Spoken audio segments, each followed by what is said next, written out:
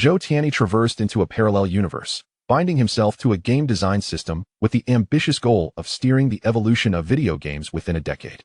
However, the technological trajectory of this world had veered off course, giving rise to a phenomenon known as Mengwang, where individuals could immerse themselves in gaming experiences through their dreams. The advent of this technology led the gaming industry into a peculiar cycle, prioritizing visual aesthetics over gameplay quality. With his extensive gaming experience from his previous life and the capabilities of the system, Zhou Tianyi proclaimed to this world that gaming could transcend its current limitations. He envisioned platforming adventures reminiscent of Iwana, intense ARPGs akin to Monster Hunter, where players confronted terrifying behemoths, and the Souls series, which epitomized the essence of challenging gameplay. He also introduced light-hearted titles such as Fall Guys, Ultimate Knockout, ensuring joy for players throughout their leisure time. Alongside casual games like Happy Match, players clamored, questioning what Zhou Tianyi could not accomplish. With a wry smile, he mused, "I had intended to present Fate's Day Night, but a family-friendly version lacks soul. Perhaps I should reconsider." Chapter 1. I shall lead the direction of game development. This world's technological trajectory has gone awry. In a modest dwelling located in the suburban village of Pingcheng, Huagua, Zhou Tianyi stared blankly at a square metallic box in his hands. He had inexplicably crossed into this parallel world, binding himself to a game design system capable of aiding him in game creation, with the stipulation that he must lead the gaming development of this world within 10 years. As he delved into his newfound memories, he discovered the peculiarities of this realm. The internet had only manifested in a rudimentary form before being usurped by Mengwang technology. Through this machine, individuals could connect their consciousness to Mengwang, unleashing their imaginations to create anything they desired. Pressing a button on the box, he was momentarily dazed as a torrent of information flooded his mind. Red Ray Network announced a delay in the release of their shooting game Fireline Pursuit. Penguin Technology's new two-player competitive title faced accusations of plagiarism from an independent foreign game, receiving a dismal rating. The gaming industry found itself ensnared in a closed loop, struggling to produce a single outstanding title over decades. In this world, the emergence of Mengwang allowed players to experience immersive gameplay, prompting game developers to focus on the allure of a second world, striving to attract players through realistic experiences while neglecting innovation in gameplay mechanics. Zhou Tianyi perused the top-ranked games on Mengwang, noting they were either shooting games or two-player competitions. Although thrilling, these games merely provided momentary satisfaction, lacking enduring enjoyment. It became evident that mere visuals were insufficient. Gameplay must evolve in tandem. Suddenly, a memory of a simple game from his previous life sparked in his mind, a game that had caused him to break 3 keyboards in frustration. He resolved to recreate this game as a test of his capabilities. Crafting games within Mengwang was straightforward. One merely needed to establish rules and envision characters and settings. However, this presented a challenge, as a game designer is not omnipotent. While he might excel in defining rules, he struggled with character and environment design, necessitating assistance from others. Yet, this posed little difficulty for Zhou Tianyi, endowed with a system and the memories of his past life. Soon, he had developed I Wanna Go Bananas, a game rendered in pixelated style, reminiscent of his previous life. System optimized the visual elements. The game underwent a transformation, revealing a fresh aesthetic, featuring a spirited young man clad in a red cloak, smiling on the map. Zhou Tianyi utilized this character's visage as the game icon and renamed it If You Clear It, You Are My Father, uploading it to Huagua's largest gaming community, a hub for gaming enthusiasts across the nation. Many game streamers selected titles from this platform for live broadcasts, a practice colloquially known as blind box gaming. Among them was the immensely popular streamer, Xiao Tuanzi, who, as per her routine, scoured the newly uploaded games. A game with a smiley face icon caught her attention. "Brothers, I have a feeling this game could be quite good," Xiao Tuanzi remarked. "Are you just attracted to the handsome icon? Whoa, did you see the game's title?" Upon noticing the title, If You Clear It, You Are My Father, she exclaimed, "Oh my gosh, there's someone who enjoys being someone else's son." No more hesitation, I'm determined to be this father today. With a bold spirit, she declared, "I just love this shamelessness." "What do you mean by that? Are you saying she's going to face it?" Clicking the icon, the game loaded successfully, and Xiao Tuanzi entered the game. Through Mengwang, her consciousness attached to the protagonist, and she began conversing with her viewers while observing the game's visuals. This game looks quite appealing. Before her lay a cerulean sky adorned with 3 fluffy clouds, beneath which floated several land masses covered in lush grass swaying gently in the breeze. 2 of these platforms bore enormous spikes. With her extensive gaming experience, Xiao Tuanzi quickly discerned the layout. "Brothers, this is a platforming game, and it's rare to see one with such exquisite visuals. Typically, these games are quite challenging, but who doesn't know my nickname is the King of Jumps?" To be fair, she does look quite good in her shamelessness. Agreed. However, this first level seems rather simple. As she spoke, she controlled her character to leap toward the nearest platform that on the far left of that platform lay a spike, and given Xiao Tuanzi's jumping range, she was bound to collide with it. Just then, the protagonist executed an unusual jump, successfully bypassing the spike and landing safely on the platform. I told you I excel at this. A proud smile graced her face. You only jumped over one, don't get carried away. Isn't it obvious that was a simple maneuver? Did you all notice that the double jump animation is left foot stepping on the right foot? I can't stop laughing. Ignoring the playful jabs from her viewers, Xiao Tuanzi pressed on to the next platform, which was not far off but bore a spike on its right side. She assumed a standard jump would suffice, and proceeded accordingly. However, as she leaped, the platform unexpectedly shifted to the right. She was caught off guard and fell into the abyss, reappearing at the starting point that a myriad of question marks adorned Xiao Tuanzi's exquisite face. Haha, I heard this was supposed to be easy. A moving platform, are you scared or not? No worries, brothers, that was just a miscalculation. I should have used the double jump there. Xiao Tuanzi stubbornly defended herself. This time, she calculated the platform's movement and successfully landed with a double jump. Just as she was about to boast, the spikes on the platform shifted again, smashing her character into a rainbow of colors that Xiao Tuanzi forcibly stifled her coarse words. I feel this game is rather lacking, my brothers. Let us try another one. She's scared. Didn't she claim to be the king of jumps? Wasn't she just saying she would be our father? Xiao Tuanzi promptly closed the game, only to be met with a secondary confirmation window. In the window, the game's protagonist wore a mocking expression as they looked at her. Noob, goodbye. Chapter 2, I am not a dog planner, ha. The game's producer is truly a dog. If it were me, I certainly couldn't endure it. Some viewers watching the live stream erupted in laughter, while a few affluent patrons showered her with rockets. Xiao Tuanzi glanced at the frenzied barrage of comments and the rockets from several wealthy viewers. Gritting her teeth, she declared, I just slipped up. Brothers, let us continue playing, and I shall show you what it truly means to be the king of jumps. She dismissed the pop-up and continued to embody her character in the game. After several deaths, she finally discerned the correct method. First, she used a regular jump to clear the spikes, then immediately executed a double jump to evade the approaching spikes, landing on the next piece of land. Brothers, did you see that? I've mastered this gameplay. Initially, Xiao Tuanzi played with trepidation, but after successfully leaping over the second piece of land, a profound sense of accomplishment filled her heart. This woman is putting on a show. You've only jumped over 2 pieces of land. At this point, Xiao Tuanzi began strategizing her next move. Before her loomed a towering earthen wall, marking the edge of the map. Above this wall lay a flat expanse, undoubtedly the finish line. Behind her, there was also a piece of land with a moment's thought. She discerned the method. First, jump onto the wall, then execute a double jump from the wall to reach the land behind her. She gently commanded her character to leap, only for the piece of land behind her to suddenly collide with her, propelling her toward the opposite wall, which had already crumbled. Revealing the spikes hidden within, Xiao Tuanzi collided with the spikes, bursting into a myriad of colors. I told you. I anticipated this. I knew it wouldn't be so simple. Just a little more force in the jump would have sufficed. Let's try again. Stop boasting. We don't believe you. Point 1 this time. Xiao Tuanzi leaped with greater force, achieving a significantly higher jump. When pushed against the wall, it remained intact, allowing her to springboard off it and successfully land on the piece of land behind her. Ding ding, see, I've passed it, right? She gestured helplessly toward the camera. Now you understand why I am called the king of jumps, right? Damn, I've been tricked by her. She's getting the hang of it.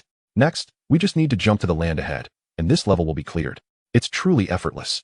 While speaking, Xiao Tuanzi leapt forward, but as she landed, a stout spike suddenly emerged from the ground. Alas, as her words escaped, she too was transformed into a cascade of colors. The entertainment value soared, with the comments flying across the screen. Ha ha ha ha, truly effortless, isn't it? I suddenly envy that spike. What's going on? You upstairs, you are not alone. In reality. Xiao Tuanzi took a few deep breaths and forced a twisted smile at the camera. Each word tumbled forth. This producer, whether or not you are human, I know not, but you are indeed a dog. A new meme emerged, with viewers capturing screenshots of Xiao Tuanzi's earlier open-handed gesture and her final smile, captioned truly effortless, isn't it? And you are truly a dog. Thus, Xiao Tuanzi had fully engaged in battle with this game. Upon replaying, she discovered that when jumping onto the rear land, a new piece had emerged beside the clouds. At that moment, she was blinded by the imminent victory. As she leapt forward, an apple fell from the clouds, shattering her once more. Thus, she perished in various traps, resurrected, and continued to battle 10 times, 30 times, 50 times. Gradually, she mastered the locations of all the traps that a benevolent soul served as her death counter.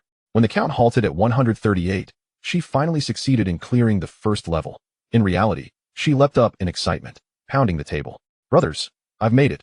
I finally made it. Anger and grievance swirled within her heart, causing a single tear to escape the corner of her eye. The comments exploded instantaneously. Xiao Tuanzi, don't cry, stand up and fight. The king of jumps never believes in tears. Xiao Tuanzi, keep going. We believe you can truly be their father. Xiao Tuanzi had lost her earlier bravado, wiping her tears as she closed the game, only to realize this time there was no mocking pop-up from the protagonist. Perhaps this was the producer's mercy. Brothers, let us see who this producer truly is. Everyone became intrigued this game, infuriating and unrelenting, laid traps in both expected and unexpected places, seemed beyond the imagination of any normal carbon-based life form. Yet, in terms of graphics and entertainment value, it was undeniably top tier. Xiao Tuanzi clicked on the game's introduction page, and upon seeing the name filled in the producer section, she burst out laughing, as did all her viewers.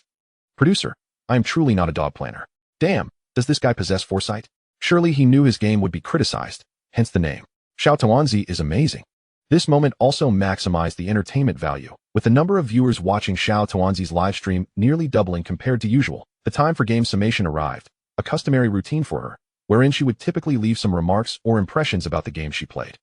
Xiao Tuanzi thought to herself, guilt should not be born alone, and thus left a comment beneath the game. This is a light-hearted and enjoyable game, perfect for leisure time, significantly enhancing your overall happiness. This comment is exceptional, Xiao Tuanzi. Feel your conscience beating against your chest, does it not hurt? Oh, you don't have one, then it's fine.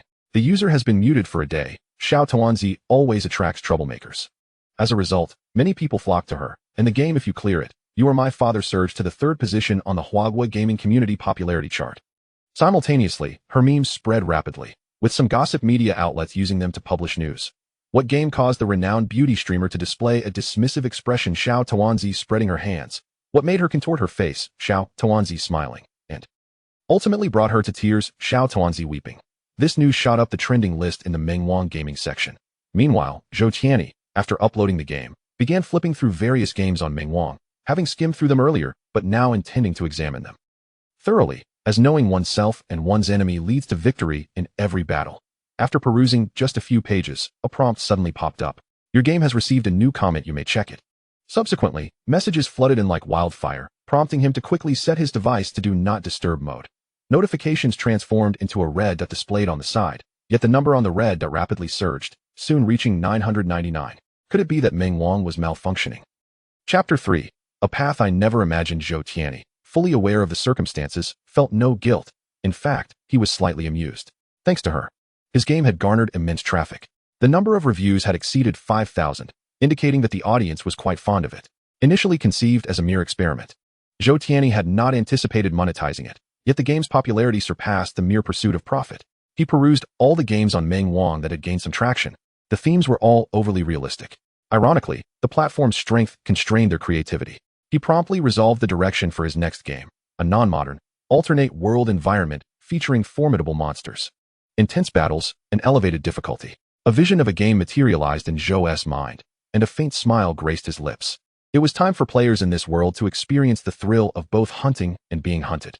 Drawing from his memories, he swiftly constructed the game's prototype, optimizing the characters, monsters, and environmental visuals. Character and environment optimization in progress. Numerous elements require enhancement, necessitating some time. His focus was on fully optimizing the first map and the first monster, requiring only one character and 2 weapons, one ranged and one melee. Optimization in progress. Optimization complete. Zhou Tianyi entered the game to experience it firsthand. The realistic environment, the palpable impact of each blow, and the vivid monster ecology left him in awe. After completing these tasks, he logged off Mengwang, allowing the excitement to simmer. Following Xiao Tuanzi's livestream, several enthusiastic fans began recommending the game to other streamers. The renowned gaming streamer Xie Ji was among them. After finishing a challenging match, where he toyed with his opponent, he glanced at the barrage of comments. A small portion praised his skill, while the majority were raving about a game titled If You Clear It, You Are My Father, describing it as an enjoyable and relaxing experience. Intrigued, Xie Ji, feeling slightly fatigued from the intense matches, decided to check it out. Upon entering the game details, the first thing he noticed was Xiao Tuanzi's comment. A very relaxing game. Let's give it a try. Without a second thought, he loaded the game. Minutes later, is this really a game made by humans? I'm done playing. The protagonist's taunting notification popped up. 10086. Similar experiences unfolded for various streamers. They were all tormented by the game's challenges, leading to an influx of players. Many of them, seasoned streamers familiar with the traps, breeze through the first level, only to be met with overwhelming frustration when tackling subsequent levels, cursing the developer as a real dog. This group rushed to leave comments and ratings for the game. Initially intending to leave a poor review, they were inspired by Xiao Tuanzi's message upon entering the interface. Consequently, they began to emulate her. The next day, Zhou Tianyi logged into Meng Wang and was astonished to find his game had soared to the top of the popularity chart. Game rating, 48 out of 5. Game tags, selected by players and generated by algorithms based on reviews. Exquisite graphics, relaxing, leisurely, enjoyable, simple. The quantity of game reviews exceeded 20,000, with over half praising its playability and recommending it to others. Never before had there been such a light-hearted gaming experience. Thank you, dear planner, and your ancestors. Brothers, still troubled by life's trivial matters? Then come try this game. It will allow you to unwind completely and impart the lesson that the challenges of life are not insurmountable. This group of individuals was truly mischievous, and Zhou Tianyi found amusement in their antics. It was time to proceed with the next step, releasing the demo of the new game he had completed yesterday. Now was the perfect moment to capitalize on the momentum and attract a substantial audience. At that moment, his gaze lingered on Xiao Tuanzi's comment, and an idea suddenly struck him. Xiao Tuanzi had just begun her live stream, and the viewer count was modest. As usual, she checked the messages and private messages from her fans in the morning, eager to share any entertaining finds. Suddenly, she received a private message from a user whose avatar was an adorable Shiba Inu, named I am not a dog planner. Xiao Tuanzi's eyes widened, and she immediately showcased the message on her live stream screen. The barrage erupted with excitement. Xiao Tuanzi is sharing a private message. Look at this person's name. Wow. Isn't that the name of the developer of the game from yesterday? Xiao Tuanzi began reading the message aloud. Hello, Xiao Tuanzi. I am honored that you played my game yesterday, and I am thrilled that you enjoyed the game I created, even shedding tears of emotion. I was profoundly moved. This is a completely different game from the last one I developed. I hope you will give it a try, and I would be immensely grateful for any feedback you can provide. Attached was a game icon that could be clicked to enter directly. Upon finishing the message, a large question mark appeared above Xiao Tuanzi's head. Which of my eyes saw that I particularly enjoyed playing his game? She remarked. Yet she felt a keen curiosity about this new game. Ha ha ha, what a playfully sarcastic person. You had me laughing, moved to tears. Is this person's avatar truly a dog? Could they really be a dog? Xiao Tuanzi continued. Brothers, do you think I should play it? Play, play, play. The comments were filled with encouragement, with even a wealthy viewer sending 5 rockets in a row. All right, I'll heed the brother's advice today. She clicked on the game icon, and a brief loading screen appeared. Please don't let it be another torturous game. It is unlikely. The individual stated that it is an entirely different game from the previous version. While fans were engaged in discussions about the nature of this game, Xiao Tuanzi had already immersed herself within it. She possessed her character and discovered the option to customize her appearance or retain her original visage as her avatar. Brothers, the level of completion in this game is surprisingly high, allowing for character customization. Oh no, Xiao Tuanzi, please, spare us. The face sculpting fanatic has emerged.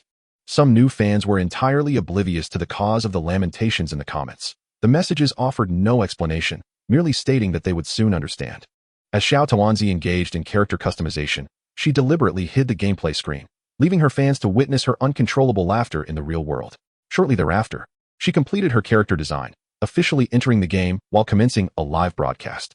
Those fans who had long awaited this moment erupted in astonishment, as did Zhou Tianyi, who was watching her stream. The screen revealed a rotund figure clad only in a pair of shorts, with a corpulent body paired with disproportionately short limbs, resembling a ball. I must know what she intends to create.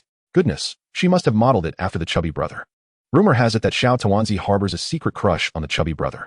Chapter 4. This is the true second world. Brothers, this game lacks realism, logically. With my physique, I should be able to roll around, yet it is simply not possible here. What a disappointment. She must be holding a grudge from earlier. The older woman is openly retaliating. Xiao Tuanzi's private message panel remained open, visible on the live stream. At that moment, the icon of a Shiba Inu began to flicker, indicating a new message. Look, the game planner has sent you a message. Xiao Tuanzi, you have new information. She noticed the message and, upon opening it, found not the expected rebuttal, but rather a line from a song. I gave you freedom, and it burned. I can't stop laughing. The game planner's teasing skills are truly remarkable. Without further ado, I ship this, ha ha ha. Enraged, Xiao Tuanzi abruptly closed the interface. She began to observe her surroundings within the game. She found herself at the edge of a forest, surrounded by dense vegetation, with a tent and a large chest nearby. Xiao Tuanzi first examined the chest, discovering 10 bottles of green potions for health restoration and 10 pieces of roasted meat for sustenance. From these items, It was evident that this was a combat-oriented game.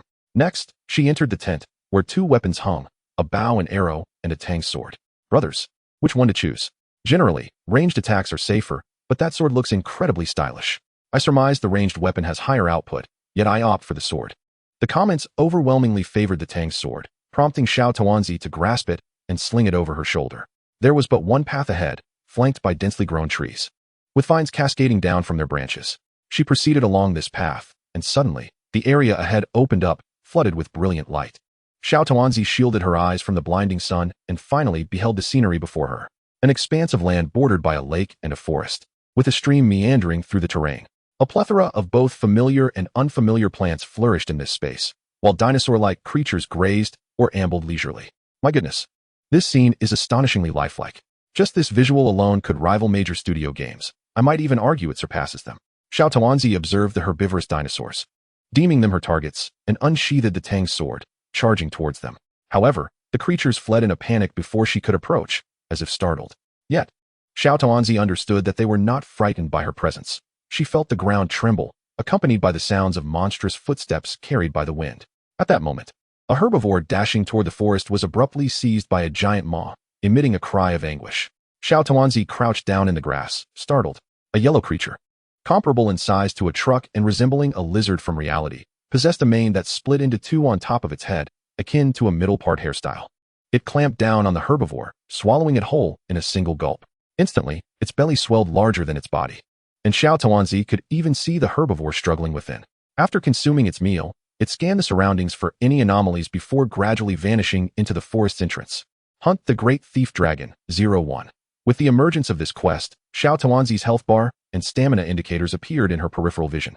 Yet she remained motionless for an extended period. The comments erupted. Wow, that creature is astonishingly realistic. When it surveyed its surroundings, I felt an overwhelming sense of pressure. It's not merely a battle, it's hunting monsters? Why is Xiao Tuanzi not moving? Could it be that her legs have gone weak from fear? Xiao Tuanzi admitted that her legs were indeed somewhat unsteady at the moment, but she was even more astonished by the game's support for olfactory and gustatory sensations. She could distinctly smell the fragrant grass, and she bit into the grass before her, releasing an odd flavor in her mouth. Can anyone explain why Xiao Tuanzi is acting so foolishly? Is she attempting to disguise herself as a herbivore? In reality, Xiao Tuanzi abruptly stood up, slamming her hands on the table. This game has both olfactory and gustatory sensations. Coupled with the monster hunting gameplay, this is the true second world. The comments flooded with questions. It's worth noting that many major studios tout the concept of a second world. Indeed, the visuals may be comparable, yet no game to date has supported taste and smell. Xiao Tuanzi must have received a hefty sum for this. I refuse to believe it unless I can try it myself. Suddenly, the barrage of comments shifted to denouncing the little group for accepting money to promote the game. However, some rational fans emerged, asserting that even without the two aforementioned aspects, the gameplay alone was superior to many current games. Based solely on this gameplay, the designer could not be labeled a mere hack. He was a true genius. The little group, flustered, exclaimed, "I truly did not accept any money. If I had, I would never find a boyfriend." What a bold declaration. No matter, one could simply seek out a husband instead. All right, my friends, I shall say no more. When the game is released, you will experience it for yourselves. The little group chose not to engage further in arguments and continued her gameplay. The more she played, the more she was captivated. The forest teemed with various creatures that could be interacted with. A floating luminescent bug, when attacked, emitted a blinding flash capable of stunning other beings. She carelessly kicked a frog-like creature resting on the ground, only to be incapacitated by its toxic gas, rendered immobile for a prolonged period. Fortunately, her character did not resemble her own likeness. Otherwise, the barrage would have been inundated with inappropriate comments. The number of critics dwindled as people gradually became enchanted by this imaginative world, eagerly anticipating the opportunity to play the game. Little group, could you inquire when this game will be released? Yes, indeed. I find myself unwilling to attend classes. I only wish to play the game, echoed another. The little group chuckled. Moments ago, they were disparaging the designer, yet now they hailed him as a genius. Nevertheless, she did not pause her actions, opening her private message panel to locate Zhou Tianyi's dialogue box. Great one, when will this game be launched? Soon, a response appeared, accompanied by an emoji. The little group raised her hands in a gesture of surrender. Her cheeks flushed slightly. Anyone would feel bashful upon seeing their likeness as the protagonist in an emoji. Consequently, she replied with an emoji of her own, tears streaming down her face. This time, a response followed. The game is still in the testing phase. The release date is unknown. Could you perhaps release this version for everyone to experience? She inquired with a smiling emoji. It will be uploaded to the community tonight, along with an added multiplayer function. The barrage erupted once more. Great One, you are amazing. Great One, please accept my admiration. Chapter 5. Monster Hunter Penguin Technology denied allegations of plagiarism, asserting that the game's producer had already joined their ranks. Ding Sanshui, president of Wangji Technology, emphasized the game's significance, mentioning that a derivative shooting game was set to launch soon. A mysterious new title emerged in the streaming community, prompting the little group to exclaim that this was the true second world. Zhou Tianyi dismissed the news notification he had just received. System. How much longer until the game is fully optimized? Time remaining, 23 hours. What about the team feature? Completed, split a version for testing. Version split complete. 2 new weapons, and the team feature added. In the Dream Network livestream area, many viewers noticed their streamers appearing distracted. Among them was the Plump streamer, who was engaged in an 11-player battle game and was repeatedly failing, currently trailing 0-3. Why is the Plump streamer performing so poorly today? After a barrage of mocking comments, he abruptly exited the game. I can no longer pretend. I confess, I am here to watch the little group stream. He entered her live stream area, and immediately fans saw an eye-catching notification. Welcome, Plump streamer, to the live stream. The audience erupted in excitement, flooding the comments with messages. Plump streamer. The little group has a crush on you. Stunned, the Plump streamer was taken aback but realized the reason upon seeing the little group's character. He quickly connected with her. Little group, how shall we resolve this matter? What do you think, Plump brother? Is there a demo version of this game available? The producer mentioned that the multiplayer version would be released tonight. The Plump streamer could hardly contain his eagerness, unable to wait until evening. Could you send me the version you are currently playing? I'll check for you. The little group messaged Zhou Tianyi once more and received a swift reply. The current version has been overwritten. Sharing it will be futile. Also, do not exit. If you do, you won't be able to re-enter. The Plump streamer observed the entire exchange, helplessly watching as the little group continued her stream. Before long, an increasing number of streamers gathered in the little group's live stream, and several who shared a close relationship with her directly connected with her. Throughout the afternoon, viewers watched her play, offering strategies and suggestions. However, the little group refrained from hunting the great thief dragon, opting instead to explore the map. This behavior, akin to aimlessly wandering without purpose, left the viewers feeling increasingly anxious. Time passed rapidly. After several hours of streaming, she was fatigued and decided to take a break. Upon returning to the game, she found herself unable to log back in, leaving her in tears. Is there anyone more foolishly adorable than the little group? I skipped class to watch you play, and instead, you spent the entire day exploring the map. A torrent of comments flooded in, but the little group feigned ignorance, repeatedly refreshing the homepage of I am not a hack designer on the Huawei game community. She was not alone in her actions. At 8 p.m., Zhou Tianyi uploaded the new demo version, setting 200 testing qualifications. He named the game Monster Hunter. The little group, having initially felt drowsy, was instantly invigorated upon seeing the refreshed game. Monster Hunter? Let us go, everyone. She swiftly clicked the game icon. We regret to inform you that all testing qualifications have been distributed. The little group. At this moment, the chubby younger brother added Xiao Tuanzi to a voice group, which already had 3 members, the chubby younger brother, Xie, and Xiao Dai. Xiao Tuanzi. I noticed the announcement states that a maximum of 4 people can form a team, and we fit perfectly together. Xiao Tuanzi felt wronged and was on the verge of tears. Don't you have the contact information of the Great Master? Quickly ask him if he can grant you a testing qualification. With no other options, Xiao Tuanzi could only message the Great Master again. Great Master, are you there? The water friends found it amusing. The sexy Tuanzi is online and humble. Thank you, streamer, it reminds me of chatting with the goddess. Xiao Tuanzi, in tears, had just sent the message when the response arrived with a game icon. Suddenly, her heart raced and her mood lifted, prompting her to make a cute face at the camera. Thank you, Great Master. Just spoil her, Great Master. This pathetic streamer. This is not at all how I chat with the goddess. The 4 entered the game and proceeded to the character creation section. This time, Xiao Tuanzi chose to use her original appearance without any alterations, yet that did not prevent the others from being creative. Upon entering the game, she was stunned to see 3 identical versions of herself, making a total of 4 identical Xiao Tuanzi figures. What a coincidence. The theme of the day was titled Xiao Tuanzi and her 3 clones as hunters in another world. Appearance was secondary. The first task was to select weapons. Thus, they led the bewildered Xiao Tuanzi through the process.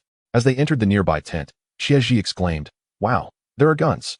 Xiao Tuanzi discovered that 2 additional weapons hung inside the tent. One long-range gun, labeled as a light crossbow, and another that appeared to be a flute, labeled as a hunting flute. The chubby younger brother remarked, "Perfect, we have 4 weapons. Each of us can choose one." "I choose the light crossbow," Xie shouted. "Then I'll take the flute." Xiao Tuanzi, feeling somewhat weary of her day-long experience with the detang knife, found the flute to be quite stylish. Xiao Dai, what do you wish to use? As a delicate girl like me, I would certainly choose the detang knife. The chubby younger brother nearly suffered internal injuries from her sudden shift.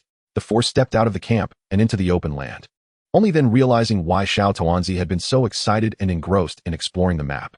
A warm breeze brushed against their bodies, accompanied by the sounds of chirping insects and singing birds, while they inhaled the fresh scent of plants. They closed their eyes together, feeling as if they were truly in an ancient forest. If not for the sudden foul odor that interrupted them, they might have continued to enjoy the moment. What is that smell? The chubby younger brother opened his eyes to see a large dragon gazing down at the four of them, as if looking at fools. Oh no! The giant dragon raised its claw to strike, and only the chubby younger brother and Xiaozhi reacted in time, rolling away from the attack. Xiao Tuanzi and Xiao Dai were pinned under its claw, as it prepared to devour them. Arrows and bullets rained down upon the dragon, which let out a furious roar, causing the chubby younger brother and Xiaozhi to cover their ears in pain. By the time they regained their senses, the two Xiao Tuanzi figures had vanished. Wang Defa, Xiao Tuanzi and Xiao Dai, we will avenge you. Chapter 6. Is hunter a verb or a noun? This is quite delightful. Xiaozhi devoured a piece of roasted meat with fervor. Let us eat before trying again, the chubby younger brother said, his mouth gleaming with grease. Just moments ago, their spirits were high, only to be sent back to the camp by the dragon-esque flick of its tongue. Meanwhile, Xiao Tuanzi and Xiao Dai were experimenting with the new items that appeared in their inventory, raw meat and a grill. The usage was straightforward. They merely needed to place the meat on the grill and wait until it reached the correct level of doneness before removing it. This was significantly simpler than in real life, as overly realistic elements often led to negative experiences. After burning a few pieces of meat, they successfully obtained the item perfectly roasted meat. Thus, a scene emerged with four Xiao Tuanzi figures squatting together, enjoying roasted meat. Surely, this game could not truly possess olfactory and gustatory support. How could they savor it so deliciously? Nevertheless, that little Tuanzi, with grease all over her mouth, was quite adorable. I'm not trying to bring you down, but the Xiao Tuanzi you're watching is actually a 300-pounder. You guys are missing the point. Isn't the focus on why that monster is so strong? While the comments discussed the game content, the four prepared themselves to continue the hunt. Minutes later, a flash of white light enveloped the camp, and the four returned simultaneously. All for nothing. It just flipped over and wiped us out. Xiao Tuanzi, before we officially engage, you were boasting about how we should be ready. During battle, everyone pay attention to the monster's movements. I noticed it has two states. Its attack patterns change before and after it consumes prey. Through this battle, everyone became more acquainted with their weapons and the monster's mechanics. Xiao Tuanzi's hunting flute could perform various melodies that granted different boosts to her teammates. The light crossbow and bow, besides the standard ammunition, also featured special projectiles such as sleep and paralysis arrows to control the monster. As for the detang knife, its moves were the most stylish, though sometimes it would accidentally hit a teammate's knee, making them dance uncontrollably. 20 minutes later, they faced defeat again. The monster's margin for error was exceedingly low, and it lacked a health bar. What is this? Xiao Dai was particularly concerned about this detail. Without a health bar, they had no idea how much damage they were inflicting. Perhaps this was intentionally designed that way, Xiao Tuanzi speculated. An hour later, the four sat in the camp once more, feasting on roasted meat. Xiao Tuanzi felt fatigued. Brothers, right now? I just want to know whether the hunter in its name is a verb or a noun. At first, I mistakenly believed that the term monster hunter referred to those who hunted monsters. However, upon further reflection, it seems we have been the ones hunted all along. Thus the name Monster Hunter. Surely, this cannot be an act, can it? Is it truly this challenging? Observers of the live stream, after witnessing several blunders, began to harbor a false sense of confidence, thinking they could easily succeed. Despite numerous opportunities to evade attacks, the players failed to dodge. Perhaps it is not an act. Thus far, none of those who secured testing qualifications have successfully completed a hunt. Suddenly, Xiaozhi spoke up. I don't know if it's just my imagination, but during the recent battle, it seemed like the right hind leg of the great thief dragon had some issues. Additionally, its attack movements appeared slightly slower. It seems there might be some truth to this. The fat brother also recalled that the right hind leg of the great thief dragon was their primary target. As no one dared to face it head-on, they could only attack from the side, and striking its legs could occasionally bring it down. Their conversation sparked inspiration among the viewers, who revisited previous battle recordings for comparison. Indeed, it was as Xiaozhi had mentioned. The attack speed of the great thief dragon had diminished. The comments flooded with affirmations of Xiaozhi's observations. I have a thought. Could it be that the damage we inflict manifests as injuries to specific body parts, subsequently affecting its mobility? The little dumpling gasped. If that's the case, how complex must the behavioral logic of such a monster be? This, indeed, resembles a true monster, capable of anger, hunger, and injury. The viewers erupted with excitement. Please, don't hype it up too much. I genuinely want to play. Could it truly be that extraordinary? I find it hard to believe that anyone could create such a game. The fat brother slapped his thigh, exclaiming, if we can't confront it directly, we can utilize the terrain and creatures within the map to set traps. I know which elements can serve as traps. However, we need bait to lure it into a fixed position. The little dumpling was familiar with this concept. At that moment, all three turned their gazes toward Xiao Dai. Why are you looking at me? Zhou Tianyi was currently filling out materials. In this world, Huagua mandates that games must be reported to the authorities for approval before they can be monetized. The gaming community in Huagua is essentially non-profit, allowing individuals to upload games themselves. Furthermore, due to the Dream Network's real name authentication, game classification is straightforward and comprehensive, leading to a high level of tolerance for game content. In summary, the prospects for development are promising, and there is ample operational space, which is advantageous for Zhou Tianyi. This time, he filled out 2 sets of documents, one for Monster Hunter and another for his next game. After submitting the materials, he awaited approval. Finally, with some free time on his hands, he entered the game area, where a massive title appeared, Monster Hunter, an unprecedented experience. Has the true second world arrived? Most comments beneath this news were skeptical, as the concept of a second world has been overused by current game developers, leading players to develop a cry-wolf mentality. When Zhou Tianyi accessed his game homepage, there were few comments beneath Monster Hunter, as only those who had played could leave remarks. The comments generally fell into 3 categories: praise, complaints about difficulty, and a mix of both. Zhou Tianyi could no longer contain himself. He genuinely did not intend to frustrate players. However, the difficulty had indeed been ramped up, as the equipment system was still being optimized, leaving players without initial gear in the demo version. This meant players were essentially hunting in their bare essentials.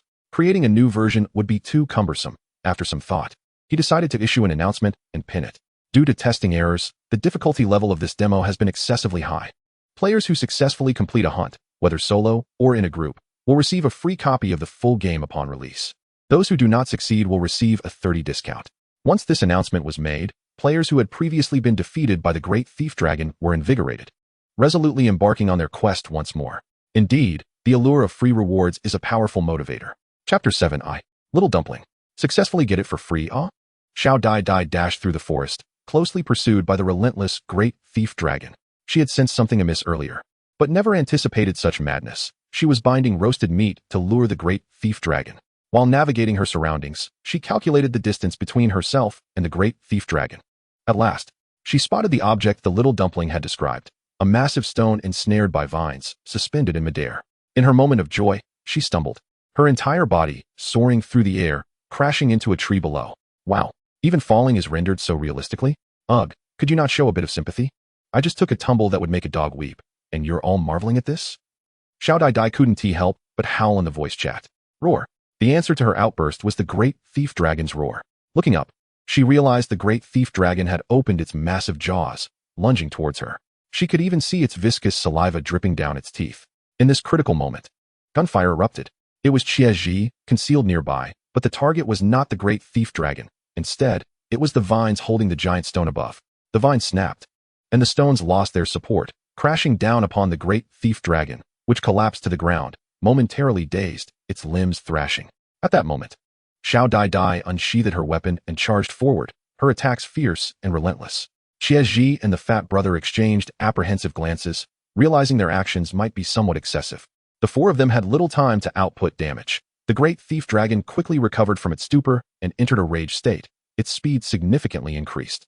Xiao Dai continued to lure it towards the next trap, making use of various creatures and plants along the way. The Glimmerwing beetle could cause blindness, while the paralytic gas frog could induce paralysis. The explosive gas frog was capable of spitting out a detonating orb, knocking the Great Thief Dragon down. The Venus flytrap could inflict poison. Thus, whenever the Great Thief Dragon was incapacitated, the 3 companions following closely would leap from the bushes to deliver a just and righteous beating. This group was rather unscrupulous, yet I found it delightful. It turned out that these environmental creatures not only enhanced the game's realism, but were also entirely usable in the hunt. Truly remarkable. Mastery of the environment is the hallmark of a true hunter. After enduring multiple righteous assaults, the Great Thief Dragon visibly weakened, its movement slowed, and its tongue hung limply outside its mouth. Its desire to attack diminished significantly, and were it not for Xiao Dai's skillful baiting, enticing it within reach, it might have fled long ago. Finally, they arrived at the last trap location. Situated at the intersection of two ancient giant trees, there was a platform formed by interwoven branches. While it could support a person walking upon it, it would be questionable for the great thief dragon. At that moment, Xiao Tuanzi had already stepped onto the platform, but behind her, there was a sudden stillness. Turning back, she noticed the great thief dragon halted at the edge of the platform, refusing to advance. The three companions behind her were taken aback. Could it be that it realized this was a trap? The great thief dragon began to slowly retreat, threatening to undo all their efforts.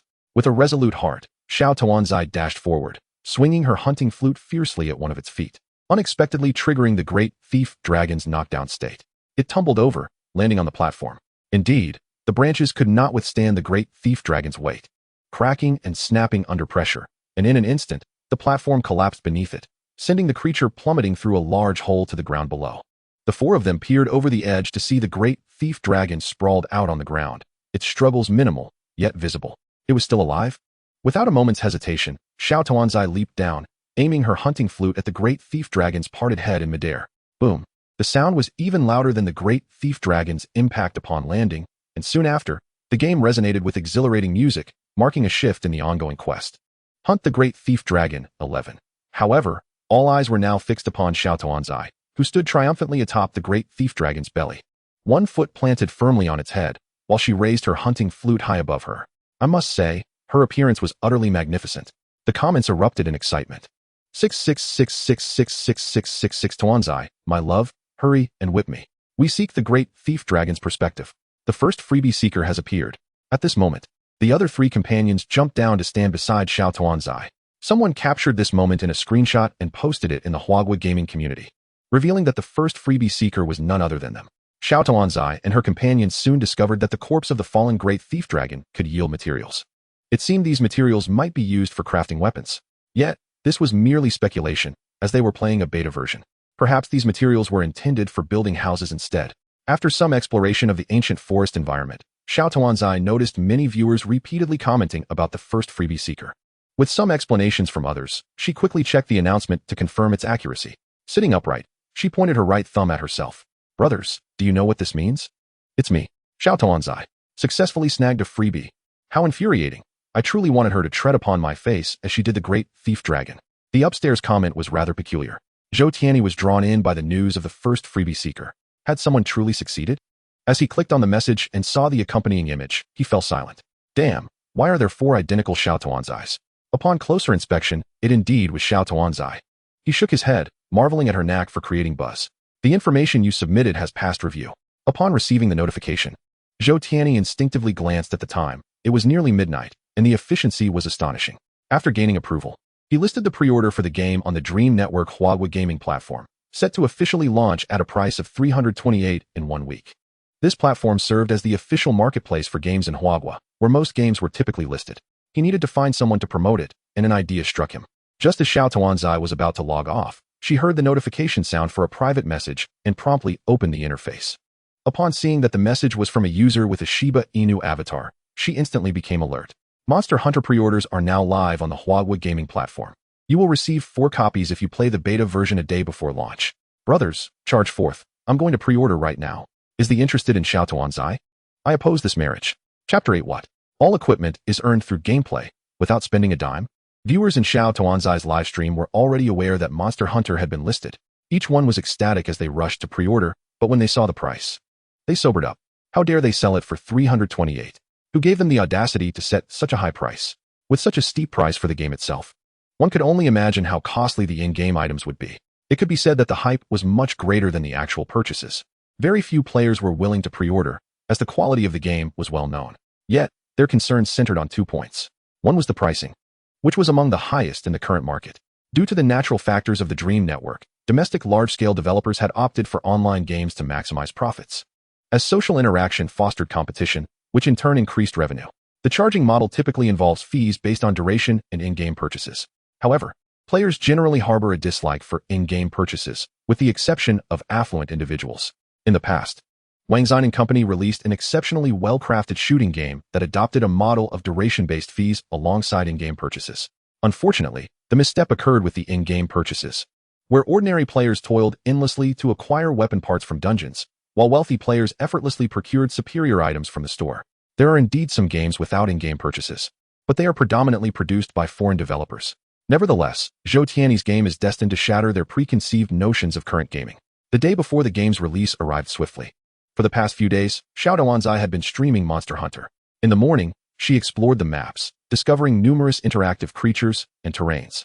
In the afternoon, she either challenged the formidable Elder Dragon solo or teamed up with Xiao Tuanzi and others. Despite facing a single monster, the diverse terrains fostered various gameplay experiences, never becoming monotonous. With the release imminent, she inquired whether her friends had made their purchases. They had not, citing the exorbitant price and expressing skepticism about the game's quality, fearing it might turn out like Wang Xinan's. Xiao Tuanzi, frustrated by the barrage of negative comments, retorted that Monster Hunter would undoubtedly differ from those games. At that moment, Zhou Tianyi sent over 4 games as promised. "Thank you, esteemed one," Xiao Tuanzi exclaimed, tears welling in her eyes. "Now, my friends, allow me to introduce you to the full version of the game." She promptly forwarded the other 3 games to Qiezi, Pang Didi, and Xiao Tuanzi before entering the game herself. Upon entering, she crafted her character, and soon a new feature emerged, creating a cat. Without heeding the anguished cries in the chat, she proceeded to the next step. A banner fluttered in the wind, and an aged voice resonated in her ear. "Brave hunters, the time is nigh. Let us forego farewells. Once aboard this vessel, there is no turning back. Should you lack resolve, it is best to turn back now." "What a jest! I, Tuanzi, am brimming with resolve," she replied. The narrative unfolded as she found herself in a ship's cabin. Surrounding hunters indulged in feasts of meat and drink, while conversing with a striking beauty. The ship jolted violently. They rushed outside to witness an immense volcano rising from the sea, which ruptured the ship's hull, causing both of them to plummet onto its surface. The gameplay then opened up for exploration. "Brothers, this seems to be the beginner's level," she noted, observing various action tutorials that appeared before her. As she followed the instructions while admiring the volcano's lifelike design, she noticed steam escaping from the crevices of the rocks. Yet, the volcano remained in a constant state of tremor. Upon reaching the summit of the volcanic island, she leapt down following the storyline, landing on a pterosaur that gradually soared toward the continent ahead. As she glanced back, she was struck by an astonishing sight. The volcano was not a volcano at all, but a colossal creature resembling a mountain. The previous tremors were merely its movements. My heavens! How astonishing! How is it possible to achieve such realism? In disbelief, she patted her chest. "Friends, I am not exaggerating. That segment made me feel as though I had narrowly escaped death. Surely, I won't have to hunt that creature, will I?" Continuing her adventure, she discovered that the number of available weapons had expanded from 4 to 14. The melee options included great sword, dual blades, charge blade, shield axe, long sword, lance, gun lance, insect glaive, and hammer, while the ranged option featured heavy bowgun. Following her companion's suggestions, she sampled all the weapons, realizing each possessed unique characteristics, some even boasting their own specialized systems. It was not merely impressive, it was extraordinary. She chose to wield the insect glaive, where one hand held the weapon while the other controlled a butterfly capable of absorbing monster essence to enhance her abilities. Surprisingly, Xiao Tuanzi found herself enjoying the weapon's intricacies. "Hey, why not check the shop? If the items sold are reasonable, I might make a purchase." In the realistic world depicted by Monster Hunter, colossal beasts and a plethora of weapon choices incite player frenzy. Eager to discover what might be available, she embarked on a quest to locate the shop. However, after thoroughly exploring the system, she found not only the shop absent, but even the recharge portal non-existent. "Brothers, I'm uncertain. This game appears to lack a recharge option." "No way," came the incredulous response. "I can hardly believe there exists a domestic game without such a feature." "Quickly," asked the esteemed one. Thus, she opened a chat with Zhou Tianyi. "Esteemed one, are you there?" Zhou Tianyi, engrossed in developing the next game, received her message and felt puzzled. "Is there an issue with the game? What is the matter?" He promptly replied. "Does this game lack a recharge option?" "Recharge for what?" Zhou Tianyi was taken aback. "What on earth necessitates a recharge?" "To buy gear and weapons, of course. All equipment and weapons are obtained through hunting monsters and crafting from the materials harvested from them," she explained. "So, you acquire everything without spending a single penny?" "Indeed. Will there be any cosmetic purchases in the future that do not affect game balance?" she inquired, noting that many players seem to desire this. "I doubt it," Zhou Tianyi replied, not intending to waste time on such matters, yet he pondered further. "If you truly desire it, then so be it." Chapter 9. Little Tuanzi becomes a charm. That evening, Little Tuanzi unexpectedly streamed until dawn, captivated by the delightful gameplay. However, the challenge remained formidable, as she ultimately confirmed that the monsters indeed lacked a health bar. Although she feigned confidence, her body betrayed her. In one moment, she declared her certainty in overcoming the challenge, only to be swiftly bested by the character Zanfeng, subsequently being returned to the camp by her own creation, the cute cat. In such moments, She often pondered why she had designed the cat to be so unattractive. Look at little Tuanzi, she's faltering. With so many attempts, how could she still not defeat Zonfengo? Little Tuanzi checked the progress of the other 3 players. Aside from Xiao Dai, who was also stuck at Zonfengo, the great thief dragon, Xie Ji and Pang Didi had already advanced to further stages. Exhausted, she decided to let them carry on without her tomorrow. Little Tuanzi ended her stream in a flash. At that moment, her assistant reached out to her. Sister Tuanzi, someone wishes to acquire the rights to your likeness. Who is it? As an ultra-popular streamer, many sought her likeness rights, but the monetary gain was trivial to her, and she had never authorized it before. He claimed to be the producer of Monster Hunter. Little Tuanzi's voice rose by 2 octaves. He is currently awaiting a response. Granted. All right. Wait a moment, let me speak to him. The other party had already terminated the communication. System. 3 weapon charms can be purchased. Proceed accordingly. Zhou Tianyi displayed 3 images. In production, completed. Let us push it as a day 1 patch. Patch completed. The fervor from the earlier testing phase erupted with the official release, flooding the Dream Network game area with content about Monster Hunter. The real world? No in-app purchases? Could this game become the beacon of domestic gaming? Consequently, pre-orders skyrocketed, and even those initially indifferent began to exhibit interest. At noon the following day, Monster Hunter was officially released. In an instant, it surged to the 10th position on the bestseller list. Simultaneously, Zhou Tianyi kept his promise, sending the game and discount codes to the players who had participated in testing. Upon entering the game, players were greeted by an announcement. In response to the demands of the community, 3 new purchasable charms have been added, for decorative purposes only, with no additional effects. Pang Didi was among them. While many players disliked in-game purchases, he was of the type who felt compelled to spend money. Brothers, we can finally spend money. Let me see what charms are available for the first day's release. He navigated to the weapon charm section, and upon viewing the 3 newly added charms, he could hardly contain himself. Holy smokes, it's little Tuanzi. Haha. These 3 charms were based on meme images captured by her fans when she played If You Clear This, You Are My Dad, little Tuanzi with outstretched hands. Little Tuanzi smiling, little Tuanzi in tears, now transformed into standee figures. 1 charm cost 6, and a set was merely 12. Without a second thought, Pang Didi purchased them all, selecting the charm depicting little Tuanzi with outstretched hands to adorn his Datang knife. Brothers, let us keep going. We still need to craft that piece of equipment from yesterday. Today, watch me obliterate it. No one anticipated that these 3 charms would sell like hotcakes. Who cares about an additional 12 when one can spend 328? Almost every player who purchased the game ended up buying a set of charms, swapping them for fun. Zhou Tianyi was astonished. What began as a light-hearted jest turned into an explosive success. The agreed split with little Tuanzi's assistant was 70-30. Indeed, he would take the 30. If money fell from the sky, little Tuanzi would surely be overjoyed. Little Tuanzi also purchased a set of charms, selecting the smiling one to hang on her staff. Since using her own emoji in the past, she had become increasingly accepting of such matters, with the sole secret being to have a thick skin. Brothers, let it be known, I still possess some charm. The barrage of comments erupted in laughter. Brothers, I bought a set. I'll use the outstretched hands in the morning, the smile at noon, and the tears in the afternoon. If you think I'm making the right choice, give me a thumbs up. Is there some transaction between you two? Why would the master create a charm for you? Could it be that the master truly has feelings for our Tuanzi? Many new players, upon entering the game, immediately recognized the stark differences from contemporary games. No leaderboards. No pay-to-win items. All equipment must be earned through gameplay. What was once criticized as challenging now allowed players to fire rescue flares during missions. And soon 3 robust male players descended from the sky to assist. They could also easily find skilled players to team up with. Beyond hunting, the game offered diverse gameplay, tailored to individual preferences. For those who enjoyed exploring, the game featured 7 maps, including ancient tree forests, encompassing various terrains such as forests, wastelands, valleys, volcanoes, and snowy plains, all vividly reflecting real-world geography. Each map boasted unique environmental creatures, with ecosystems rendered in stunning detail. Most astonishing was a map named Lushanxiu, aptly named for its land-based coral reefs, resplendent and colorful, resembling underwater life, with fish-like monsters gliding above the land, creating a dreamlike atmosphere akin to being submerged in the sea. For culinary enthusiasts, the game categorized ingredients into 4 types: fish, meat, vegetables, and alcohol, each comprising multiple ingredients.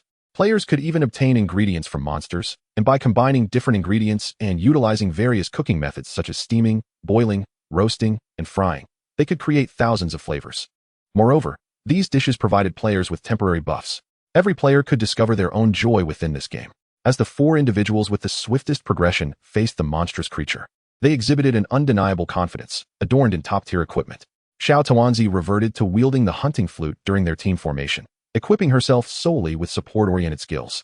Xiao Daidai, on the other hand, opted for the lance, wielding it in her right hand while holding a shield in her left. Though her offensive capabilities were modest, her defensive prowess was indisputable. Perhaps influenced by the previous encounter with Fenggu, she had transformed into someone who preferred to confront monsters at close range. Xiaozhi maintained her choice of weapon with the light crossbow, while Pang Didi had switched to the Detang Dao. An awkward situation arose when Pang Didi's character model was a striking resemblance to himself, and each time he executed an attack, he would exuberantly shout the name of the technique with fervor. Iato, Ascending Dragon. Brothers, let us showcase our prowess on the screen. This time, they were tasked with what appeared to be an insurmountable challenge, the Rongshanlong induction plan. Rongshanlong was none other than the colossal creature that had emerged at the start of the game, towering like a volcano. Chapter 10, the operation to induce Rongshanlong. Can mere mortals truly contend with such a being? Did you not pay attention to the plot? The objective is simply to lure it away from this location. But how shall we accomplish this? We can excavate an alternate path and inflict injury upon it along its original route. Does that not still require combat? Enough with the trivialities. Stop being so fussy, like a bunch of timid souls. Real men take decisive action. Xiao Daidai and Xiao Tuanzi gazed at them with incredulous expressions. What? Do you have an issue with us? The two quickly shook their heads. No, not at all. Once the four had prepared their items, they boarded a wyvern to the mission site. The task was set for the moment just before dawn, nestled among towering mountains with a wide road stretching between them.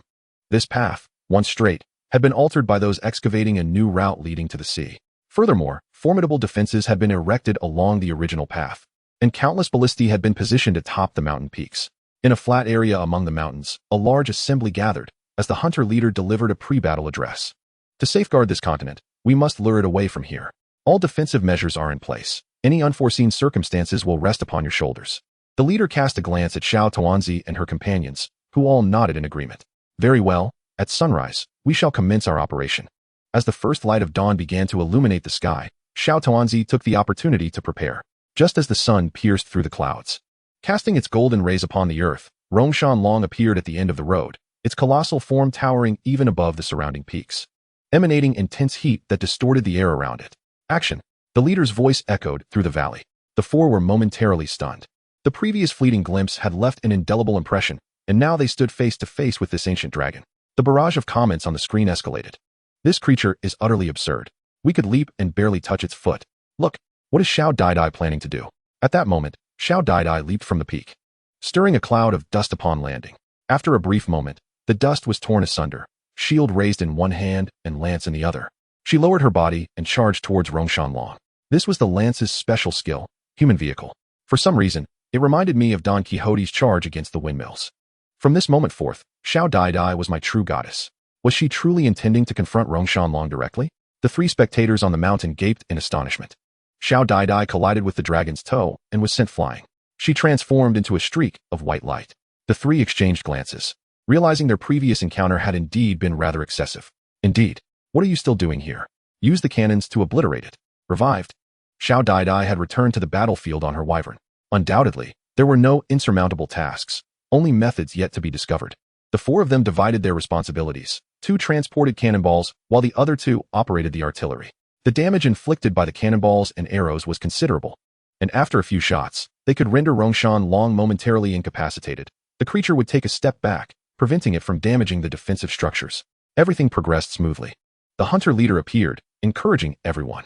They speculated that success was imminent. Xiaozhi could not suppress her delight. Despite its size, this monster is surprisingly vulnerable. A few shots, and it falters. Indeed, unless it can summon mighty warriors from the heavens, no one can save it. Pang Didi also relaxed. Just then, a deafening roar echoed through the skies, startling the four. This was not the roar of Rongshanlong.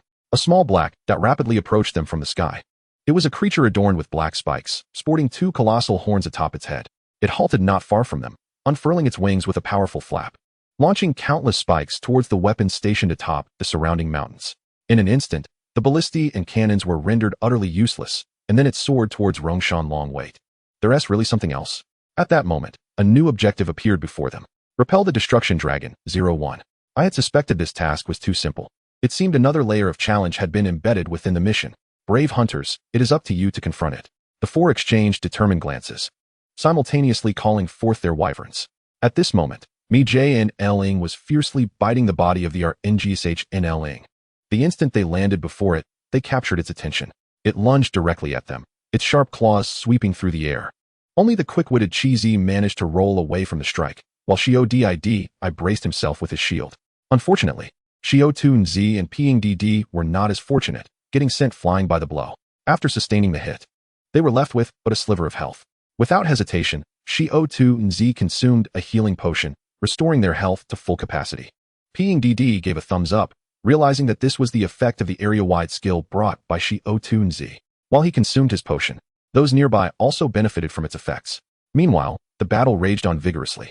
Xiao Tuanzi was finally able to engage directly with the monster, appearing exceedingly exhilarated. She and the creature were as if glued together, fully embracing the notion of attacking its vulnerable underbelly. Brothers, stand clear and behold my Qi, R&D Hu Su N. Ping Didi had quietly unleashed a special skill of the DTing D, aimed at the tail of Mi J in Ling. The group, each with their peculiar tactics, created a rather unsightly scene. One focused on the underbelly while the other had a peculiar fascination for the rear. They had nearly forgotten about the other two, one employing a sound attack while the other shot at the monster's face. I must say, I can no longer bear to watch their hunting antics. Despite Mi J in Ling's formidable attacks, it soon faltered under the onslaught from this ragtag group. With a furious roar, it launched itself into the air. In mid-flight, it aligned one shoulder towards them before crashing down, its spines igniting and shedding. Just as Xiao Tuanzi and the others recovered from the creature's roar, they were struck by this powerful descent, their health instantly obliterated. Furthermore, the segment of the RNGSH and Ling they stood upon began to shatter. The RNGSH and Ling emitted a pained wail, retreating in search of another path. At that moment, Mi J and Ling spread its wings and departed. The four, sent back to the camp by the cat, were left in a daze, wondering how they had managed a complete wipe while still successfully completing the task.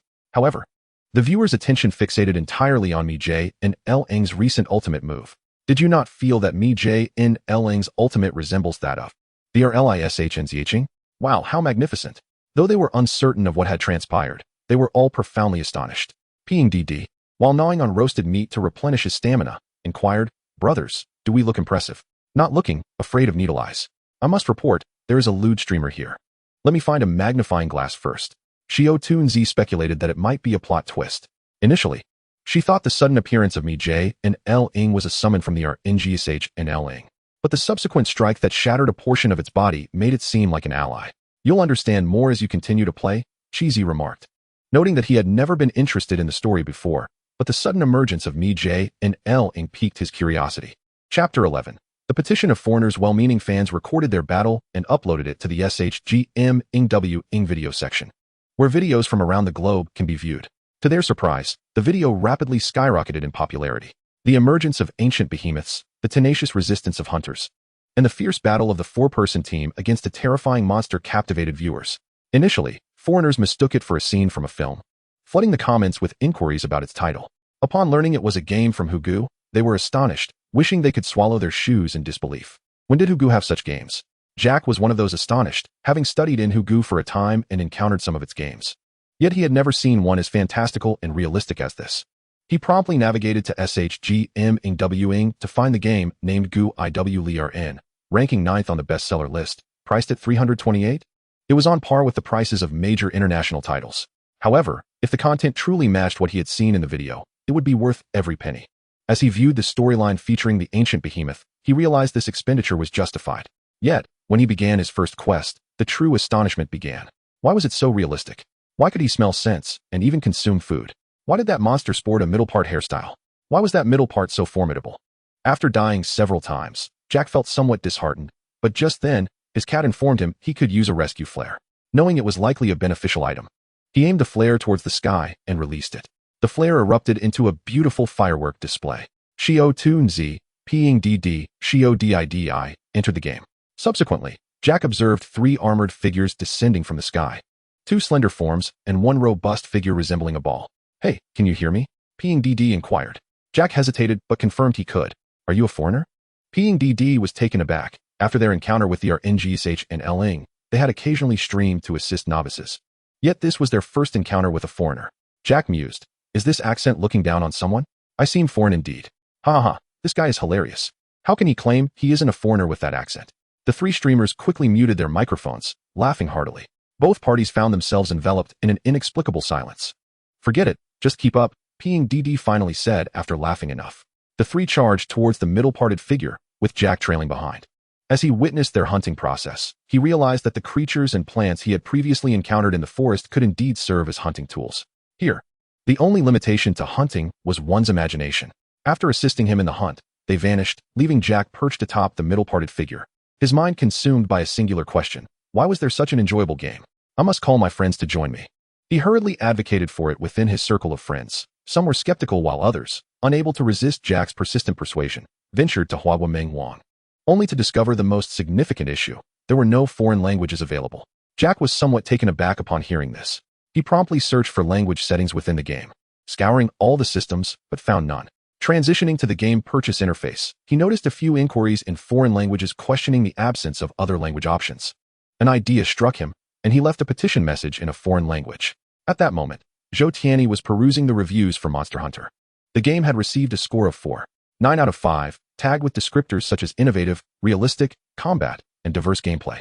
It had sold 15,000 copies.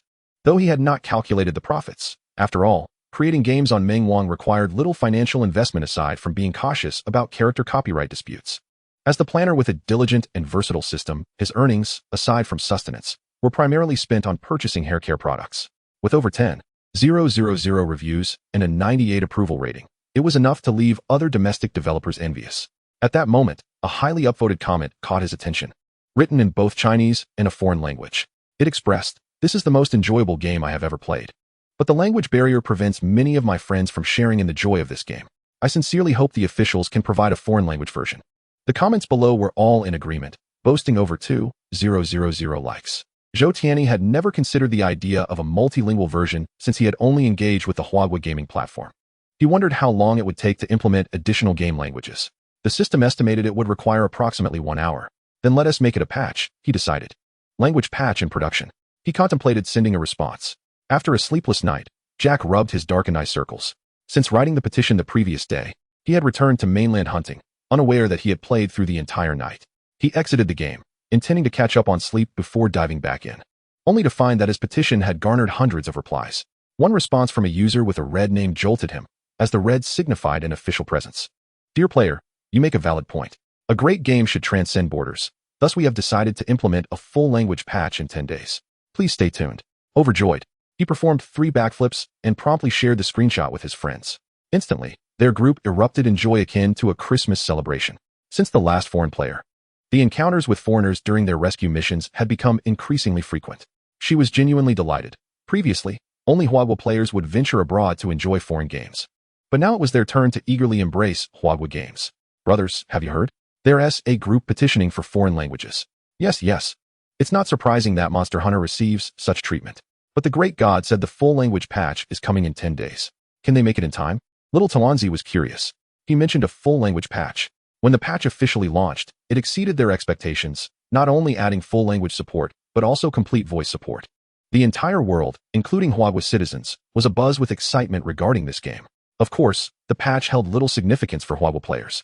Their exhilaration stemmed from the revelation that a mysterious game had been added to the community homepage of I Am Not a Dog Planner. The game type was revealed to be a shooting game. Chapter 12. Is a more thrilling game truly better? Penguin Technology announced that a month later, they would unveil the trailer for their new title, Superb Hunter Spirit, with a spokesperson stating that they had innovatively replaced all blood with green. The producer of Monster Hunter, I Am Not a Dog Planner, announced that the mysterious new title would be a shooting game. The wildly popular Monster Hunter was criticized for its excessively bloody and stimulating content, including dismemberment and blood splatter. Zhou Tianyi watched the trailer for Superb Hunter Spirit, finding it closely aligned with his expectations. Frankly, it was merely a reskin.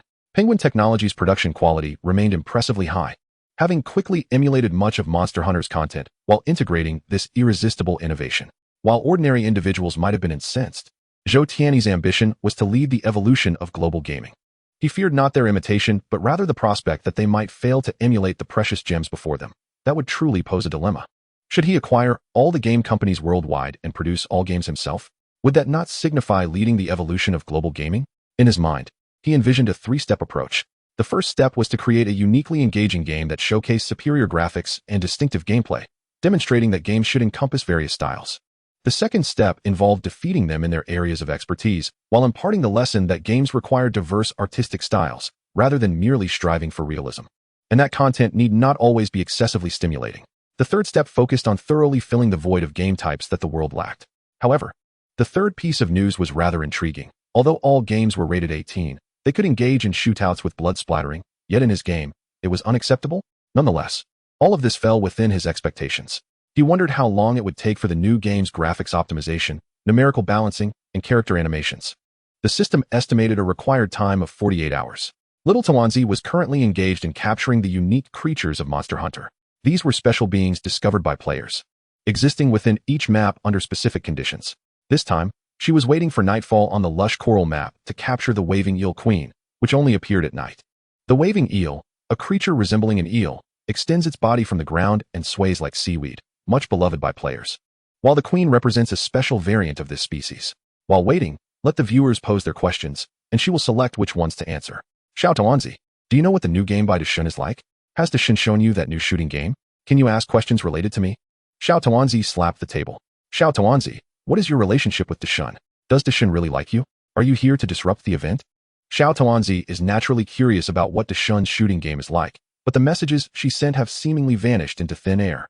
When she had something to say, responses came swiftly, but now, it feels like she is being ignored. Humph, all men are the same. At that moment, a wealthy viewer sent 10 rockets in rapid succession. Just ask, it doesn't matter if they respond or not.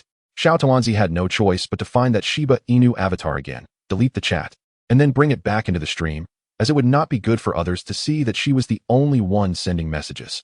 Deshun, could you share some information about your new project? This time, surprisingly, the response came back almost instantly. The game rating is 3. The comments erupted. Level 3? It couldn't be one of those games where players throw paper balls at each other, could it? Suitable for all ages. Is Deshun serious?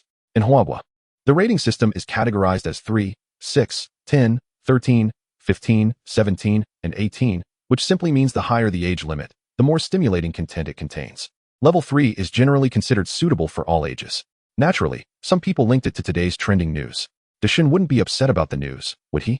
There is no need. Everyone knows how well Deshun creates games. Xiao Tuanzi, astonished, asked, Deshun, are you serious? Yes, the materials have long been reported, and the game will soon meet everyone. I plan to organize a trial session. Can you come? So you only reach out when it benefits you, huh? I don't have time for that. Xiao Tuanzi was annoyed. I don't know if I have time. Xiao Tuanzi shrugged, expression, all right then, I'll ask Xiao Daidai. Are you a dog? Using my emoji and still looking for other women? No, I definitely have time, whenever works. Xiao Tuanzi shed tears, expression. Give me your contact information. I don't often check the live streaming area. Now it makes sense. Xiao Tuanzi finally understood why he wasn't replying. Don't hide the private message interface. I don't want to see your contact info. I just want to see what Deshun has to say. Yes. What did Deshun say? You lot are quite mischievous. Xiao Tuanzi made a silly face at the camera. After the two became friends, Zhou Tianyi went to work on updating his homepage. By noon, the Huahua Mingwang gaming section suddenly erupted in a wave of discussions. The topic of discussion was undoubtedly Zhou Tianyi's recent announcement of the Level 3 rating in Xiao Tuanzi's live stream. Level 3 is meant for children. Even if I were to play with Penguin Technology or Wang Jinan Technology, I wouldn't play a Level 3 game. I feel Deshun must be upset about the news. Such a clearly targeted report would make anyone uncomfortable. I want bloodshed and flying limbs. You must believe in Deshun. Even if it's Level 3, it can bring us surprises. Quickly check his homepage. There is something new. At that moment, the homepage of the mysterious game shifted its color scheme from black and white to a vibrant pink and green, exuding youthful fashion. Clue 1, shooting game. Clue 2, Level 3. Clue 3, revealed tomorrow. Announcement, players are invited to participate in the game trial. To sign up, leave a message at the bottom of the homepage in the following format: age, gender, occupation, health status. Within minutes, the comments section surged with over 10,000 new entries. Netizens might complain verbally, but their actions spoke otherwise. Seeking attention. In the president's office of the Penguin Technology headquarters, Lao Ma shook his head at the influx of comments under the mysterious game. I admit that Monster Hunter is an exceptionally excellent game, but a shooting game rated 3? What kind of game can you create? Regardless of who you are, shooting games are our domain. Thinking you can snatch a piece here? Save it. Chapter 13, Ding. Let us play with water guns. Several days have passed since the last change on the mysterious new game's homepage. Players and media have been closely monitoring the homepage for updates, but it has unexpectedly settled into a state of silence, with no news released for several consecutive days. However, the number of comments continued to rise, now surpassing 40,000. Without a doubt, Xiao Tuanzi was among the most concerned about this game. After starting her stream, she casually refreshed the new game homepage. A video labeled as the game's background suddenly appeared. A video has been released. Xiao Tuanzi, quick, take a look. The streamer saw it immediately. In reality, Xiao Tuanzi sat up straight, clicked on the video, and a hoarse voice began to narrate. In the year 2000, due to environmental pollution and the effects of climate change, the rise in sea levels far exceeded human calculations. The doctor's pleas went unanswered, and he placed his beloved cat, Tuan, into a time capsule, setting it to awaken in 10,000 years. Years later, humanity reaped what it had sown, and all land-based life forms became extinct. At this moment, the octopuses and squids of the deep sea gained the opportunity to evolve and moved onto land. The screen displayed two beings resembling humans, their appearances similar to humans but adorned with aquatic features in their hair, indicating they were not human. One was red, with hair resembling the tentacles of an octopus covered in suckers. The other was green, with hair reminiscent of the characteristics of a squid. At this point, everyone's attention was focused on the art style. Is this a cartoon style? Perhaps it's a promotional video. There were previously ink wash styles. Has Deshun lost his touch? Is this visual design deliberately crafted for an all-age audience? Two marine creatures arrived at an amusement park, each standing on opposite sides, casting glances at one another when suddenly a plump orange cat descended from the sky, holding a referee's flag. The video concluded at this moment. How do you feel, my friends? The personas of the two characters are quite appealing. However, I am not particularly fond of this artistic style. It pales in comparison to Guai Lu. Two marine beings, an octopus and a squid, how do they engage in combat? Will they merely squirt ink at each other? The creativity upstairs is commendable. I suggest they develop a game based on this concept, and I would be the first to support it. Xiao Tuanzi is keenly aware that, judging by the plot and character designs showcased in this trailer, they are quite impressive. Yet, the cartoonish art style feels jarring for those accustomed to realistic shooting games. As she pondered over what to say next, she received a message from Zhou Tianyi. Brothers, next I will take you to meet the great deity. Xiao Tuanzi, are you going to meet the deity in person? She guessed it might be a bald, old man. Xiao Tuanzi grabbed her live streaming equipment and ventured out, taking a taxi to the address provided by Zhou Tianyi. In Pengcheng, Beishan district, a bustling shopping mall awaited her. In front of the mall, a square displayed 8 enormous boxes, 4 pink and 4 green. This color scheme is identical to that on the game's homepage. Xiao Tuanzi immediately recognized the significance of these two colors. At that moment, a young man waved at her, prompting her to quickly shield the camera. Xiao Tuanzi, weren't we supposed to meet the deity? Why are you doing this? It must be that she wishes to monopolize the deity's charm. A rich, magnetic voice resonated in the streaming room. Hello, Xiao Tuanzi. Wow, what a delightful voice. Deity, I want to bear your children. Xiao Tuanzi looked up at the young man before her, appearing to be in his early 20s, with neatly cropped hair and well-defined features. Exuding the aura of a refreshing young man who had just graduated from school, Xiao Tuanzi was certainly drawn to this. You are the deity? Yes, my surname is Zhou. You can call me Xiao Zhou. The comments in the live stream were rife with envy. Fortunately, the deity's surname was not Ji. Wow, Xiao Tuanzi stammered. Let us hurry. The trial play is about to begin. When the viewers in the live stream saw the screen again, Xiao Tuanzi found herself in a confined space. The area was not large, with a single sofa and a table occupying the space. Xiao Tuanzi sat on the sofa, munching on snacks and sipping drinks from the table. Brothers, the new game trial is about to commence. At that time, Zhou Xin will live stream the entire process, and I will provide a link so you can watch directly. She then received a notification for a game featuring a squid girl. Here we go, brothers. Charge with me. Xiao Tuanzi entered the game, where character creation was not available, and she had to choose from fixed options. To be frank, although my relationship with the deity is quite good, I must criticize the lack of character customization. Indeed, the deity understands us well. The absence of customization ensures that each character is uniquely human. The freedom granted this time is just right. Hey, enough already. Don't go overboard. As Xiao Tuanzi reprimanded the comments, she casually selected a squid girl character and entered the game. Her character appeared in a cartoonish world. Indeed, the entire game's aesthetic remains cartoonish. A squid girl, clad in a qipao and holding an oiled paper umbrella, greeted her. You're awake. Let us familiarize ourselves with the weapons. She pulled out a gun from behind and tossed it to Xiao Tuanzi, cradling the gun in her hands. Its plastic texture and pink body felt light, with the sound of liquid sloshing within. This gun's design seems off. It increasingly resembles something else. The comments exploded. A water gun? Wow, we are truly going to battle with water guns. What does it mean to have a level 3 tactical retreat? This is so disappointing. The squid girl urged, come on, what are you waiting for? Xiao Tuanzi followed her into the tutorial level. Aiming and shooting were no different from ordinary shooting games. But instead of water, a substance akin to paint was ejected. When the target was covered in paint, it shattered. Moreover, this paint possessed a unique property. Once shot onto the ground, it would not disappear. If she needed to replenish bullets, she could transform into a small squid and dive into the paint, gradually restoring her ammunition. The secondary weapon resembled a water balloon, akin to a hand grenade. She also had a special ability, enabling her to pull out 2 Patriot rocket launchers that would automatically lock onto enemies and fire missiles. As Xiao Tuanzi transformed into a squid, swimming through the paint, she discovered that as long as there was paint, she could even swim up walls. Wow, this setting is incredibly engaging. Xiao Tuanzi was genuinely captivated. It certainly appeared to be fun. So, in the end, are we still going to shoot each other with water guns? The game mode has yet to be revealed. Based on the gameplay, it seems promising. Do you wish to conclude the tutorial? A dialog box appeared before Xiao Tuanzi. Yes. Following this, the screen flickered, eventually settling in a brand new location. She glanced around and realized she recognized this place. It was indeed the amusement park from the promotional video. Chapter 14. The Just Stealth Attack. 8 players appeared in the amusement park, collectively seated on the carousel in the center. A massive wooden board emerged in the air. Select your desired weapon and paint the amusement park with your color. The side with the most paint at the end wins. A weapon selection panel appeared before Xiao Tuanzi, displaying an array of diverse weapons. Moreover, these weapons are quite peculiar. In addition to the conventional firearms, there are twisted tubes, a segment of bamboo pole, a bristle brush, a roller brush, a water bucket, a ballpoint pen, and even a washing machine. What on earth are these? Not only was Xiao Tuanzi baffled, but the fans watching the live stream were equally perplexed. With only 10 seconds left on the countdown, she exclaimed, "What weapon should I choose, brothers? I'll go with the roller brush." I second that. Opting for a larger weapon is never a mistake. Very well. I shall choose the roller brush. As Xiao Tuanzi casually selected a roller brush, the countdown reached 0. As the game commenced, the sky within the game darkened.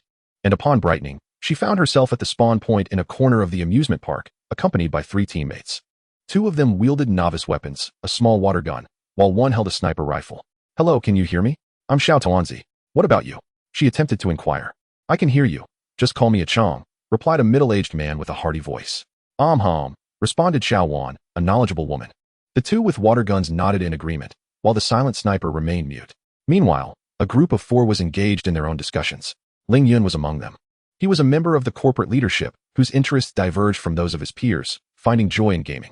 After being captivated by the last game, Monster Hunter, he swiftly left a comment upon the emergence of a new game, never expecting to be selected. "Let us all share our names. I'll start. Call me Yin Xiao. And my weapon is a water bucket. Lan Shou, my weapon is dual pistols. Shi Chuang, my weapon is a water gun. Peng Cheng, the sniper god. My weapon is a sniper rifle. We all understand the rules, right? We've seen the map. Let us cover our side before heading to the other. Alright, 3. As the in-game announcement echoed, Xiao Tuanzi immediately splashed paint onto the floor around her. A Chong-esque character jumped in surprise. "Don't shoot me. I'm on your side," Xiao Tuanzi replied. "Do you know what we're supposed to do? With so many people watching. Isn't it a bit inappropriate? What on earth are you talking about? Hurry up and paint the ground." Xiao Tuanzi felt overwhelmed. "What? You don't know what we're supposed to do?" "No." Xiao Wan nodded in agreement with the man's words. Meanwhile, the sniper, who had remained silent, began to spray paint around him. In reality, Xiao Tuanzi slapped her forehead in disbelief. "Oh my heavens." The barrage of comments erupted in laughter. "What kind of teammates are these? One is mute, and the other 2 don't even understand the rules. Incredible. Xiao Tuanzi, you're destined to lose." As Xiao Tuanzi explained the game rules to the 2, Yin Xiao's team had already painted their side of the map green. This amusement park map, symmetrical with the carousel at its center, featured food stalls and various attractions such as the drop tower.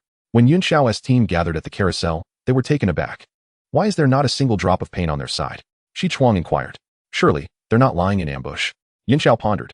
"It can't be that sinister, can it? Let us just paint. If someone gets shot, so be it," declared Peng Cheng, the sniper god, with bravado. "Did you grasp the rules?" A Chong and Xiao Wan nodded vigorously. "Then let us begin painting. A Chong, cover the left, Xiao Wan, cover the right, and I'll take the center." The area near the spawn point already bore pink paint from the sniper, but due to the sniper rifle's nature, much of the paint was in straight lines, leaving significant gaps that needed to be filled. As Xiao Tuanzi began to paint, she discovered that the large roller brush she had chosen was indeed a remarkable tool for painting. The large roller brush had 2 shooting modes. The first involved waving the brush to fling paint, while the second allowed it to be used like a mop, leaving a trail of paint as it was pushed along. The large roller brush was indeed convenient, yet it consumed a considerable amount of paint. After a while of painting, Xiao Tuanzi had to transform into a small squid to replenish her paint supply. During this time, she took the opportunity to chat with her audience. "Brothers, I truly have an eye for selecting the perfect tool among all these weapons. Xiao Tuanzi, have some dignity. I've told you. The thick ones are far superior to the thin ones. Aren't you worried about getting caught while driving up there? Don't misunderstand. I'm referring to the large roller brush and the sniper rifle. Just then, footsteps approached, and a stranger with green hair, wielding a novice water gun, walked towards her while spraying paint around. Xiao Tuanzi seized the initiative and stealthily maneuvered through the paint towards him, unnoticed as the paint rippled from her movements. Once they were in close proximity, she leaped from the paint and struck him with a brush, shouting, "Taste my righteous ambush." Shi Chuang nearly jumped in fright. And before he could react, he was sent back to the spawn point. Upon his return, he discovered the other three had been sent back as well. You got sent back too? Yin Xiao asked. Yes, ambushed. Shi Chuang was almost traumatized. We were ambushed as well. Did you also get taken out with a single brush? Shi Chuang laughed, relieved that he was not alone in his misfortune. No, it was a sniper rifle that finished me off, Yin Xiao analyzed. It appears there are two skilled players on the opposing side, both formidable and cunning. Their earlier lack of paint was a strategy to lower our guard. Moving forward, let us pair up to paint. That way, we can support each other if anything goes awry. Meanwhile, the so-called skilled player, Xiao Tuanzi, was reveling in her success. Brothers, flood the screen with 666. Let us see who dares to say my shooting skills are lacking in the future. 666, 6666. In the midst of a vibrant game, the spirited little Tuanzi, brimming with enthusiasm, decided to uphold justice and become a valiant messenger of righteousness. As she meticulously spread her paint, she remained vigilant, gradually moving closer to the center of the carousel. Their sharpshooter was perched atop the carousel, observing the movements of the opposing team, while Chong and Xiao Wan joyfully painted the ground, blissfully unaware of any adversaries in sight. Chapter 15. The joy of the game at this moment. The large screen outside the shopping mall showcased the unfolding game, captivating a multitude of onlookers with its novel gameplay. Xie, too, was engrossed in the competition. The game held great allure for him. Although the art style was somewhat challenging to adapt to, the gameplay was refreshingly innovative. What captivated him even more was the sharpshooter on Tuanzi's team. He marveled at the sharpshooter's composure as they effortlessly eliminated one opponent from the left flank, maneuvering through the battlefield to dispatch two more, allowing a teammate to secure a kill. The entire operation was executed with meticulous precision and calmness, even displaying a playful spirit by continuing to paint after each takedown. Xie felt a surge of admiration. This individual was a promising talent worthy of recommendation to his former employer. Brothers, we are certainly undetectable here, Tuanzi declared as she coated the area beneath the carousel with her vibrant paint and concealed herself within. Upon realizing that his teammate was hiding alongside him, the sharpshooter leapt from the carousel's roof to a nearby building, strategically positioned to observe Tuanzi's location, ready to provide immediate support should anything go awry. At that moment, the duo composed of Peng Cheng's sharpshooter and Lan Shou was advancing toward the sharpshooter's position. Upon spotting them, the sharpshooter swiftly threw a paint grenade behind the two, which, unlike the instant explosion of a water balloon, possessed a higher damage potential with a delayed detonation. He then jumped from the rooftop, aiming at Lan Shou midair. In this game, the sniper rifle functioned with a brief charging mechanism, revealing a conspicuous aiming line that indicated the increase in power correlated with the charge time. As the charge reached its zenith, the target's movement speed would significantly diminish. The moment Lan Shou noticed the aiming line, he instinctively fired his weapon, attempting to employ the special dual-gun mechanism that permitted rolling during shooting to evade the incoming attack. Though he considered a counteroffensive, he found the opponent positioned beyond his effective range. However, to his dismay, the sharpshooter's aim seemed to cling to him like a shadow. And despite rolling twice, he could not escape the fate of being eliminated. Peng Cheng's sharpshooter, remaining composed, raised his weapon to retaliate. Yet, his uncharged sniper shot lacked the lethality to take down the opponent. In a desperate attempt, he tossed a paint grenade toward the area where he anticipated his adversary would land, hoping to obstruct their escape route. Unexpectedly, the sharpshooter had no intention of fleeing. Instead, he began charging his shot after eliminating Lan Shou. As he landed, the sniper rifle discharged, unleashing a powerful spray of paint, sending Peng Cheng's sharpshooter back to the respawn point. A double kill. Initially, Peng Cheng's sharpshooter had a chance to eliminate the adversary but faltered in his impatience, failing to wait for a fully charged attack. In stark contrast to the intense skirmish on one side, Tuanzi's combat unfolded in a more straightforward and brutal manner. The office worker was recounting the moment of being swiftly eliminated to Yun Xiao. The assailant was not only treacherous but also audacious, launching a surprise attack while audibly exclaiming, "You scare me to death." What did she shout? "Taste my righteous ambush," Tuanzi exclaimed, exhilarated by her success. Brothers, did you see that? A double kill. Hurry and record this. We'll relive it every day. The excitement was palpable as Tuanzi proclaimed the game to be exceedingly entertaining. As she boldly advanced into the enemy territory with her large roller, her ultimate ability activated. Without a moment's hesitation, she unleashed her power. Leaping high, she raised her right hand as the paintball grew larger, resembling an energy orb. With a casual flick, she hurled it onto the opponent's map. Upon impact, the colossal orb erupted in a magnificent explosion, painting the area a vibrant pink. Wow, that is incredibly cool. Who hasn't dreamed of being able to summon an energy orb? Tuanzi mused, securing her decision to invest in this game. After finding a wall to paint, she continued her righteous endeavors. Meanwhile, the two players, the office worker and Yun Xiao, returned to their spawn point, utterly bewildered. Lan Shou and Peng Cheng's sharpshooter gazed at them in confusion. Why are you back? They queried. We fell victim to a righteous ambush. As the game concluded, the referee, Mao Tianchuan, calculated the paint areas for both teams. Pink 691, green 309. The green team managed to protect only the area surrounding their spawn point, devoid of any real gaming experience. The pink team had spent the entire match quietly painting, encountering no opponents. Zhou Tianyi was left in disbelief. What was meant to be a joyful game had been utterly dismantled by Tuanzi's formidable prowess, transforming a level 3 shooting game into a terrifying experience. Resigned, he decided to schedule additional matches. In the subsequent rounds, the game separated Tuanzi from the sharpshooter, who consistently discovered her hiding spots and eliminated her with a single shot. Consequently, Tuanzi ceased her stealthy tactics, opting to engage in open combat with others, which served as her form of retribution. After concluding 4 matches, Zhou Tianyi opened each wooden box, welcoming players as they emerged, while the large screen displayed their comments and in-game avatars. However, upon opening the last box, he found it to be empty. The character prominently displayed on the large screen is indeed the most remarkable sniper in the game. A comment reads, 8 years old, female, elementary school student, unwell. At that moment, Zhou Tianyi was also taken aback, but he later realized that there were no restrictions against gaming addiction here, only game rating completion, ensuring that no child would be left outside the gaming experience. Everyone was astonished, especially Xiao Tuanzi, who later found herself exceedingly vexed by this sniper, only to discover that she was merely an 8-year-old elementary school student. This group of individuals ranged in age from 8 to 50, encompassing both genders and a plethora of professions. A Chong was a worker, Xiao a teacher, the office worker was an office worker, and Lan Shou was a doctor. They shared no commonality in their everyday lives. Yet, within this game, they all found joy. There was no bloodshed, only splashes of color. No forced killings, only the delight of painting the terrain. No realistic visuals, only warm, cartoonish graphics. This was the special purpose Zhou Tianyi had arranged. He hoped to convey a vital message to gaming companies in Huagua. The graphics of gameplay need not strive for hyperrealism, nor must the content be excessively stimulating. It simply requires 2 straightforward words, enjoyable. That suffices to win over players. Chapter 16. The young lady shoots with ease and delight. After the unique playtest concluded, Zhou Tianyi assisted each participant to their vehicles. When it was Xiao Tuanzi's turn, he discovered that they lived quite close to one another. He found it curious that a major streamer would reside in the suburbs. Upon arriving at Xiao Tuanzi's home, he realized that even the suburbs have their advantages, as one can build quite spacious villas. I live alone, and my house is rather large. You are welcome to come over and play. If you tire, you can simply sleep here. That is no problem.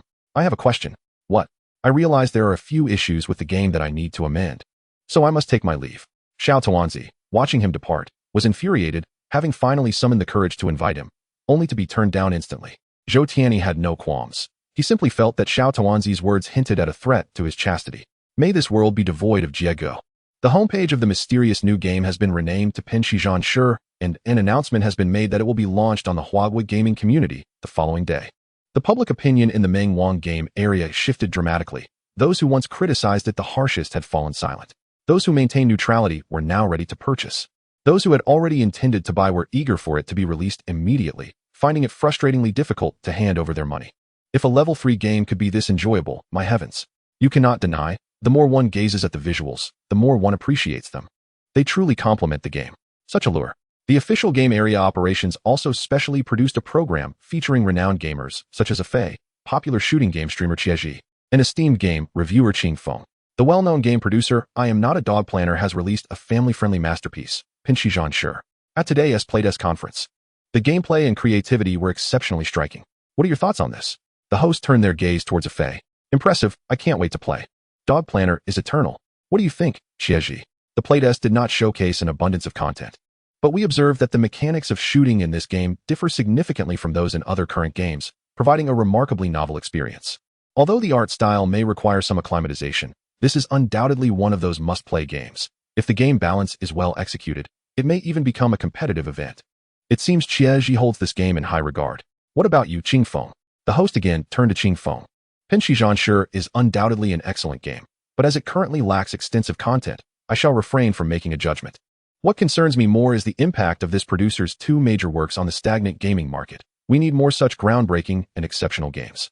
The host asked, if this producer were to create another work, what would you hope it to be like? Afei replied, there must be more young ladies, my young lady. Qiaozhi added, for me, a shooting game is best. Qingfeng concluded, it should be something that brings ease and joy. Upon the airing of this episode, it swiftly became a sensation.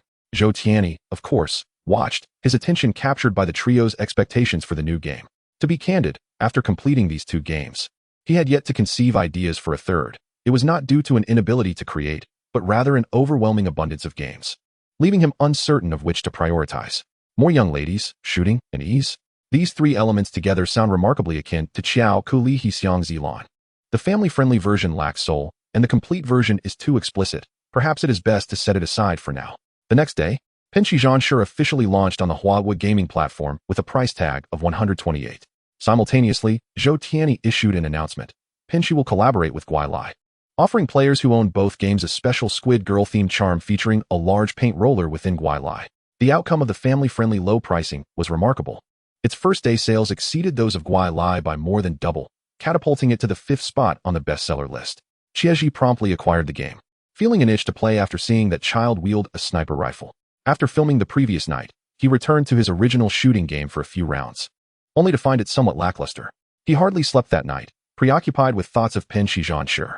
Upon entering the game, the bright, cartoonish visuals felt a bit jarring. However, during the tutorial, when he grasped the gun, he was pleasantly surprised. Although the model was a water gun, the feedback during firing and upon hitting targets was exceptionally satisfying. It is commonly referred to as having excellent tactile response. After completing the tutorial, he found himself in a vast plaza where the tallest building displayed a massive screen, and two stylishly dressed squid celebrities were introducing the day's map to everyone. Surrounding the square are various shops, including weapon stores and hat boutiques. The square itself is bustling with players, all clad in identical attire, and a cacophony of voices fills the air. Hurry up, we need one more for the turf war. I'm just a newbie seeking guidance. A party request pops up before him, and upon opening it, he sees familiar names, Pang Didi, Xiao Tuanzi, and Xiao Daidai. Let us get to it. Echoes Pang Didi's voice. Wait for me to browse the shops and change my outfit. No need to shop. I've already checked everywhere, and there's no place to recharge. All weapons and gear must be purchased with in-game currency. What about the equipment?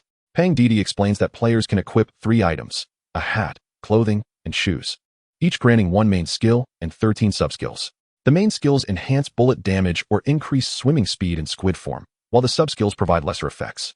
However, these items can only be acquired in stores, with availability varying for each player based on luck. Goodness, he has amassed quite a collection. Pang Didi exclaims. Let us dive in.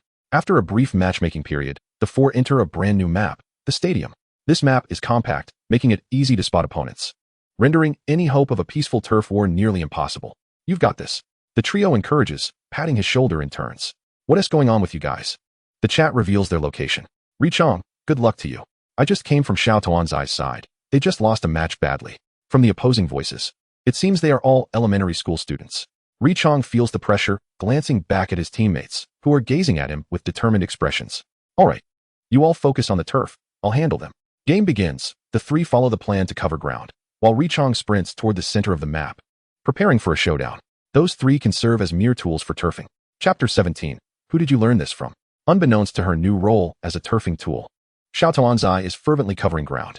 Look at this Xiao Tuanzi. Wasn't she brave yesterday? Why is she so timid today? It's because my main weapon isn't unlocked yet. Once I have it, I'll show you what justice looks like. Xiao Tuanzi retorts. Have you forgotten how you were gunned down yesterday? She falls silent, unable to counter. How can you lose to an 8-year-old? Her face reddens as she mutters about their overwhelming strength, insisting it's not her lack of skill. At this moment, the chat erupts with laughter, filling the live stream with a jovial atmosphere.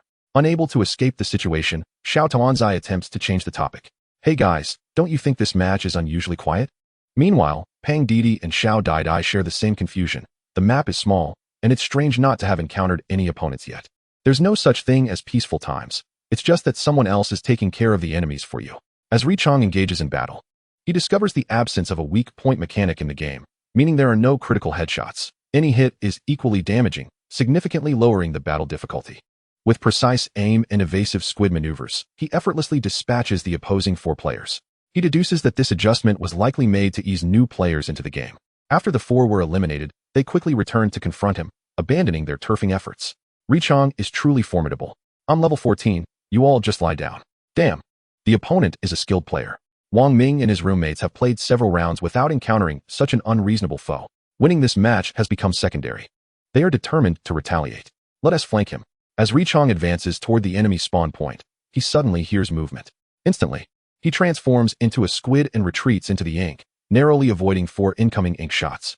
After dodging the attack, he leaps into the air, firing his weapon, and upon landing, he swiftly returns to squid form. The opposing 4 are caught off guard, and soon only 3 remain. That reaction speed suggests we need to use our secret tactic. Wang Ming smirks. Reshaping does not stray far, hiding behind the nearest corner. But it seems the opponents have not pursued him. He swims toward their base from another direction, and soon he spots movement in a patch of ink ahead. He bursts forth, firing his weapon, just as 3 players leap from the tops of the nearby gym equipment. Experience our righteous ambush. The surprise attack is so stealthy that even Reshaping's reflexes are insufficient to evade it. He is finally sent back to his spawn point. While awaiting respawn, Reshaping reflects on his unfamiliarity with the map. Who would have thought that such small gym equipment could conceal players? One thing puzzles him. If you're going to ambush, why announce it? This is ridiculous. The chat erupts with laughter. Xiao Tuanzi, Xiao Tuanzi. Stop talking nonsense. I clearly shouted. Experience our righteous ambush. At this moment, the instigator, Xiao Tuanzi, easily transforms the enemy territory into her own color. Nearing the opponent's spawn point as the match time expires. Game over. The referee, Mao Tuan Tuan, calculates the score disparity, 801 to 199. Brothers and sisters, behold. Victory is as simple as this, all achieved through my diligent efforts. I have never encountered such brazen individuals. Little Tuanzi, you ought to have some shame. QKJ, the head of the gaming department, is reporting to Old Ma. Boss Ma, Spray Warriors has now climbed to the 5th position on the bestseller list. Should we consider developing a similar game? Imitation is indeed their forte, and we might surpass them. Let us not worry about that for now. How is Extraordinary Hunter progressing? Everything is proceeding smoothly. Let us try changing the art style to resemble Spray Warriors. Very well, Boss Ma. Old Ma had to concede that Spray Warriors was an exceptional game with numerous innovations. However, he believed a mere reskin of Spray could never rival the allure of a uniquely styled Monster Hunter. While everyone was engrossed in Spray Warriors, Zhou Tianyi was diligently working on the new version of Spray. Unlike Monster Hunter, which is a game one can enjoy solo, Spray is a multiplayer combat game. Version updates are crucial for sustaining the life of a game. The new version is set to introduce a competitive mode with various gameplay options. While the original Turf War will transition into a casual mode, launching when players are familiar with the game and possess some equipment. Next comes the selection of the new game. Zhou Tianyi stroked his chin, pondering the creation of an 18-rated game to let them experience the beauty of life. It seems the people in this world have no comprehension of simple games. Well, let us enlighten them. Zhou Tianyi began to construct the framework for the new game, one he was exceedingly familiar with. When will the new version of Spray be ready? Approximately 2 hours. What about the optimization for the new game? Estimated at 240 hours. Zhou Tianyi posted an announcement on the homepage of Spray Warriors. The game will be updated to version 20 in 10 days, introducing a ranking system and competitive mode. Stay tuned. As soon as the announcement was published, multiple comments flooded in. Finally, a competitive mode. I'm tired of playing with elementary school students. Are you looking down on elementary school students? I am one. Come challenge me. Loser is a grandson. Bro, I was wrong. Chapter 18. Is this what you call simple? Little Tuanzi had been streaming Spray Warriors for several days, suffering more losses than wins. Although she had her beloved weapon, the large roller, the current players had become adept, covering opponents' paint from afar before advancing, leaving her with no choice but to bide her time with her fans. Frustratingly, every time she sought to team up with the Ketchup crew, they declined under the pretext of practicing together in preparation for the new version of Spray Warriors. She had long since forgotten the feeling of an effortless victory. This morning, just as she began her stream, she suddenly received a message from Zhou Tianyi. I have a new game here, quite simple and enjoyable. Would you like to try it? Can I stream it? Of course. With his permission. Little Tuanzi promptly shared part of their conversation on her streaming page. God Zhou has a new game. Do you all want to check it out? Absolutely. God Zhou's new version of Spray hasn't even launched, and now there's a new game? He is incredibly prolific. But you've all been saying I'm bad lately, which makes me a bit unhappy. When I'm unhappy, I don't feel like playing new games. Little Tuanzi finally found an opportunity to retort against the comments. How could Little Tuanzi be bad? Any failure on her part is due to my interference, not her skill. You guys are ridiculous. At that moment, a wealthy viewer gifted 2 rockets. If anyone else calls little Tuanzi bad, I'll take issue with you. I appreciate the kindness of my brothers and sisters. Let us try out the new game he mentioned, which he claims is very simple and fun. She clicked on the icon Zhou Tianyi sent and entered the game titled Sekiro, Shadows Die Twice. In the maple leaf forest, crimson leaves danced in the wind as scattered samurai battled beneath the trees. The scene transitioned to a battlefield strewn with corpses. A young boy picked up his sword beside a body. A burly ninja slashed the boy's face with his blade. Are you a lost, forlorn dog? The boy, undeterred, grasped the ninja's sword. Oh, do you want to join me, thirsty wolf? Time flew by as the boy trained and became a ninja himself. As the storyline concluded, little Tuanzi awoke from her immersion. Brothers and sisters, this has some substance. Just now, I was captivated by the plot. Wow, that storyline is intriguing. The visuals were stunningly realistic, making her feel as if she were truly on the battlefield. However, it didn't seem to be set in a Huagua background. Little Tuanzi surveyed her surroundings, grimy and rudimentary. She deduced she must be in a dungeon based on the recent narrative. At that moment, tutorials appeared before her, and she diligently followed along, mastering various techniques such as double jumping and hiding. Brothers and sisters, your jumping king has returned. After evading several minor foes, she finally found the prince in an attic, obtaining a sword and medicine from him. Previously, without weapons, she could only hide, which had been quite frustrating, but now, armed with a sword, she charged out of the attic. Outside, 2 characters resembling soldiers were patrolling. Brothers and sisters, watch me take them down. With that, little Tuanzi lunged at them. The first strike didn't fell her opponent, and without hesitation, she swung a second blow. Clang. The soldier reacted swiftly, expertly blocking her attack. Little Tuanzi was taken aback. What kind of technique is that? The soldier then countered with a strike, and darkness enveloped her vision. A colossal character for failure appearing before her eyes. Little Tuanzi exclaimed, brothers and sisters, that was just a minor enemy, right? It must have been a minor enemy. Laughter erupted uncontrollably. Xiao Tuanzi, it is not merely us who proclaim your lack of skill. Even the game itself echoes this sentiment. The previous affluent player had unleashed 2 rockets, and I must apologize, but she truly lacks prowess.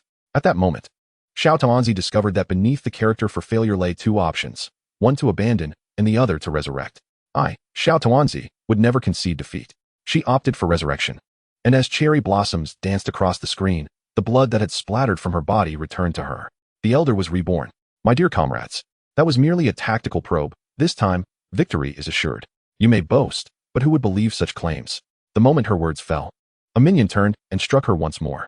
Xiao Tuanzi raised her weapon to block, yet she did not anticipate the swiftness of the minion's assault, leaving her no time to react. The familiar taste, the familiar sensation, the familiar character for failure.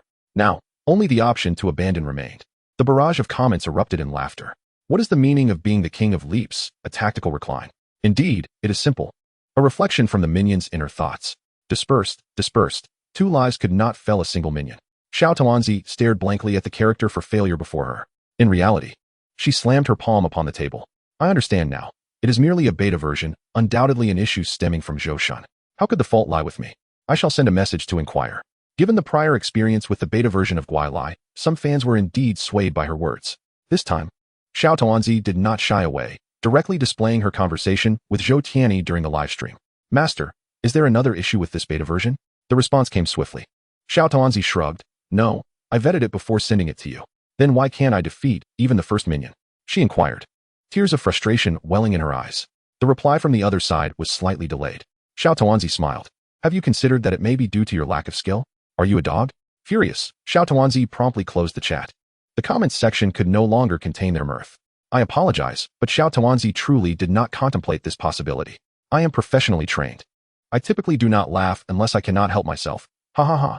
Zhou Shun remains unchanged, and the same goes for the clumsy Tuanzi. Xiao Tuanzi was enraged. I refuse to believe that I cannot defeat a mere minion. She charged out of the loft, heading straight for the minion, startling it. It turned and slashed at her, aiming for her face. Xiao Tuanzi had been prepared, parrying the strike. The clang of metal echoed as she blocked the attack and immediately countered. But the minion effortlessly deflected her blow. Thus, the two engaged in a passionate exchange of strikes, neither inflicting harm upon the other. Comrades, I have discovered the trick. My next move shall be to scatter its soul. A blade sliced through her from behind, and once again, the character for failure appeared before her. Huh. She quickly resurrected, only to find another minion had appeared behind her. You little wretch, lacking in strength, resorting to ambush? The next moment, another blade pierced through her body. Xiao Tuanzi fumed. What kind of game is this? You dare call it simple? There was no choice but to try again. Resurrecting in the loft, she reflected deeply. The recent ambush inspired her. Why not employ a sneak attack? After all, she was a ninja. Thus, this time she approached the minion stealthily. When she was close enough, she noticed a red dot on the minion's body, and without understanding why, she attacked. At that moment, she covered the minion's mouth and plunged her blade into its neck. The minion was silently dispatched. I have found the correct way to play. Indeed, a ninja must excel in assassination. Xiao Tuanzi joyfully leaped into the air. The clumsy Tuanzi has risen. From this moment forth, please refer to me as Ninja Tuan. Thank you. Very well, clumsy Tuan, no problem. She was putting on an act. Xiao Tuanzi remembered there was a minion that would ambush her from behind, so she quickly crouched in the corner by the wall. As expected, a minion lazily ambled out from beside the loft. You little wretch, daring to ambush me? Anger surged within her, yet her body remained still. As the minion drew near and the red dot appeared, she sprang forth. Taste my righteous ambush. The moment she uttered those words, she felt a twinge of doubt, but disregarded it. The minion met a grim fate at her hands. Why is it that when others ambush, they are mere wretches, yet when I do, it is righteous? Do not question, the answer is simple, beauty is justice. The ninja Tuan, having executed 2 consecutive assassinations, cautiously advanced forward, approaching a corner. She pressed her body against the wall and peered around. Just as she leaned forward, a gaunt minion, with lifeless eyes, was staring back at her. What the? The minion swung its blade. Xiao Tuanzi raised her hand to block, and they exchanged blows several times, until the minion bore the red dot, and she swiftly executed a stealthy strike. It was then that she noticed the yellow gauge above the minions' heads during combat. They increased when struck or blocked, and once filled, they could be executed. So that is it. The ninja Tuan suddenly felt emboldened. Beyond the corner lay a half-open door, with 2 minions stationed in front, while another minion's silhouette lurked behind. Comrades, there are 3 minions ahead. Let us sneak along the wall to take one down. Then eliminate the other 2. A plan so beautiful, yet reality is often unforgiving. After the ninja team dispatched a foot soldier, the 2 individuals at the door surged forward, overwhelming any defenses. 2 sharp blades pierced through, accompanied by a melancholic melody, as crimson characters appeared. The little one, incensed, slammed her fist on the table. Those 2, devoid of martial ethics, were supposed to engage in a duel, yet they attacked in unison. She resurrected on the spot and seized the opportunity to ambush a foot soldier as he turned, leaving just 1 remaining.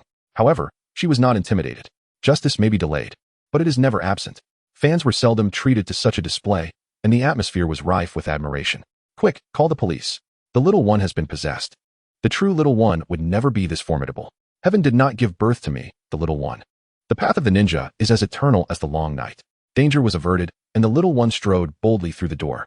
Yet, as she stepped inside, the sound of a blade slicing through the air resonated behind her, blood splattered, and her body staggered before collapsing, the world fading to black.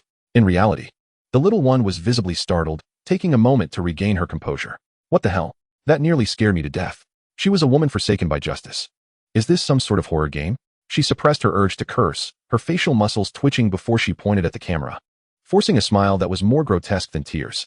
You truly excel. The iconic scene was replicated. The little one was once again caught off guard, capturing the moment in a screenshot. Long live the deity. A barrage of mocking comments floated before her. Can this be tolerated? Absolutely not. The little one resurrected from the attic, only to be confronted with a sight that made her blood boil. All the minions she had just slain had revived. Is the deity a devil? To die once and have to start all over again. Who can withstand this? Taking a few deep breaths, she employed her earlier strategy and successfully reached the corner. She gazed at the door. This time, we shall adopt a different approach. We will eliminate one and then escape, resolving them one by one. The assassination went smoothly, but the escape proved less fortunate. 2 foot soldiers spotted her and chased her for 2 blocks, leading to her tragic demise before the attic. I refuse to accept this. We shall try again. The little one experimented with various methods, but to no avail. That door felt like a gateway to certain death. No matter if she jumped, crouched, crept, or boldly entered, she could not evade that fatal backstab. Despair began to creep in. Is this game truly malfunctioning? A keen-eyed fan suggested, little one, perhaps there's another path? Indeed, at the corner, do not turn. Just keep going straight. With no other options, the little one decided to gamble on the fan's advice. Miraculously, a new route appeared. Brothers, this is the path of light. What light? At the end of the new path stood a wall. However, it wasn't very high. After some contemplation, the little one leapt atop the wall. This jump unveiled a new world. From this height, she could clearly see the door. She leapt from the wall onto the door's peak, her movement utterly silent. On the door's summit, she finally spotted the foot soldier who had claimed her life countless times. He was stealthily hiding behind the door, intently focused on the entryway with his dual blades in hand. Is this the little trash? Enraged, she leapt down from the door. A mid-air assassination. As she descended, she knocked the foot soldier to the ground, plunging her blades into his chest with great force, ending his life in a single strike. Without pausing, she dispatched the other 3 foot soldiers from behind, each met with a fatal blow. The comments exploded with excitement. The ninja team has slain me. The little one has succeeded. She is incredible. In reality, the little one was catching her breath, exhilarated by the fluidity of her recent kills. While basking in her fans' praise, she vented her frustrations by delivering a few kicks to the little trash, finally feeling a sense of relief. The focus of the comments had shifted to the game. This game is unbelievably thrilling. Blocking, assassinating, whatever looks cool. That segment of combat from the little one felt like a cinematic experience. The deity is phenomenal. I must buy this game. Behind the door lay a long stone staircase. Mastering these techniques, the little one became a harbinger of death, effortlessly slaying foot soldiers until she reached the staircase's end. There, a person of evidently superior stature stood before a tightly sealed door. Brothers, it seems there's something ahead. Watch me take him down. Upon noticing the little one, he drew a katana longer than himself and charged at her. Blocking, parrying, breaking through. His blade was unstoppable, utterly distinct from the previous minions. The little one had no time to react before being vanquished. Unwilling to concede, she resurrected and tried again. The man was clearly guarding her. As soon as she revived, she was dispatched once more. The crimson characters appeared before her eyes. What on earth is going on? She was utterly bewildered. Chapter 20. My name is Xian Yilong, not Shui Yilong. News of the little one's gaming frustrations spread rapidly across the internet. Following this was the emergence of 2 new emoji, the little one's smile and her bewildered expression. Zhou Tianyi's collection of expressions welcomed fresh additions, prompting a satisfied smile from him. Meanwhile, the little one donned a mask of anguish.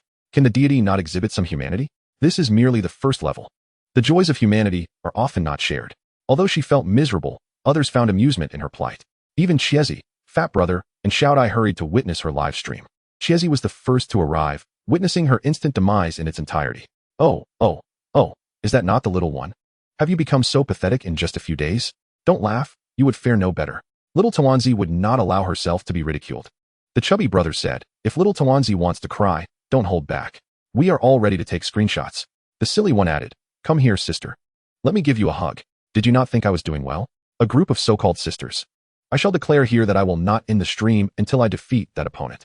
Through repeated challenges, she finally learned to use the health potion. With full health, she could withstand a couple of attacks. Although she still couldn't win, her survival time increased, and she gradually became familiar with his moves. As the saying goes, practice makes perfect. No matter how difficult it is, perseverance leads to success. If 10 attempts are insufficient, then 20 shall suffice. Continuously dying and reviving. Little Tuanzi silently memorized his moves. Finally, she struck.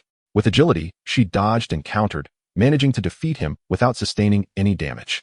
In that moment, her fists clenched tightly, and a profound sense of accomplishment surged within her. Her eyes glistened, on the verge of tears. But she held them back because those 3 friends were waiting to see her fail. Brothers, just tell me I'm impressive, and that will suffice. Impressive. The ninja team is the best in the world. In the recent battle, little Tuanzi demonstrated what it means to be persistent, to adapt, and to flow like water. She was truly a rare gaming talent.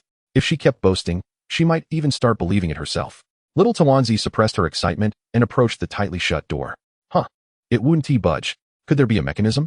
She circled around the door, even searching the corpses on the ground, but found nothing. It made no sense. Why could she not push the door open or jump over it? Brothers, I think there's a design flaw with this door, little Tuanzi asserted. She was right. I agree. This door should open. Otherwise, why would it be guarded? There must be an issue. Why not ask the expert? Initially, little Tuanzi did not want to engage with Zhou Tianyi, but she could not resist the wealthy player's persistent donations. I think there's a flaw in your game design. Zhou Tianyi was currently working on a patch for a collaboration with Monster Hunter featuring a weapon accessory of the Squid Girl, which had been completed but not yet released. However, today, 2 new emotes for little Tuanzi appeared, so he decided to include them in the patch release. Receiving little Tuanzi's message, he found it puzzling. What seems to be the issue? The door at the back won't open. There is no door at the back. It's the one with the ridiculously long sword. Little Tuanzi typed while gesturing animatedly. That was an enhanced version of a common enemy, and the door behind him was not accessible at the early stage. The audience found it amusing. I can't stop laughing. After all that time, it was just an enhanced common enemy. I told you little Tuanzi couldn't possibly win. Could you not provide a hint? Little Tuanzi felt frustrated. Is a hint really necessary? There's a huge branching path right there. Can't I just take another route? She turned to look at the path on her right, pausing in silence for a moment. I don't care. It's your problem. After claiming her verbal victory, she promptly disabled the chat. Brothers, which way should we go?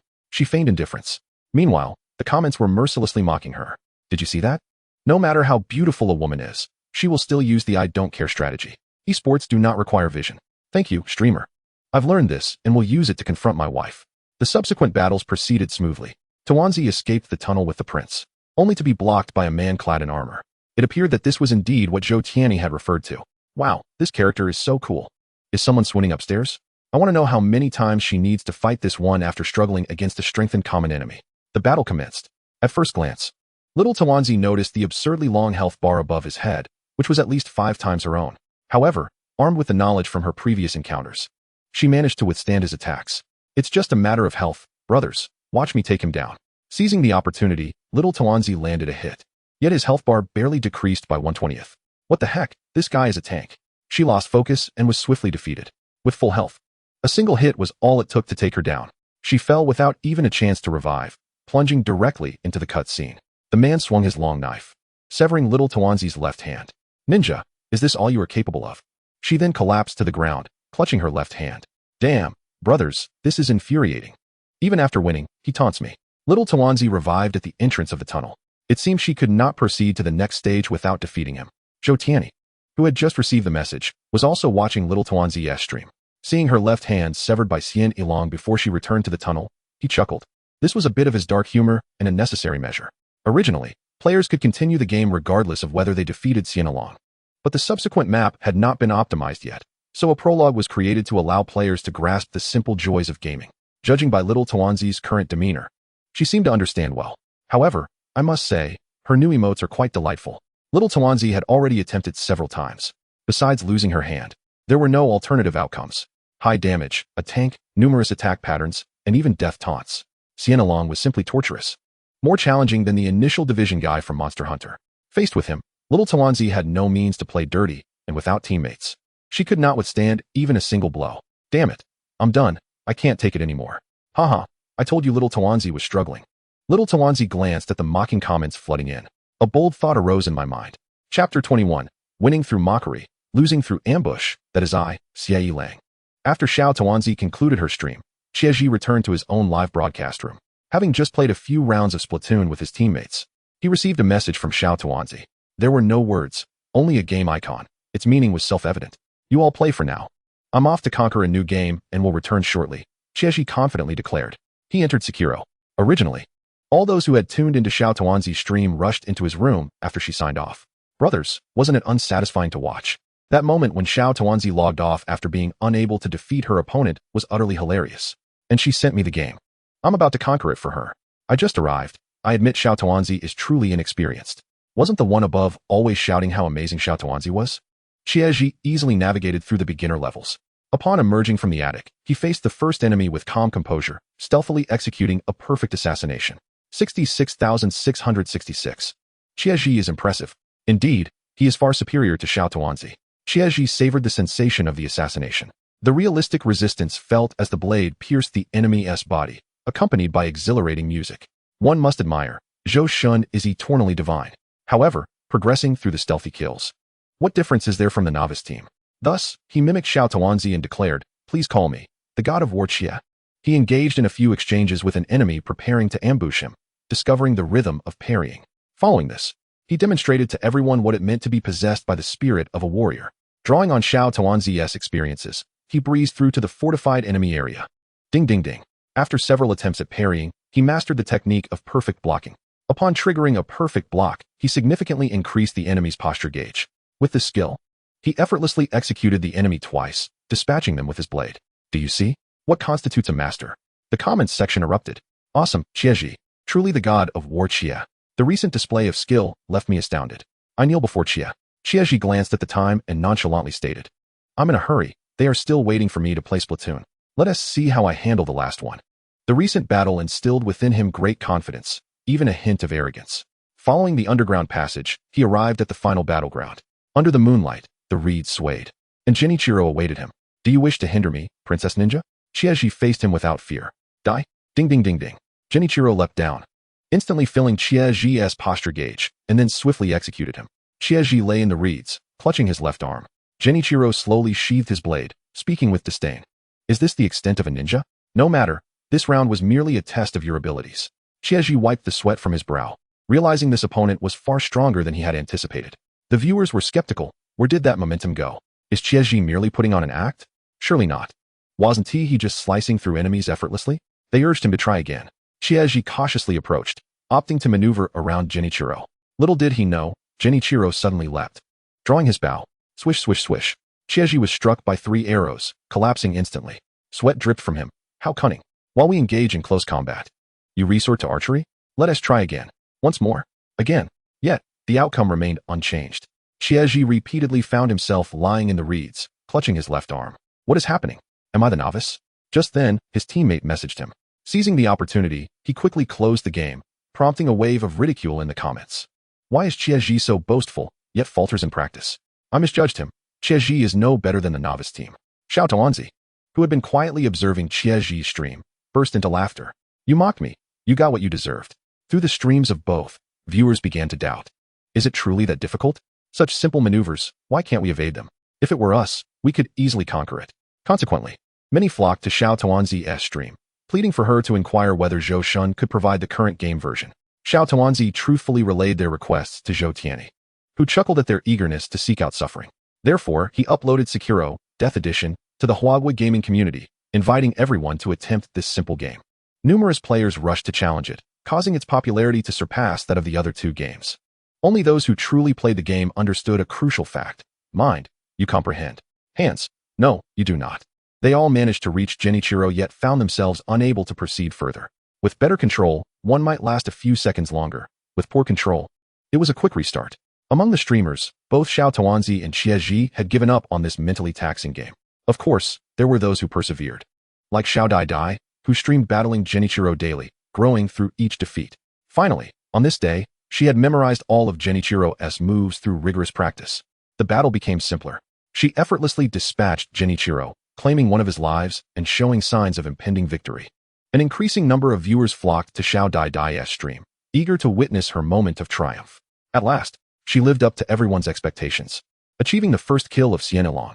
Little Daodu excitedly stood up, raising her hands high. Brothers, I finally did it. The audience erupted in fervent praise. Indeed, Daodu, the goddess, is formidable. The 2 braggarts from earlier were now too embarrassed to continue the game. Daodu, my Daodu is incredible. I want to stick close to her. This is what a true player looks like. I seek a champion, I seek guidance. At that moment, Xian Long in the game staggered backward. Suddenly, an anomaly occurred. A flying axe hurtled towards her from behind. Little Daodu instantly turned to deflect it, sending the axe flying. Seizing the opportunity, the previously weakened Xian Long lunged at her without warning. A flash of the blade passed through, and blood from a severed hand stained the surrounding reeds. Little Daodu clutched her left hand, collapsing amidst the reeds. Her vision gradually faded to black. The voice of Xian Long echoed, Ninja, do not blame me for my treachery. Damn, what is this nonsense? She couldn't help but curse. The audience was collectively baffled. How could one lose a hand in victory and also in defeat? What kind of person is this, taunting after a win and ambushing after a loss? I would call this the epitome of disgrace. How can he be called Xian Long? He is clearly Xiao Long. Nevertheless, the game had reached its conclusion. Congratulations on clearing the level. For characters appeared before everyone. Zhou Tianyi was also watching Little Daodu's livestream. Indeed, she is a fierce player who enjoys close encounters with monsters, far surpassing those 2 amateurs. Thus, he announced on his homepage that the development of Sekiro, Shadows Die Twice was complete and would soon be available on the Huagua gaming platform. Chapter 22. A chicken that can sing and dance in the morning, Jack hummed a tune as he logged onto the Dream Network, receiving a continuous stream of news notifications. Shock! Huagua has released another shooting game, and players are raving about it because of the multiple foreign girls squirting water in the game. Jack clicked his tongue.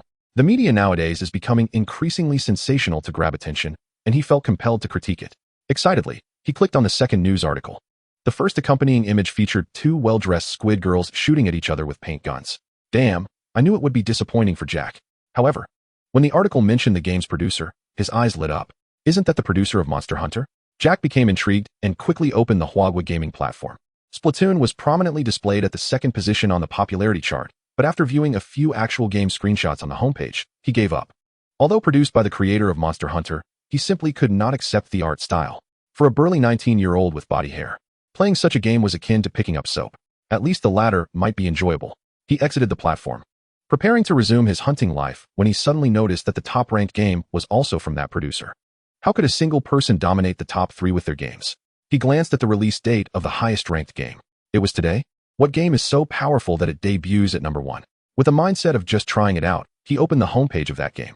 Sekiro, Shadows Die Twice was priced at $328, a bit expensive but still acceptable. Below it was an announcement stating that players who owned both Monster Hunter and Sekiro would receive new weapon charms in Monster Hunter. The comments below the announcement already numbered in the thousands. The producer is simply diabolical. Little Tuanzi, thank you so much. Why does Zhou keep thinking about Little Tuanzi? This must be love, right? Jack was utterly confused. He then attempted to search for Little Tuanzi and was instantly introduced to a new world. Under the pleas of the crowd, Little Tuanzi reluctantly began streaming Sekiro. However, thinking about her meme being turned into a charm made her grit her teeth in frustration. How can someone who looks so dignified be so wicked, always taking advantage of her, and then coming back to mock her? It must be intentional. If it weren't for you saying that Xiao Tuanzi could be cleared normally, I would have absolutely refused to play. After purchasing the full version, Little Tuanzi entered the game. Although she hadn't played in a while, the many deaths she had experienced still lingered in her memory. She smoothly made her way to Xiao Tuanzi. After a few exchanges, she was easily defeated again. This time, she did not respawn in the sewers, but directly entered a cutscene. An unfamiliar monk outfitted the wolf with a prosthetic arm, capable of transforming into various mechanical tools. The audience was astonished. Wow, this arm is incredibly cool. I want one too. I have a question. If I use this arm for certain activities, does it still count as such? Damn, the comments suddenly turned philosophical. I'm at a loss. Little Tuanzi tried it out and found it even more useful than her original hand. Thus, using the new mechanical hand with its ropes, she swiftly navigated rooftops, combining stealth kills with throwing knives, and reached the final boss unscathed. With such a smooth gaming experience, Little Tuanzi's confidence returned, growing ever more inflated. Yo, brothers. The Invincible Ninja Squad is back. Moved, everyone filled the screen with tears. Kai Tuan. She was putting on airs again, seemingly having forgotten her initial struggles. Jack had been watching Little Tuanzi's live stream from the beginning and was now utterly perplexed by the comments. Wasn't she supposed to be formidable? Aside from the moment she was killed by the plot, she and T died again. The final boss was a giant humanoid monster. The Akuma, bound to a wooden frame, its eyes glowing red. Xiao Tuanzi initially intended to stealthily approach and eliminate it. However, as she drew near, it began to struggle incessantly. Brothers, it appears to be bound and unable to move, watching me pilfer its treasure. When did Xiao Tuanzi become so lewd? Surely, it must be the influence of the chubby brother. It turned out to be a wise decision. After stealing 56 strikes, Xiao Tuanzi finally broke free. With both hands, it lunged at her. A giant warning sign appeared above Xiao Tuanzi's head. Was this a manifestation of the producer's pity? Xiao Tuanzi quickly leaped backward, and that very spot was instantly shattered by the Crimson Demon. With the warning sign alerting her, Xiao Tuanzi danced gracefully, evading the demon's punches and flying kicks with ease. It wasn't until Xiao Tuanzi executed the demon that everyone began to realize the truth. Could this truly be Xiao Tuanzi?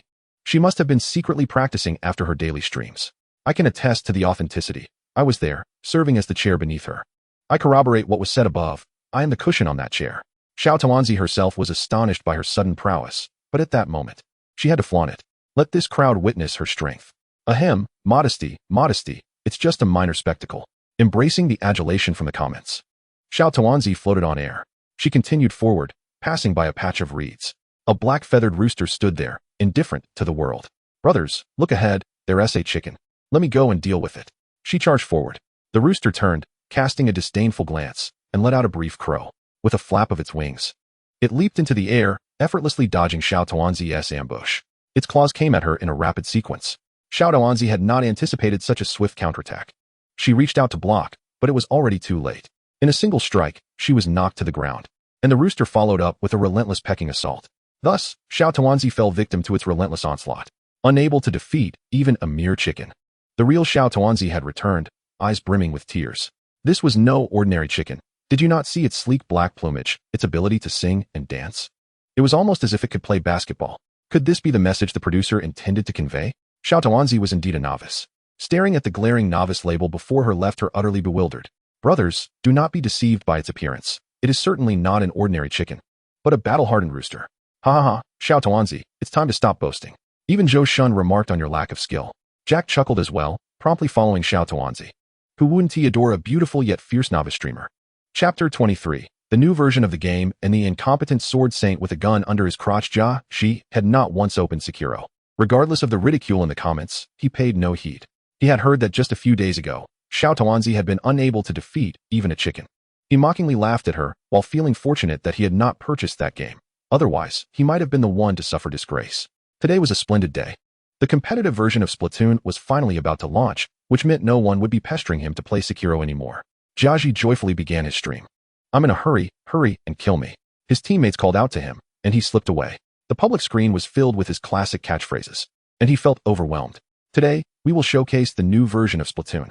If he opened it quickly enough, he wouldn't have to endure the incessant chatter in the comments. The new version introduced several branded weapons, maintaining their performance while altering their secondary skills and ultimates. Most importantly, it featured a ranking system and competitive mode. The objective was to push through to the highest rank. There were 4 new modes, each changing every 2 hours. The current mode was Control Point. The central area of the map transformed into a capturable zone. Players needed to completely cover it to initiate a countdown of 100 seconds. Zhou Tianyi's 3 teammates had not yet logged in, so he started a ranked match alone. Even on a weekday, he was matched instantly. His 3 teammates were all introverted players, silent as the grave. The match begins. Zhou Tianyi chose a sniper rifle without a scope. Its secondary skill allowed him to deploy a curtain of paint to block enemy attacks, while his ultimate launched several suction cup bombs that could adhere to anything. At the outset, he fired paint while boldly advancing towards the contested area. This map was a familiar adaptation of an amusement park. However, the opposing team was quicker than he anticipated. 2 players wielding umbrella guns were already occupying the zone. The umbrella gun, akin to a shotgun in other shooting games, could be deployed to shield oneself and block bullets. Zhou Tianyi positioned himself atop his team's high ground and took aim. With a shot, one opponent was sent home, but the other 2 had arrived on the battlefield. Yet, one of his own teammates was still absent. Where are they? They appeared to have gone AFK. Just a moment ago, they seemed to be inactive. All they do is play games daily, skipping breakfast to jump straight into play. Today, none of them will be able to log onto the Dream Network. A mother sternly chastised her children. The 2 boys and 1 girl faced the wall in shame, too afraid to utter a word in the face of their furious mother. Little did they know, the angriest person was not their mother. "You can't play. What kind of nonsense is this for competition?" Zhou Tianyi cursed as he eliminated another opponent. Although facing 4 enemies alone was not overly challenging, he found himself at a disadvantage in covering the ground. Despite their somewhat clumsy movements and imprecise shooting, the opponents coordinated their actions flawlessly. Each time they died, they waited for everyone to regroup before charging in together, with 2 distracting and 2 covering the ground. As the tomato sauce prepared to dominate the battlefield, the opposing team had nearly assembled and charged forward once more. I was truly overwhelmed. The tomato sauce could not withstand the onslaught. The enemy possessed some formidable capabilities. I have learned this tactic and will certainly try it with a friend next time. Had there been even a single teammate on the tomato sauce's side, the outcome would not have been so dire. The conclusion was predictable. The opposing team ultimately triumphed through their relentless strategy. Did you all witness this in the live stream? This is what one might call a true tactic. Although the enemy displayed a modicum of ineptitude, their teamwork was commendable. As for my teammates, alas, I had none. The barrage of comments began to offer consolation. The young man in white returned. "Tomato sauce, you can do it. In the next round, may you encounter more capable allies."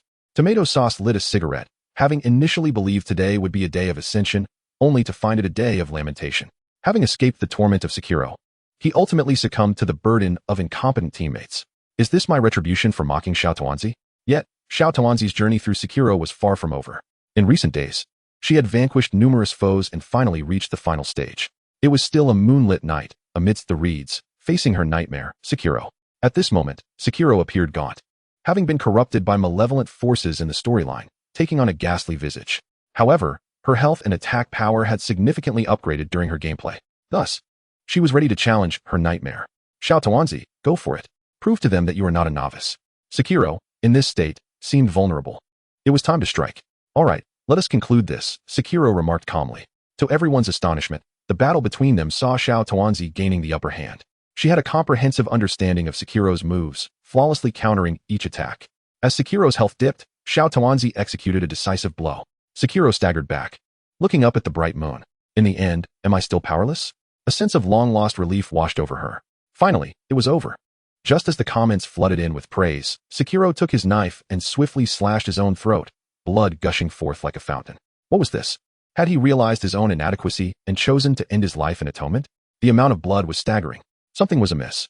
A hand emerged from Sekiro's wound, grasping his blade. Slowly, a figure crawled out from within Sekiro's body. Xiao Tuanzi and her fans were horrified. I must fulfill my grandson's final wish. Wolf, I shall slay you.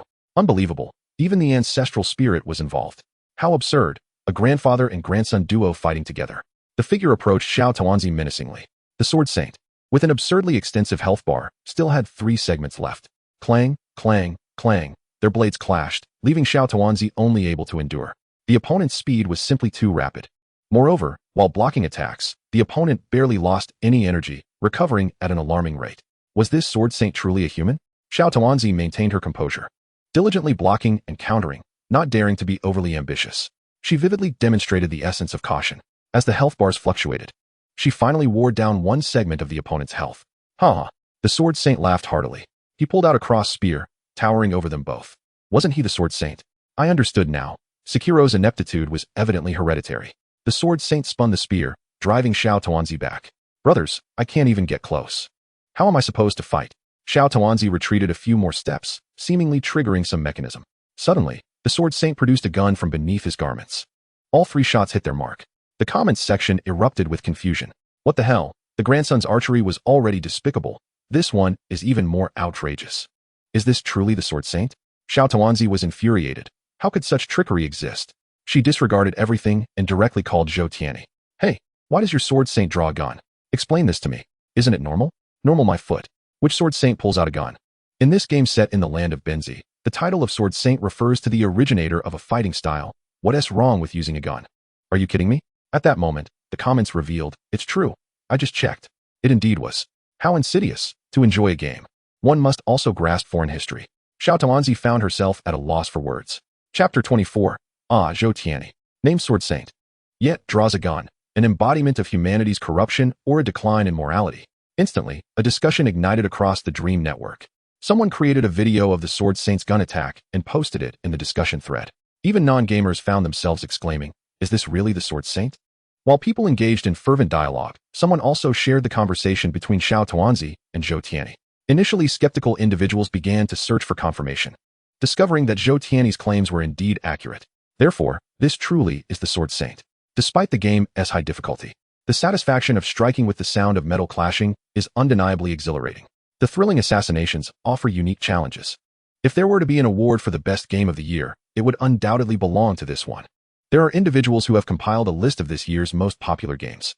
Guai Wu Lai Run, the most realistic world, the most novel gameplay, and the most addictive monster hunting. Pinshi Zhan Shi, a shooting game that everyone can enjoy. Zhilang, Ingji Er Du, the most hardcore, insidious, and challenging game. It is hard to imagine that these stylistically diverse and gameplay varied games were all created by the same individual, who is affectionately referred to as Zhou Shun. Despite the multitude of major companies in Huagua, none have produced games as remarkable as his. Zhou Shun is eternally revered. One wonders what game he will unveil next. Zhou Tianyi, adored by many, now faces a new dilemma. Xiao Tuanzi is upset. Although it may have a minuscule connection to him, he adamantly refuses to acknowledge it. Woman, your name is Trouble, Zhou Tianyi muses. Eureka! He swiftly constructs a framework for a new game, and the system begins optimization. Xiao Tuanzi, as usual, checks her private messages this morning. The familiar Shiba Inu avatar suddenly bounces to life. She hastily conceals the interface, yet the keen-eyed audience will not let her escape scrutiny. Isn't that Zhou Shun? We all saw it. What are you hiding? Xiao Tuanzi, show us. What could be so scandalous? The curiosity is understandable. Ever since Xiao Tuanzi added Zhou Tianyi's contact information, he has not sent another private message. Now that his avatar is flashing, it deserves a thorough examination. Unable to resist the crowd's persuasion and the barrage of rockets from affluent viewers, she reluctantly reveals the private message. Hello, Xiao Tuanzi. I was honored that you played my game a few days ago. Seeing that you not only enjoyed it, but also praised it aloud left me both shocked and overjoyed. Thus, I toiled and lost sleep, finally creating a game that is entirely different from Zhilang, and I hope you will give it a try.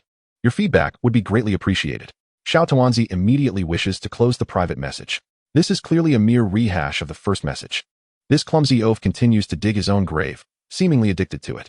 Moreover, not long ago, the game Ni Yao Shi Tong Guan, Ni Jiu Shi Dai was finally completed by a brave warrior.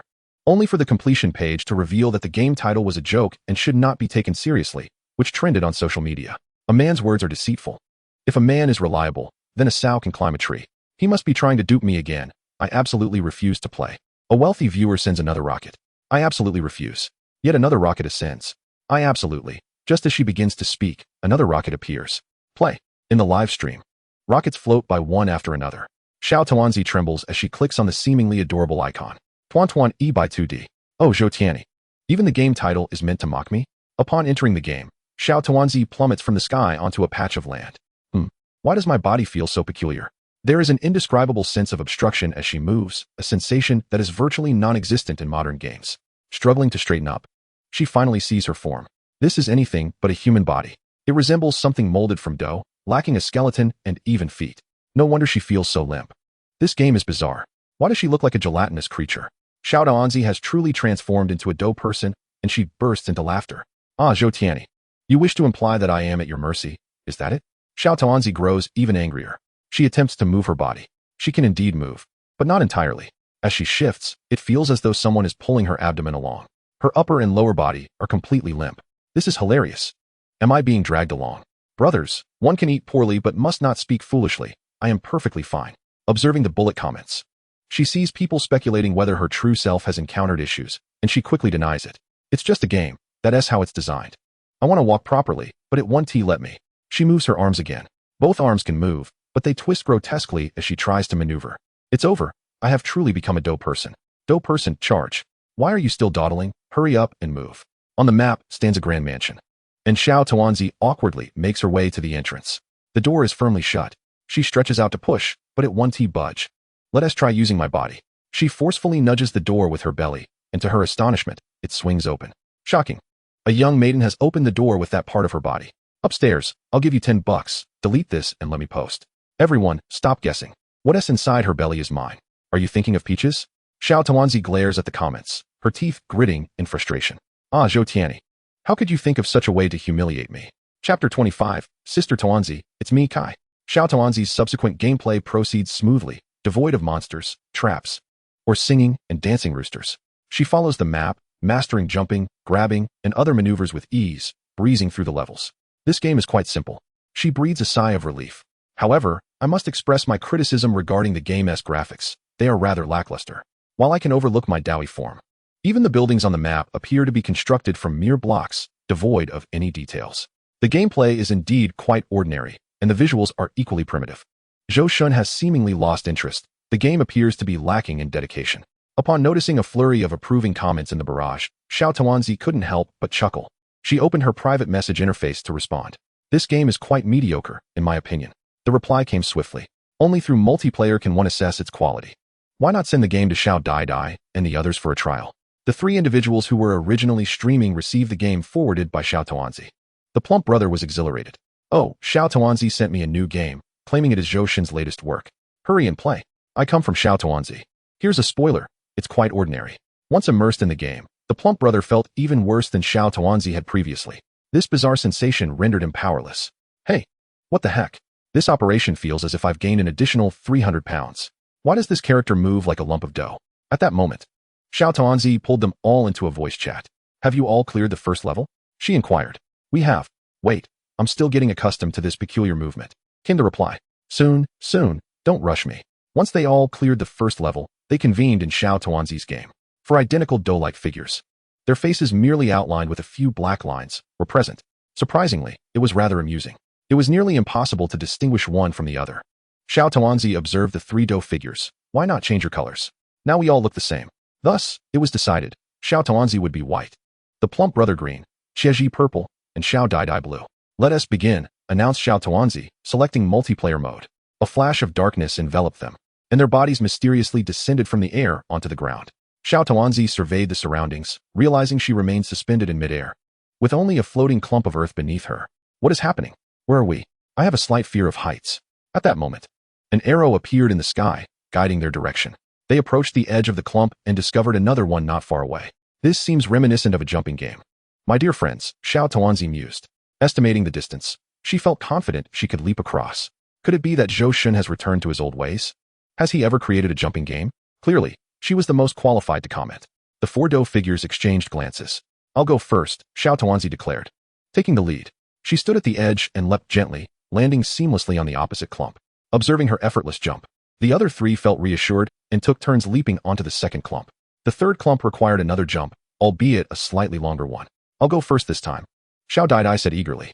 With a running start, she leapt and successfully landed. Impressive. Xiao Daidai was indeed skilled. Following her example, Xiao Tuanzi and the plump brother also made the jump. It was now Qiezhi's turn. Running start, wobbly legs, leap. Brothers, come save me, quick. The purple doe figure clung desperately to the edge of the clump, her feet flailing in midair. You can't make that jump? Laughed the plump brother. Can someone please help? Give me your head. I'll pull you up, the plump brother said, advancing to assist Qiezhi.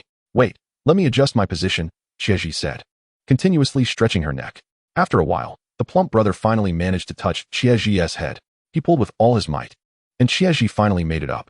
You almost didn't make it. What happened? Why are you so unskilled? Perhaps she was in a hurry. The fourth clump was positioned quite far away, separated from the third by a considerable blue air zone, a teleportation area. The plump brother glanced at the prompt. It seems that as long as we jump into that blue area, we will be automatically transported. Allow me to demonstrate how it's done, he declared confidently, leaping towards the blue zone. Indeed, just as he had surmised, the green doe figure floated upwards, soaring toward the fourth clump. Incredible.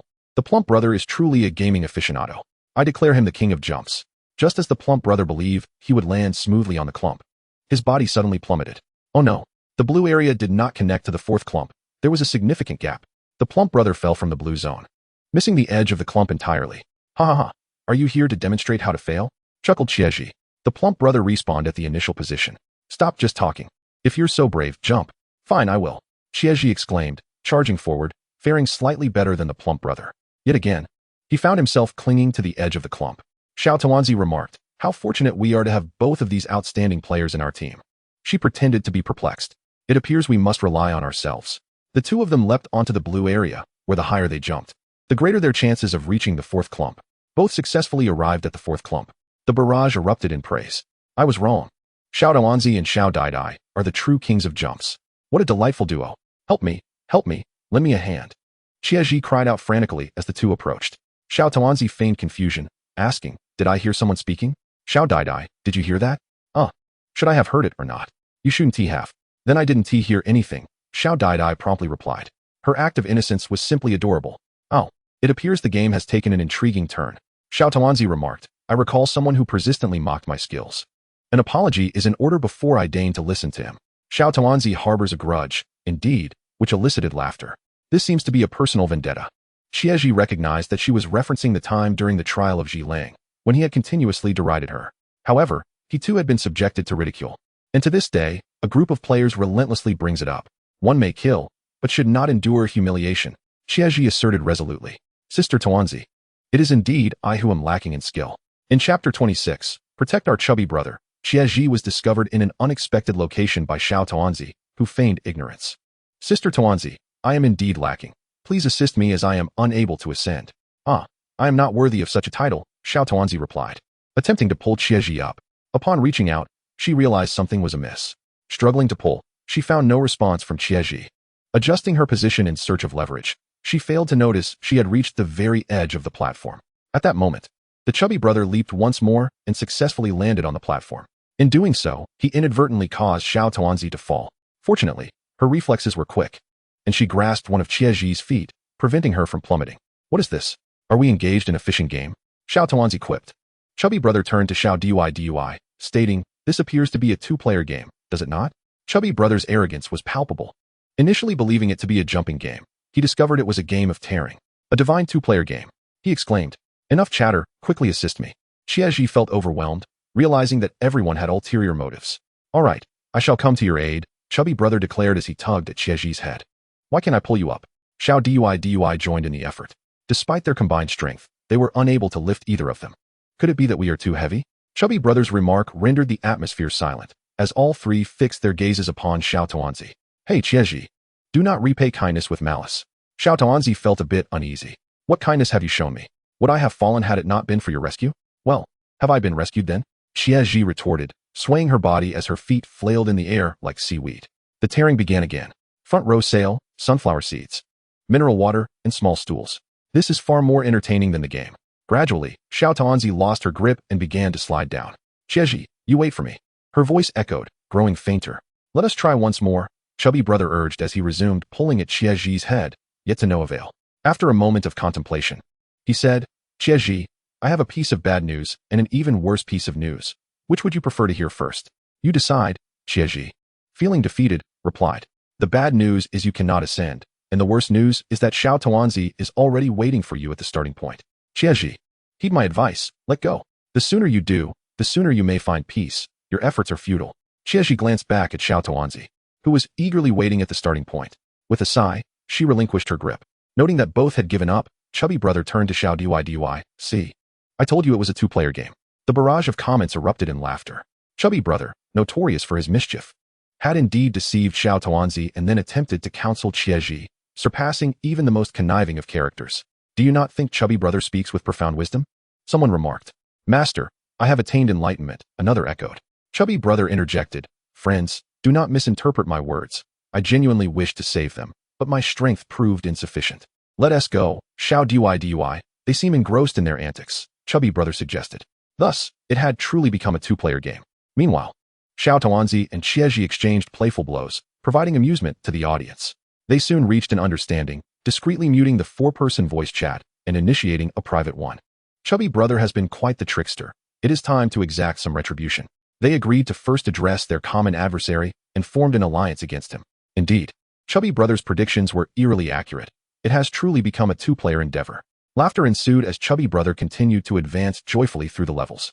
On the other side, Chubby Brother and Xiao Tuanzi encountered an impassable wall, towering high enough that it would require at least 3 players stacked upon one another to surmount it.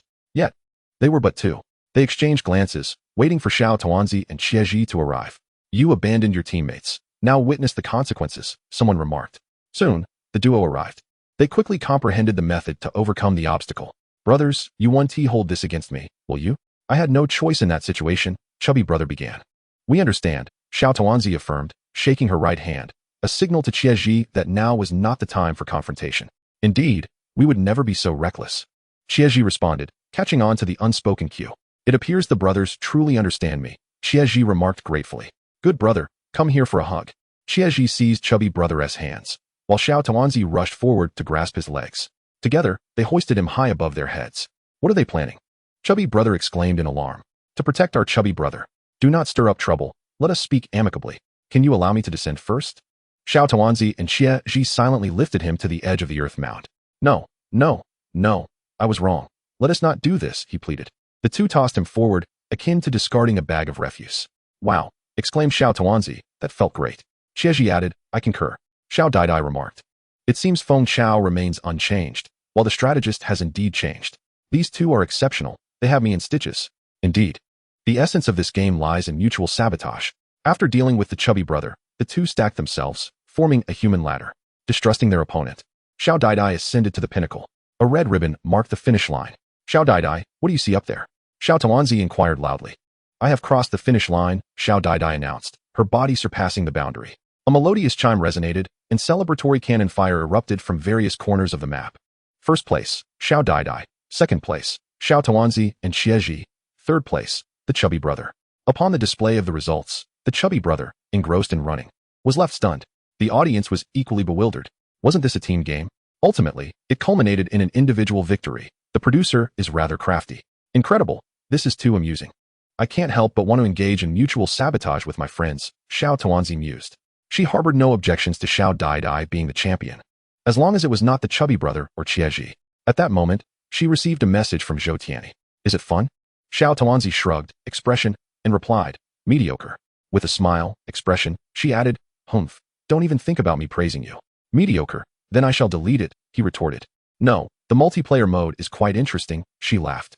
Only then did Xiao Tuanzi realize she had been tricked. Chapter 27. I am the Good Samaritan. Well, Zhou Tianyi. Are you playing tricks on me again? She accused. I am not. I did not. Do not speak carelessly, he rapidly denied. But you just mentioned deleting the game? She countered. This game was made specifically for you. If you say it's uninteresting, what is the point of keeping it? Do you think I would believe your nonsense? Believe it or not, he responded, and their conversation came to a halt. Xiao Tuanzi, while claiming disbelief, could not help but ponder the truth of his words. Everyone noticed that Xiao Tuanzi's demeanor seemed somewhat off. Why is Xiao Tuanzi not speaking? Kaituan wondered. Her face inexplicably flushed red. What happened? Could it be that Xiao Tuanzi is experiencing a crush? What nonsense are you all spouting? I would never think about such things. Men only hinder my blade drawing speed. Xiao Tuanzi retorted with a laugh. What are you doing? We have been waiting for you for ages, the chubby brother's voice called out. I'm coming. The four of them resumed their time together, helping one another progress while also engaging in mutual sabotage. The bond of their plastic brotherhood was vividly displayed. The game designer, I Am Not a Dog Planner, has released a new work, provoking a fierce rivalry among four renowned streamers. Xiao Fanlai is set to launch, and Penguin Technology will hold a press conference. Old Wang, head of the gaming division at Penguin Technology, was astounded by today's trending topics. What on earth is going on in the mind of this I Am Not a Dog Planner? The games are being released at a breakneck pace. It takes his team over a month to produce a single game, yet he has released several in just 1 month, each a blockbuster. He hastily searched for details and discovered that this game had not yet been officially launched. It had merely been tested by streamers like Xiao Tuanzi. The graphics were glaring at first glance. Upon a second look, the characters appeared peculiar and the controls were awkward. On the third glance, the gameplay was overly simplistic. From Old Wang's professional perspective, this game was rather mediocre, significantly inferior to the previous titles. However, entering multiplayer mode transformed everything. Those flaws became insignificant. The odd characters and clumsy controls surprisingly became points of interest. The most entertaining aspect turned out to be the interaction among players. The scene where Xiao Tuanzi and Xie Zhi tossed the chubby brother had him laughing uncontrollably. One must admire this producer. Each game carries a distinct theme and purpose. Such talent surely belongs to Penguin Technology. Old Wang contacted a familiar headhunter and sent a voice message, "Help me recruit someone." Zhou Ming was a seasoned headhunter who had received a new task from Penguin Technology to recruit the hottest game designer in Huagua. I Am Not a Dog Planner. After some investigation, he discovered the person's real name, Zhou Tianyi. The deeper he probed, the more astonished he became. All the wildly popular games were created solely by this individual. This was an exceptionally tough nut to crack. Bribery? Not feasible, according to his estimates. Zhou Tianyi was earning several tens of millions from just 3 games. Moreover, these were produced within a mere 2 months. Position?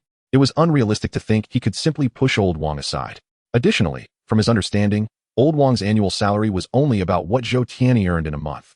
A team brimming with talent? Unnecessary. He single-handedly handled planning, art, and music, producing results superior to those of dozens of others. How could someone be so extraordinarily gifted? Lacking neither talent nor wealth, with a resounding reputation. Zhou Ming sat in his car, chain-smoking, pondering a question while gazing at Zhou Tianyi's residence. Why would such a person ever want to work for someone else? As Zhou Tianyi emerged from his home, Zhou Ming calculated that it was time for dinner, providing an opportunity for a casual chat. Just then, a beautiful young woman with flowing hair, dressed lightly, accidentally dropped her bag at Zhou Tianyi's feet, causing its contents to spill out. Zhou Tianyi promptly halted his steps to assist her in tidying up. Zhou Ming observed this scene, thinking the young man had a good heart. However, the girl seemed rather familiar. He scrutinized her for a moment and cursed inwardly. Damn, it's them again. They were Zhou Ming's old rivals, often finding themselves competing for the same target. Zhou Ming frequently faced losses. As this group never adhered to the rules of fair play, he immediately descended from his vehicle and approached them. Here you go. Zhou Tianyi handed the neatly packed bag to the young girl. Thank you, she replied, her voice soft and delicate. As a token of gratitude, may I treat you to a meal? No need. It was merely a small favor. Oh, I see. The girl feigned a profoundly disappointed expression, a tactic she had validated. No one could refuse her after witnessing such a countenance. Zhou Tianyi pondered why she seemed so insistent when money was seemingly abundant. If you insist, then. All right. I know a rather good restaurant nearby. All men are the same, but this one is quite handsome. I suppose I won't be at a loss, the girl thought, preparing to take Zhou Tianyi's hand. Wait, let me finish. Zhou Tianyi raised his hand to evade her grasp. Go on. If you're that adamant. Just transfer the money directly to me. Dining out is too troublesome. The girl was taken aback. Zhou Ming, who had approached intending to interrupt them, nearly burst into laughter upon hearing Zhou Tianyi's words and quietly retreated. Wow, this guy is quite the character. The girl's expression twitched slightly, yet she still transferred 88 to Zhou Tianyi through the Dream Network. Received, thank you. Be careful next time. Zhou Tianyi smiled, feeling fortunate to have found money so easily today. Oh dear, I think I twisted my leg. Could you take me to the nearest hospital? The girl was persistent. Wait, take a couple of steps for me to see. Confused, the girl limped a few steps, pretending to be in pain. Zhou Tianyi stroked his chin, assessing her foot before pointing to a nearby step. Come, sit here and extend your foot. The girl hesitantly approached, finally extending her foot. Zhou Tianyi grasped her delicate foot, contemplated for a moment, then twisted it with force. Is it better now? Zhou Tianyi inquired. The girl forced a smile that was more painful than tears. Thank you. Hey, the bone-setting technique I just learned on the Dream Network is indeed effective. That is good. I won't charge you this time. Don't ask why, because I'm a great person. Zhou Tianyi turned and walked away, humming a tune as he went. Today was a wonderful day, and everything he wished for seemed to come true. The girl sat there, unable to hold back her tears, and quickly contacted her boss via the Dream Network. Did you succeed? A middle-aged woman's excited voice inquired.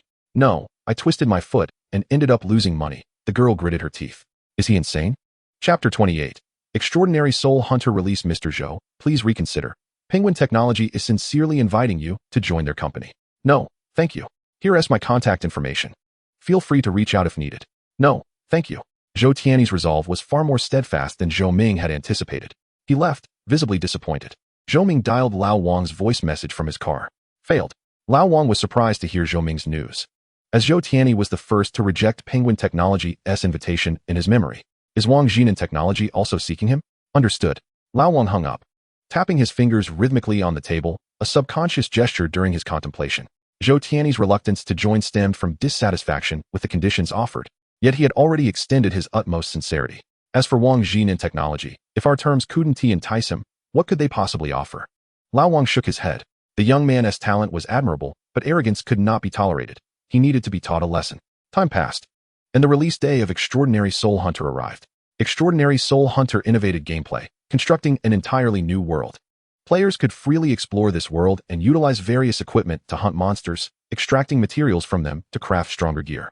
Most importantly, this game was free to play. We hope everyone enjoys it.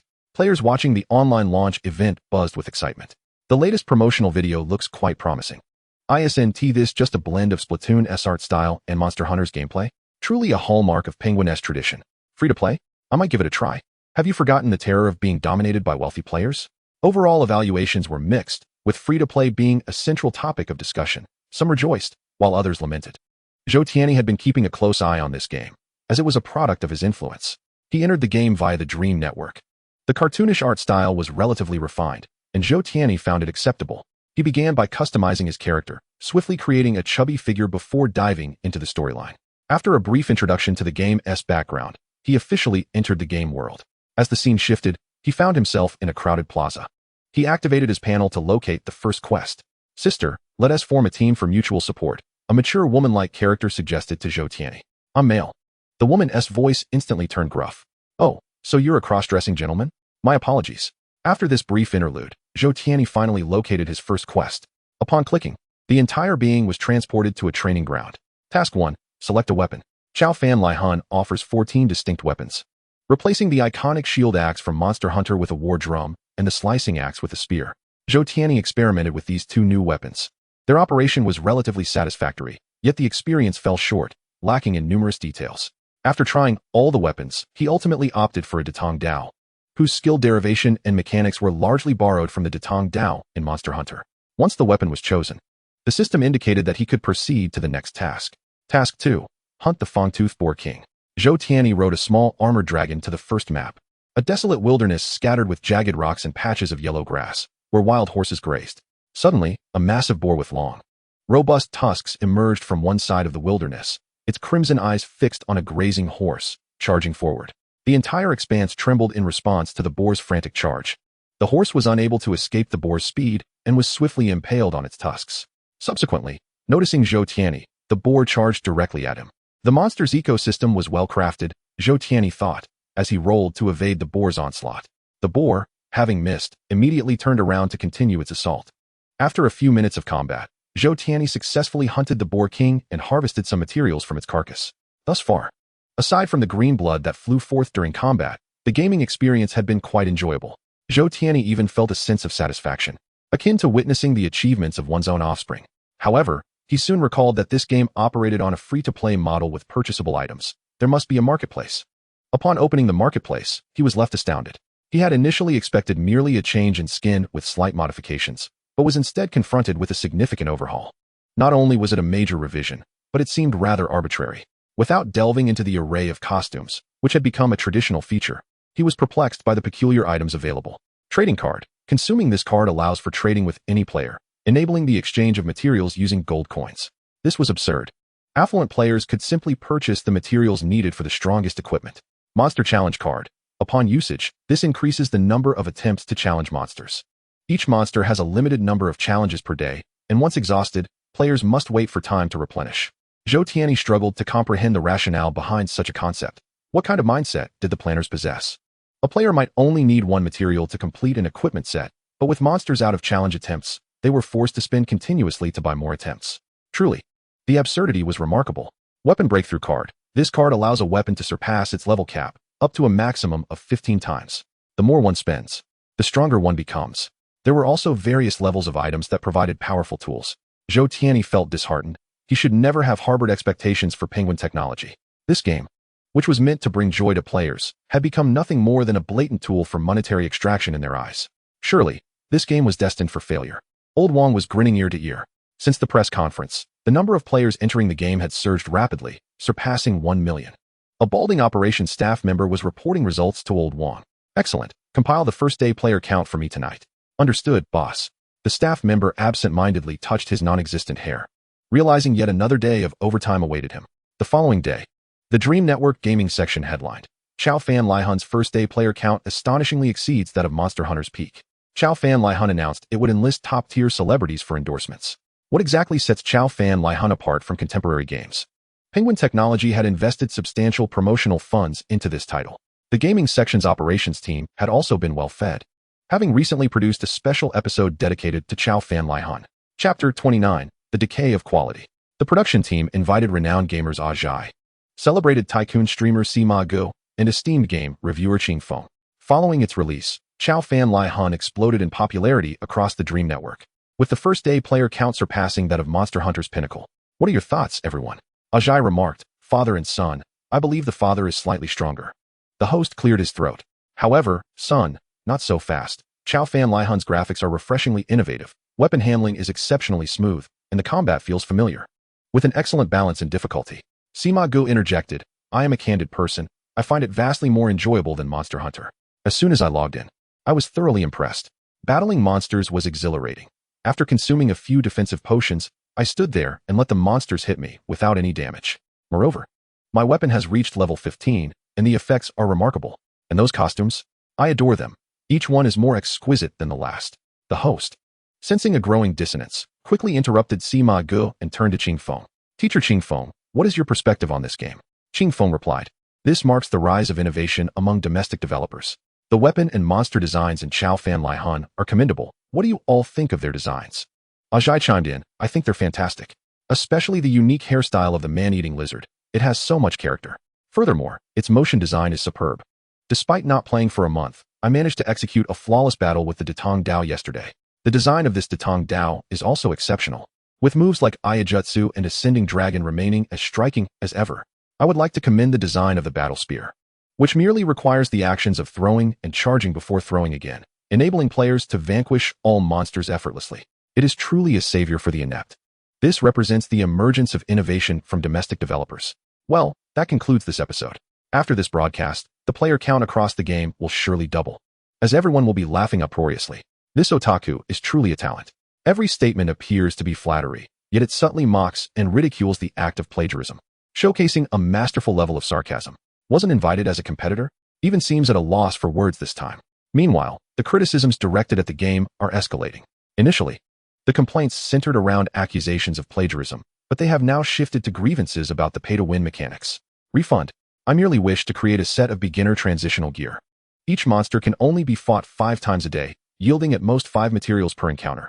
And a single piece of equipment requires nearly 100 materials. What a dreadful game. As for the exploration maps, aside from the initial one, the usable items on subsequent maps can be counted with my. However, these comments are swiftly deleted or buried under inexplicable positive reviews. The number of players continues to rise. Excellent. The Mediterranean operator hesitates to speak. What is it? Speak plainly. Our game's rating is steadily declining. It has now dropped to 3 stars. That is to be expected. This version is indeed lacking. Chuckles. Then we must hasten to develop a patch addressing these issues. Do not rush. The patch has already been prepared. The Mediterranean operator is puzzled. Why not release it from the beginning? Wouldn't we first need to appear negligent before we can improve? If we wait for them to vent their frustrations, and then we release the patch, it will emphasize our responsiveness to player feedback and respect for them. It will also allow us to gauge their limits, achieving multiple objectives. Pats his shoulder. You must understand more. That night, officially announced that it would heed player opinions and amend certain unreasonable aspects of the game, with a new patch being developed overnight and set to launch shortly. Indeed, Following this announcement, ratings surged significantly. S ability to acknowledge mistakes and rectify them reflects the responsibility of a major corporation. Very well, I shall forgive you this time. If only you had acted sooner. Observes the rising ratings with cold amusement. These players are easily fooled. Of course, noticed the announcement. He quickly grasped the situation. Seeks to earn both money and reputation. They first present something utterly subpar, then release another mediocre offering, leading players to perceive the latter as a vast improvement through comparison. Moreover, they would take pride in believing it was their complaints that prompted the change, unaware that they had been deceived. Thus, contemplated for a moment and resolved to reveal the harshness of reality to them. Games should be crafted with sincerity, not through such exploitative tactics. Suddenly, a message and a new promotional video appeared on the homepage, igniting excitement throughout the gaming community. Is set to release a free major expansion, introducing new mechanics, maps, monsters, and equipment, promising a wholly fresh gaming experience. The promotional video showcases a new shrine, with hunters riding enormous dogs across the landscape. Upon encountering an insurmountable cliff, a grappling claw materializes in the hunter's hand, allowing them to effortlessly pull themselves across to a tree on the opposite side. The video concludes with a poetic narration. When countless flying dragons take to the skies, legends unfold. Countless bodies are torn asunder, bones and blood are shattered and drained, and thus it shall appear. Dust ignites, steel melts, water evaporates. Winds rise and swirl, vegetation withers, a fierce rebirth ensues. It is named the Black Dragon. It is called the War of Destiny. It is known as inevitable death. If there is a throat, let it roar. If there are ears, let them listen. If there is a heart, let it pray. The Black Dragon, the heavens and earth shall be overturned. Its name shall echo in the air. The heavens and earth shall be overturned. Its name. A colossal vertical pupil flashed in the final scene of the video. Everyone has been eagerly anticipating how it would respond to. Would he denounce it or pursue legal action? Naturally, no one anticipated that his true reaction would be one of exasperated anger, akin to discovering that his own son was born to the neighbor. Furthermore, no one could foresee that would directly launch a substantial expansion pack to confront head-on. Goodness, with so much content, it is practically a new game. A free update, my heavens. From the current video, it appears that new dogs and grappling claws have been added, and the poem likely represents the ultimate monster. The Black Dragon is quite a formidable presence. What a wretched game is, even dogs would not play it. Forever reigns supreme. Chapter 30, Monster Hunter, Legends. The homepage of has officially been renamed to. The new patch for has already gone live. Under 2 trending topics. The discussions are as disparate as night and day. Everyone is abuzz with speculation about what new monsters and mechanics will be introduced in. Does that poem not narrate the legend? Could there be even more legendary monsters to unveil? Excitement surges. I can hardly contain my hunting spirit. Is there anyone still praising now that even dogs refuse to play it? Our player count is experiencing a significant decline. We now have only half of our original numbers. Gazes silently at the data before him. You may leave now. Upon exiting the Mediterranean operator's office, a faint sound of General Wong throwing objects could be heard. Little Tuanzi became particularly exhilarated after the broadcast commenced. Monster Hunter can undoubtedly be regarded as one of her favorite games, and she had ceased playing only after capturing all the peculiar creatures across the maps. Brothers, have you heard? A new expansion is on the horizon, she inquired. I was already aware, came the reply. How's the situation in Mars Rescue and Jiyuanxing? A particularly conspicuous comment appeared. Why not ask Zhou about his progress? Why would I? I have no connection with him. He would never divulge such confidential information to me. Although little Tuanzi desired to know, she understood that development progress, regardless of the context, remained classified. You claim you have no connection. Yet you are always the first to play any new game, retorted a voice. Even my dog chuckled upon hearing this. If you have no connection, does that mean I have a chance? Little Tuanzi huffed. All right, I shall inquire boldly. She displayed the chat interface between the two during the live stream. Tuan, how is your game development progressing? Zhou, it still requires some time. Little Tuanzi shrugged, expression. I told you. How could he possibly inform me? Asking you all is futile. She stood with hands on her hips, exuding rational indignation. The audience began to brainstorm. Why not try being cute? Perhaps plead with him? Tuan, I really want to play. Little Tuanzi teared up, expression. Zhou, want to play? I can prepare a version for you, and send it shortly. Tuan, really? Love you, 3. Zhou, huh? Tuan, that was just my way of expressing happiness, no need to mind. Little Tuanzi smiled, expression. If I am at fault, please punish me, rather than subject me to this display of affection between the two. Woof woof, woof woof. I am devastated. As a 3-year fan, I cannot accept this reality. Brothers, let me explain. It was merely my excessive excitement. You all understand that in moments of extreme exhilaration, one may act irrationally, Little Tuanzi clarified. Your argument holds water. But if it weren't for your face turning as red as a monkey's backside, I might have believed you. Are you trying to deceive us? Regardless of how little Tuanzi explained, no one believed in their innocence. Just as the live stream became a cacophony of chatter, a large influx of new viewers arrived. Having learned that little Tuanzi could play the latest Monster Hunter Legend, what are you all spamming? They wondered. It was evident that the streamer was not engaged in gameplay. Yet the comments were filled with references to affection. Little Tuanzi is with Zhou. Subsequently, the newcomers were assimilated, and together they began to flood the chat with similar sentiments. Little Tuanzi was rendered speechless, opting to let them continue their discourse. At this moment, Zhou Tianyi sent the game over. Little Tuanzi wasted no time and entered the game immediately. After a brief darkness, she found herself before an abandoned shrine.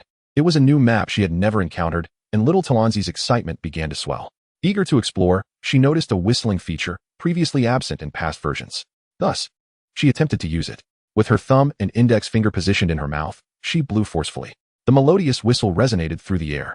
A commotion of monstrous footsteps approached from the distance. A dog, the size of two people, halted before her, gazing at her with intelligent eyes. Little Tuanzi stared back at it, and they shared a silent gaze for several seconds. I can't hold it in. This dog has such wise eyes, she exclaimed, unable to contain her laughter. The dog's eyes were mere dots, colloquially known as beady eyes. Ha ha ha, those eyes are utterly silly. Quickly, let us see if I can ride it. Wow, I can finally realize my dream of having both cats and dogs in the game. Little Tuanzi took her time, gently stroking its head, feeling the warm, furry texture, so incredibly lifelike. She then learned that this dog was designated as the Yalai Quan.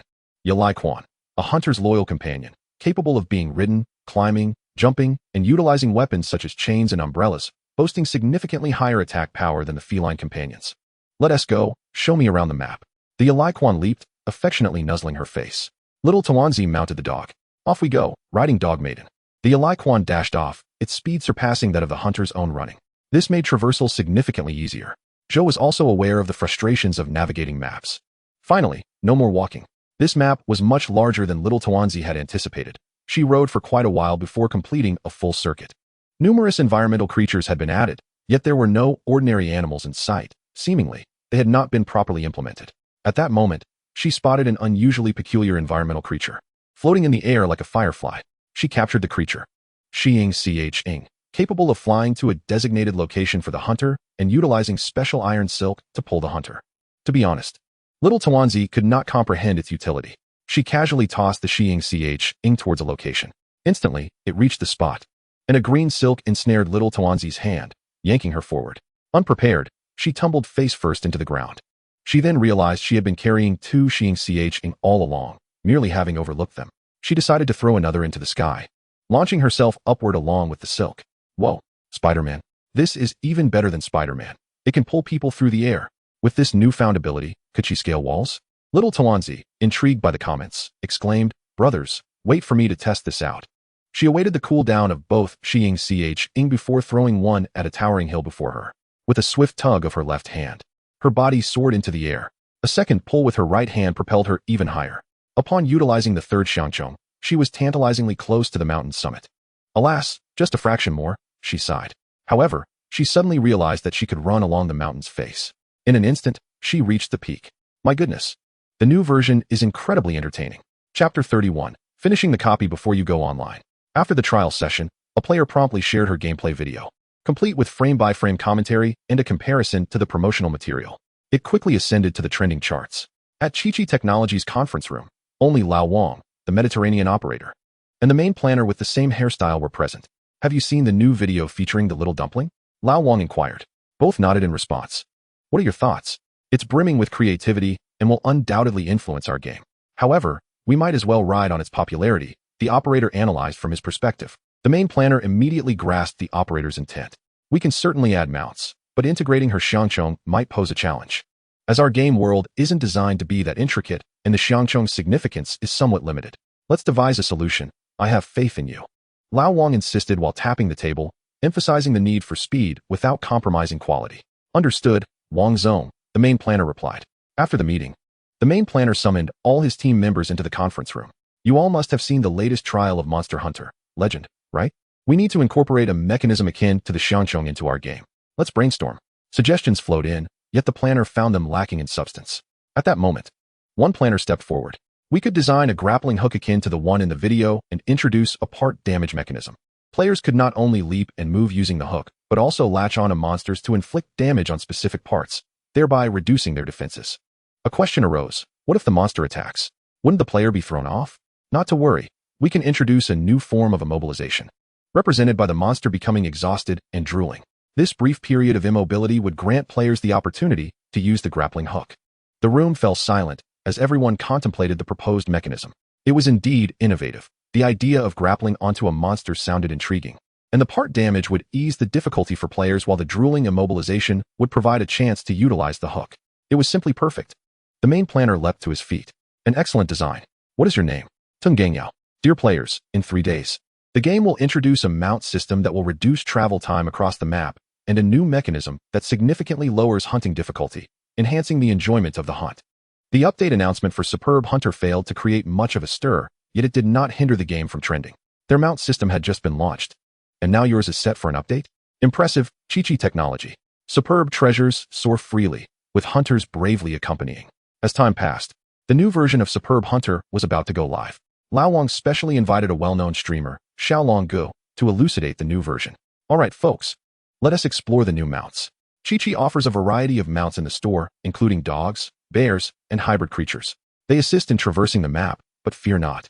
Their speeds are uniform, only their appearances differ. Xiao Tuanzi briefly explained the function and acquisition methods for the mounts. Now, here comes the highlight. This is the grappling hook meticulously researched and designed by the Superb Hunter development team. Xiao Tuanzi raised a claw-shaped object in his left hand. Isn't this from the promotional video? I thought it was something unique, but it turns out it's a copy. Wait until I demonstrate. You'll see it's different. Xiao Tuanzi entered the arena where a man-eating lizard was wandering. He approached, aiming his left hand and forming a fist. A claw shot out, grasping the man-eating lizard's head, yanking him forward to perch atop it. The audience gasped. Wow, this looks quite intriguing. It has that flair. So, what happens after you grab it? Xiao Tuanzi plunged his great sword into the creature's face, using his body weight to pull down on the sword's hilt. The blade carved through the monster's visage, splattering green blood. The head area of the man-eating lizard bore peculiar marks. Did you all witness that special attack and the markings on the man-eating lizard's face? This is the new mechanism. After grappling onto a monster, a special attack can reduce the defenses of that specific part. I apologize for my previous misjudgment of Chi-Chi technology. This indeed lowers the difficulty. It seems that Chi-Chi technology continues to innovate. Hold on, there is something even more impressive. Xiao Tuanzi grinned. He effortlessly grappled back onto the man-eating lizard's head, leaving his claw extended. 5 metallic claws glimmered ominously. Xiao Tuanzi struck the monster's face with the claws, causing it to wail in pain and turn away. After a couple of turns, the creature faced the arena wall. Xiao Tuanzi struck it again with his great sword. The man-eating lizard howled in agony as its body collided forcefully with the wall. A thunderous crash echoed, and the creature lay on the ground, struggling. Using the grappling hook to attack the monster's head could force it to turn, and the subsequent strike could send it crashing forward. If it collided with walls or obstacles, it would fall. What do you think of this idea, dear friends? It's absolutely brilliant and immensely intriguing. I can hardly contain my eagerness to give it a try. QKJ has finally taken a significant step forward. Subsequently, Brother Xiao showcased the saliva stiffening of the monsters, revealing that upon activation, the monsters would take a half step back, visibly drooling. After the hunt concluded, Brother Xiao remarked that although CHOF had indeed encountered some issues in the past, this update is undoubtedly filled with sincerity. And the claw system is something that anyone who plays will understand. The update livestream came to an end. Numerous netizens engaged in discussions, and discerning individuals could clearly see that this update is evidently inspired by the promotional content of Gu IWLRN, Shu in Shu. However, it was released too swiftly. The original creators had just unveiled their promotional material, and yet here it was already updated. One cannot deny that the design of the claw is indeed commendable. The excitement is palpable, and I cannot help but yearn to try out the claw. Charge forth. CHOFNLH is merely for cursory enjoyment. Woof woof. Mr. W. Following the version update, the player count has surged significantly, with many veteran players returning. The ratings are also on the rise. Excellent. Old W. finally breathed a sigh of relief, as it appeared that the issue had been resolved. The individual responsible for designing the claw truly deserves commendation and rewards. Chapter 32, Claw. Thank you for curing my low blood pressure. ZHUT New York was the first to experience the claw. He could not deny that the design concept was indeed remarkable. With the claw, the gameplay felt much more akin to genuine hunting, with various mechanics like climbing, wall collisions, and breaking defenses executed quite well. Although the design of the maps, monsters, and weapons still lags behind, Zhou New York was already quite satisfied with this progress. A paternal smile graced his face. However, after hunting down a magical creature, he noticed something rather peculiar. There were numerous issues with the claw, and most importantly, it was evident that the planner behind the claw had not thoroughly played the game they had designed.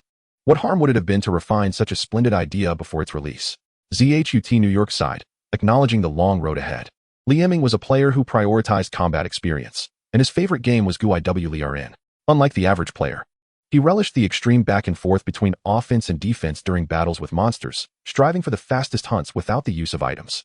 Initially, he could still enjoy CHOFNLIHN, as the game essentially mirrored GUIW's combat system, providing a fairly standard experience. He tolerated the introduction of new monsters. However, he eventually became disenchanted with the forced progression system that compelled players to spend money.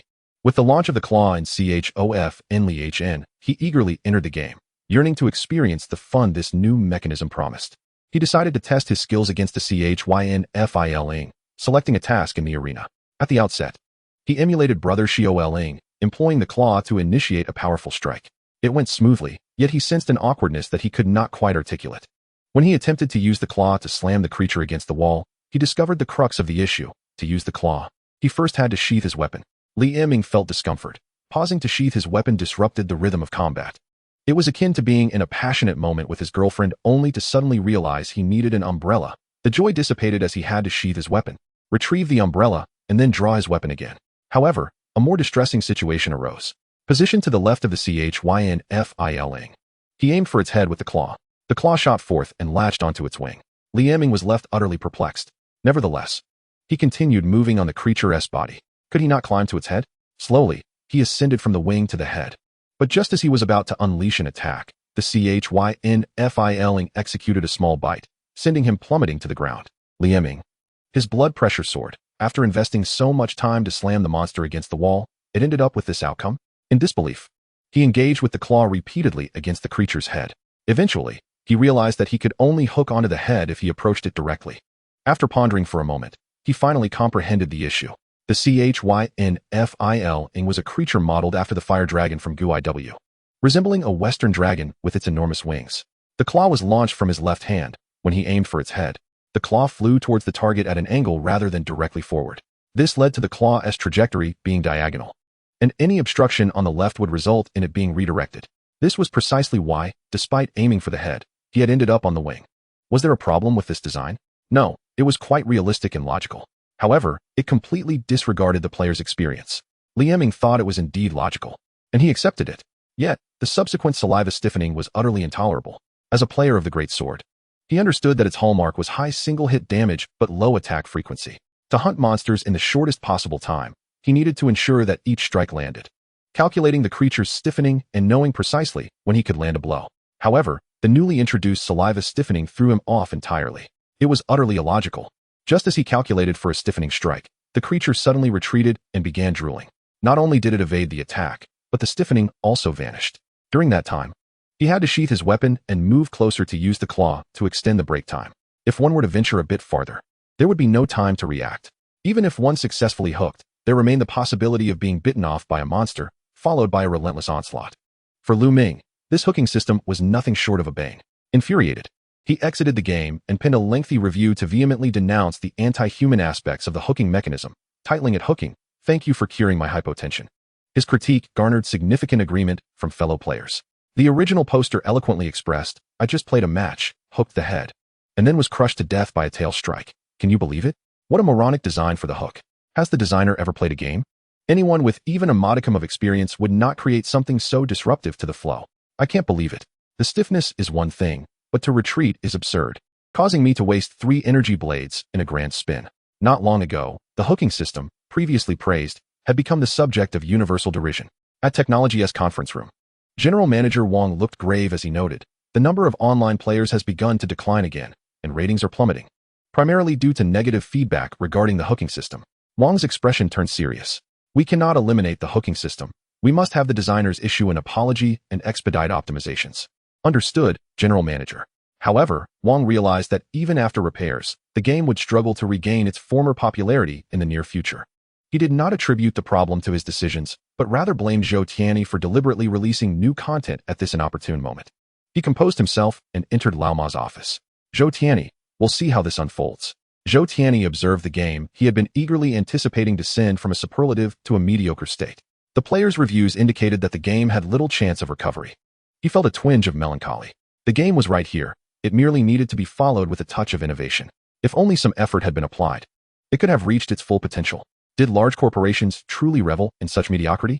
He had once believed that by creating several games of varying genres, artistic styles, and gameplay mechanics, he could inspire others to develop diverse games. Even imitation would not be an issue, as it would serve as the beginning of change. It seemed a more drastic approach was necessary. Chapter 33. 2 NTU N's total defeat. The fervor surrounding CH of Enli HN had entirely waned. Zhou Tianyi had lost interest in monitoring their progress. What is the optimization status of the system Monster Hunter Legend? Estimated time remaining, 234 hours. This equated to roughly 10 days. Zhou Tianyi recalled he still held an unreleased completed game in hand. 2 NTU N's total defeat. Complete edition featured an addition over the previous version played by the Little Group, a game editor. Players could utilize this editor to create maps and character skins, something unprecedented for players in this world. The 2 NTU N's total defeat. Complete edition was launched on the Huawei gaming platform, priced at 18 yuan, with a first-week discount of merely 10 yuan. The game indeed sparked heated discussion, largely due to its pricing. This was Zhou Tianyi's first game priced under 100 yuan, available for only 10 yuan. Many were eager to watch the four players, including the Little Group, engage in their humorous antics and had been anticipating Zhou Tianyi's announcement of the launch. They were surprised by the low price. The Little Group promptly purchased the game. Upon opening it, they were captivated by the newly introduced editor button. Brothers, this is something new. An editor? What can we edit? I just read that we can edit maps and character skins. Is that true? We can let players edit without charging them? To be honest, the Little Group was skeptical about a game having such a feature. But considering it was a product of Zhou Tianyi, anything was possible. The Little Group entered the editor and was greeted by two options, map creation and character skin. Can we really create? The Little Group, a master of character creation, could not miss this opportunity. Thus, she decisively chose character skin. Wow, I knew she would pick that. Oh my, the Little Group is about to create something. However, the method of skin creation was entirely different from her expectations. She had assumed it would involve selecting from complete templates provided by the system, merely requiring her creative touch. Instead, what lay before her was a drawing board with a doll-like figure resting upon it. The Little Group could illustrate the figure according to her imagination. She exerted her utmost creativity to craft a character. Stepping back to admire her masterpiece, she nodded in satisfaction. Brothers, look at my skin. It's absolutely stunning. A character with mismatched eyes, an enormous nose, and a mouth resembling a gaping abyss appeared before the audience, who erupted in laughter. With all due respect, this is worse than what my 6-year-old daughter could do. What is this supposed to be? I thought it was a horror movie character. Is that you, Ruhua? You all are being too harsh. I believe it's already acceptable. Can you find a skin more appealing than mine? Without hesitation, the Little Group donned her new skin. At that moment, she noticed two additional options beside the Save Skin button. Already owned was self-explanatory, representing skins she already possessed, but what was the player library? Upon entering, the Little Group became speechless. Player library, a collection of skins created by other players and uploaded for others to download. At that moment, the library already housed hundreds of skins. Shenxi, Duin, Spider-Man, zombies, and various other categories of skins are all exquisitely crafted. Comparing oneself to others can be disheartening, and evaluating goods often leads to disappointment. Xiao Tuanzi gazes at her own skins before casting her eyes upon those in the shop. Brothers, I concede. It is quite amusing to be so openly contradicted. Although your drawings may leave much to be desired, your gaming skills are equally lacking. This is truly hilarious. Those who can speak should share more. Xiao Tuanzi attempts to search for her name in the player database and discovers that there are over 10 skins resembling her likeness. Among them, the 3 most classic versions boast the highest download counts. Xiao Tuanzi smiles, raises her hands in a gesture of indifference, and sheds a tear. However, she is no longer concerned about this and promptly downloads all her skins. Changing skins frequently is merely part of the fun. She then enters the map-making section, which proves to be significantly more complex than character skins. This section is equipped with all the elements utilized in the original game, allowing players to create their own maps. I can already foresee the emergence of many peculiar maps. A thought strikes me, and I recall an idea for a bizarre map that I plan to create. Suddenly, Xiao Tuanzi has an unsettling premonition. She quickly opens the player database for map creation and searches for her name. Indeed, someone has crafted a map using obstacle elements that depicts her tearful expression, and even more shockingly, another map illustrating a kiss between Zhou Tianyi and Xiao Tuanzi. Hey, I must say, you all are taking this too far. Allowing you to create skins is one thing, But must you also design maps featuring me? What kind of nonsense is this? This is map editing, not a canvas for your artistic expressions, my dear brothers. She is growing increasingly agitated. Surely, no one is actually using the map editor to create maps, right? Do not claim to disapprove while secretly downloading these maps behind our backs. How could I ever be that kind of person? Xiao Tuanzi immediately retorts. The gaming community has indeed sparked a heated discussion due to this editor, which is something they have never encountered before. This is also tied to the development of Meng Wang, as it has become remarkably easy for people to create simple games. Thus, it is rare for a game developer to incorporate a tool that allows players to edit maps and skins themselves. This reflects the limitations of their era. While Zhou Tianyi does not conform to such constraints, Qing Feng holds a high regard for the Tuan by 2D Quan Ban editor on his webpage, recognizing it as a groundbreaking and astonishing innovation that offers new perspectives on gaming. I predict that in the future, more developers will integrate editors within their games, which will help extend the lifespan of games and enhance communication with players. Its creator may very well lead the direction of future game development, and we eagerly await the outcome. There are no surprises regarding Qing Feng's assessment of the editor, as it aligns with their own thoughts. However, they are astonished by his praise for the producer, considering Qing Feng has always focused on games rather than the creators. Yet, he has bestowed an extraordinarily high evaluation upon this producer. Upon realizing that the producer is Zhou Shun, it all becomes clear. After all, Zhou Shun is eternally divine. Chapter 34. The influence of the editor is spreading. As a devoted fan of Xiao Tuanzi, Jack certainly noticed the Tuan by 2D Quan Ban. He promptly purchased a copy. Upon entering the game, Jack was pleasantly surprised to find that creating game maps and skins was even more enjoyable than the game itself. Previously, developing a game on Meng Wang was already exceedingly simple, but the editor has further streamlined the process, eliminating the need for players to establish their own rules. Within the existing game framework, players can unleash their creativity and embark on their own artistic endeavors. Moreover, the items they create can be uploaded for others to download, allowing for feedback and fulfilling the desire for player expression. Jack even believes that this is akin to purchasing a game bundled with an editor, a tremendous value for money. Jeff, the chief system designer at Blizzard, shares this sentiment. He has been following the game developer known as Not Really a Dog Planner for quite some time, as each of his games provides inspiration. They are even preparing to create a new shooting game inspired by Splatoon, which has already entered the project planning phase. The editor has brought him immense joy. As one of the largest game developers globally, Blizzard has produced many games that captivated audiences worldwide, becoming a model for other developers. However, the player base for their recent titles has begun to decline, evoking a sense of nostalgia for past successes. While new games are still in development, the game editor may rejuvenate those older titles. Jeff has set his sights on the classic game Warcraft, which was an instant sensation upon release, captivating nearly every gamer on Meng Wang. The game is set in a world where humanoid half-orcs possess strength and speed far surpassing that of normal humans. However, their rudimentary tools limit their weaponry. The humans, equipped with advanced weapons, are the only ones capable of matching the half-orcs in battle. In this context, players assume the roles of either humans or half-orcs in combat, a gameplay style that, while not overly complex, was considered cutting-edge at the time. Now, however, this game has fallen into obscurity, with significant disparities in graphics, details, and weapon feedback compared to contemporary games, rendering it a well-known yet seldom played title. Nevertheless, despite this, numerous devoted veteran players have persistently petitioned Blizzard Entertainment, hoping for the release of a revamped version. Jeff is poised to introduce a version that surpasses Tuan by 2D with a plethora of additional features, allowing players to design their own maps, characters, weapons, music, combat styles, and victory conditions, among other elements. This initiative is akin to providing players with all the assets from Warcraft for their creative expression. Furthermore, Jeff intends to incorporate a game library feature similar to Tuan, along with a series of enhancements such as likes, comments, and favorites to bolster player interaction. Exceptional maps may even be officially included in the main game, with the developers offering compensation for such contributions. The rationale behind choosing Warcraft is twofold. Firstly, it boasts a large number of veteran players, and secondly, it is a game nearing its twilight, making the potential for success promising, yet the financial risk minimal. After discussing his ideas with upper management, Jeff received their enthusiastic support and commenced the development of the editor. In Huagua, in the Zhonghai city, an adolescent named Ah Wei was engaged with the editor of Tuan, constructing a house using in-game assets. Within the house, he furnished it with a variety of furniture, all crafted from the available materials. As he gazed upon his creation, a profound sense of achievement enveloped him. Suddenly, it struck him, why not create an entire game? If he could envision the architectural and furniture elements from reality within DreamNet and imbue them with simple logical functions, allowing players to design their own homes using these elements, it would surely be delightful. Without hesitation, Wei began to outline the framework for his game. The overarching structure was uncomplicated, merely an expanse of blank space. Next came the building materials, various kinds of wood, stone, bricks, and so forth.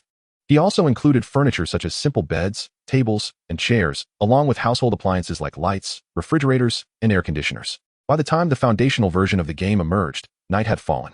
Wei utilized his creation to construct a house.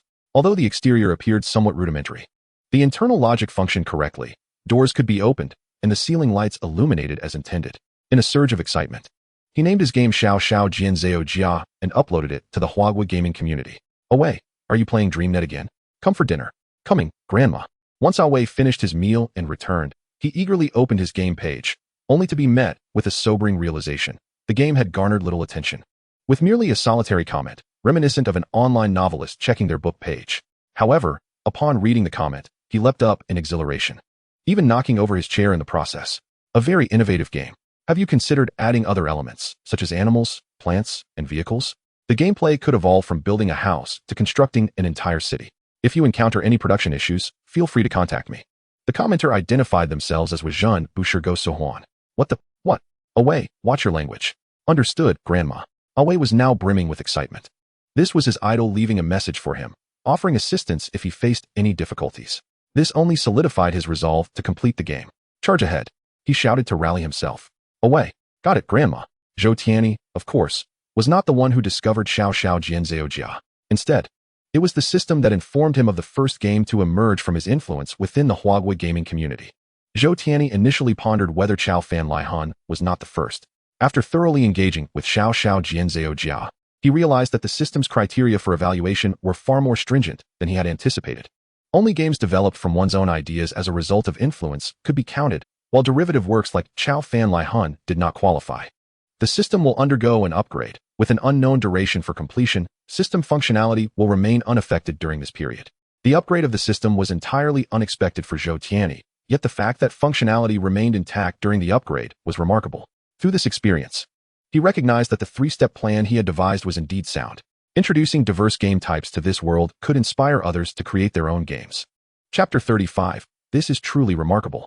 Chief designer Jeff of Blizzard Entertainment stated that he had created numerous elements for Warcraft and would be delivering them to players today. Sohuan was taken aback to find that it was his first comment on the game. Wang Jinan Technology announced the development of a new non-shooter title inspired by Sekiro, with work already underway. Warcraft. I used to play it all night with my classmates. Indeed, it was as if we were enchanted while playing. Zhou Tianyi commented on another game. What a surprise. I must go witness this. Wang Jinan is also set to launch a challenging game. A new day dawned with 3 trending topics. People's attention converged on Warcraft, speculating on what innovations might be unveiled. Could a remastered version truly be on the horizon? Meanwhile, others were closely monitoring Zhou Tianyi's every move, especially since Guilai Chuanxua had been silent since its last update, leaving everyone eager to learn more about its developments. This led to a neatly arranged string of comments beneath Zhou Tianyi's post, all echoing the sentiment: stop playing games and go back to developing Guilai. Zhou Tianyi, upon observing the orderly comments, could only shake his head in disbelief. Xiao Tuanzi also returned to her original craft, engaging in blind box games. Brothers, today we shall indulge in a game that has received a singular evaluation from Zhou Shen. Do you know which game it is? It is rather unremarkable. I have played it before and cannot fathom what merits it possesses that warrant such commentary. Let us hasten to engage in Monster Hunter instead of this game. Xiao Tuanzi enters the game's homepage. At this juncture, the number of comments has surpassed 1,000, predominantly consisting of spectators merely clocking in, with scant reviews regarding the game itself. The name suggests it might be a construction game, though Xiao Tuanzi remains uncertain. Upon entering the game, she finds herself embodied in an exceedingly ordinary character, situated within a blank expanse. Options for material selection materialized before her. Brothers, it does indeed appear to be a game centered on constructing houses. If my objective is to build a house, why not utilize DreamNet instead? The previous comment holds merit. It feels somewhat redundant. Xiao Tuanzi selects a large rock as the foundation for her abode, subsequently laying wooden planks for the flooring, and finally encircling the area with stone walls topped with a roof. Boyle, my house is complete. Are you certain this is a house and not a coffin? The upper floor's shopkeeper scoffs, understanding the implication. It merely lacks a few minor details. Xiao Tuanzi refuses to be the target of ridicule. Is that truly just a minor detail? Let us not be overly harsh on the novice. This endeavor is already quite challenging for her. Xiao Tuanzi installs doors and windows to her modest dwelling, finally evoking a semblance of a house. To her delight, the doors and windows can be freely opened once installed, a convenience she appreciates. She then partitions the interior into several rooms with walls, embellishing them with paint, and arranges all the furniture provided by the game. Why is there an air conditioner in the kitchen? Why is your bed formed from 2 sofas? Were it not for the incessant critiques from the audience, she might have felt satisfied with her creation. Xiao Tuanzi plays to this point and, aside from the convenience of using the furniture and appliances, fails to perceive any captivating aspects of the game. She ultimately rates the game, noting the ease of using the furniture and appliances, expressing her faith in Zhou Tianyi, urging him to persist in his efforts. Tianyi is currently broadcasting Warfare, a game he once cherished. The absurdly powerful recoil when shooting, the brain-dead mechanic of wasting bullets in a magazine while reloading, and the spontaneous exclamations upon being slain all evoke fond memories of his youth. At that moment, he receives a game update request. Finally, it has arrived. Let us discover what has been updated. I speculated as a graphics patch. Perhaps they have rectified those nonsensical mechanics. Upon entering the game, Tianyi finds himself in a room, and a new option boldly presents itself. The editor. I have waited for so many years for a mere graphics patch. Is it truly so arduous to adjust the feel of the firearms? The game has dwindled in player count, yet they still release an editor of dubious utility. Tianyi begins to express his frustration. However, now that he is here, Tianyi enters the editor. Upon entering, he is taken aback. The map, firearms, characters, and gameplay elements that fundamentally constitute the game are all editable here. Are we to create the game for them? The volume of projects is overwhelming, causing his eyes to strain. He immediately delves into the firearms section, where an array of weapons is organized systematically. He casually picks up a firearm, and numerous data points materialize before him. Style, weight, recoil, magazine capacity, damage per shot, rate of fire. Goodness, brothers, disregard everything I previously stated. At this moment, Tianyi is consumed by a singular ambition, to edit his vision of the perfect warfare. This is extraordinary, brothers, take your time. I shall return to play. Wait for me upstairs. The emergence of the Warfare editor has rekindled nostalgic sentiments among the community. Astonishingly, a game that has endured for decades has been revitalized, and the catalyst is none other than this editor. The ingenuity of the Chinese has indeed resurrected Warfare. This editor is nothing short of miraculous. Customizable characters can even be transformed into girls with bovine features. The individual upstairs seems rather peculiar. Thanks to the editor, the absurdity of the bullet-changing mechanic has finally been amended. Yet, what they discuss pales in comparison to what transpires when the editor falls into the hands of the creatively inclined. Some have roughly recreated real-world cities using the map editor. Others have crafted weapon effects reminiscent of those in Splatoon, even allowing for gameplay akin to Splatoon within Warfare. Even more astonishing is the recreation of the first level of Sekiro, albeit with some unique mechanics and actions that could not be replicated. Yet it is enough to elicit awe. Jeffu has closely monitored the aftermath since the patch went live. The impact of the editor has far surpassed his expectations. The player's creative fervor exceeds what Jeffu had envisioned. He understands that while everyone possesses a creative spark, not all can sustain that passion to create a game from the ground up. At this juncture, providing a user-friendly tool that significantly lowers the barriers to creation can ignite their enthusiasm. As the first designer to conceive and realize such an idea, I am not a mere planner. This is sheer genius. Chapter 36. The Legend of the End. As the fervor for Warfare surged, Zhou Tianyi uploaded the latest and final promotional video to the homepage. This promotional video is poised to vividly showcase the essence of the term legend within Monster Hunter Legend. The title is The Legend of the End, capturing the attention of all gamers in the Chinese gaming community. Disregarding the content of the video, the title alone is sufficiently captivating. In the live broadcast area, 3 prominent streamers have collaborated to present an episode entitled Zhubua Kinpian. This program will simultaneously capture the reactions of Xiao Tuanzi, Xiao Daidai, and Pang Didi as they view the promotional video. The promotional clip begins in an ancient library, where a young girl is inquiring of an elderly scholar.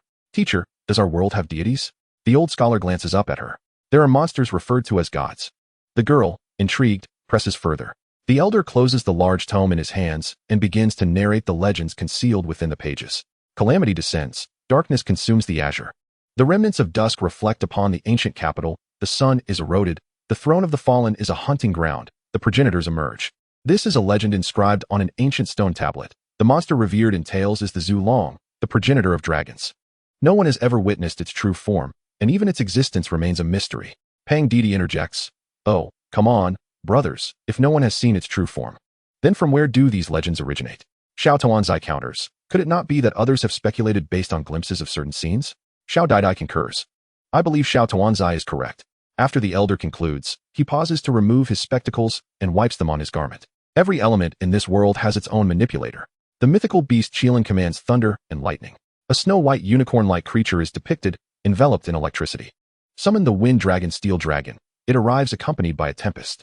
A massive, black creature with enormous wings materializes amidst a swirling hurricane. The Sun Flame King Dragon, with tusks, commands flames and explosions at its behest. A lion-like creature with wings and sharp horns is displayed.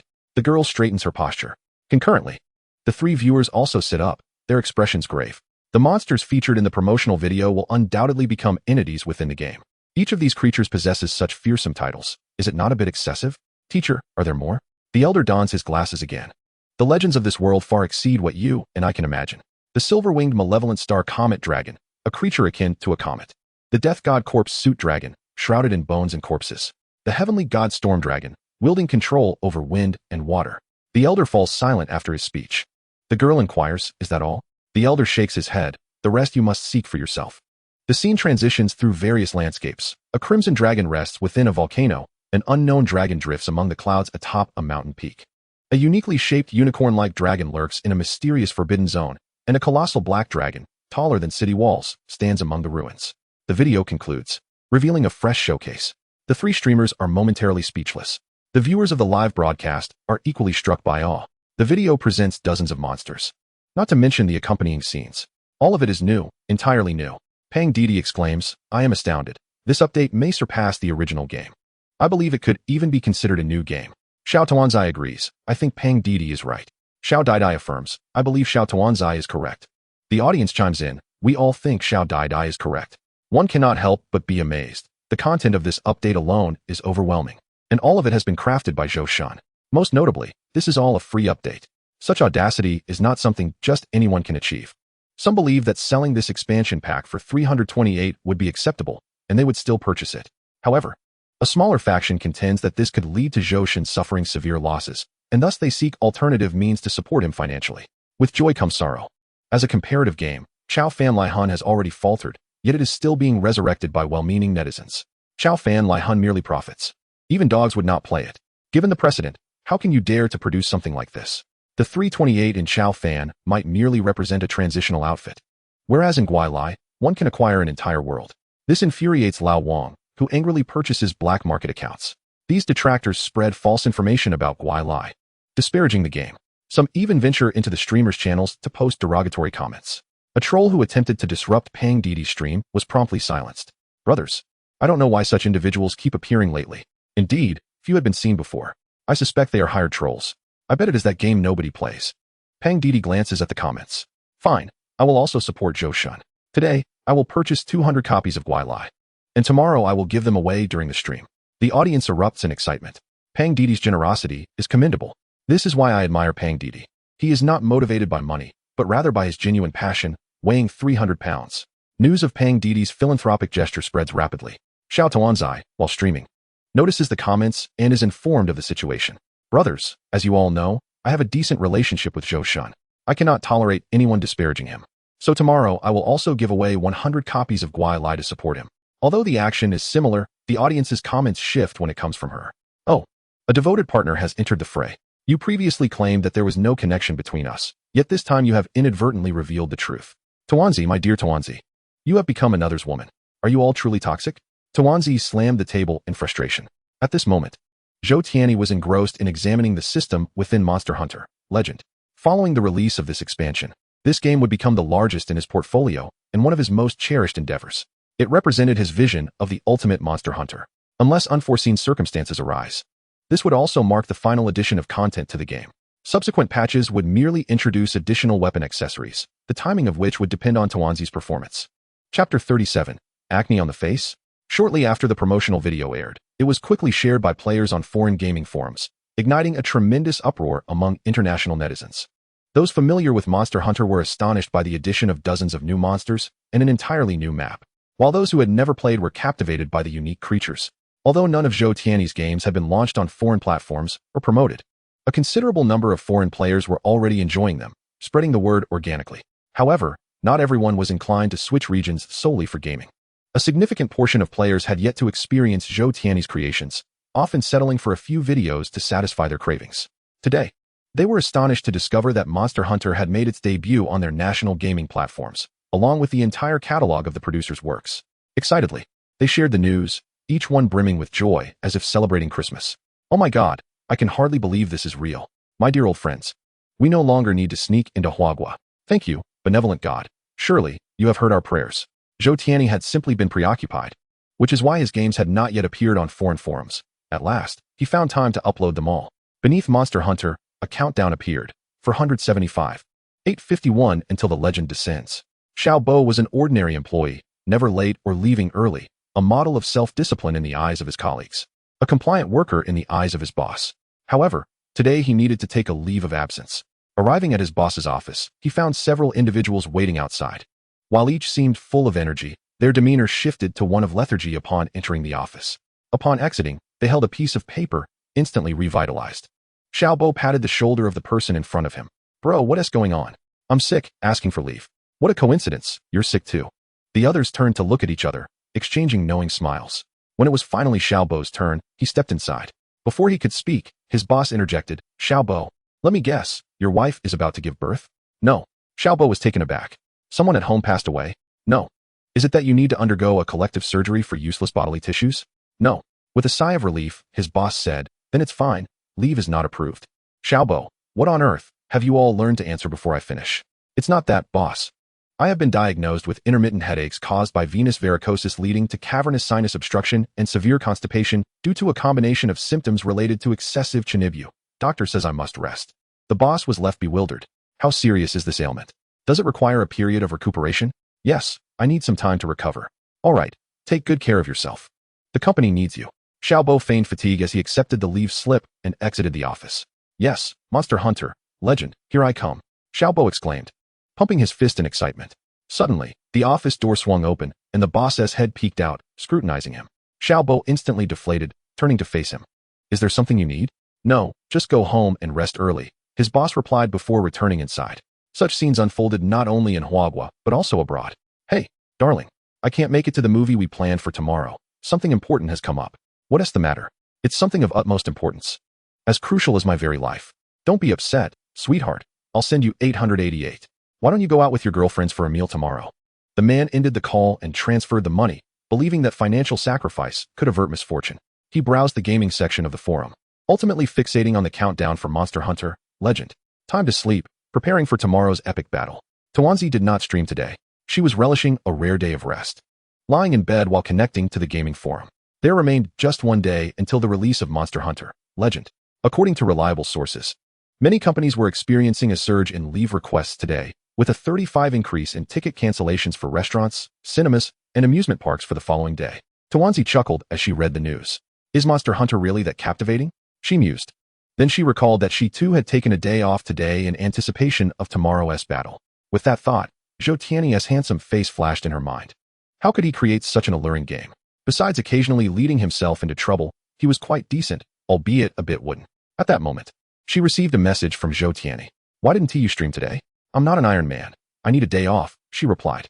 "I discovered a delightful restaurant near where we live and would like to invite you for dinner." Tuanzi's heart raced at the prospect. Had he finally come to his senses? "You're suddenly being so nice. What is your ulterior motive? You've helped me promote my game for free numerous times. Plus I gave away 100 copies of Monster Hunter. I just wanted to express my gratitude." "Is that all?" "That is indeed all." Xiao Tuanzi let out a soft hum, realizing once again that he was indeed a big oaf, and it was impossible to harbor any fantasies about him. "Tuan, please send me the address." "Zhou, I'll wait for you at your doorstep, then we can head out together." "Tuan, all right, come over in an hour." Zhou Tianyi awaited Xiao Tuanzi, who today sported a light touch of makeup, her exquisite face adorned with a gentle smile. "Let us depart." Thus, the two journeyed in silence to their destination. A magnificent building emblazoned with the words Grand Hotel. "Is it here?" "No, it is over there." Zhou Tianyi pointed to a nearby establishment, though somewhat shabby. It possessed a unique charm. Do not be deceived by its worn appearance. The dim sum here is truly authentic. "How did you know I was craving dim sum?" Xiao Tuanzi expressed her surprise. Due to the demands of her work, she had been too busy, often resorting to takeout or having an aunt cook for her. And it had been ages since she had savored dim sum. "You mentioned it during one of your live streams." "Oh, thank you." Xiao Tuanzi suddenly lowered her head, not wishing Zhou Tianyi to see her blush. Zhou Tianyi understood that her desire for dim sum was genuine, but it was not from his own viewing of her live stream. Rather, someone had meticulously recorded every mention of her cravings during her streams, with dim sum at the forefront. Therefore, he had simply chosen a well-reviewed dim sum restaurant close to her home. Zhou Tianyi pondered why she refused to look up. Could it be that she was embarrassed by a blemish on her face? Chapter 38. The legend descends. Having relished a delicious dim sum yesterday, Xiao Tuanzi radiated vitality today. Brothers, are you ready? Charge. My goodness, too many people requested leave from the company, and the boss denied them, leaving only time to slack off at work while watching live streams. Xiao Tuanzi seems exceptionally energetic today. Perhaps she was invigorated after yesterday. The number of viewers in her live stream diminished significantly today, as those present were primarily individuals unable to play games for various reasons, seeking solace in her stream. Xiao Tuanzi placed the screen on the countdown for Monster Hunter Legends. 001025, the legend descends. In just 10 minutes, she would finally get to play this long-anticipated game, and her excitement was palpable. She chatted with her audience to pass the time while keeping an eye on the countdown. Finally, as the countdown reached 0, the title Monster Hunter transformed into the brand new Monster Hunter Legends. Enough chatter, brothers, let us go. Xiao Tuanzi immediately chose to enter the game. After a brief moment of darkness, she found herself in this new world. First, she checked her equipment and the items in her storage box, relieved to find everything intact. That is good. Her mind was at ease. If her equipment had been lost, she could have relied on her chubby brother to help her reclaim it. But the attack potions, defense potions, and stamina reduction potions were irreplaceable, painstakingly gathered from exploring the map, her hard work. At that moment, she noticed several new locations on the map. A botanical research institute? Wait a moment. A bad feeling washed over Xiao Tuanzi. She hurried to the marked location, which had previously been a blank space, now transformed into a vast botanical garden. She inquired with the researcher at the entrance. Here, we can spend currency to plant flora and cultivate insects. Xiao Tuanzi glanced at the list provided by the researcher.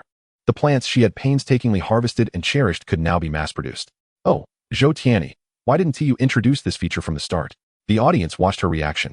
Amused, Zhou was indeed considerate, aware that such items were not easily obtained, thus introducing a botanical garden. Upstairs, she felt unjustly treated to the point of tears. During their last hunt together, while others consumed attack potions, Xiao Tuanzi hesitated, being miserly. Enough is enough. From now on, I shall consume these potions as if they were meals. Xiao Tuanzi resolved to indulge in a potion spree. Subsequently, she received a pure white hunting dog from the newly appeared recruitment officer. When it came time to name it, an idea struck her, and she named it Xiao Zhouba. Brothers, let us go. This name seems so familiar. It sounds like something I've heard before. Isn't it what Zhou Tianyi said when they first met? Rumor has it that Xiao Tuanzi is destined to ride Zhou Tianyi.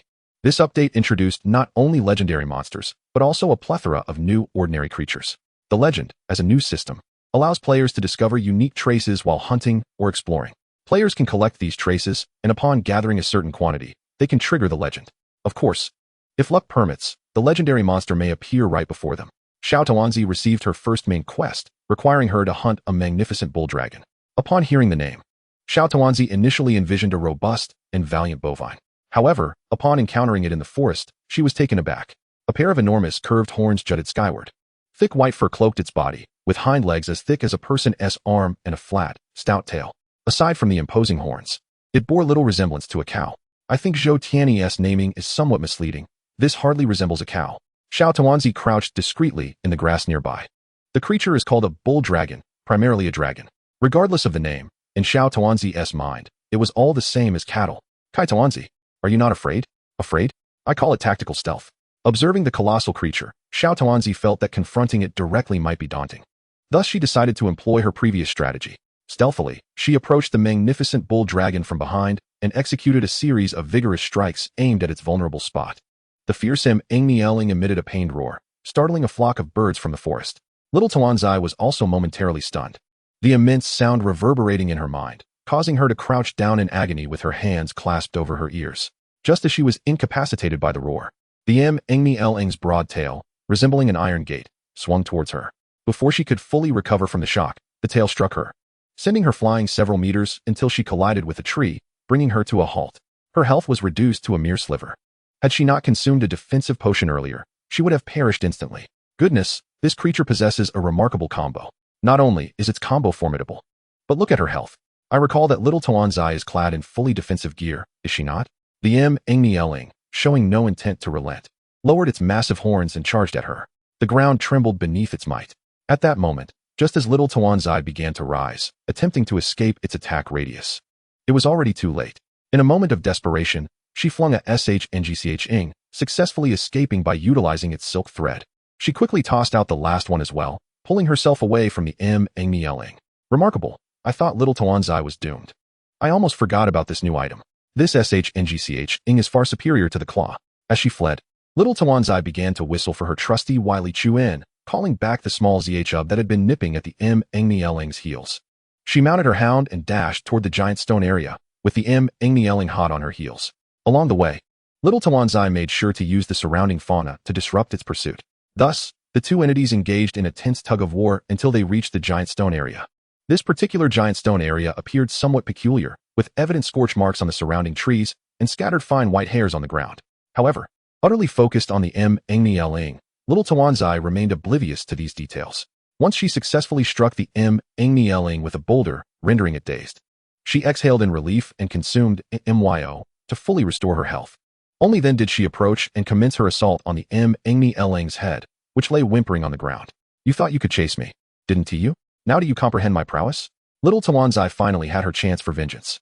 It must be said that she had grown significantly stronger than before. What is this JZHT reference? The yelling, regaining its senses, charged at little Tuanzi once more. She swiftly summoned her shngch and mounted her hound, preparing to evade again. At that moment, a bolt of lightning descended from the heavens, striking the yelling. It let out a whimper and collapsed once more. What is happening? Little Tuanzi, well versed in this map, was unaware of any lightning strike mechanism. Just then, a notification appeared before her. Legendary creature has appeared, Brave Hunter. Unveil the legend. Chapter 39. The legendary illusory beast QLN. The weather in the GDISHS and LN was undeniably clear. Yet a rumbling sound echoed from above. Little Tuanzi even felt as though her skin were being pricked by needles. A creature resembling a unicorn, adorned in silver with black stripes on its limbs and back, approached leisurely from one side of the forest. Its neck was adorned with a thick mane of snow-white hair that extended to its tail. The first impression was one of enchantment. It truly seemed as if a legend had materialized before her. Little Tuanzi stood entranced. Brothers, is this not the legendary QL incapable of wielding lightning? As seen in the promotional footage, the onlookers were equally mesmerized. Indeed, little Tuanzi, your luck is simply extraordinary. You are destined to be the fastest legend. At that moment, the beleaguered yelling staggered back to its feet. However, this time it dared not act recklessly, warily retreating from little Tuanzi. Goodness! Was the yelling not just bold? The disparity between the powerful and the weak is glaring. Shouldn't we focus on how little Tuanzi intends to escape? Little Tuanzi, somewhat bewildered, observed the once ferocious yelling, now too fearful to roar in the presence of the QLN, slinking away in defeat. How would she, being even less formidable than the yelling, manage to flee? However, the QLN seemed oblivious to little Tuanzi's presence, continuing its leisurely stroll through the forest. Little Tuanzi made an effort to keep facing it while cautiously retreating. Everything appeared to be proceeding smoothly until an unforeseen issue arose. Wong, wong, wong. The sound of little zhub echoed through the forest, bravely charging towards the QLN. The once serene QLN, now startled, lifted its head to behold the fearless zhub. It raised its head, and the electric glow from its horn flickered ominously. A series of faint lightning marks appeared on the ground. Yet, zhub, undeterred, charged forward. The lightning erupted in succession along the newly formed markings. After the explosion, zhub lay on the ground, eyes closed, head tilted, tongue lolling. This is absurd. Where did this troublesome dog come from? Tears welling up. Is this the devoted hound that fears its master may perish too slowly? Though it may be a nuisance, it exhibits no fear of death. Little Tuanzi was left in disbelief. This creature was far too troublesome. What could have been an easy escape for everyone was now complicated by its reckless charge, leaving her with no option to flee. The QLN, now aware of little Tuanzi's presence, showed no intention of sparing her. It raised its forelegs, adopting a rearing stance. With a roar, the entire giant stone area was marked by lightning. Goodness, must it display such ferocity? This is indeed the legendary creature. And I am utterly enthralled. Little Tuanzi had no intention of fleeing. To die is but a triviality. Some lives are as light as a feather, while others weigh as heavily as a mountain. Yet, that dog was a mere giveaway. With this thought, she suddenly felt a surge of bravado. Two insects swiftly approached the mythical beast from the sky. Holding a stick, Xiao Tuanzi executed a powerful strike akin to splitting Mount Hua, launching herself at it. Monster, return my dog's life. She bellowed in fury. Indeed, it was a dog's life. Was her statement imbued with double meaning? Yet reality proved to be cruel. The stick struck the Qilin but was immediately repelled. The weapon was insufficiently sharp to penetrate the creature's defenses, resulting in a significant reduction of attack damage. Following the rebound, Xiao Tuanzi found herself leaning back, her earlier exertion now replaced by disarray. The Qilin turned its back on her, delivering a forceful kick with its hind hooves. Caught in a state of rigidity, Xiao Tuanzi was utterly unresponsive. Thus, she met her demise for the first time in this new version. However, rather than eliciting sympathy from the audience, they erupted in laughter. Such a death lacked dignity. I ought to inscribe a large character for tragedy on Xiao Tuanzi's leg. Ha. I apologize. Despite my professional training, I cannot contain my amusement. Death, the swiftest. Revived in the camp, Xiao Tuanzi gazed at the foolishly grinning Xiao Zhou, struggling to suppress the urge to punch it. I did not name you this to have you betray me like it, my dear dog. She opened the system and explored, finally discovering an option to alter the companion's state, allowing them to switch between standby and attack modes. With this feature in mind, Xiao Tuanzi exhaled in relief, feeling emboldened to continue with it. After addressing these matters, she began to call her companions. Fat brother, I have encountered the mythical beast Qilin, come quickly. Xiao Dui. I have encountered the mythical beast Qilin, come swiftly. She refrained from calling for Qieji, as he had recently become consumed by Warcraft. War. The responses from Fat Brother and Xiao Dui were remarkably synchronized. Wait for me, I'm on my way. In no time, the duo joined the task, and the three entered voice chat. Wow, Xiao Tuanzi, a legend has appeared. Fat Brother's assertion seemed valid. Not only was its damage outrageous, but it also repelled attacks. Even in my fully defensive gear, it could eliminate me in one strike. Then let's equip ourselves with maximum lightning resistance gear and weapons that do not rebound. The trio busied themselves in the camp, swapping their weapons for blunt instruments. Fat Brother and Xiao Dui wielded large hammers, while Xiao Tuanzi prepared her hunting flute as a support weapon. The three mounted their respective hunting dogs and set off in pursuit of the mythical beast Qilin. Upon finding it, they discovered it leisurely drinking at the creek. So majestic. Fat Brother marveled at the creature. Xiao Dui gripped a flashbang tightly, while Xiao Tuanzi quietly buffed her companions, simultaneously consuming attack and defense potions, utilizing her area skills to share the effects. Xiao Tuanzi, you finally decided to use potions. Xiao Dui exclaimed, touched. When have I ever not consumed potions while playing support? Xiao Tuanzi could no longer endure the conversation. Was it truly necessary to remember that she had refrained from using potions during their previous play? As they chatted, the Qilin had finished drinking and was preparing to depart. When it turned, Fat Brother shouted, flashbang. In an instant, Xiao Dui hurled the prepared flashbang. A brilliant white light engulfed them. The three surged toward the Qilin. This was a tactic they often employed. Any monster struck by a flashbang would enter a brief state of blindness. It was the perfect opportunity for a sneak attack. However, this time they had miscalculated. As the white light faded, the Qilin regarded them with an expression of bemusement. How could a creature capable of wielding lightning be blinded by a flashbang? Moreover, as a legendary being, it was immune to all traps. This was the essence of legend. This was the mythical beast Qilin. Chapter 40. The cycle of karma. The Qilin raised its head high, unleashing a lightning bolt the thickness of a water barrel toward Fat Brother. He quickly halted and rolled to the right to evade the strike. The Qilin continued to shake its head, sending bolts of lightning in his direction. Fat Brother rolled like a ball, exhibiting his exceptional maneuvering skills, successfully avoiding every strike. What agile footwork! Why was the Qilin fixated on him? Perhaps it simply disliked a 300-pound individual? Meanwhile, Xiao Tuanzi and Xiao Dui had charged in front of the Qilin. Xiao Dui began to charge her attack, preparing to deliver a home run. The Qilin would not allow them to approach. It stomped down with its forelegs, generating a circular ring of lightning centered around itself. Xiao Tuanzi was forced back by the surge, while Xiao Dui pressed forward. Just as she was about to be struck, she released her charge, rolling toward the lightning, utilizing the brief invincibility from her roll to avoid the damage. At that moment, Xiao Dui stood before the Qilin, delivering a hammer blow to its face. The Qilin recoiled slightly in pain, and after landing the hit, Xiao Dui immediately shifted to the left while charging her next attack. Indeed, Xiao Dui was impressive. Those two were mere amateurs. Dui, my goddess. I want to be close to my goddess. The Qilin, however, offered her no opportunity to engage. It charged directly toward her. Xiao Dui had no choice but to cancel her charge and roll to avoid the collision. Unbeknownst to her, the Qilin's charge was not merely a physical assault. It left behind trails of lightning along its path. By the time Xiao Dui realized this and attempted to escape, it was already too late. Lightning struck down, and debris flew everywhere. Xiao Dui was not directly struck, she merely grazed the lightning.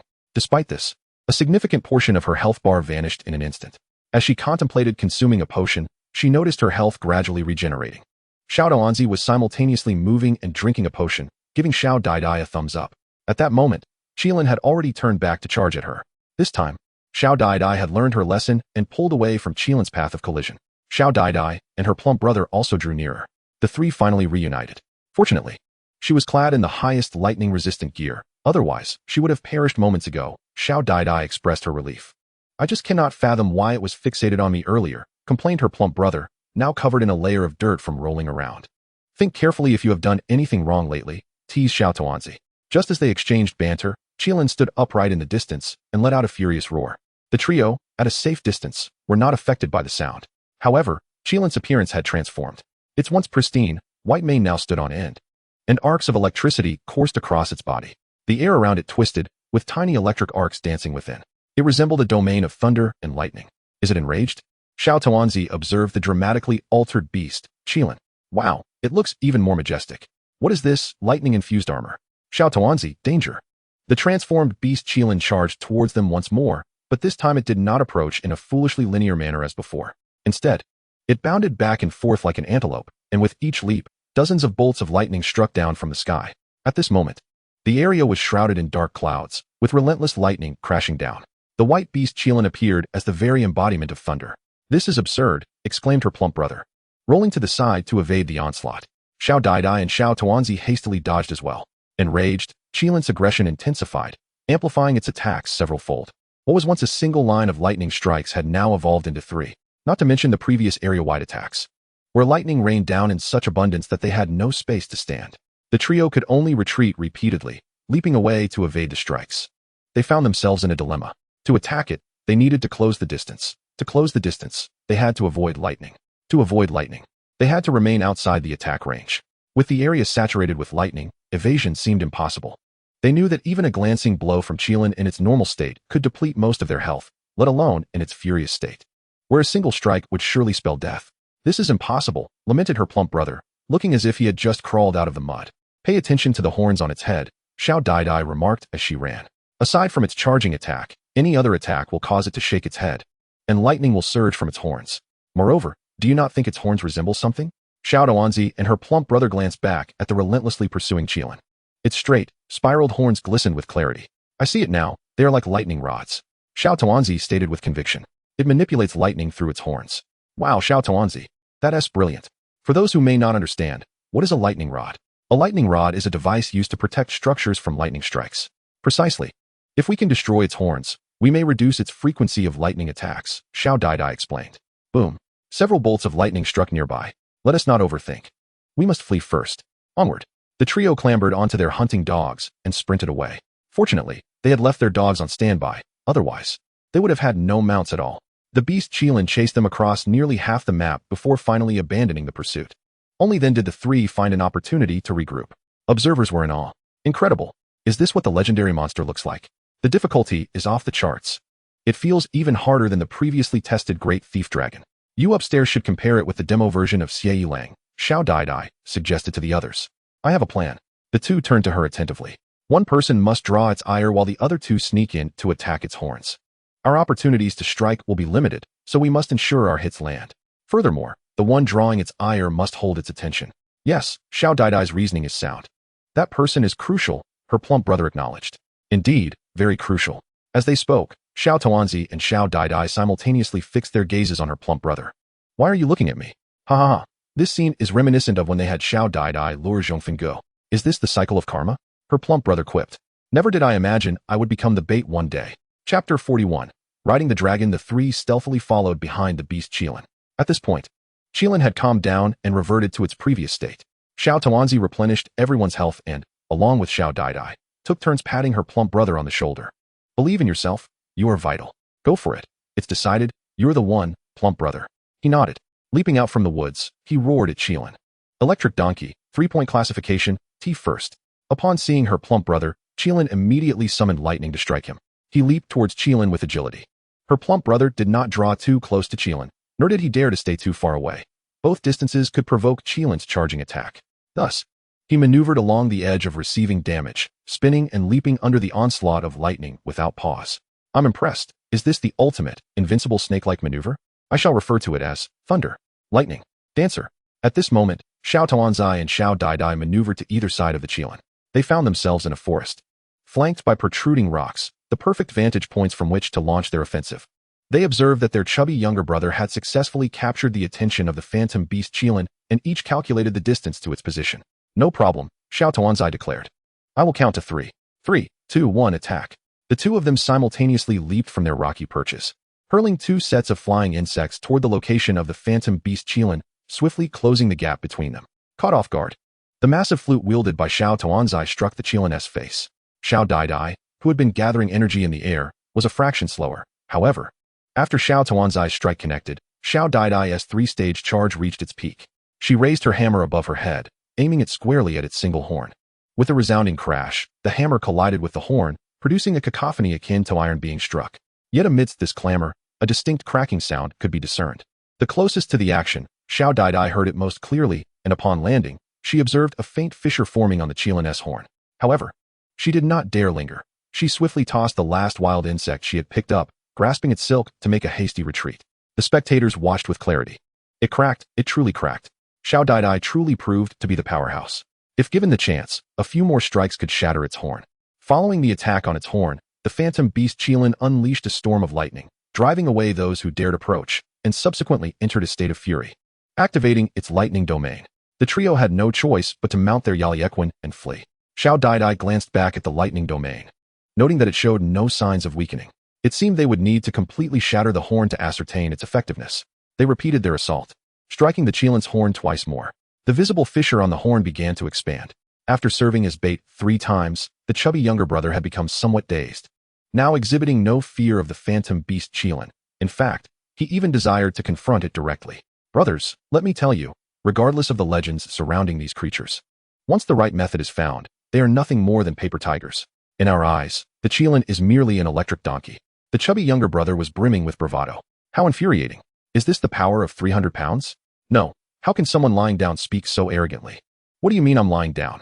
I am clearly the most crucial player here, he retorted with a smug expression. Xiao Daidai remarked. I estimate it will take 2 more strikes to break its horn. The attack patterns of the phantom beast Qilin had been deciphered through their successive ambushes. Aside from the rare instantaneous lightning strikes, all other lightning attacks left behind a mark, providing players with a moment to react. As long as they maintained their distance, they would remain unharmed. Close-range attacks were limited to charges, jumps, and back kicks, so maintaining an appropriate distance was key. The 4th ambush was progressing as planned. Xiao Tuanzi and Xiao Daidai had circled to either side of the Qilin, awaiting their opportunity to strike. Suddenly, a howl erupted from the nearby forest, and a Mengniu dragon burst forth. Upon spotting the crackling Qilin, it instinctively turned to flee. However, the phantom beast Qilin, upon noticing it, abandoned the chubby younger brother who had been teasing it, and charged directly at the Mengniu dragon. What was happening? Did they have a grudge?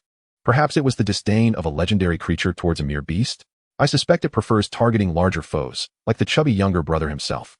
Before the Mengniu dragon could escape, it was struck by the charging Qilin and subsequently hit by a bolt of lightning. This time, the Mengniu dragon did not collapse, but instead displayed signs of exhaustion. 3 wild flying insects emerged from the surrounding grass, circling around it. A notification appeared before the trio, indicating a newly introduced game mechanic. Yulong, specially fatigued monsters can be manipulated using flying insect silk, allowing the use of their abilities. Wow, that's incredible. We can control monsters in battle? This is quite innovative. I've long wished to ride the wife of the Xiong Huolong.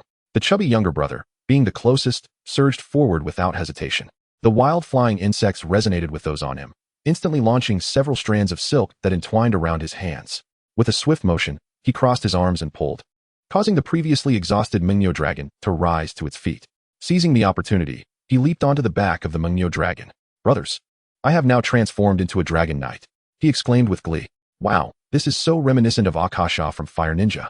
Dragon Knight, you are truly injeeping? Shut up there. Little dragon girl, my little dragon girl. The chubby younger brother discovered he could direct the movements of the Mengniu dragon, employing its light attacks or sacrificing a flying insect for a heavy attack. There was also a progress bar representing the manipulation time. It's decided, Mengniu dragon. Let us go. The controlled Mengniu dragon charged toward the phantom beast Qilin. The Qilin deftly leaped to evade the collision, the two narrowly missing each other. In that moment, the chubby younger brother yanked on the silk, forcefully redirecting the Mengniu dragon. Without hesitation, he consumed a flying insect to unleash the Mengniu dragon's ultimate move.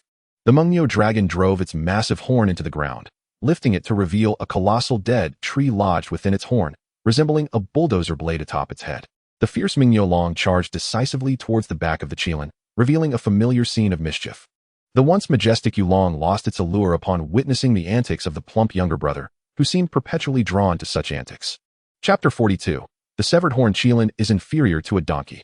This unexpected strike caught the mythical beast Qilin entirely off guard. The massive horn collided with the colossal tree, forcefully impacting its body.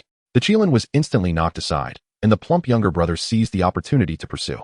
With a vigorous tug on the thread, he redirected Mingyou Long, continuing to unleash its bulldozer-like attack. Once again, the Qilin was sent sprawling. This time, it let out a furious roar, entering a state of rage, as a tempestuous realm of lightning enveloped both Mingyou Long and the plump younger brother. Undeterred, the plump younger brother summoned his final Shuangchong, preparing to launch Mingyou Long once more. However, this time Mingyou Long did not charge. Instead, it violently tossed its head. The previously obstructing colossal tree was hurled towards the thunderous Qilin. The enormous trunk captured the Qilin's full attention, as it unleashed a circular lightning strike to obliterate the tree. It failed to notice the impending movement behind it. Xiao Tuanzi and her companion quickly approached the mythical beast Qilin from above, aided by the Shuangchong. They executed the same strategy as before. When Xiao Tuanzi's heaven and earth hammer struck the Qilin's horn, the fissures became glaringly apparent. She shouted through the voice channel, "Just a bit more. I'm coming." The plump younger brother bellowed in response. From the shattered remnants of the colossal tree, a shadow emerged. The great hammer in his hand radiated with a charged glow. The plump younger brother poured all his pent-up resentment into this strike. The resounding clash was followed by a crisp sound, and with a crack, a segment of the horn soared into the air. The once overcast sky instantly cleared, revealing the obscured sun. The once formidable mythical beast Qilin lay defeated on the ground, its limbs thrashing. Wow, the plump younger brother finally dares to confront it head-on. The gathered onlookers were moved to tears, finally witnessing the plump younger brother's prowess. Is this what high-level gameplay looks like? I'm in love. The three continued to assault the fallen Qilin, with two great hammers and a flute striking its face in succession. Retreat. Xiao Tuanzi noticed it attempting to rise. The trio quickly distanced themselves using their Shuangchong. The mythical beast Qilin stood up, shaking its somewhat dazed head, and then let out a roar, transitioning back into a state of fury. However, this time, the only change was in its mane, which still bristled with energy. The electrical currents that had previously enveloped it, the storm clouds above, and the arcs of electricity were conspicuously absent. It was as if it had been completely drained of power. The three exchanged excited glances. Realizing that they had an opportunity, the audience erupted in fervor. Wasn't it just so formidable? Why has it become so weak? Its current state resembled that of a battery-powered vehicle with a stolen battery. I can't believe it. What a peculiar analogy. Without the devastating lightning as its weapon, the Qilin's intimidation factor had diminished by 80%. The plump younger brother and Xiao Tuanzi charged forward to confront the Qilin head-on. However, in the next moment, several bolts of lightning erupted before them. The complacent plump younger brother was struck directly, sent flying by the blast. Fortunately, his health only dropped by a fraction, and as he landed, he was immediately healed by his companion. How can it still summon lightning? This sudden turn startled the plump younger brother. Xiao Tuanzi dodged a lightning strike and pondered for a moment. Could it be because it still has a fragment of its horn? The plump younger brother observed the remnant of the horn atop the Qilin's head, which indeed retained a flicker of electric arcs. Wow, this detail is impressively real. The plump younger brother was astounded. Truly remarkable, the game design is so meticulous. The mythical beast Qilin lamented, "I am out of power. I am merely pretending." But the damage should be lower than before, right? Xiao Tuanzi inquired. "I'm not certain since I've never been hit before, but it only lost a bit of health this time." As they conversed, they approached the Qilin. The Qilin charged towards them. Both leaped high into the air, gathering power. Counting the attack frequency, it should be about time, right? I wonder if it can be stunned. Striking weapons. The hammer and flute cause additional stunning effects when targeting the monster's head. Stunning can incapacitate the creature. They timed their descent perfectly, landing just as the Qilin closed in. Xiao Tuanzi's hammer halted the Qilin's charge, while the plump younger brother's strike knocked the Qilin into a daze. Even a legendary creature cannot evade such an extraordinary state. The plump younger brother couldn't help but reflect. At that moment, Xiao Tuanzi, who had been providing support from behind, arrived, and they unleashed a flurry of blows to the Qilin's face. This is too pitiful. I can hardly bear to watch. Indeed, the severed horn Qilin was no match for a donkey. During the ensuing battle, they quickly realized that the Qilin could now only unleash sporadic lightning strikes. Aside from the feeble instant lightning attacks, all other assaults bore a delay, marked by lightning, easily avoided with slight movements. Its remaining melee attacks were also easily evaded with a hit-and-run strategy. After a prolonged struggle, The mythical beast Qilin ultimately succumbed to the relentless onslaught of the three, gradually collapsing before them. Wow, this could be the swiftest legendary defeat in Huagua. Those present felt emboldened to speak, for they were the first witnesses of this legend. Simultaneously, prompts appeared before the trio. Brave hunters have unveiled the legend of the mythical beast Qilin. Each of them has received a Qilin's broken horn, which they can present to the task administrator to unlock the Qilin challenge, allowing them to engage in limitless battles to acquire materials. Pang Didi and Xiao Daidai assisted Xiao Tuanzi in completing the primary objective of hunting the fierce Niu long before they departed. It was not that they were unwilling to explore together. Rather, the probability of encountering legends would simply triple with 3 participants. The first legend in Monster Hunter legend has been revealed, allowing us to appreciate the formidable power of the mythical beast Qilin. When Zhou Tianyi received the news notification, he was taken aback. How could anyone have defeated the Qilin so soon after the update? The difficulty of the monsters in this update was worlds apart from previous versions. Even ordinary monsters could instantly eliminate players clad in the gear from the last version. Not to mention legendary monsters, although Qilin is considered relatively weak among them. Having its horn broken significantly diminishes its lightning attacks. Yet, it is still a legendary creature. Curiosity compelled him to click on the video linked in the news. He immediately recognized the protagonist as Xiao Tuanzi. Could she truly have vanquished the Qilin? Soon, Zhou Tianyi saw her rallying Xiao Daidai and Pang Didi for assistance. No wonder. It turned out that 2 seasoned players were aiding a novice. Chapter 43. The less fabric, the greater the defense is common knowledge. Today, Xiao Tuanzi donned a uniquely designed outfit, its color scheme a striking silver-white. The ensemble consisted of 5 pieces: ankle boots, a short skirt, gauntlets, a bustier, and a headband. The spiraling horn protruding from the center of the headband hinted that this armor was anything but ordinary. This was the set she had crafted from Qilin materials. When she joyfully presented the materials to the blacksmith, she was left dumbfounded upon seeing the finished product. Despite being designed for battle against monsters, why did it resemble swimwear? Could this be Zhou Tianyi's peculiar taste? I must report this. There is an indecent streamer here. The Qilin gear is quite risky. I want to engage with the Qilin as well. I am ready, sage time. Here is a cup of hand-brewed coffee. Does anyone want some? Brothers, it is widely acknowledged that less fabric equates to greater defense. Do you not understand this? Xiao Tuanzi slammed the table. This is indeed a fact, after donning this outfit. Her defense surged by 80. Although it resembled a bikini, it instilled far more confidence than a full suit of armor. With her large flute in hand, she became the most radiant figure in the crowd. Xiao Daidai donned a similar outfit, and with this gear, she felt empowered, significantly increasing her margin for error against monsters. And she had hardly been eliminated since. However, she encountered an unusual incident during her quest. While progressing through the task, she discovered clues of a legendary creature on the map. Legendary monster appears. Brave hunters unveil the legend. Yet, despite these prompts, not a single monster was in sight. Her first reaction was to suspect a glitch in the game, so she contacted Xiao Tuanzi for help in consulting Zhou Shen. Xiao Tuanzi appeared beside her. Zhou Shen stated that this was not an issue. Xiao Daidai was momentarily taken aback, quickly understanding the implication. The monster was right there, they simply could not see it. The audience began to speculate. Here was an open area, devoid of hiding spots. There were none in the sky either. Could it be underground? If it were underground, there would be signs of disturbed earth, but the ground here was perfectly intact. At that moment, the last member, Pang Didi, joined the game, diverting the audience's attention. My eyes. Pang Didi, get out of here. This is absurd. My eyes are about to go blind. I can only look at Xiao Daidai and Xiao Tuanzi to feel better. Pang Didi was also clad in Qilin attire, which, unlike the female version, was rather unappealing. His male gear consisted of open-crotch pants, obscured by a piece of cloth, and he was bare-chested with a helmet and gauntlets. It was an eyesore, to say the least. Pang Didi was equally taken aback. He had initially intended to firmly reject this outfit, but the defense it provided was simply too enticing. What is happening? Pang Didi inquired. We have discovered a legendary monster, but we cannot locate it. Could it be invisible? Xiao Tuanzi suggested. The others were momentarily stunned. It was an idea they had not considered. However, upon reflection, other monsters could manipulate lightning and storms, so it would not be surprising if this one could become invisible. They found themselves on a cliff within the abandoned shrine map, newly added in this version. Xiao Tuanzi had previously explored the dilapidated shrine, where a ruined monster statue stood at its center. Let us search in different directions, Xiao Daidai proposed. Thus, the 3 ventured off in separate ways. Xiao Tuanzi's path was overgrown with dense vegetation. She cautiously stepped into the thicket. Nothing seemed out of the ordinary. Suddenly, she spotted a blood-red mushroom in a corner. Mandragora. This rare mushroom is one of the ingredients for secret elixir. Xiao Tuanzi's spirit of collection ignited. I bet 5 dimes. She will definitely go to pick it. No need to bet. Who doesn't know she would even gather useless herbs?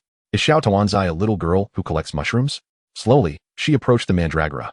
But she did not forget to extend her hand to feel her way. Just as she was but a step away from the mandragora, she suddenly encountered an invisible barrier, preventing her from advancing further. She groped around, attempting to find the edges of this invisible wall. The sensation of coldness, hardness, and unevenness coursed through her palm. Brothers, I believe I have found it, little Tuanzi said uncertainly. It was not until she felt two circular holes that she attempted to insert her hand, only for it to vanish in an instant. Hurry over, I have discovered something strange, she shouted in the voice chat. Suddenly, an anomaly appeared before her. A massive purple figure slowly materialized. She gradually lifted her gaze, only to find a pair of bulging white eyes staring at her, each pupil adorned with 3 black rings. Her hands were deeply embedded in the creature's nostrils. A silent gaze was exchanged between the girl and the beast. The audience could no longer contain themselves. Goodness, this creature is terrifyingly hideous. But where did little Tuanzi's hands go? The creature inquired. Is this your way of greeting? The approaching chubby brother and Xiao Dai stood in astonishment. Little Tuanzi was remarkably brave. What are you frozen for? Run. Little Tuanzi snapped back to reality, quickly withdrawing her hands, which were now sticky with a transparent slime. Before she could take a step, the creature struck her with its open mouth, a whip-like tongue lashing against her and sending her flying next to her teammates. Thankfully, due to her protective armor, she suffered only a minor loss of health rather than an immediate demise.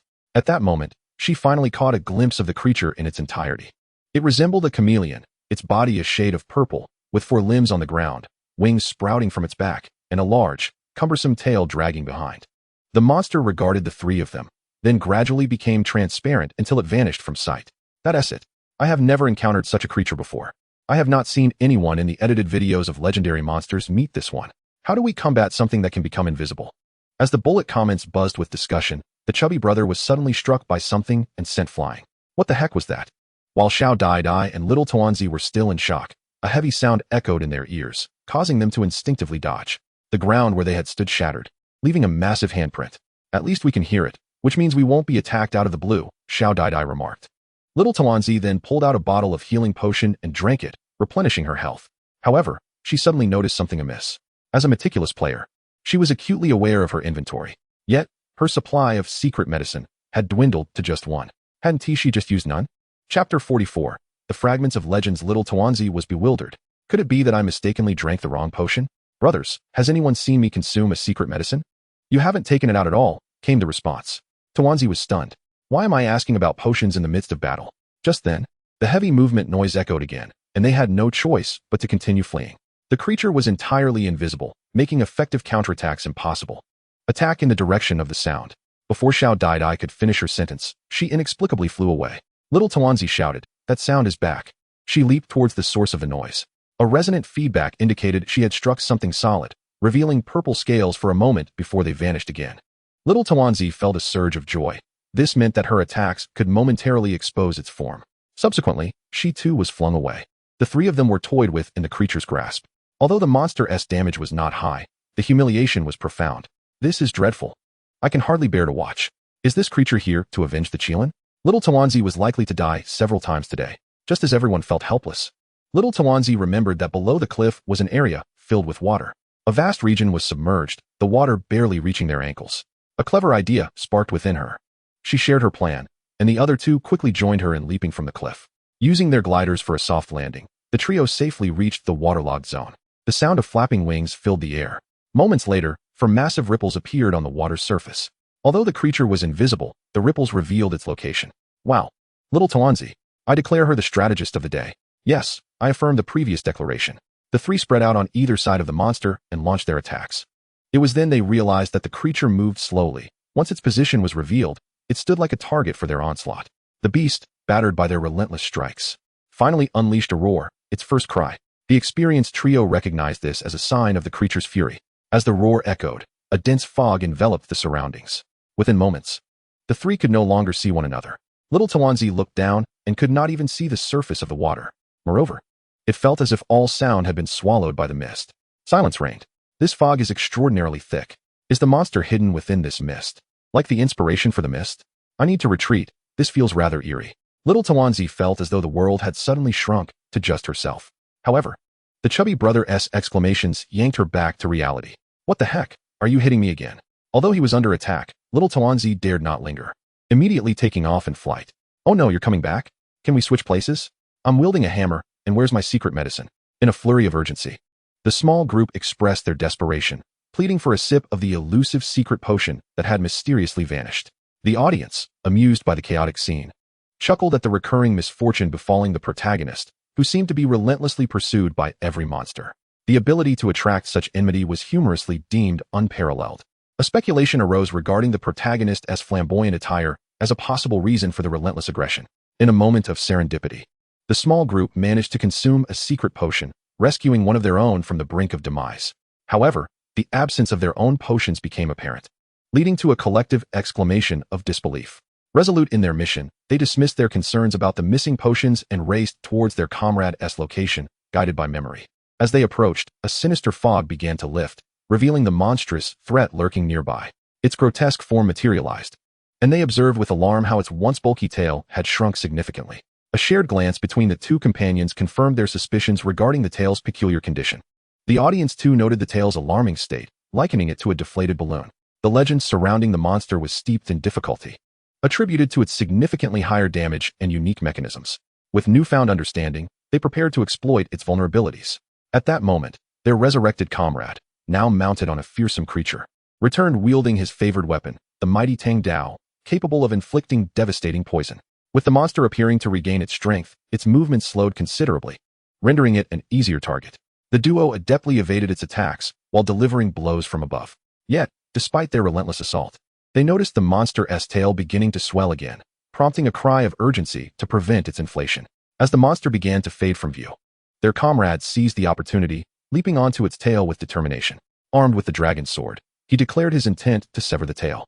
The onlookers recognized the familiar battle cry, igniting a spark of excitement. With a powerful swing, the blade cleaved through the tail, sending sparks flying. The monster, now grievously wounded, collapsed as 3 luminous insects circled it. Without hesitation, their comrade commanded it to crash against the wall, delivering a series of punishing blows that left the creature incapacitated. The audience gasped at the brutality of the attack, contemplating how they too might respond similarly if faced with relentless pursuit. Ultimately, the once mighty monster lay defeated, unable to rise again, as the brave hunters unveiled the legend of the hidden Yin Xiao Long. The revelation was met with astonishment as they discovered a trove of secret potions expelled from the vanquished creature, which possessed a unique thieving ability, favoring the most valuable items. In the ensuing chapters, the narrative unfolded further, revealing the plethora of legendary monsters yet to be discovered. The gaming company announced the promising progress of a new title, while discussions of inspiration and borrowing within the industry sparked debate. As time passed, more legendary beasts were unveiled, each possessing varying degrees of strength, categorized by their spawning conditions. The protagonist, now enjoying a brief respite, found pleasure in witnessing the trials of the small group. Just then, a message arrived from the producer of a previous game, seeking guidance on an optimized version of their creation. Eager to assist, the protagonist opened the message, discovering a transformed gaming experience awaiting exploration. Away, adhering to his advice, incorporated numerous elements into the game. This included animals such as pigs, sheep, and horses, as well as various trees, grasses, and flowers. He also added modes of transportation and urban facilities. Furthermore, he introduced characters that, despite their rudimentary design, could engage in basic dialogues. Although their conversations were often disjointed, they were certainly preferable to silence. The gameplay had evolved beyond merely constructing a single house. Zhou Tianyi commenced with the fundamentals, initially attempting to build a house within the game. Everything required for construction was readily available and user-friendly. Before long, a quaint villa emerged, accompanied by several trees nearby. It was perfect, albeit reminiscent of the small home of a friend, which was not the focal point. Subsequently, Zhou Tianyi endeavored to erect several self-built houses typical of urban villages, positioning the characters away had added within the rooms. These rudimentary figures incessantly repeated, "This room is exquisite. I adore it." Zhou Tianyi noted that the room was, in fact, a mere shell, and the characters were somewhat simplistic, indicating room for improvement. He spent half a day experimenting with all available items in the game, culminating in the creation of a grand city. This version was already commendable, yet there remained potential for further expansion. Drawing from his gaming experiences, Zhou Tianyi conceptualized 2 distinct developmental directions for the game. The first approach involved maintaining a focus on pure construction.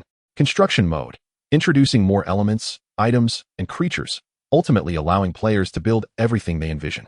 This could later be supplemented with a survival mode, introducing a crafting table and essential resources, thus encouraging players to mine basic elements to synthesize items for constructing their cities. The second approach emphasized optimizing character logic, enabling them to emulate real human behavior, allowing players to forge friendships while simultaneously constructing their homes. The outcome of these two directions would yield two vastly different gameplay experiences. Zhou Tianyi candidly shared his thoughts with Away. Away inquired, "Which direction do you think is more suitable for me?" Zhou replied, "No one can make that choice for you, myself included. I merely present two suggestions." Upon reflecting, Zhou realized the absurdity of having to choose one. Why not pursue both ideas simultaneously? He could implement one while developing the other independently. Meanwhile, Away fell silent. During his period of game optimization, he discovered that constructing houses, cities, and farms alone was quite enjoyable. Yet he was suddenly struck by the realization that a bustling city could not thrive in solitude. Thus, he included a few characters, crafting lines of praise for his architectural designs and establishing triggering logic for their dialogues. However, beyond that, they served little practical purpose, leading him to question the value of the second developmental direction focused on logic optimization. He found that simply creating various structures provided him with a greater sense of accomplishment. "I choose the first developmental direction." Zhou inquired, "Are you not yet of age?" Away was taken aback, questioning the relevance of such a query. "Yes, I am 16 this year." Zhou then posed, "Have you heard this saying? Children make choices, while adults desire everything." Away responded with surprise, "Huh?" Zhou continued, "I can guide you on the first option you've selected, and I can assist you in realizing the second option you did not choose. Ultimately, both games' creators and profits will belong to you." Away was momentarily stunned. Zhou was willing to help him create a game without asking for anything in return. He quickly declined. No, I am already honored to receive your guidance. Please do not credit your work to me." Zhou chuckled, recognizing the youthful naivety in Away's response.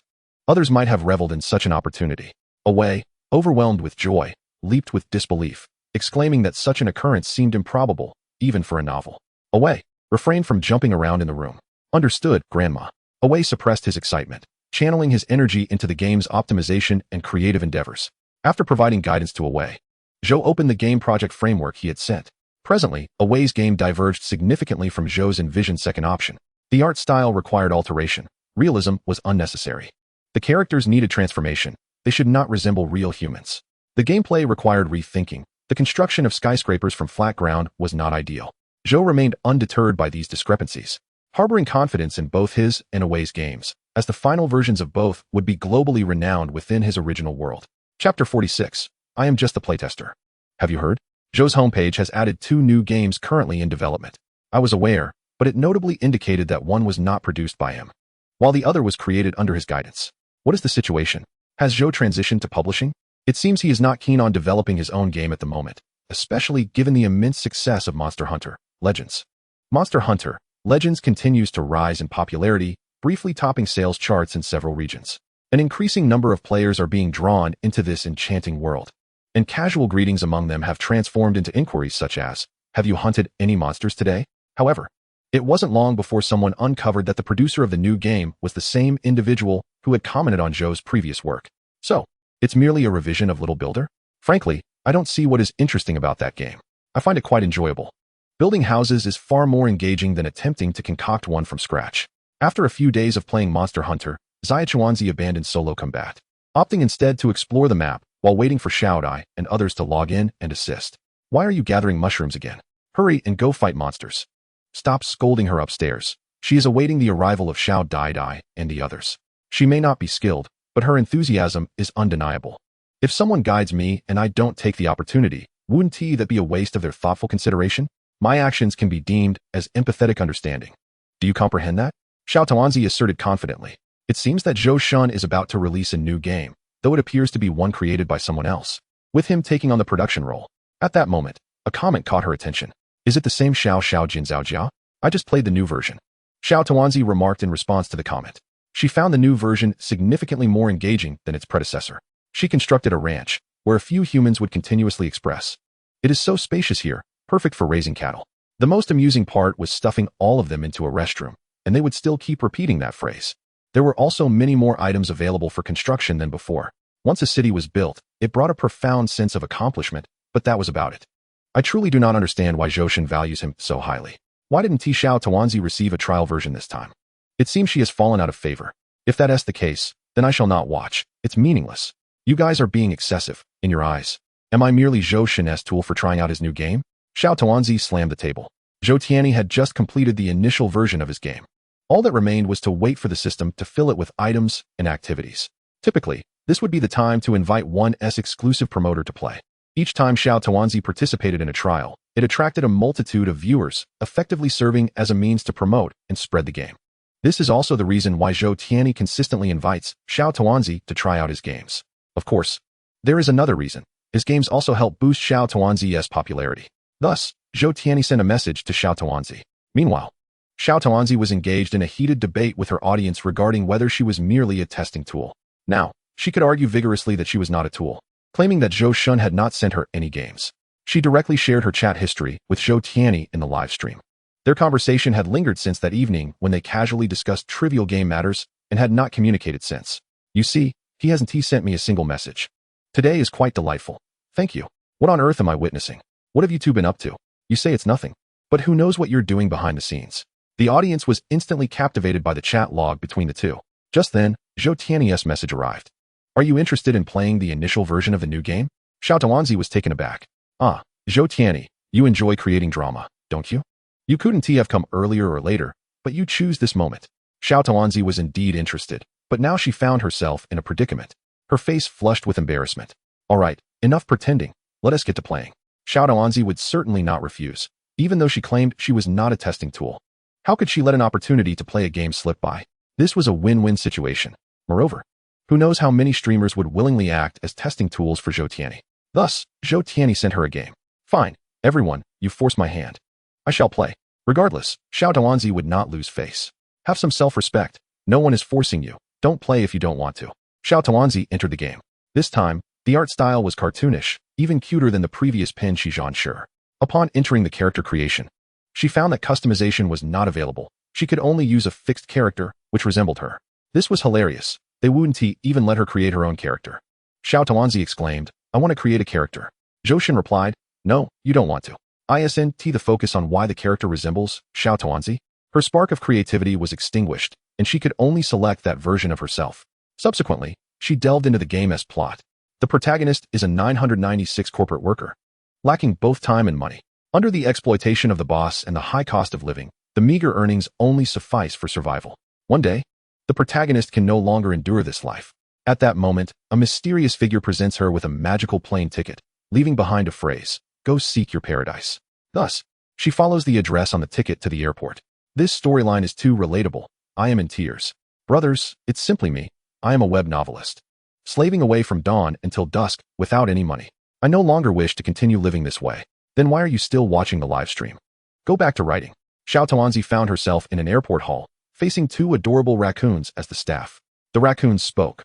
Welcome to the uninhabited island relocation plan. Hurry and choose your island. Brothers, it turns out the paradise is an uninhabited island. That is quite interesting. Why do I have to choose between the northern and southern hemispheres? Although she didn't fully understand, she still opted for the northern hemisphere where Huagua is located and randomly selected an island. By the way, you can choose one item to bring to the uninhabited island. Sleeping bag, lamp, food, or something to pass the time. Brothers, what should I bring? In such a place, food might be scarce, so I suggest bringing something to pass the time. You upstairs are not being reasonable. I believe a good sleep in the wild is essential, so I recommend bringing something to pass the time. There might be wild beasts on the uninhabited island, and they fear fire, so I suggest bringing something to pass the time. Xiao Tuanzi. Chapter 47. We are all penniless sitting on the airplane. The little Tuanzi gazed curiously at the brand new, gleaming radio in her hands. What purpose does taking a radio to a deserted island serve? Those imbeciles. They should just get lost. Tuanzi felt exasperated. Perhaps it could be wielded as a weapon, she mused. It might even serve the purpose of playing a requiem for oneself at the moment of demise. The airplane soon touched down. Contrary to everyone's expectations, the island was not as desolate as imagined. It boasted a port for water landings. Stepping out of the port, Tuanzi was immediately surrounded by two raccoons. On this so-called deserted island, there were indeed no humans. However, anthropomorphic animals were present. The two raccoons would serve as Tuanzi's aides in her new life. At that moment, two more creatures emerged from the port. They have come to live here too. You all must get along well, said the little raccoon. The two new arrivals approached Tuanzi, greeting her. One was a black anthropomorphic cat named Yuzijang, and the other was a blue anthropomorphic dog called Shifu. They were utterly adorable. Tuanzi thought as she observed the cat and dog. I had expected an exhilarating wilderness survival game. Look at this scene. Is there anything thrilling about it? To be fair, they really are quite charming. The raccoons led them to the center of the island, where a designated area had been cleared as a plaza.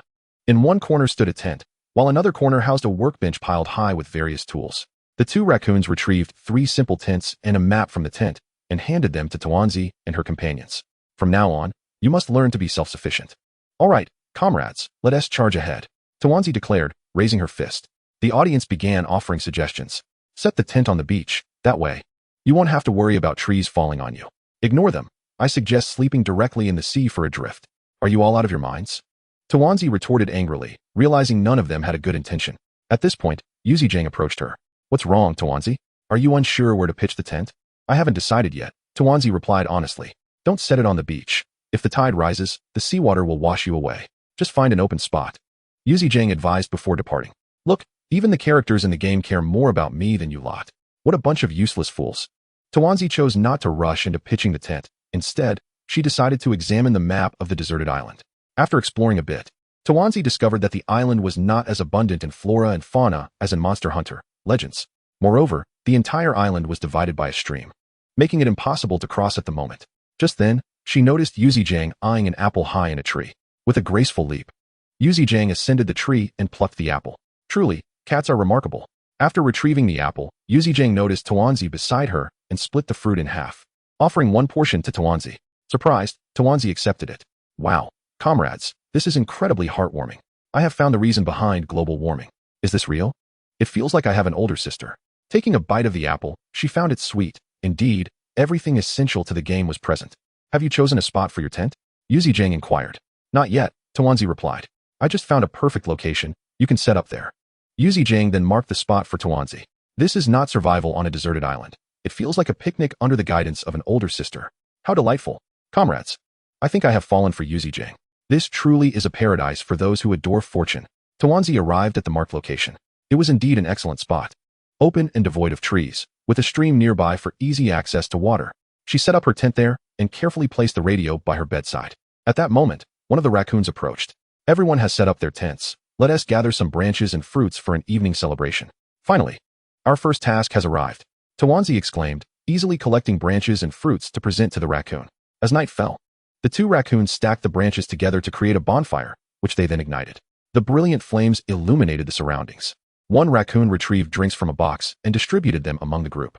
May we thrive and prosper. Cheers. The 5 of them raised their glasses in unison. Tuanzi took a sip. The drink was refreshingly cool and delightful. Suddenly, she was struck by an illusion, as if she were truly gathered with friends in reality. The experience was so vivid that she could not discern whether it was a game or reality. This sensation was something no previous game had ever provided. Tuanzi, are you thinking of your old home? Yuzijang wrapped her arms around Tuanzi. This is our new home. Let us build it together. Sister, hold me. I want to be embraced too. She cares more than my friends in reality. This socially anxious individual suddenly yearned to relocate to a deserted island. How I wish to snuggle with Yuzijang. Thus, a night in the game passed for Tuanzi. Game time has synchronized with real time. The sudden announcement left Tuanzi in awe. When her vision cleared, the sun outside the tent was already setting. At this moment, Yuzijang and Shifu approached her, each holding an apple. Are you all right? You have been sleeping for nearly an entire day. Little Tuanzi was equally curious about the reason. Before she could voice her thoughts, a raccoon appeared. Little Tuanzi, you have finally awakened. Here is your bill. Confused, little Tuanzi accepted the bill. It listed transportation fees, labor costs, equipment expenses, and island acquisition fees, totaling 50,000 gold coins. Little Tuanzi exclaimed, what? No one mentioned that relocating here would cost money. Wait, little Tuanzi, you don't have a single coin on you. Then you must work hard to repay the debt. Little Tuanzi appeared utterly bewildered. Yuzijang hugged her tightly. We are all broke. Please refrain from expressing such sentiments so gently. Little Tuanzi could no longer contain herself. Is this truly the real world? Regardless of where one is, we are all impoverished. It's laughable. I have escaped the exploitation of my boss, yet I cannot evade the raccoon's debt collection. In Chapter 48, Animal Crossing, Little Tuanzi, in order to repay the 5 gold coins owed, reluctantly embarked on the path of scavenging. She collected scattered branches and stones from the ground, as well as various shells washed ashore. These could be exchanged for money with the raccoon. Have you not yet utilized the crafting table? Yuzijang asked, noticing little Tuanzi approaching the raccoon with a pile of items. Little Tuanzi suddenly recalled that there was indeed a crafting table in the plaza at the center of the island. What is it for? She inquired with curiosity. You can create tools such as shovels, insect nets, pickaxes, and fishing rods. The insects, fish, and ores you capture with these tools are worth significantly more. Zijiang hesitated to continue.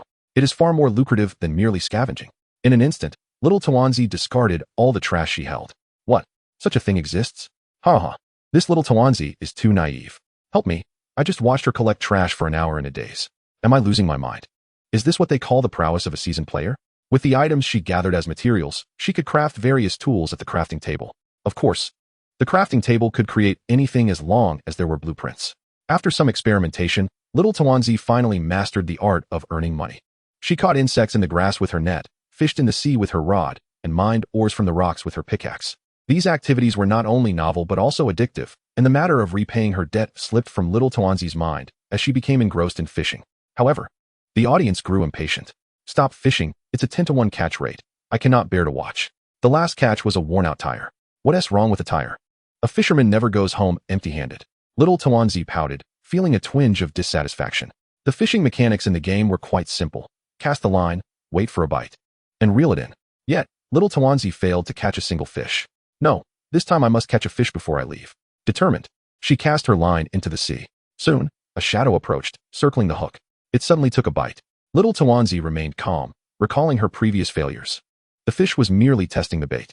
After a moment, it relaxed and began to eat the bait. At that instant, little Tuanzi swiftly lifted her rod. A large fish was pulled from the water. Congratulations, you have caught a bass. It's not fish sauce, it's bass. Brothers, did you see? This is the prowess of a seasoned player. Little Tuanzi could not suppress her triumphant grin. Tears welled up in her eyes. Family, after half an hour, I finally caught a fish, and it has made me so incredibly happy. Little Tuanzi could now fish, marking the end of her youth. Just then, Zijiang approached. I noticed you have been fishing for a while without any food, so I brought you some snacks. She pulled out some food and drinks and handed them to little Tuanzi. If I'm to play this game, I need to do so immediately.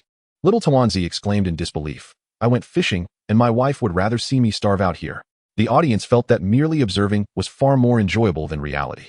They could do as they pleased, and there were people who cared for them. It was a veritable paradise. After growing tired of fishing, mining, and bug catching, little Tuanzi discovered that she could use her shovel to transplant trees. This meant she could freely rearrange their positions, arranging them to her liking. She became absorbed in crafting tree formations, creating an umbrella at one moment and a pine tree at another. It was only when the audience reminded her that she needed to exchange her money that she suddenly recalled her debts. She hurriedly gathered her belongings and sought out the raccoon. Upon repaying her debts, little Tuanzi breathed a sigh of relief, only to hear the raccoon inquire, "Is the tent uncomfortable?" It was indeed quite uncomfortable, little Tuanzi admitted. "We can help you build a house for just 300,000 gold coins, with an unlimited loan available." The audience could no longer contain themselves. What? Do we have to pay a mortgage in this game too? I would gladly repay a mortgage for a lifetime here. Little Tuanzi found it hard to resist the allure of a grand house. Just after settling her debts, she was burdened with a mortgage. The house would take 12 hours to build, meaning she would have to wait a full 12 hours in reality before she could move into her new home. As the little group was preparing to log off, Zijiang and Shifu approached. "Little group, will you come back? We will all miss you. How do you feel?" Zhou Tianyi inquired. "Are those animals really not players?" Awei could hardly believe it. He had also played the game created by Zhou Tianyi, but it was a version specially modified with time acceleration and unlimited money. The lifelike animals in the game left a profound impression on him. They would care for you, look after you, visit you on every holiday, and remember your birthday to present you with gifts. If you treated them poorly, they would become upset and might even leave the island. The construction aspect was vastly different from what he had imagined. Initially a desolate, uninhabited island, players could cultivate trees and flowers to adorn their surroundings. As the island blossomed in beauty, it would attract more small creatures. After assisting these animals in building their homes, they would settle down and contribute their abilities to aid in the island's development. Museums, shops, supermarkets, cafes, bookstores, and everything conceivable could be constructed. One could even acquire large machinery to alter the island's original structure, leveling hills and digging lakes with ease, ultimately crafting a wholly unique island. Astonishingly, time in the game mirrored that of reality. The fish swimming in the waters, the trees and flowers growing, and the insects appearing in the wild would all change according to the hemispheres, months, day and night cycles, and time. Here, one could cast aside the worries of reality and frolic with adorable, friendly animals, creating a world that felt utterly genuine. "How is your game coming along?" Awei asked, somewhat bashfully. "Not quite there yet. No worries, take your time, your game will surely succeed." Suddenly, Awei remembered that Zhou Tianyi's game seemed to lack a name. "Zhou Shun, what are you planning to call your game?" I intend to name it NGWS NYU. Chapter 49. If it weren't for the villagers not being able to be harvested, NGWS NYU has pioneered a brand new genre of gaming, which we refer to as simulation management. What magic does this game possess to make even major streamers become utterly captivated? Little Group was unaware of the exact allure of NGW. Yet for some reason, she found herself addicted. She had transitioned into a joyous farmer, and the first thing she did each morning was water and fertilize the flowers she had planted. Afterwards, she would take some flowers and food to visit Zhou and Shifu, who would also prepare gifts in return. Then came the delightful time for fishing. Although Zhou mentioned the sea was teeming with various fish, she exclaimed, "Congratulations. You have caught a bass. It's not fish sauce, it's bass." Her astonishment transformed from disbelief to excitement. "Guys, is it true that the sea only has bass? Perhaps your skills can only catch bass." "I'm done. I've already seen her catch 10 bass in a row. Enough with the bass. I am so tired of looking at it. Even fish sauce makes me want to vomit." After fishing, Little Group wandered around the island with her full set of tools, collecting any unwanted trees, stones, and weeds. While tidying up the island, she could also exchange them for money, a win-win situation. The comments flooded in. Island tyrants searching for land, leaving no grass behind. This time, Little Group discovered a patch of land that seemed out of place. There was a small hole emitting a yellow glow. There must be treasure ahead. "Quick, Little Group, dig." Without hesitation, she grabbed her shovel and began to excavate the hole. Everyone soon saw the buried item within, a bag of money. Being the honest person she was, Little Group instantly stashed the bag away. However, the glow from the hole did not fade. Instead, it became even more radiant. "It seems planting gold coins will yield something magical," a prompt appeared before her eyes. "This thing, could it be trying to trick me into planting coins?" Little Group pondered. She suspected it was a scheme by the raccoon, intending to take the money once she planted it. The game is so healing. Surely such things cannot happen. Better to believe than to doubt. Little Group decided to take half of the money from the bag to plant. That way, even if she was deceived, she would still retain half of her gold coins. A well-thought-out plan. Little Group buried the bag containing half the coins back into the glowing pit. As soon as she did, a small sapling sprouted from the ground. Curious, she checked its name. Money Tree Sapling. Wow, it's real. Little Group was astonished. "Oh my, this game has fulfilled a dream from my childhood. This is my current desire. I want one too. Little Group, quickly get me 100 of those." Little Group hurriedly brought the sapling back home, found a prime location near her house to plant it, and then watered and fertilized it with great care. She also built a few fences to enclose the sapling, guarding it diligently. The next day, the first thing Little Group did upon logging in was to check whether the money tree had grown. From a distance, she saw that the sapling had already blossomed into a large tree. "Guys, it grows so fast," Little Group exclaimed joyfully. However, the tree bore no fruits yet. Whether it would yield gold coins remained uncertain. Cautiously, she continued to water and fertilize it. At that moment, she received a message from her chubby brother. "This is Chubby Brother, requesting access to the island. Please open the door." A few days prior, after Little Group had requested Zhou Tianyi's approval, she had sent the game to Chubby Brother, Xiao Tuanzi, and Xieji. Chubby Brother had become utterly enchanted. However, due to the brevity of his stay, he found himself lacking in many resources and thus sought to obtain a few advantages from the island of Xiao Tuanzi. Upon opening the port, the Chubby Brother finally gained access to Xiao Tuanzi's island. Xiao Tuanzi graciously fulfilled the role of a host, providing a thorough introduction to the island before engaging in a battle of wits with the perch, leaving the Chubby Brother to explore at his leisure. At that moment, the Chubby Brother felt akin to Lu Lao Lao entering the Grandview Garden. "Oh, look, these trees bear apples. On my island, we grow peaches. No matter. Let's dig up a tree to take back. Brothers, there are some minerals over here. Let's gather a bit. Hey, these flowers are quite lovely. I'll pick a few to plant back home. Isn't that Yuzi Jiang? She's not coming with me? Well, never mind." The audience could no longer contain their amusement. Is the Chubby Brother considering collaborating with the Hua Gnome brothers to create a village tyrant duo? Come on now, be sensible. Xiao Tuanzi will undoubtedly give you a thorough scolding upon her return. Even the act of taking a feather from a passing goose pales in comparison to your audacity. You're even trying to abduct the villagers. The Chubby Brother continued his gathering spree. At that moment, a tree encircled by a fence caught his eye. This tree looked like any other, yet it bore not apples, but 3 peculiar bags. What could this be? The Chubby Brother had never encountered such strange fruit before. He leaned closer and exclaimed in astonishment, "Wait a minute, aren't these bags filled with money?" Recognizing that this tree was protected by Xiao Tuanzi, he felt hesitant to take from it directly. Instead, he shook the tree vigorously, causing all 3 bags to tumble down. The Chubby Brother stealthily opened the bags, revealing glimmering gold coins that dazzled his eyes. "Brothers, this trip was not in vain. It seems I shall soon reside in a house." He hurriedly gathered all 3 bags of money and prepared to make his escape. Xiao Tuanzi, who was fishing, noticed the chubby brother's intention to leave the island. Chubby brother, my island is quite well arranged, isn't it? Xiao Tuanzi asked proudly. Indeed, it's splendid, the chubby brother praised sincerely. Do come again next time. Absolutely. The chubby brother boarded the flight back to his island. Brothers, did you see that? This is the prowess of a seasoned player. I gathered resources and was invited to return. Don't boast too much. I'm going to inform her right now. It's merely that Xiao Tuanzi hasn't noticed yet. You're finished. Having just come from Xiao Tuanzi's place, she has already blacklisted you. My trees. My flowers. My grass. Xiao Tuanzi gazed at her once immaculate island, now riddled with pits from the chubby brothers' digging, without even a thought of burying them. Her painstakingly nurtured flowers had also been stripped bare. Suddenly, she recalled her most treasured money tree and hurried over to inspect it. Thankfully, the chubby brother, at least, had the decency not to disturb it. Just then, a large crowd surged into Xiao Tuanzi's livestream. Having just come from the chubby brother. We're not here for any other reason than to inform you that he has taken the money from your money tree. What the upstairs is saying is true. The chubby brother is still boasting that he will return to continue his plundering. Indeed, we came solely to tell you the truth, not to incite a conflict. Xiao Tuanzi was instantly filled with rage, slamming her palm on the table. Chubby brother, do not even think about setting foot on my island again.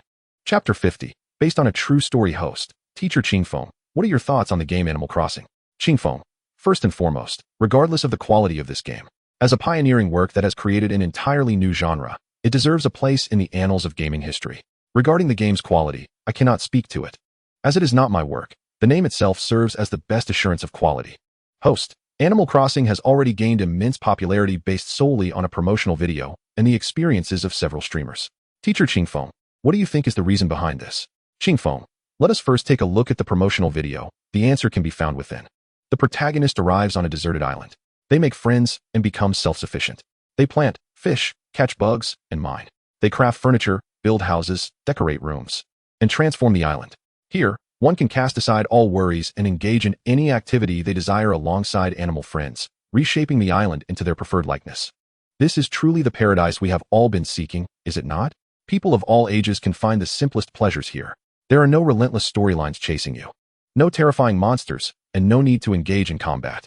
The themes of freedom, relaxation, and joy starkly contrast with the prevalent themes of gunfights and battles in today's market. This not only attracts players weary of conflict, but also appeals to many casual players who have no interest in combat. Host, thank you, Teacher Qingfeng, for your insightful explanation. This concludes our program. The audience buzzed with discussion. Teacher Qingfeng's analysis is spot on. Even my wife, who doesn't play Dream Network games, is eager to join the island. So there really are female players out there? That would be me. This iteration of Animal Crossing is perfect for someone like me who detests fighting. Works produced by Zhou must be of high quality. My wallet is ready. When will it finally be released? How are the little animals, furniture, and islands coming along?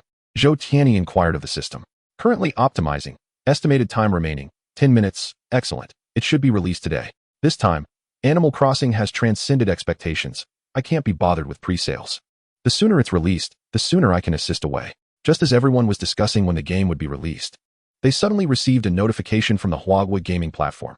Animal Crossing is now available for purchase at the price of 98, which took many by surprise. Wang Xiaoming had long been captivated by this game and promptly purchased 2 copies, one for himself and the other for his mother.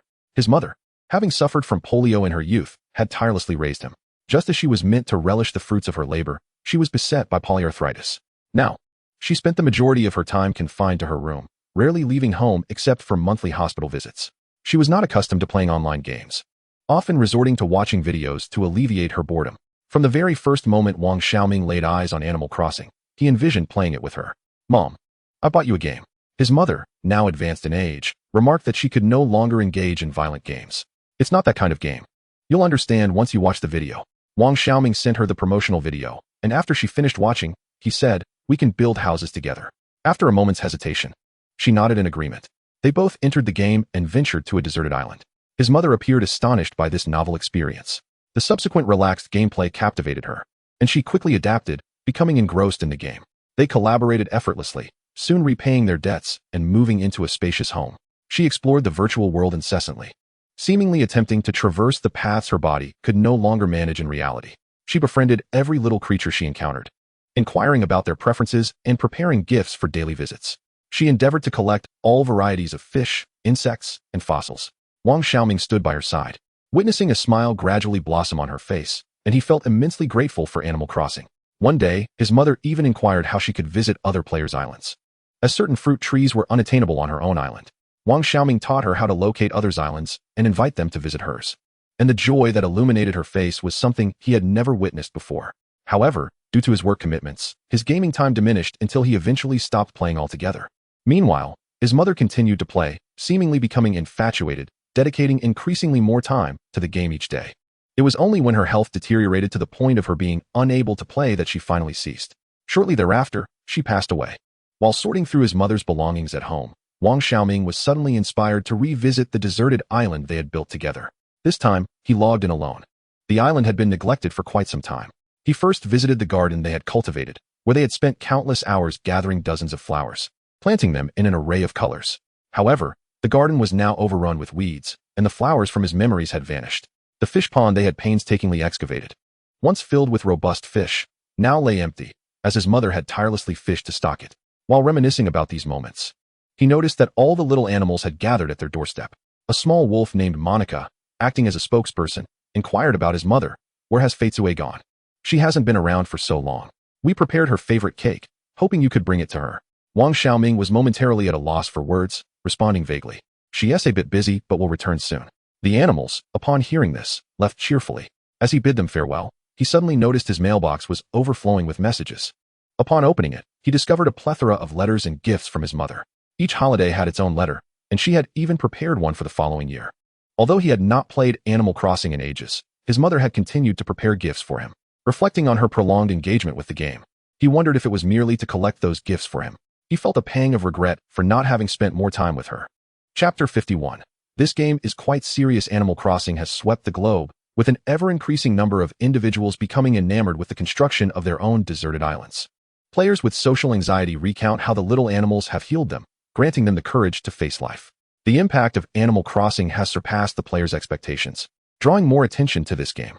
Watanabe Toru, a renowned game producer from Yamato-kuni, has recently found himself entranced by D-Senator.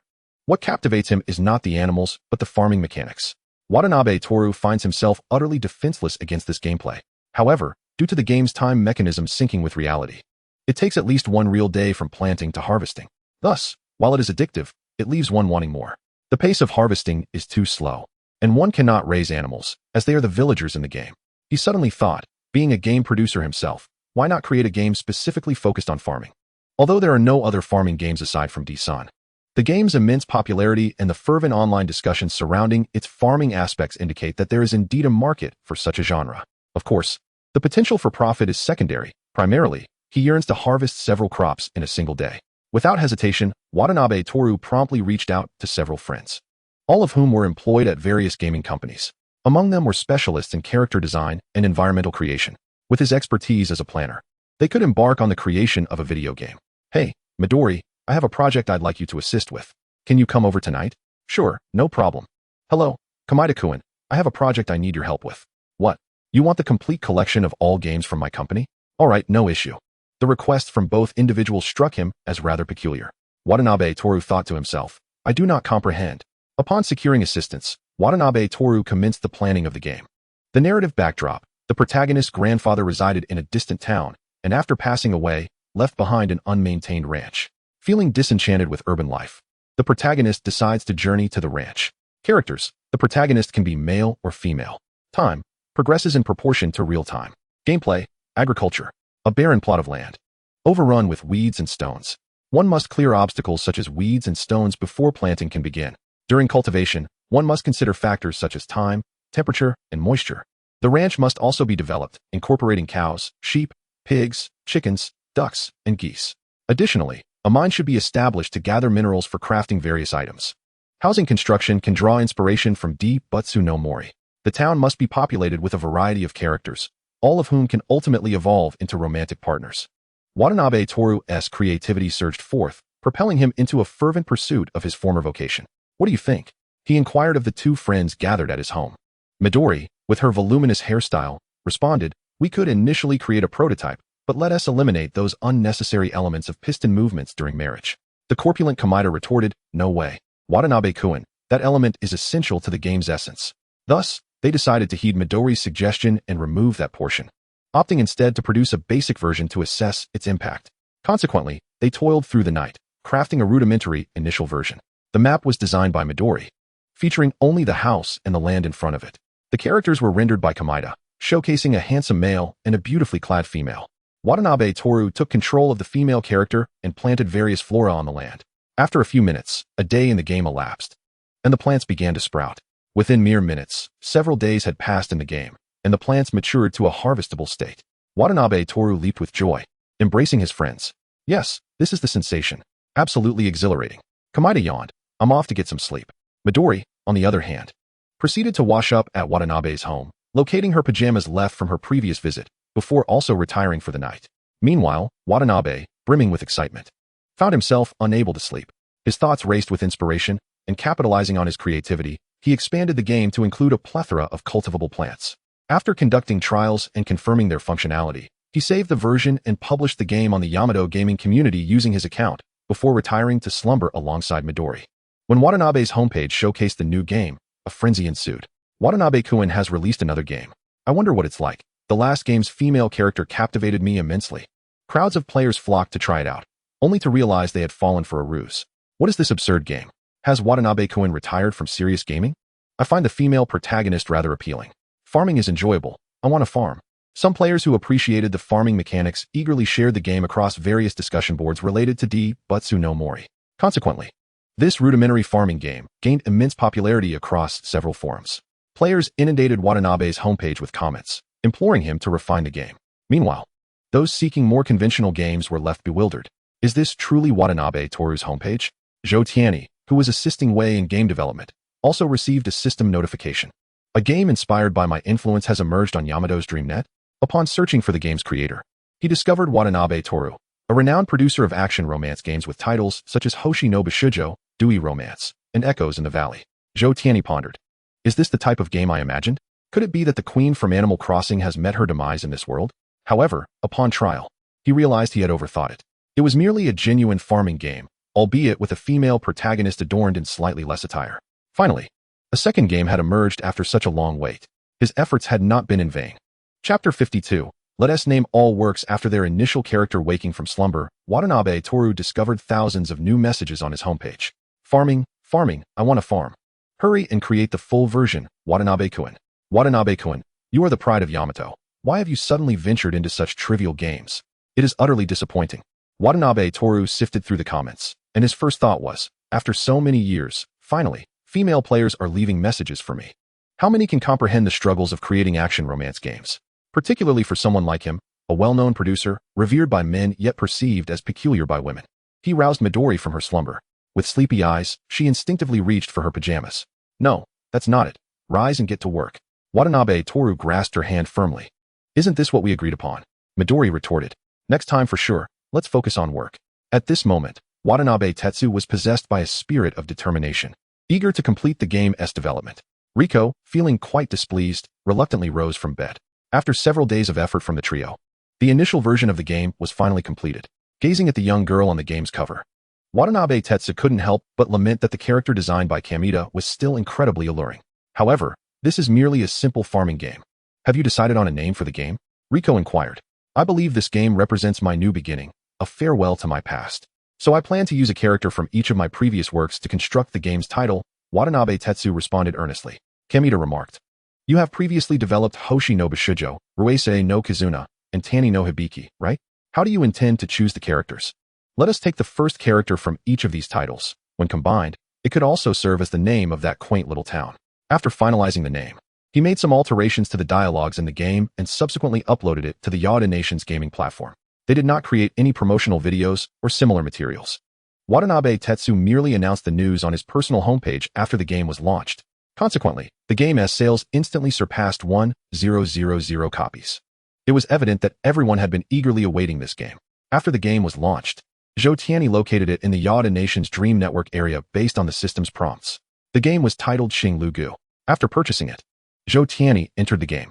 The artistic style remained consistent with the trial version, eschewing realism in favor of Yada's renowned two-dimensional aesthetic.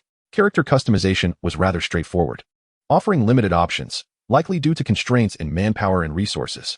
After defaulting to a character, he entered the storyline, which was uncomplicated and briefly explained the game's background. Thereafter, the game commenced. Zhou Tianyi found himself before an old, dilapidated house, with a vast expanse of long-abandoned land strewn with weeds and stones. This was consistent with the previous trial version, albeit with slightly more refined visuals. At the outset, Zhou Tianyi possessed only basic tools such as a sickle and a hoe, along with a packet of windbreak grass seeds. Thus, he opted to cultivate the wasteland. At this point, he discovered a newly implemented stamina system. Cutting grass and hoeing would deplete stamina, while consuming food could restore it. When the character's stamina was exhausted, no further actions could be taken until rest was sought through sleep. Zhou Tianyi meticulously calculated the stamina expenditure, ensuring he had a few points remaining after planting the windbreak grass seeds, which he had reserved for leisurely exploration in town. The town, sharing the same name as the game, was called Xinglu, and the architecture was exquisitely crafted. Numerous shops within the town allowed players to purchase seeds, food, farming tools, and more. While conversing with the townsfolk, Zhou Tianyi suddenly noticed a goodwill system. Engaging in casual chats or gift-giving could enhance goodwill. Upon reaching maximum goodwill, one could form a partnership. This aspect of the game was indeed intriguing. However, why did the farmer selling tools, Uncle Jia, have a goodwill rating of 90 towards him? Especially given that his character was male? Although puzzled, he was astounded. After exploring the game extensively, Zhou Tianyi confirmed that this was the second simulation management game in the world, yet unlike Animal Crossing, it emphasized farming and animal husbandry. Players were required to cultivate plants and raise animals to earn money, which could be spent on better tools, upgrading their farms and ranches. Resources could be fashioned into furniture to decorate one's home, and mine stones could be used to create various facilities and tools. Fishing was also an option, with fish serving as gifts or food. His assessment of the game was as follows: low emotional intelligence. The game quality is decent, but the gameplay is overly simplistic. High emotional intelligence. The game possesses significant potential for improvement. Zhou Tianyi shared his thoughts regarding future versions of the game in the comments section. Watanabe-kun, sales are steadily increasing. Kamita observed the rising sales figures with great delight. Tetsu, there is a particularly long comment written in Huawei characters. Riko suddenly noticed a comment. The square characters stood out prominently among a sea of rounded ones. Watanabe Tetsu also found it curious. His game had just been released in the Yada Nation, so how could someone from Huawei be playing it? Riko had already translated that comment into Yada characters via the Dream Network and shared it with the other two. The more Watanabe Tetsu read, the more astonished he became. This comment was a discussion regarding future versions of Xinglu, rather than merely a discussion. It felt more like guidance. Many of the viewpoints echoed his own thoughts, while others were insights he had not previously considered. The planning acumen of this individual was far superior to his own. They could not possibly be an unknown figure. Watanabe Tetsu contemplated expressing his gratitude in person after completing the next version. Riko, could you check the name of the commenter? I am not a dog planner. Watanabe Tetsu reacted with a mix of surprise and familiarity upon hearing the name. It seemed to be a name he had encountered before. Oh, I remember now. Isn't that the name of the producer of Animal Crossing? Kamita suddenly exclaimed. Red Bean Paste? Red Bean Paste. Chapter 53. I really tried to be indifferent. Upon returning to the Yada Nation's Dream Network area, Zhou Tianyi described the game Xinglu on his homepage and made a suitable recommendation. That day, many Huawei players ventured to the Yada Nation to play Xinglu. Some were immediately deterred by the Yada language, while others persisted, drawn by the refreshing girl on the cover and their trust in Watanabe Tetsu. Only a small fraction of people genuinely enjoy this gardening game. Most are captivated by the numerous similarities it shares with. They flocked to Zhou Tianyi's homepage to inquire about his thoughts on the matter. Zhou Tianyi promptly responded, stating that merely borrowed a small portion from, and those who continue to play will discover substantial differences between the two games. The trending topic instantly shifted to the shocking revelation that Zhou had recommended a game that allegedly plagiarized. The distinction between plagiarism and inspiration is becoming increasingly blurred. During a live stream viewers began to flood the chat with mentions of, Xiao Tuanzi, you must try it out. Zhou has recommended a game for the first time. Let us go, Xiao Tuanzi. Hurry, let us see what allure this game possesses. Xiao Tuanzi, intrigued, responded, all right, my brothers and sisters, let us immediately explore this game. Following a tutorial on Meng Wang, Xiao Tuanzi navigated to the Daheguo Dream Network area, where she discovered, Xiao Tuanzi, check out the other works from this producer. I've heard he is a renowned game developer from Daheguo. Indeed, Xiao Tuanzi, we're all curious about what other games he has created. Naively, Xiao Tuanzi believed the misleading words of these unscrupulous viewers. She clicked on Watanabe Tetsu's homepage, where she found 3 works, all seemingly high in sales. A quick glance revealed rather peculiar covers. The first featured magical girls clad in battle attire that barely concealed their bodies, battling tentacled creatures. The second depicted 6 scantily dressed beautiful girls surrounding a faceless man. The The third showcased beast-eared girls frolicking in a valley. What are these games? They appear rather inappropriate. Xiao Tuanzi remarked, her cheeks flushing. Oh dear, you're blushing. These games are clearly vulgar. Xiao Tuanzi, let us open them up for critique. Truly, Daheguo is impressive. Xiao Tuanzi quickly realized she had been played by this group of fans. You mischievous fans, is your sole purpose to trick me? She scolded as she closed the producer's page. After purchasing, she was about to launch it when she suddenly received a message. Brothers and sisters, we'll end the stream here for today and catch up later. Xiao Tuanzi's stream abruptly went black. A chorus of complaints ensued. It's all your fault. Now we have nothing to watch. I'm out of here, heading to Fat Brother's place. At Pingqing Airport, in the arrivals area. Xiao Tuanzi sat on a bench waiting. Soon, a well-preserved middle-aged couple approached her. Dad, Mom, why are you here all of a sudden? Xiao Tuanzi took the luggage from their hands. Can't we come? Her mother raised an eyebrow. It's just curiosity, Xiao Tuanzi replied, not daring to contradict her mother. Her father scanned the surroundings and asked, Are you alone? Huh. Xiao Tuanzi was puzzled. Tentatively, she explained, Xiao Bai is at home. They don't allow pets at the airport, so I didn't bring him. Who asked about your dog? What about your partner? No, your husband. Huh. Stop pretending. We already know. Her mother sent her a video via Meng Wang. After watching it, Xiao Tuanzi felt numb. The video was edited, featuring highlights of when faced backlash, showing Xiao Tuanzi angrily retaliating against trolls, while comments like husband-loving Zhou, always adore you, Xiao Tuanzi, flooded the screen. Another segment depicted her rebuking viewers for treating her as a mere playtester, revealing her chat logs with Zhou Tianyi, where she expressed, I'm very happy today, thank you. The final part showcased Zhou Tianyi's unwavering support for her. Mom, let me explain, we're not in that kind of relationship, that's just internet gossip. Xiao Tuanzi was on the verge of tears. Why didn't he come along? Mom, please listen to me. I'm listening, is it Zhou Tianyi? Mom, we really have no relationship. What does he look like? Where does he live? What does he do? Xiao Tuanzi could only look to her father for help. He shot her a glance. Invite him over for dinner tonight. When Zhou Tianyi received Xiao Tuanzi's message and the video, he was bewildered. Come over for dinner tonight and clarify everything to them. They want to listen to me. With no other option, Zhou Tianyi made his way to Xiao Tuanzi's home. At the square table, he and Xiao Tuanzi sat across from each other, flanked by her parents. Xiao Zhou, what is your profession? Her father inquired. Xiao Tuanzi sent him a message, you better explain. They aren't giving you a chance. Just answer whatever they ask, he thought. Game designer, Zhou Tianyi replied truthfully. In his mind, he mused, a game designer is someone who earns little, works hard, and takes the blame. Her parents exchanged glances and communicated through Meng Wang. Game designers are good. They work overtime and are less likely to stray. Where do you live? In the urban village across the street. Zhou Tianyi thought, living in an urban village implies no proper housing. Hearing this, her mother shot a pointed look at Xiao Tuanzi. Why not move in together? That is not appropriate, is it? Zhou Tianyi was left speechless. The discussion between Tuan Fu and Tuan Mu on Meng Wang revealed their approval of a young man who demonstrated restraint and practicality, abstaining from frivolous behavior before marriage. Tuan Fu inquired about his savings, to which the young man modestly admitted to having only a little. In his heart, Zhou Tianyi thought he truly had a mere billion. Tuan Fu and Tuan Mu exchanged opinions, remarking that having even a small amount of savings indicated a capacity for financial management, a rare quality among the youth today. Tuan Fu further questioned his future ambitions, to which Zhou Tianyi internally scoffed at their belief in his lofty aspiration to lead the world in gaming development. Despite Zhou Tianyi's self-deprecating thoughts, Tuan Fu and Tuan Mu were impressed, showering him with attention during dinner, filling his plate, and serving him soup, leaving him feeling quite bashful and repeatedly expressing his gratitude. Their satisfaction with him was palpable. Meanwhile, Xiao Tuanzi, observing from Meng Wang, voiced her frustration at his disingenuous demeanor, to which Zhou Tianyi defended himself, claiming he had genuinely tried to appease them. The warmth and admiration emanating from Tuan Fu and Tuan Mu was unmistakable, leaving Zhou Tianyi perplexed. After dinner, the four of them settled onto the sofa in the living room. Xiao Tuanzi was affectionately stroking her little dog, while Tuan Fu and Tuan Mu encircled Zhou Tianyi. Tuan Fu expressed his admiration, stating, Xiao Zhou, you are quite remarkable. Zhou Tianyi was taken aback, pondering the irony of being seen as a promising game planner despite living in a village with scant savings. Their light-hearted conversation inexplicably warmed the atmosphere. Zhou Tianyi swore he was not trying to win their favor, yet their fascination with him seemed to grow. Xiao Tuanzi, while petting her dog, eavesdropped, puzzled by their enthusiasm over such mundane topics. Could it be that Zhou Tianyi was intentionally charming them? The thought gnawed at her, realizing she might have walked into a trap of her own making.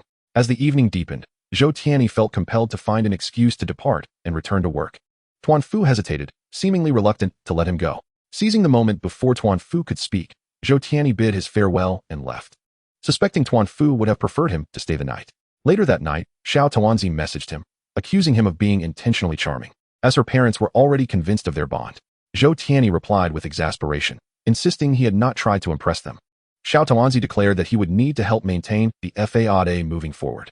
She rolled onto her back, muttering that he deserved to remain single for his antics.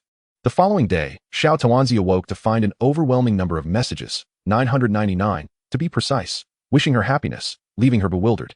A barrage of news articles soon followed, revealing that the mysterious man at her family's gathering was none other than Zhou Tianyi, officially announcing their union. Shocked, she quickly recognized her parents' handiwork in orchestrating this turn of events. Rushing to confront them, she discovered they had already left the villa. Panic ensued for both Zhou Tianyi and Xiao Tuanzi, with Zhou Tianyi bewildered at the sudden development of having a wife overnight. Xiao Tuanzi's voice came through, apologizing for her parents' actions, her tone heavy with disappointment. He reassured her that it was fine and suggested they focus on promoting a new game to overshadow the news.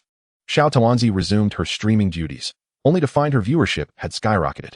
As she appeared on screen, the chat exploded with enthusiastic messages celebrating her newfound relationship.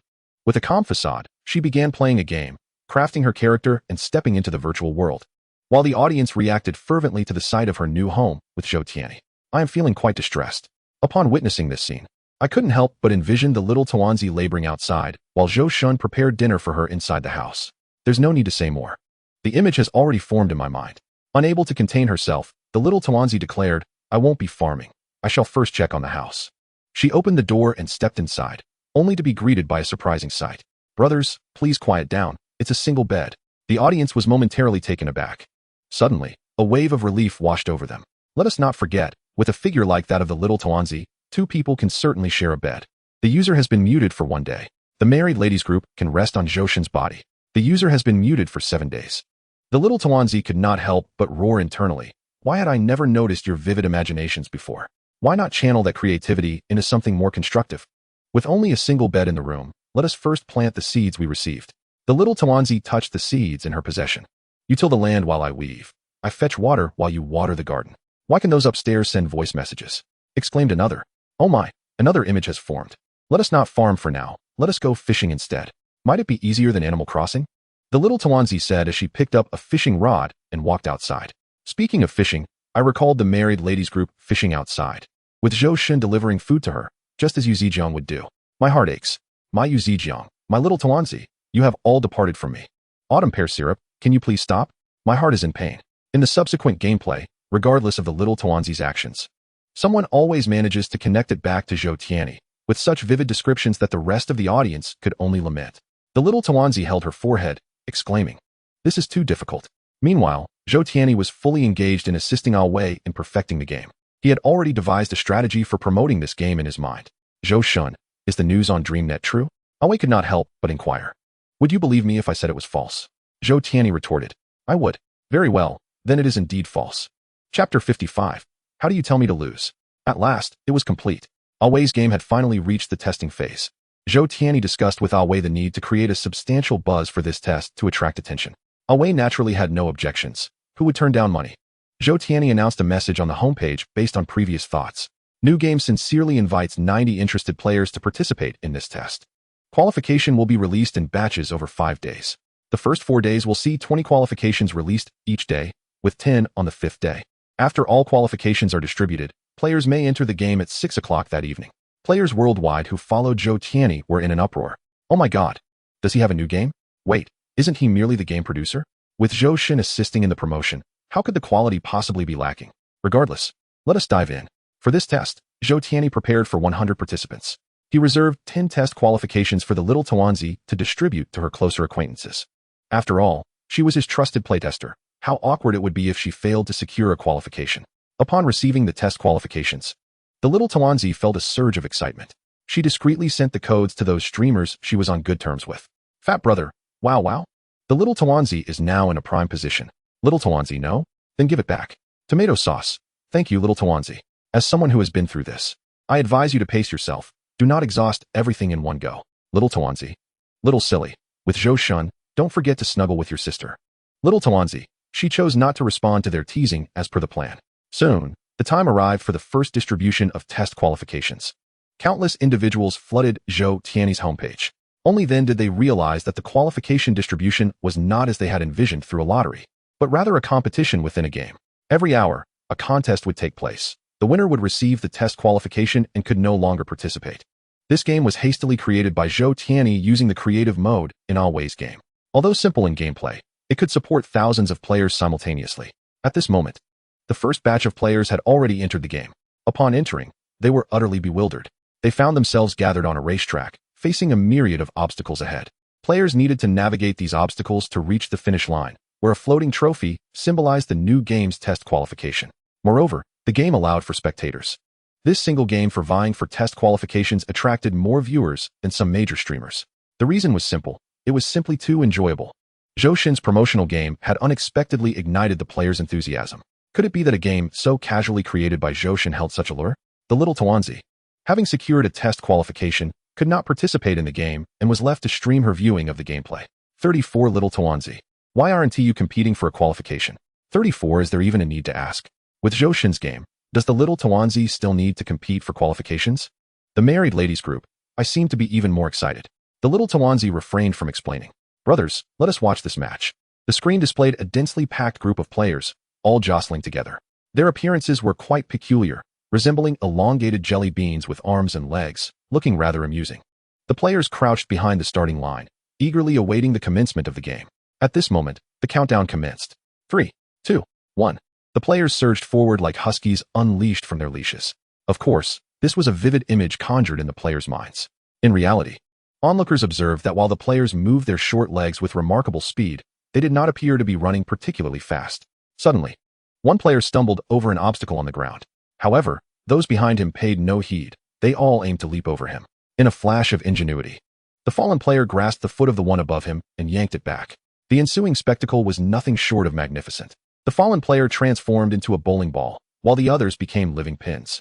Xiao Tuanzi exclaimed that the blue-clad bowling ball had already knocked down 15 individuals, scoring a perfect 100. The player in yellow was doing well too, with 10 down, scoring 95. Xiao Tuanzi was undoubtedly ruthless in his commentary. Yet, the player in green seemed to be the best, as he had been observed numerous times. As the farcical scene neared its conclusion, those at the front were already approaching the finish line, greeted by rows of doors, some real and some illusory. The genuine doors could be crashed through, while the false ones could not. They merely needed to break through these doors to reach the finish. The leading group surged straight towards the central door, which was immediately smashed apart by the players. The components of the door scattered, becoming obstacles for those behind. Thus, the players continued to break through layer by layer, with large groups getting toppled as they passed through. At this point, Xiao Tuanzi noticed the flamboyant pink player, who had consistently been among the foremost. Only 2 doors remained, and he had yet to take the lead. Xiao Tuanzi called out, "Brothers, look, that flamboyant pink fellow seems to have his own strategy." At the penultimate door, the flamboyant pink player opted not to join the crowd pushing through the middle door, but instead rushed towards the side door. A gamble that paid off. The door opened. The middle door was also breached, with a throng of players clustering together. In an instant, the flamboyant pink player seized first place. Only 1 door remained. "All right, brothers, let us applaud the flamboyant pink champion," Xiao Tuanzi declared with confidence. A flurry of comments flooded the screen. "I don't believe it. A new victim has emerged. You said the same in the last 2 matches. Who has ever won? What disbelief? What nonsense about victims? With his luck, he cannot lose. Even if he hits the wrong door next, he can simply choose another. At this speed, how could he possibly lose? I can't fathom losing." Xiao Tuanzi slammed the table in frustration. The flamboyant pink player, convinced of his victory, chose the middle door this time. He collided with it, but it did not open. He quickly turned towards the left door. "Brothers, this door must be the one," Xiao Tuanzi proclaimed earnestly, just as the flamboyant pink player was about to reach it. A door panel suddenly descended from above, blocking his path. The flamboyant pink player shouted in his heart, "What the heck? How did that door fly over from so far away?" As he hurried back, the game concluded, and the champion emerged. Xiao Tuanzi stared in disbelief as a player in green claimed the trophy. Comments erupted frantically. At this speed, how could he lose? I too do not understand how one loses. It simply happened. With such bad luck, how can one ever win? Brothers, this round doesn't count, Xiao Tuanzi awkwardly explained. This round was lost due to the player's own misjudgment. It cannot be blamed on me. The comments mercilessly exposed her. You can pretend all you want. Have you ever guessed correctly even once? This is already the 3rd victim. Chapter 56. Have faith in domestic manufacturers. Merely 3 days had passed, and this game had already taken the internet by storm. The gameplay and ultimate rewards left everyone yearning for more, particularly those who, knowing they could not secure first place. Reveled in disrupting others, found even greater satisfaction in preventing others from winning than in winning themselves. Beneath Zhou Tianyi's post, a comment had ascended to the top position. Can Zhou Shun independently produce this game? The comments below were neatly organized. Petition. Petition 1. Petition 2. Petition 10,086. Zhou Tianyi replied, I see everyone enjoys it, and I do plan to release a standalone version, but my current focus is limited, so it will be delayed. His response was widely shared. Some game companies immediately recognized the opportunity. If you lack the time to produce it, then we shall assist you. Wang Jin and Technology swiftly dispatched personnel to contact Zhou Tianyi. Penguin Technology promptly instructed their game planners to work overtime to develop it, as replicating such a game was significantly simpler than Guili. When Zhou Tianyi received the call from Wang Jinan, he was somewhat puzzled. However, their attitude was sincere. Hoping to obtain his authorization, Zhou Tianyi was not particularly concerned about the notion of plagiarism. Had Chao Fan Lu Hun not deliberately aimed to annoy Guiwu Lu Run, Chuan Shuo might have taken much longer to be released. This was his first encounter with someone seeking authorization. The game was still in its infancy, merely a gameplay style created on a whim within another game. These companies could produce it at will and might only face criticism. In terms of actual plagiarism, it hardly qualified. Zhou Tianyi understood that what they truly desired was simply his name. It could be done, but it must be executed according to my specifications. And it should not be as poorly made as Chao Fan Lu Han. The person responsible for liaising with Zhou Tianyi was already sweating profusely. Rest assured, we will only impose a nominal fee for skin enhancements, and shortly, a dedicated representative will send the contract to your email. Allow me to decide on the name. How about we call it Tang Do Ren Zhong Ji Tao Tai Sai? A splendid name, one that exudes sophistication at first glance. Zhou Tianyi remarked, after all, it was originally known by that name. Today, Penguin Technology has unveiled a new obstacle course game titled Kuai Lu Chong Chong Chong, which accommodates up to 100 players, featuring hundreds of exceptional levels awaiting your challenge. Wang Jinan Technology has announced that they have obtained exclusive authorization and naming rights from Wuzhen Bushi Go for their upcoming title Tang Do Ren Zhong Ji Tao Tai Sai, which will be revealed to the public tomorrow. In assessing a situation, one often relies on comparative analysis. When everyone decides to replicate, there is little cause for concern. However, when one entity chooses to imitate while another holds authorization, complications arise. It seems that Penguin Technology cannot change its nature. The games from Penguin Technology are hardly played by anyone. The excitement is palpable. One can now traverse levels endlessly. Does anyone upstairs enjoy the secret recipe hamburgers from Lao Ba? The comments section is filled with criticism. Lao Wang, however, did not foresee Wang Jinan's maneuver. This has propelled his game into the spotlight. Nonetheless, negative attention is still attention. As long as one seizes the initiative, subsequent issues can be addressed later. Evidence suggests that Lao Wang's judgment was indeed sound this time. Such games, once ignited, will undoubtedly attract many eager to try, but unable to do so. And he is simply providing that opportunity. These individuals will hardly care if the game is a copy, as long as it is enjoyable. General Wang, after the game opened, the player count surged past 300,000. Excellent. Lao Wang believes he has finally regained some ground. Wang Jinan Technology, following Zhou Tianyi's guidance, is proceeding with careful production. Boss, it appears that Penguin Technology has seized the initiative this time. No matter, there were no expectations for significant profits from this title. Zhou's name is well regarded. The quality will not fall far behind. However, our gain lies in reputation. Furthermore, this collaboration will simplify future partnerships. Both companies harbor ulterior motives. But this no longer concerns Zhou Tianyi. Yet, someone still has ties to Zhou Tianyi. He is currently engaged in a discussion with her. Can you revoke my qualification? I would also like to play the game, said Xiao Tuanzi. No, once bound, it cannot be changed. Then why didn't you tell me there was a game to play? You never asked. Xiao Tuanzi faltered, then posed the crucial question. Why did you grant game authorization to Wang Jinan? Does it not affect you? No worries. You should have some confidence in domestic developers. Xiao Tuanzi concluded her idle chatter. The comments in the live broadcast room erupted, as everyone was curious about Zhou's decision. Asking Zhou directly yielded no answers, so they turned to his rumored partner. Xiao Tuanzi, what did Zhou say? Why did he authorize Wang Jinan Technology? Is Zhou facing difficulties? Xiao Tuanzi could only echo Zhou Tianyi's original words. You should have some confidence in domestic developers. Instantly, the entire live broadcast room was in an uproar.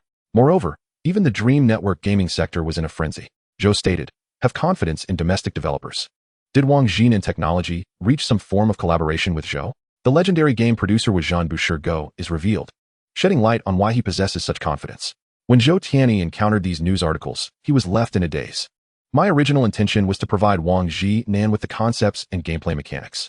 It was essentially serving the meal on a platter. Swallowing it should not be difficult.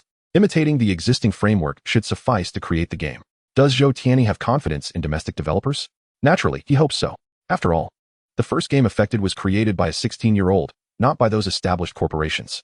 In the eyes of many, this statement undoubtedly lends credibility to Wang Jinan, providing players with a boost of encouragement. Suddenly, players who were previously concerned about quality were ready to dive in. The excitement surrounding Tang Do Rin Zhong Ji Tao Tai Sai swiftly overshadowed that of Kuai Lu Chong Chong Chong. In the Wang Jinan building, boss. Is there someone in our company connected to Zhou?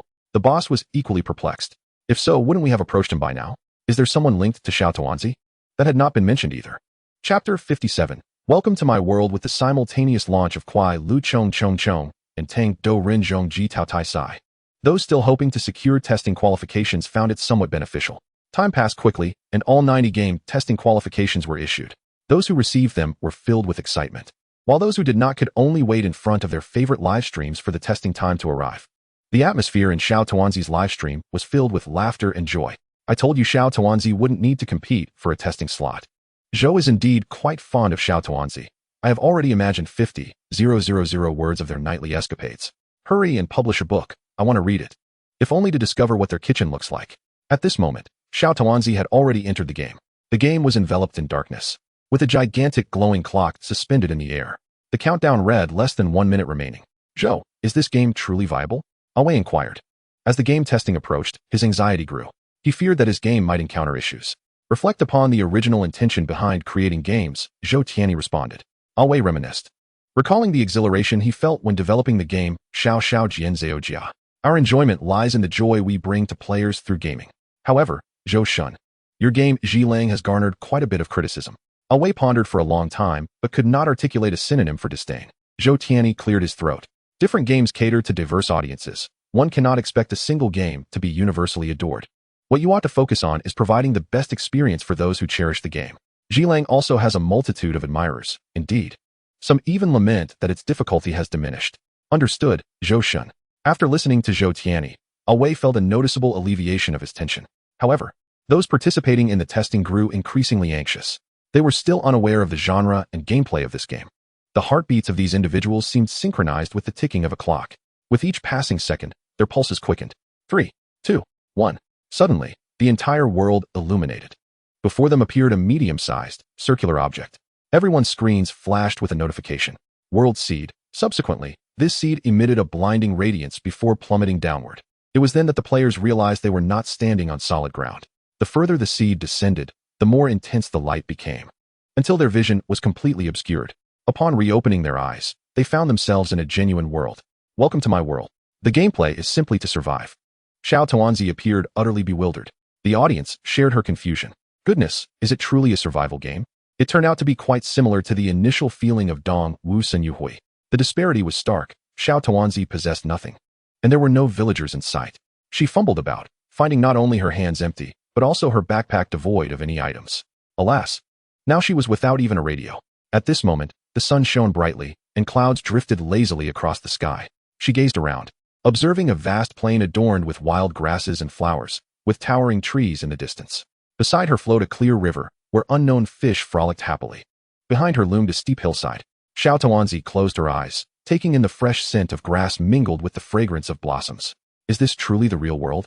It evoked the same sense of wonder she felt upon first entering Guai Wu Lai Ren. My goodness, this game is impressive. A fun fact, the producer of this game is not Zhou Shun. Another fun fact, the production team has now expanded to include Zhou Shin, making it a collaborative effort. Brothers, what should the first step in wilderness survival be? Xiao Tuanzi inquired. Find yourself a good burial site. Seek out an exceptionally fine resting place. You must be in cahoots with those who took the radio last time, right? Xiao Tuanzi was incensed. This game offers no guidance whatsoever, leaving players utterly lost. Indeed, this audience seems intent on sabotaging themselves. When it comes to crucial moments, they are utterly useless. Xiao Tuanzi resolved to explore her surroundings first. Water was secured, but food remained elusive. The next priority was to find sustenance and a shelter. With her goal set, Xiao Tuanzi embarked on her journey of exploration. How to navigate through the water. Qiaji gazed at the expanse of ocean surrounding him, with a patch of land ahead. We shall head there. Qiaji swam vigorously towards the land. Charge forth, Qiaji. It was amusing, having just come from Xiao Tuanzi's location. She was fortunate enough to be in a beautiful plain filled with everything she could desire. Qiaji? Oh dear, my fellow brothers. This place is unbearably hot. The chubby boy found himself in the midst of a desert, the sweltering heat proving quite uncomfortable. Scattered cacti and shrubs were the only vegetation in sight. He could do nothing but continue walking toward the sun. Just moments ago, he had come from Xiao Tuanzi's side, where she was leisurely seated by a lake, enjoying watermelon. Indeed, her surroundings were far too tranquil, prompting his arrival here. Alas, the chubby boy realized he would not be escaping anytime soon, so he decided to check on Xiao Tuanzi enjoying her watermelon. Chubby boy. A dimly lit forest greeted him. The view was dominated by densely packed trees. Xiao Dai traversed the undulating hills. A significant amount of time had passed, yet he had yet to encounter another soul. He had just come from Xiao Tuanzi's place, where she was adorably feeding bamboo to a panda. It was simply delightful. Truly, each of the three of you seemed to be faring worse than the last. I suspect your fortunes have been devoured by her. Xiao Dai. Unbeknownst to him, Xiao Tuanzi, who had been the subject of audience ire, had been preoccupied with her leisurely exploration. She had not encountered any peculiar creatures, but had discovered several sheep and an especially endearing little panda. Moreover, she had stumbled upon the correct method of gameplay, breaking blocks with her bare hands. Do not be deceived by their realistic appearance. All it takes is a little effort to dismantle them. For instance, she had just handily transformed an entire tree into blocks. Gazing at the pile of wooden blocks in her backpack, she was profoundly astonished.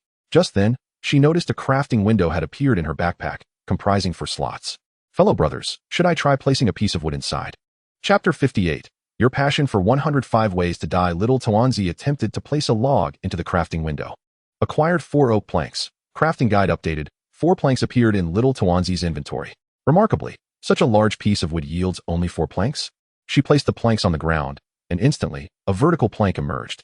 Brothers, this seems rather useless, Little Tuanzi remarked. Perhaps it can be used to build a wall?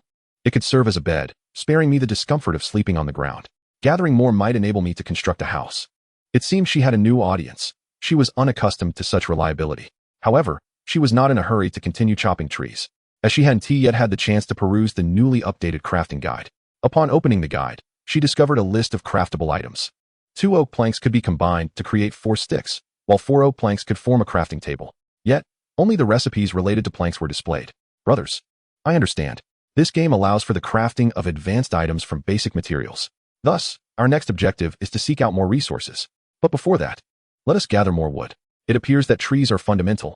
The more we have, the better. Previously, Little Tuanzi had found some watermelons to serve as sustenance. But she had yet to locate a shelter. She resolved to gather more wood before searching for a reliable refuge. To prosper, one must first gather wood. Brothers, onward. Little Tuanzi rolled up her sleeves and began her task. After harvesting the nearby trees, she noticed that dusk had fallen. Time to find a cave to rest, she thought. Just then, she heard footsteps behind her, accompanied by indecipherable grunts. Without a second thought, she assumed it was another player and turned around joyfully. Goodness, what is that? A green, humanoid creature approached her, arms raised and head swaying. Little Tuanzi bolted. Was that not a zombie? Tuanzi, be brave. Go confront it. Those who enjoyed watching her flee were in for a treat. The twilight had deepened, limiting her visibility, yet she could still discern her surroundings by the dim moonlight. However, this did not prevent her from hearing the peculiar grunts of zombies ahead. Oh no, there are more. She turned to walk in the opposite direction, but soon heard the sounds again. With no alternative, she turned once more, only to find herself surrounded. Tuanzi, retreat. There are zombies everywhere. Danger. I've seen this episode. Little Tuanzi met her demise at the hands of the zombie horde. Her mind raced. What to do? I can't die on my first day? Suddenly, inspiration struck. Oak planks. She swiftly transformed all her wood into oak planks, then immediately placed 2 on the ground. Standing on one, she elevated herself with the other and began a rhythmic dance. Left, right, left, right. She successfully constructed a towering platform. The audience was left in awe. Secret technique. The repetitive lateral leap. Was this truly the extent of her capabilities? Had her skills improved since joining Zhou Tianyi? Little Tuanzi, you're incredible. She boldly pointed her thumb at herself, declaring, from now on, call me Master Tuan. The comments flooded in, proclaiming her as Master Tuan. Having survived the ordeal, Little Tuanzi stood atop her wooden structure, gazing down at the sea of green below. As she munched on watermelon to replenish her energy, she scoffed, is this all? At that moment, she vaguely noticed some white shapes mingling within the horde of green zombies. The distance made it hard to discern clearly. Brothers, do you see those white shapes? She inquired. It appears to be a skeleton. It seems to be holding something. An arrow. An arrow. An arrow is coming. In her excitement, Little Tuanzi focused on the comments and neglected her surroundings. A sharp sound sliced through the air. You died from a skeleton. Suddenly, Darkness enveloped her. Little Tuanzi, what? The audience expressed their frustration. We warned you about the arrows, yet you lay there motionless. Is this what it means to be a live target? Little Tuanzi finally understood the meaning behind their previous comments about arrows. What a surprise. That white skeleton was an archer? That little rascal ambushed me. How cowardly. Though she was inexperienced, her spirit remained unyielding. Moments later, her vision returned, still shrouded in night. The familiar surroundings indicated she had returned to her starting position. Thank goodness. I thought death meant the end of the game. She rummaged through her inventory. What the? Her backpack was utterly empty. All the food she had painstakingly gathered and the wood she had diligently collected were gone. Zhou Tianyi, you truly are something. Little Tuanzi seethed with frustration. Yet, this was not the crux of her troubles. She once again heard the groans of zombies. She was still in peril. Oh no, I must flee. A horde of zombies had encircled her. You died from a zombie. Little Tuanzi met her end. Upon her revival, the petite Tuanzi was met with the sight of the very zombies that had just pursued her, now turning to gaze back at her. Seizing the initiative, she swiftly maneuvered away, narrowly escaping. Concealing herself between two trees, she anxiously surveyed her surroundings. No trace of zombies or skeletons could be found. For the moment, she felt secure, letting out a sigh. Suddenly, a hissing sound permeated the air. Did you hear that? Tuanzi, something is behind you. Quick, look behind you. Please. Don't scare me like that. Tuanzi glanced at the barrage of comments, feeling a surge of fear. Yet, she could not disregard the sound. As she turned, she was confronted by several humanoid creatures, each sporting 4 legs, but lacking arms, racing towards her. The hissing noise emanated from them. What peculiar beings are these? Without hesitation, Tuanzi took off running again. How could 2 legs outrun 4? However, those 4-legged creatures, perhaps due to their lack of hands, did not attack her. They halted a short distance away, radiating a ghostly glow. A troubling thought crossed Tuanzi's mind. Could they be about to self-destruct? Moments later, the explosion confirmed her fears. You died from a creeper. Tuanzi felt numb. The audience was left speechless. I recall the song. Not even the sweetness of your visage compares to the moonlight of the 15th of August, which pales in your brilliance. You, who embody the essence of 105 Ways to Die, are the source of joy. Chapter 59. Dig 3. Fill 1 to save a life. Tuanzi revived at her spawn point. Once again, she was chased by a horde of zombies, skeletons, and creepers. What benefit do they derive from pursuing me? She sprinted towards the area where wooden structures had been built earlier. Along the way, she encountered new monsters, including spiders and even skeletons riding them. Wow, they have mounts? This spider knight is rather impressive. I am being chased, and you are here praising them? Tuanzi was incensed. This was not her first encounter with such a pursuit. Everyone was accustomed to it. As noted earlier, after a lengthy chase, Tuanzi was on the verge of exhaustion. Taking refuge behind a tree, she contemplated her demise. If she were to perish, why not dig a grave for herself? The reasoning was sound. This thought inspired Tuanzi. Why not dig a hole to hide? With the monsters still at a distance, she began to dig with her bare hands. The process was laborious, and after much effort, she finally excavated her first hole. Yet the creatures were drawing nearer. Just as she commenced on her second hole, an arrow from the spider knight struck her. You died from a spider knight, Tuanzi. Once again, found herself reborn in the same spot. She collected the soil she had lost upon her demise. A realization struck her. Why hadn't she used the dirt to block the hole? Finally, she secured the entrance. Now, she felt truly safe. Brothers, this night is unbearably long. While hiding in her hole, Tuanzi tirelessly broke the dirt above her and refilled it. Outside remained a pitch-black expanse, accompanied by monstrous roars. Does anyone know what Xiao Dai is up to? Chiezi is still swimming. The chubby brother and Xiao Dai have been fleeing from monsters. That eases my mind. Tuanzi felt a surge of happiness. After numerous deaths and hard-learned lessons, the renowned streamer Tuanzi had finally devised a method for safely enduring the night. Dig 3, Fill 1. Tuanzi proclaimed. It is the Dig 3, Fill 1 technique that saved her life. Minecraft has sparked a survival craze, resulting in a surge in outdoor supplies sales. Netizens couldn't contain their laughter. The sight of Tuanzi being chased by a horde of monsters was quite entertaining. Initially, Tuanzi merely aimed to dig a grave for herself.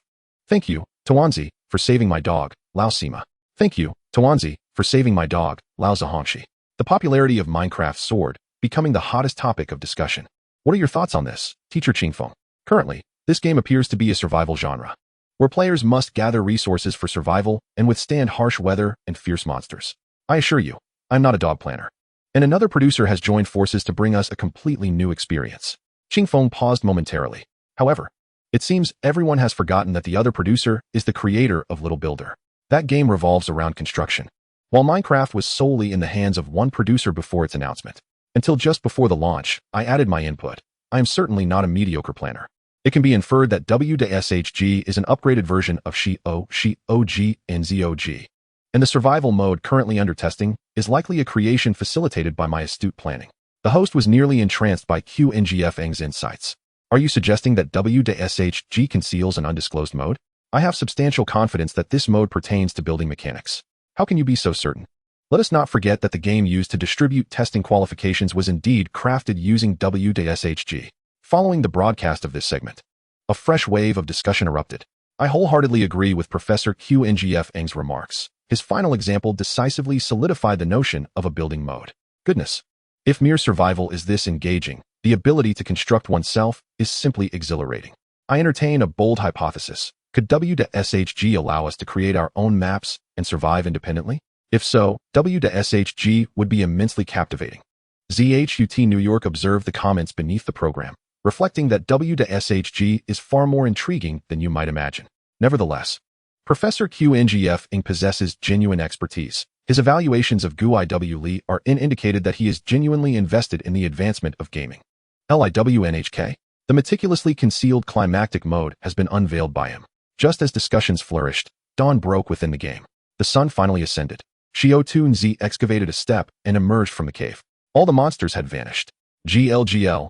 Xiao Tuanzi's stomach grumbled. Brothers, let us retrieve everything we lost yesterday. Chapter 60. Houses in the Desert. As dawn broke within W-SHG, a set of statistics was released. Skeleton kills, 528. Zombie kills, 445. Creeper kills, 108. Zombie kills, 408. Slime kills, 388. Spider Rider kills, 1. Killer Rabbit kills, 1. Clearly, these figures represent the number of players slain by monsters last night. However, their attention was primarily drawn to the last two monsters, each with a solitary kill. Was Xiao Tuanzi actually on the leaderboard? The other was Xiao Didi, who had been chased by a rabbit in the forest and was promptly eliminated in one hit. After respawning, the rabbit had vanished. In Xiao Tuanzi's livestream, viewers remarked, Xiao Tuanzi, you received official recognition. Indeed, the officials released a set of data highlighting your and Xiao Didi's remarkable performances. Xiao Tuanzi responded with confusion, stepping out to glance at the homepage, immediately realizing they were mocking her. What do you know? That monster was evidently formidable. No one could evade its attack. Yet I was the only one who perished, which indicates that only I encountered it. This signifies that I possess extraordinary luck. I am the chosen one. Audience. Xiao Tuanzi's logic is astounding. One cannot help but admire it.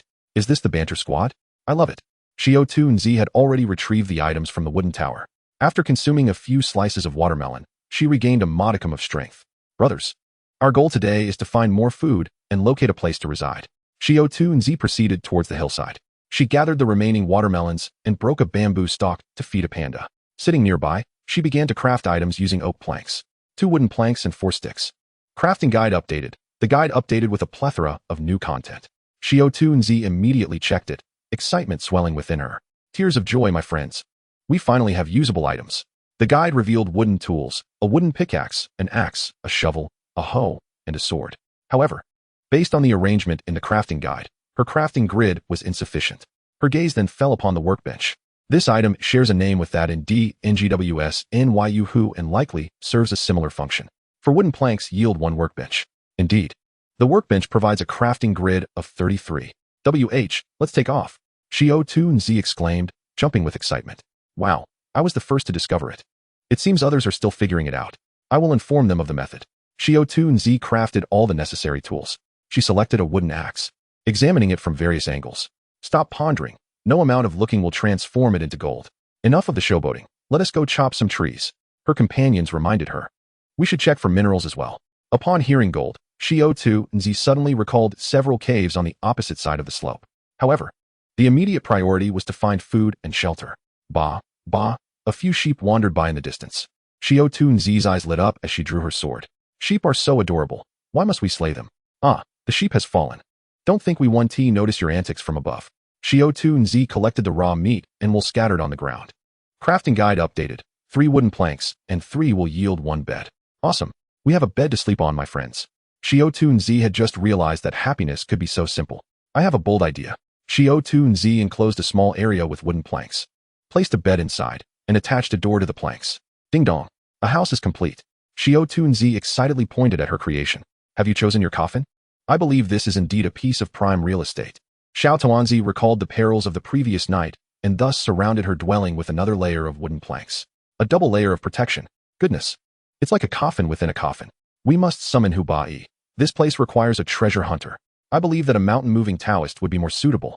After completing her fortifications, she hastened to the mines.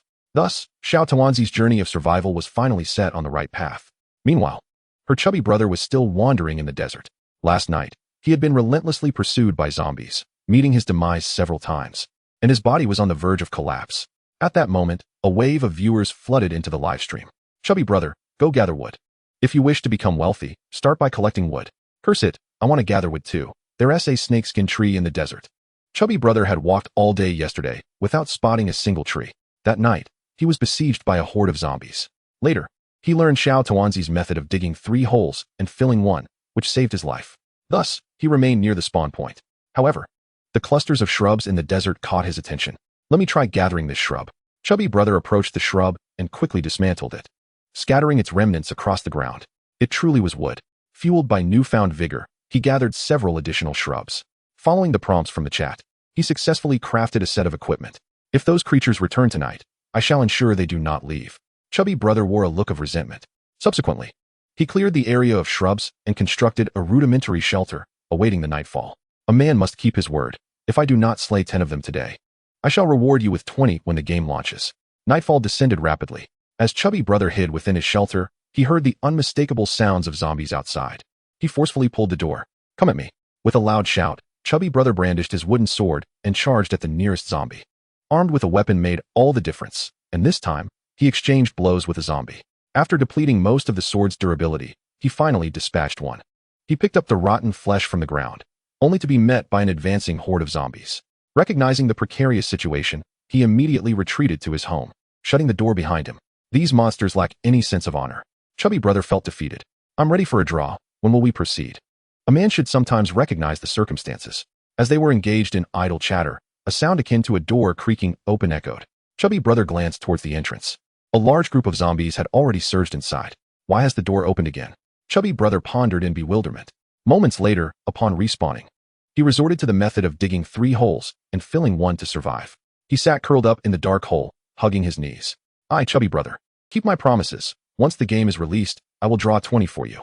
After a long wait, Chubby brother finally welcomed the 3rd day's sunlight. He retrieved his belongings from his former shelter and reclaimed all the materials used for construction. Is this what it means to be an environmental protector? Chubby brother departed, leaving no resources behind. He attempted to consume a piece of rotten flesh. It bore no flavor, a sign of the creator's kindness. Moreover, he felt his stamina replenishing. All right, brothers, we shall head that way.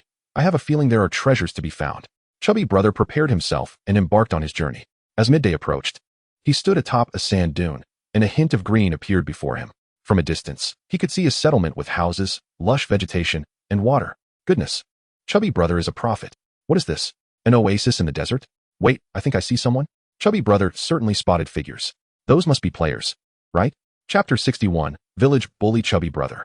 This was a medium-sized village, with nearly a dozen houses. Several open areas within the village were enclosed by railings, and vibrant green plants were cultivated within. Surrounding the plants was water. Chubby brother stealthily concealed himself, observing the situation. There were more villagers than he had anticipated. The villagers wore gray robes, and when idle, they kept their hands tucked within their sleeves. Most striking were their green eyes and large noses reminiscent of Squidward. They could not be players. It was unlikely that so many players would share such identical green-eyed features, Chubby brother surmised. Indeed, I see that Xiao Tuanzi and the others maintain their original appearances. They have never encountered humanoid beings. Let us observe for now. We must not act rashly. Chubby brother was cautious. He remained unaware of who had been recklessly swinging swords the previous night, chased by zombies. Here is a joke. Chubby brother is not reckless. The villagers were engaged in their own tasks, and a few were conversing, though the distance rendered Chubby brother unable to hear them. At that moment, a particularly peculiar villager drew everyone's attention. Dressed in a striking green robe that harmonized with his green eyes, his shiny bald head glimmered under the sun. While others toiled, he merely roamed about, surveying the area. I believe he is the leader here. Chubby brother was confident. Look at how distinctively he is dressed, with a unique hairstyle. And he is constantly patrolling. He must be the leader. Chubby brother's reasoning was indeed sound. Let us follow him. Chubby Brother stealthily trailed behind the green-robed man until he turned into an unoccupied alley. Chubby Brother quickly approached, seizing him, and pointed his sword at his throat. The green-robed villager remained undaunted, staring back at him in silence. Goodness, my brothers, this man exudes an air of command, undeterred by a weapon aimed at him. He is undoubtedly the leader. Tell me, where is this place, and what is your purpose? The plump younger brother inquired of the villager, clad in green. The villager, with a dismissive chuckle, replied, "Oh, so he dares to mock me? How amusing. If you do not speak, I shall have no choice but to send you to the west." The plump brother attempted to threaten him. The green-clad villager remained unfazed, with his hands tucked into his sleeves, gazing at him with indifference. "I can no longer tolerate this," the plump brother declared, preparing to deliver a heroic demise. At that moment, distant voices of two villagers engaged in conversation reached his ears. "Where's the fool? I just saw him walking around here." A sense of foreboding washed over the plump brother. "Am I your father?" he scoffed. "In this game, dragons do not roar, nor do tigers howl. This small fool is truly laughable." Indeed, he is a fool, the plump brother thought, feeling disheartened. The audience erupted in laughter. "Tell me, what else could this be but a fool?" they remarked. "Truly a foolish one with an air of grandeur. No wonder he is a master of logic. Even more impressive than the little dumpling." Addressing the fool, the plump brother said, "Fine, you are indeed formidable. You are my father." He sheathed his sword, only to hear the response, "Good son." The plump brother was taken aback. Eventually, he managed to capture a solitary villager and finally unraveled the mystery. They were humans residing in the desert, having built a village there. With this revelation, the plump brother felt a sense of relief. As long as they were not hostile entities, everything would be well. Resources were scarce in the desert, and this village seemed to be a manifestation of the creator's compassion, he speculated. The villagers regarded the plump brother with a calm demeanor, neither welcoming nor resisting his presence. He found an unoccupied house in the village and settled down. "Brothers, let us investigate what those plants are," he suggested. As he passed by the cultivation area, he beheld a lush expanse of greenery. However, it appeared that the villagers did not consume the produce, and their demeanor seemed rather dull, starkly contrasting with the lively animals akin to those in Animal Crossing. The plump brother casually approached the nearest cultivation patch. "Oh, brothers, these are growing splendidly. Let us see what they are." With no villagers around, he hurriedly climbed over the fence. He pulled out a carrot, exclaiming, "Ah, a carrot, and it looks quite good." He then proceeded to uproot the entire patch of carrots. It was only then that he noticed two villagers watching him from beyond the fence, whispering to one another. "What is he doing?" one villager asked. "He is stealing our carrots," replied another. "Do you eat carrots?" "I do not, do you?"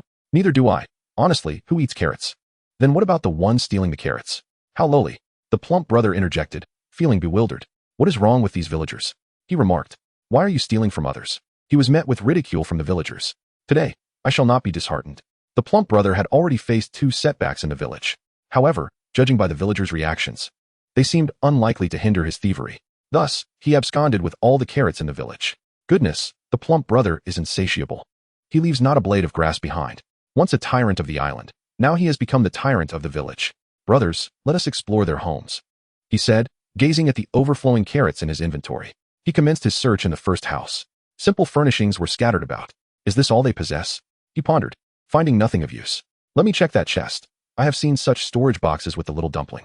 Surely it contains valuable items." He hurried over to open the chest. Inside were 3 pieces of rotten flesh, 4 sticks, 3 threads, 8 wooden arrows, and 20 iron ingots. 20 iron ingots? The plump brother exclaimed, his voice rising in excitement. Iron ingots are precious. With them, he could craft iron swords and other tools. What a treasure, he thought, eager to rush to the next house. "Plump brother, do be a decent person. You steal their carrots and even invade their homes." The village tyrant, the plump brother, left no trace behind. Fortunately, the villagers in this game were rather dim-witted. However, upon exiting this house, he noticed 2 villagers observing him closely. Yet, the allure of treasure had clouded his judgment, rendering him oblivious to everything else. In one house, he even uncovered gold. Immediately, he commandeered their workbench and fashioned a gleaming golden sword. "Brothers, behold my prowess," he boasted, though he received no response. The plump brother was indeed a village tyrant, utilizing others' materials and workstations. What a brazen display, a tactical retreat. As he emerged from this house, a towering figure loomed before him. The plump brother, at his height, could only reach the figure's waist. He looked up to see a pair of crimson eyes gazing at him impassively. Chapter 62, The End of Survival. The well-known streamer. The plump brother faced judgment from the villagers who summoned an iron golem due to his unruly behavior in the village.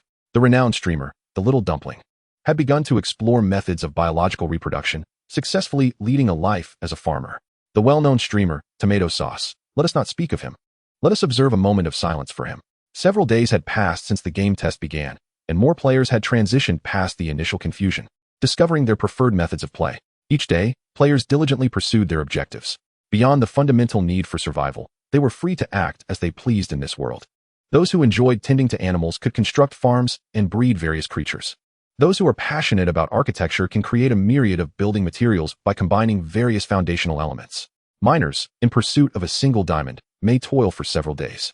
For those who relish battling monsters, the experience is even more exhilarating, as the creatures respawn endlessly, offering countless opportunities for creative extermination.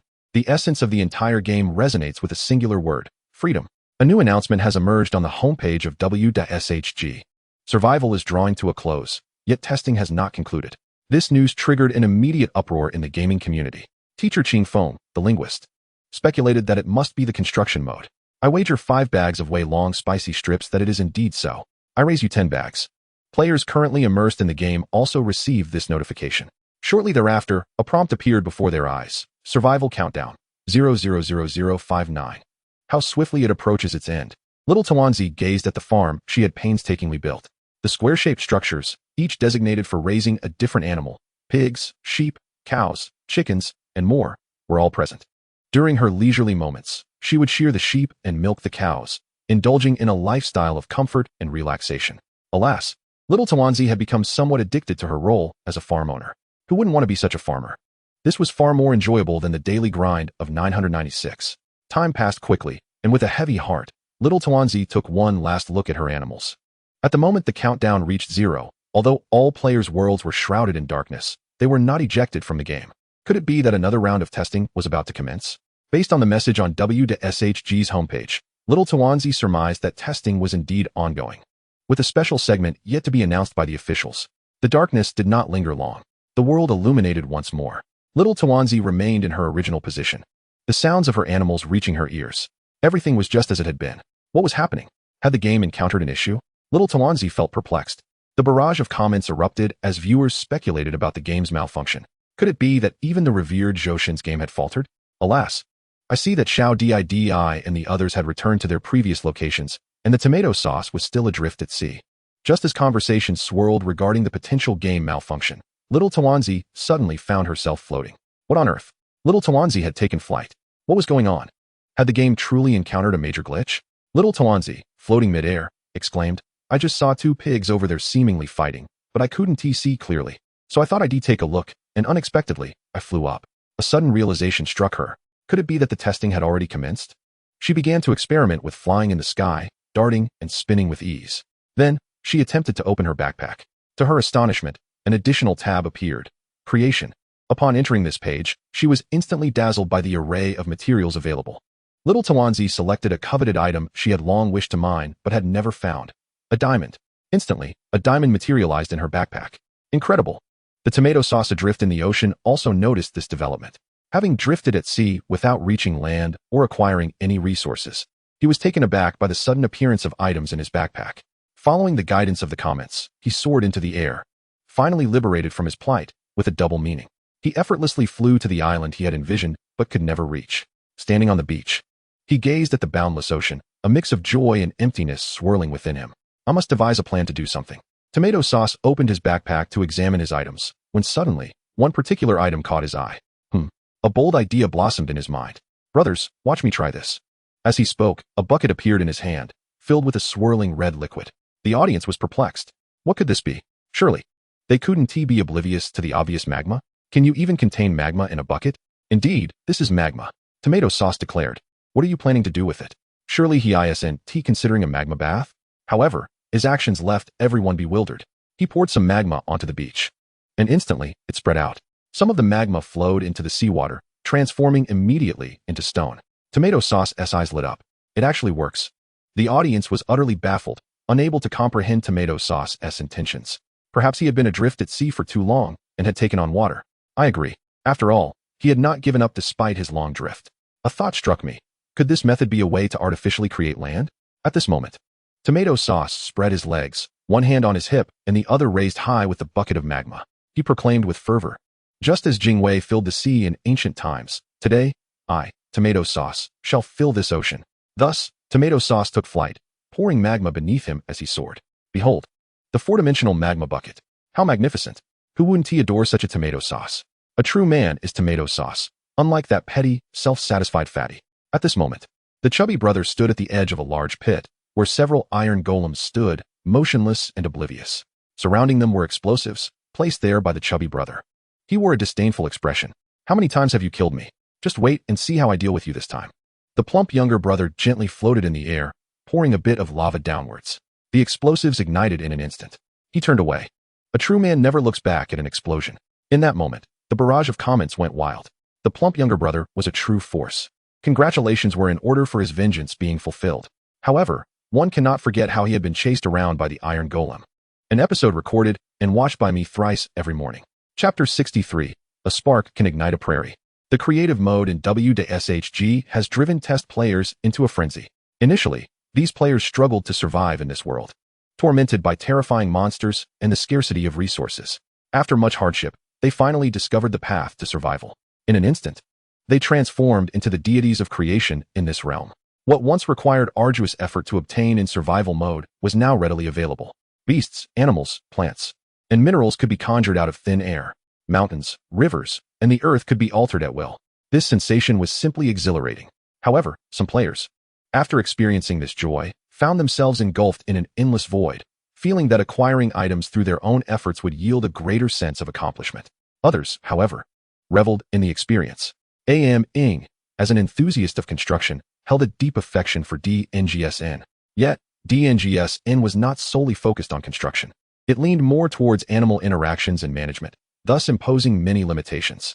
A.M. Ing felt exhilarated but not entirely satisfied. He had to admit that the crafting formulas were intriguing, but he was unwilling to gather various materials. Mere survival was already a struggle for him. He simply wished to build directly upon entering the game.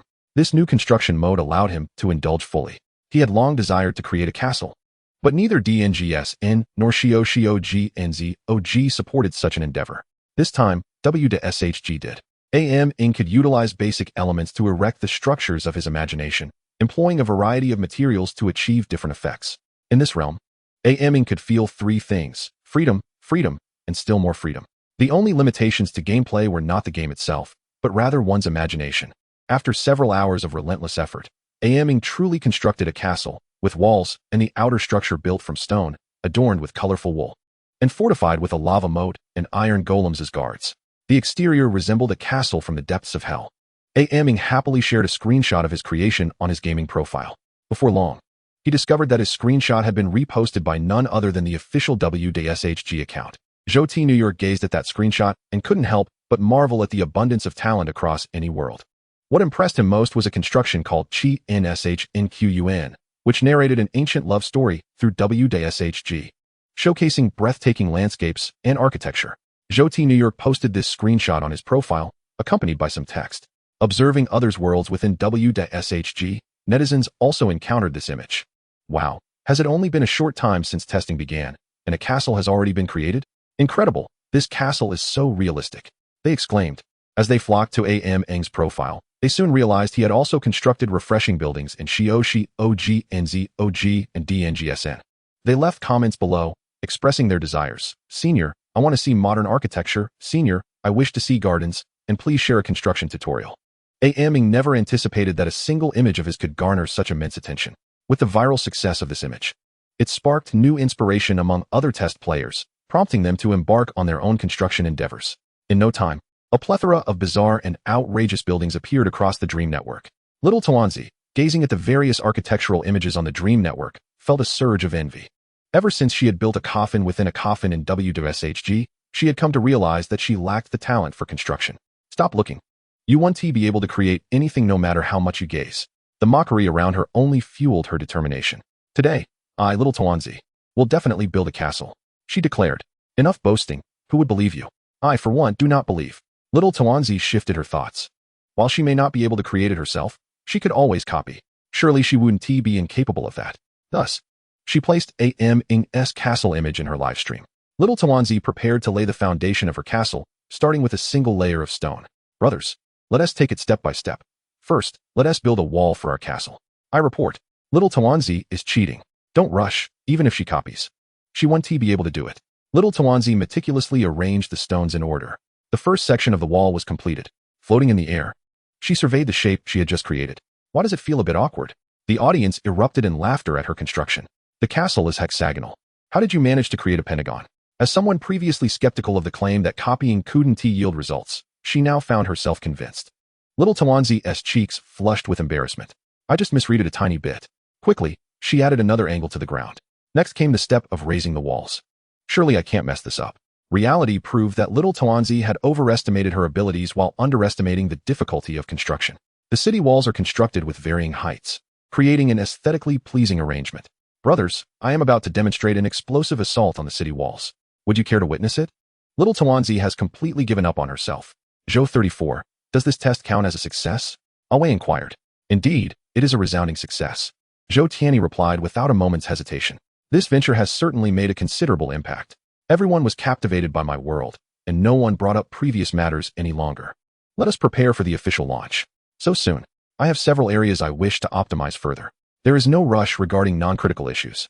When players inquire, simply explain that it is a feature. Zhou Tianyi imparted his philosophy to Awei in this world. Understood. Awei responded obediently to Zhou Tianyi's words. Zhou Tianyi continued. You will be responsible for the next version update. Work diligently. Am I truly capable of this? Awei expressed his lack of confidence. The game that has driven everyone in Dream Network wild, my world, is your creation. The very framework has been refined from your little builder. I merely assisted with optimization. Initially, Zhou Tianyi had not intended to attach his name to the project, but Awei later requested this, making it his sole demand. Thus, it evolved into a collaborative effort between the two. Very well, Zhou Shun, I understand. Zhou Tianyi felt a sense of satisfaction at Awei's resolute demeanor. Now Awei, also known as Watanabe Toru of the Great Harmony Kingdom, is among the increasing number of individuals capable of creating the games they envision. A small spark can ignite a vast conflagration. A week after the test's completion, my world was officially announced for sale at the modest price of 128. Within 3 days of its release, it surpassed numerous other games to claim the top spots on both the bestseller and popularity charts. Furthermore, the game was not categorized merely as a construction game, but rather pioneered an entirely new genre, sandbox gaming. This is because my world is not solely about construction. It encompasses survival, building, shooting, combat, and an array of gameplay styles, granting players an unparalleled degree of freedom. This is my world. Zhou Tianyi was confident that as long as Awei managed it well, this game would undoubtedly become a perennial favorite in the gaming industry. One that could be enjoyed for a lifetime. It would endure, accompanying you into old age. Little Tuanzi immediately purchased the game and initiated a 4-player online session. Xiao Tuanzi, Fat Brother, and Xiaoji exhibited a greater interest in survival mode than in building mode, while Little Tuanzi preferred building, despite lacking talent in that area. The 4 entered the same world seed, which randomly generated a map. It was picturesque, with lush mountains and clear waters, pigs, sheep, and cows roaming freely. Nearby was a forest, and across the river lay a cave. The other 3, except for Little Tuanzi, were moved to tears. Tears of joy, my brothers. What an extraordinary start. Honestly, following Little Tuanzi has proven to be fortuitous. From the moment I laid eyes on Little Tuanzi, I recognized her as a bringer of good fortune. The abundance of resources left Fat Brother and Xiaoji, who had endured hardships during their previous survival attempts, feeling somewhat disoriented. The 4 began by cutting down trees to craft simple tools. Subsequently, they dug and filled, spending their first night in a luxurious single room. In the following survival phase, roles were clearly defined. The preparation of food, minerals, and medicinal resources proceeded in an orderly manner.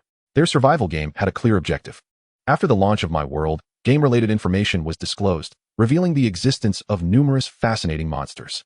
If players stayed awake for 3 consecutive days, a phantom ray would appear at night to attack them, which later became an excuse for parents to lull their children to sleep. The long-limbed, long-legged Enderman would attack when observed, and it could teleport for surprise assaults. The most significant discovery was the existence of several inaccessible mysterious regions within the game. The Nether. Here, unique monsters resided. In the End dimension, official materials indicated the presence of an extremely dangerous creature, yet no details were provided, clearly leaving it for players to explore.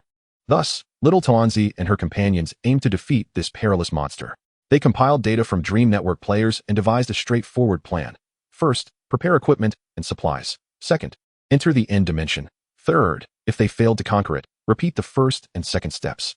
This plan is absurdly meticulous, one remarked. What on earth is the third step? I suggest we perpetually repeat the first step and bask in leisure. Fat Brother retorted, you know nothing. The monsters that cannot kill us only serve to make us stronger. After several days of effort, the quartet donned glistening diamond armor, wielded diamond swords, and carried bows on their backs. They utilized obsidian to create a portal leading to the nether. In the perilous nether, they vanquished several blaze and synthesized a substantial amount of blaze powder. They then combined ender pearls dropped by endermen to create a crucial item, the Eye of Ender. At that moment, little Tuanzi held one in her hand. True to its name, it resembled a large green eye with a vertical pupil. It was time to initiate the second step of their plan. Little Tuanzi, are you capable of this? If not, I can take over. Fat Brother teased as he observed her hesitance. Of course I can, she replied, glancing at the Eye of Ender before tossing it upward. Why did little Tuanzi throw it? Does it seem like a divination ritual? Haven't you all seen the guides? The Eye of Ender did not fall back down after ascending into the sky. It hovered in the sky for a few seconds before swiftly darting in a specific direction. Astonishingly, it was indeed the case.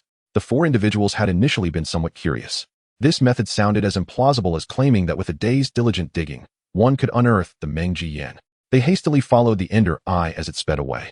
After flying a certain distance, the Ender Eye suddenly plummeted. Have we arrived? Xiaozhi inquired. Throw it again to confirm, Xiao Dai suggested. Xiao Tuanzi picked it up and cast it into the sky once more. The Ender Eye soared for a while before exploding into a burst of purple fireworks. It's still a battle of attrition, Fat Brother remarked. Fortunately, we prepared a substantial number of Ender Eyes. Otherwise, we would have to repeat the initial steps. After expending 8, the ninth one remained stubbornly in the same spot, no matter how it was thrown. The four exchanged glances and simultaneously drew forth their shimmering diamond pickaxes. Some new spectators were momentarily blinded.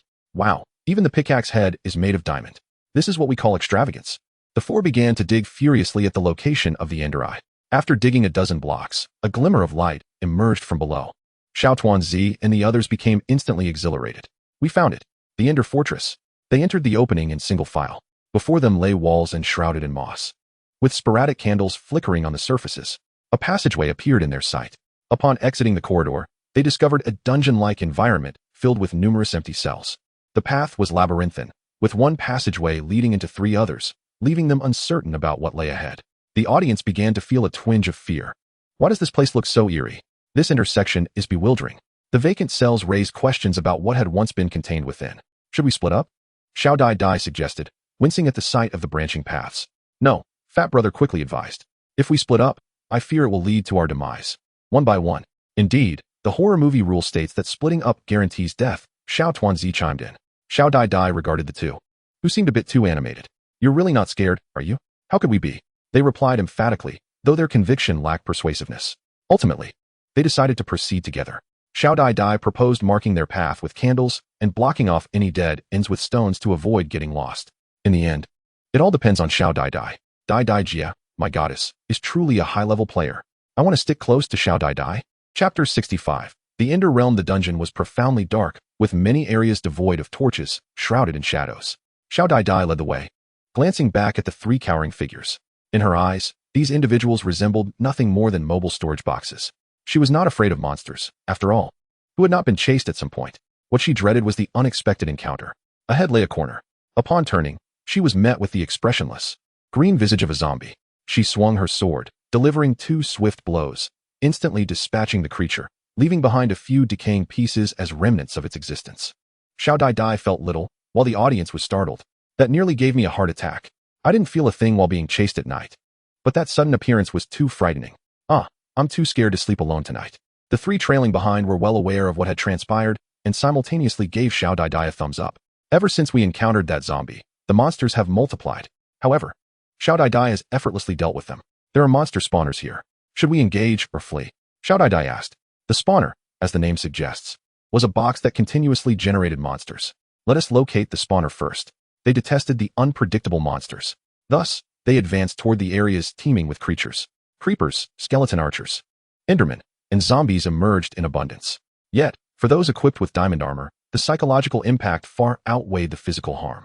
After navigating 9 corners, passing 8 intersections, and defeating 17 monsters, they finally stumbled upon a spawner nestled in a narrow alley. It was a cage-like structure containing a diminutive spinning zombie. Let us take it down. Xiao Tuanzi and the others swiftly revealed their diamond pickaxes. No stone, no matter how resilient, could withstand the relentless assault of 3 robust diamond pickaxes, especially not a feeble spawner. Under their combined onslaught, it shattered into a cascade of debris. The 3 then triumphantly gestured a thumbs down at the remnants of the spawner. Garbage. The live chat exploded with comments. Ha ha, 3 losers. Xiao Tuanzi remarked. What else can I say in the face of such cowardly teammates?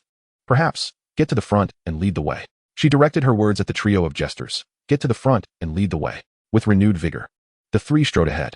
However, they had scarcely taken a few steps when Qiaji's voice rang out. There's another monster. Just as they turned a corner, a skull suddenly materialized, startling Qiaji. This, in turn, frightened Xiao Tuanzi and Fat Brother. It appeared there was more than one spawner. We should hurry and find the altar. The 3 cowered behind Xiao Tuanzi once more. This group's bravado lasted only 3 seconds.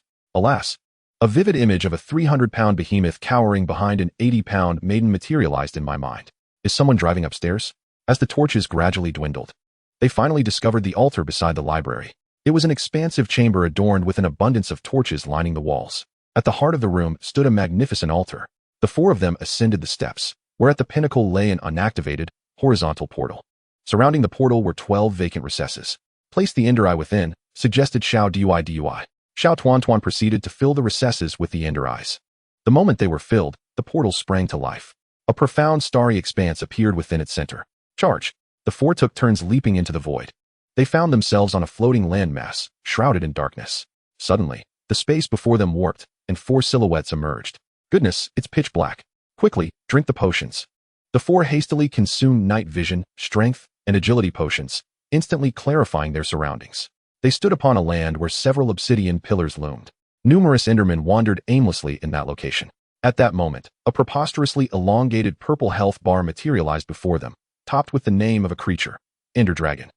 With a thunderous roar, a colossal black dragon soared into the air. Oh no, I've just remembered something, exclaimed the portly brother. What is it? We forgot to place a bed at the altar. The respawn point. Just as they lamented, the Ender Dragon had already swooped down upon them. Scatter! Xiao Tuanzi bellowed. The 4 immediately dispersed, but the dragon arrived in an instant, leaving a gaping crater at their previous location before it ascended once more. Qiaji swiftly drew her bow and aimed. Despite the dragon's rapid flight, for one proficient in shooting games like Qiaji, it was a simple task. She pre-aimed, calculated the lead, and released the arrow. The projectile soared through the air, striking the dragon's head. It let out a pained wail as its purple health bar diminished slightly. We can hit it. Just keep shooting arrows. The group observed the reduction in the health bar, and the audience relaxed. A single arrow took off some health. It shouldn't be too difficult. It appeared strikingly formidable, yet was merely a frail creature. Compared to Monster Hunter, this is laughably weak. The mere visibility of its health bar brings me to tears. They all harbored this thought, but the next moment, they were swiftly proven wrong. A beam of light connected from the surrounding obsidian pillars to the Ender Dragon, instantly replenishing its health bar. The group collectively gasped. They then noticed that atop several of the obsidian pillars, a vast cage was situated. Within the cage floated a colossal crystal, while other crystals lay exposed. It was these crystals that enabled the Ender Dragon to regain health. Qiaji immediately recognized the situation. If we do not destroy those crystals, we cannot defeat the Ender Dragon. Then the 3 of us will go destroy the crystals while you focus on attacking it. Xiao Tuanzi promptly devised a plan. Understood, Qiaji replied. In the next moment, an overwhelming torrent of dragon breath enveloped the 3 preparing to destroy the crystals. What on earth? Qiaji exclaimed in shock. The audience was equally startled. So it has an area attack. They were momentarily stunned. The skill's range was astonishing. However, the damage was not excessively high, and the 3 managed to endure, quickly consuming potions to replenish their health. Charge! The trio sprinted toward the nearest pillar, while Qiaji readied her bow once more. The pillar before Xiao Tuanzi was short, and the crystal was exposed, allowing her to attempt a shot with her bow. At that moment, several Endermen had already encircled her. With no other choice, she swiftly switched to her diamond sword. With 2 swift strikes, she cleared the area of nearby Endermen and aimed an arrow at the crystal. Boom! The crystal shattered into countless fragments. Chapter 66. The finale of the poem. With the shattering of a crystal, the Ender Dragon unleashed a furious roar. Just then, an arrow struck its head. 6,666. Qiaji finally made a stunning shot. As long as she aimed, Qiaji was invariably precise. From now on, we're brothers. Hand me the bow. The Ender Dragon soared higher, circling the obsidian pillars. Another white line connected to its form. Such a blatant cheat, Qiaji lamented. She drew her bow once more. And for her, no matter how high it flew, it was inconsequential. Xiao Tuanzi faced a taller pillar, and the crystal atop it was shielded by the cage. She had to rely on dirt blocks to elevate herself, continuously climbing upward. The circling Ender Dragon had noticed her, opening its maw to unleash a massive fireball. Without a second thought, Xiao Tuanzi leaped down, her health plummeting. "This is too perilous. We need to let the portly brother place a bed," she immediately called out. "Put down a bed nearby so we can respawn if we die. The Ender Dragon isn't too tough. We have a chance of clearing it in one go." The portly brother found this reasoning sound and promptly placed a bed beneath the pillar in front of him. However, he suddenly pondered whether this location would function like the Nether. As it turned out, his suspicion was correct. Oh no! Xiao Tuanzi was drawn in by the sudden sound of an explosion. Upon turning her head, she beheld her plump younger brother, enveloped in flames and soaring through the sky. In an instant, she was reminded of their time in the lower realms. How careless. Plump brother. This time it's on me. No worries, I had forgotten as well. At that moment, Xiao Tuanzi had already consumed a golden apple, which could withstand damage and replenish health, a truly formidable item.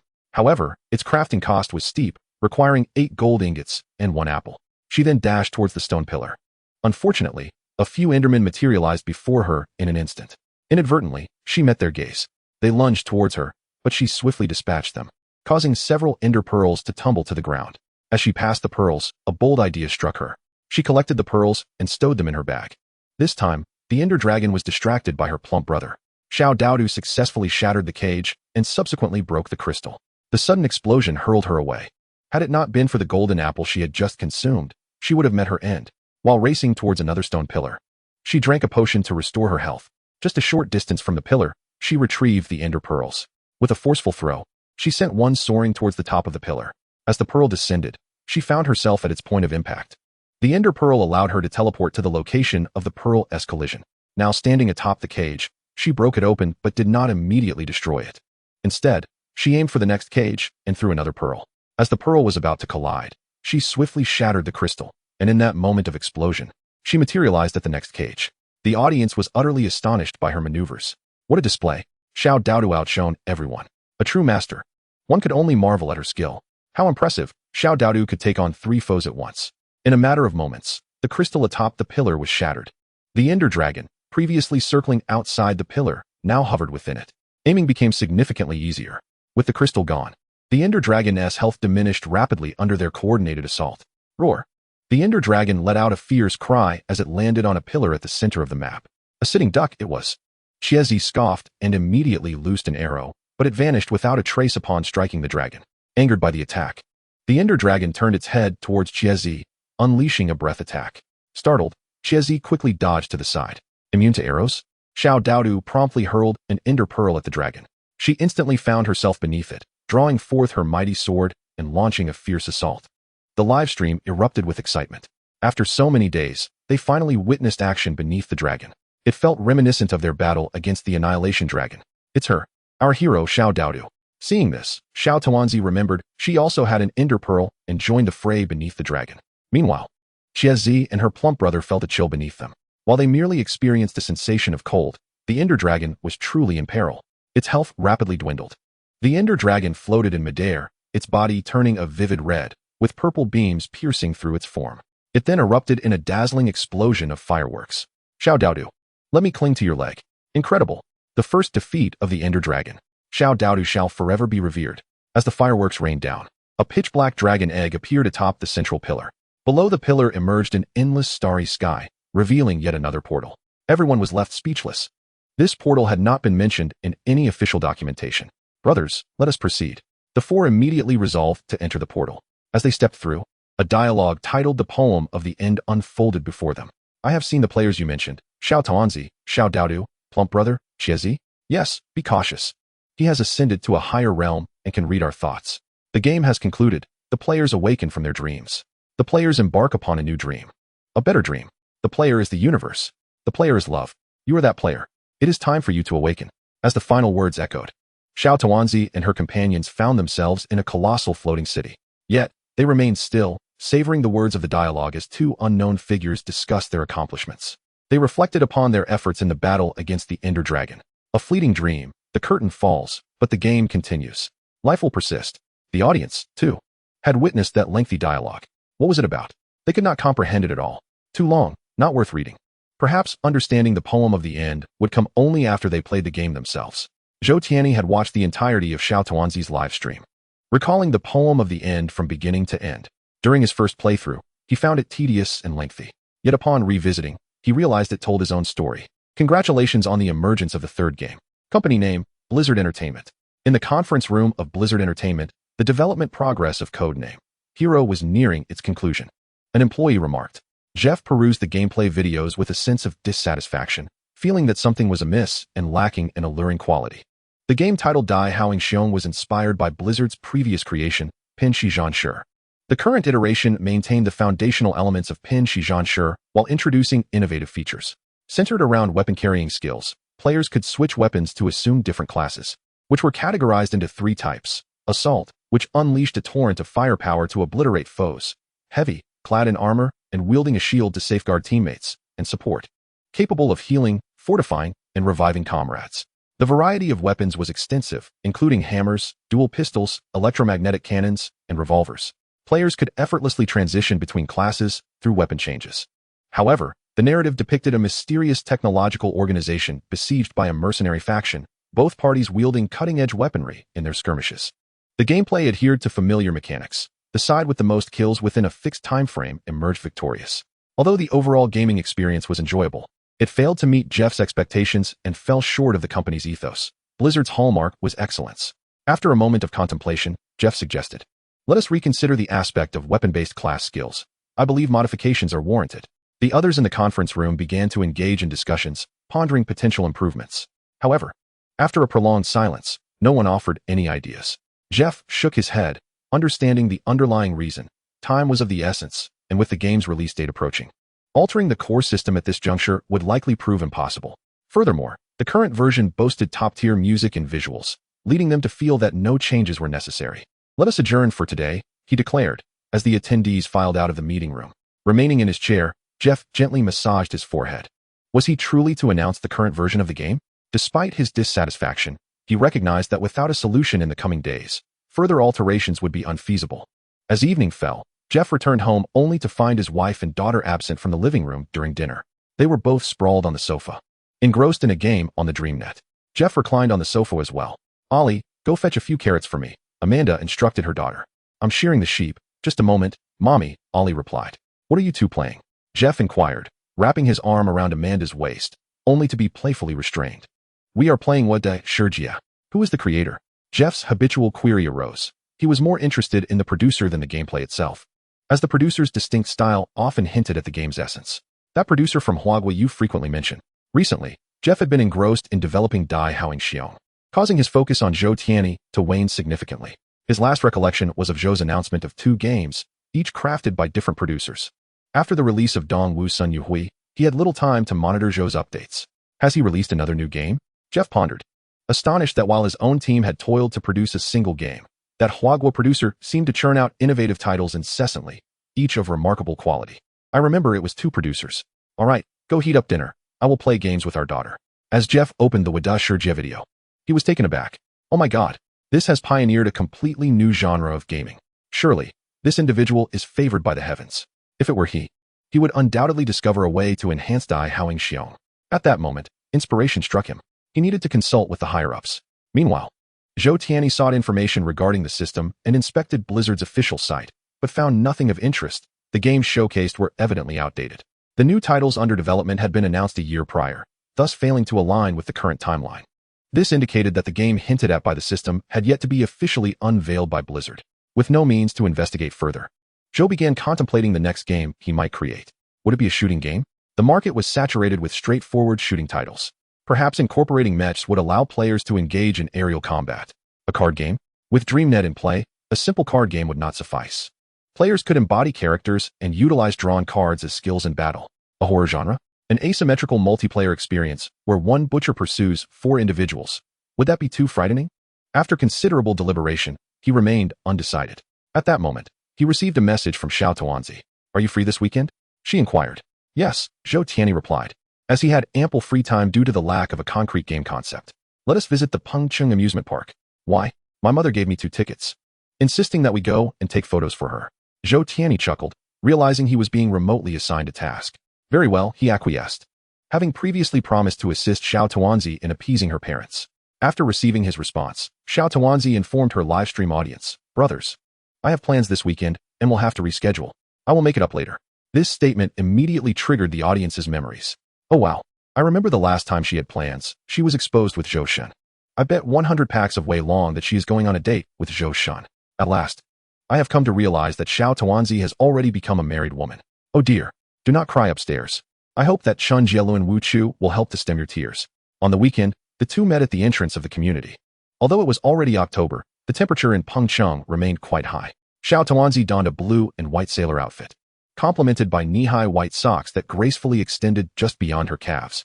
She radiated the youthful exuberance of a 167-year-old girl, attracting the attention of passers-by, who turned to look. Zhou Tianyi was also mesmerized. Seeing the dazed expression on his face, Xiao Tuanzi couldn't help but feel a sense of triumph within. Now he understands just how beautiful I am. Zhou Tianyi stroked his chin and remarked that he had always had a question. Xiao Tuanzi raised an eyebrow, wondering if he intended to ask if she was free that evening. No, that would be too early. They were still not well acquainted. While Xiao Tuanzi was lost in her thoughts, Zhou Tianyi continued speaking. He inquired if girls would not sweat excessively in such thick and high socks during the hot summer days. Xiao Tuanzi was taken aback. Chapter 68. It is merely the task of the group mother. Please walk a bit slower, Zhou Tianyi said, perplexed. Since the moment they began, Xiao Tuanzi had been silent. They took a taxi to the Pengcheng amusement park, where she remained uncommunicative. Furthermore, her pace was astonishingly swift. Wait, I was wrong.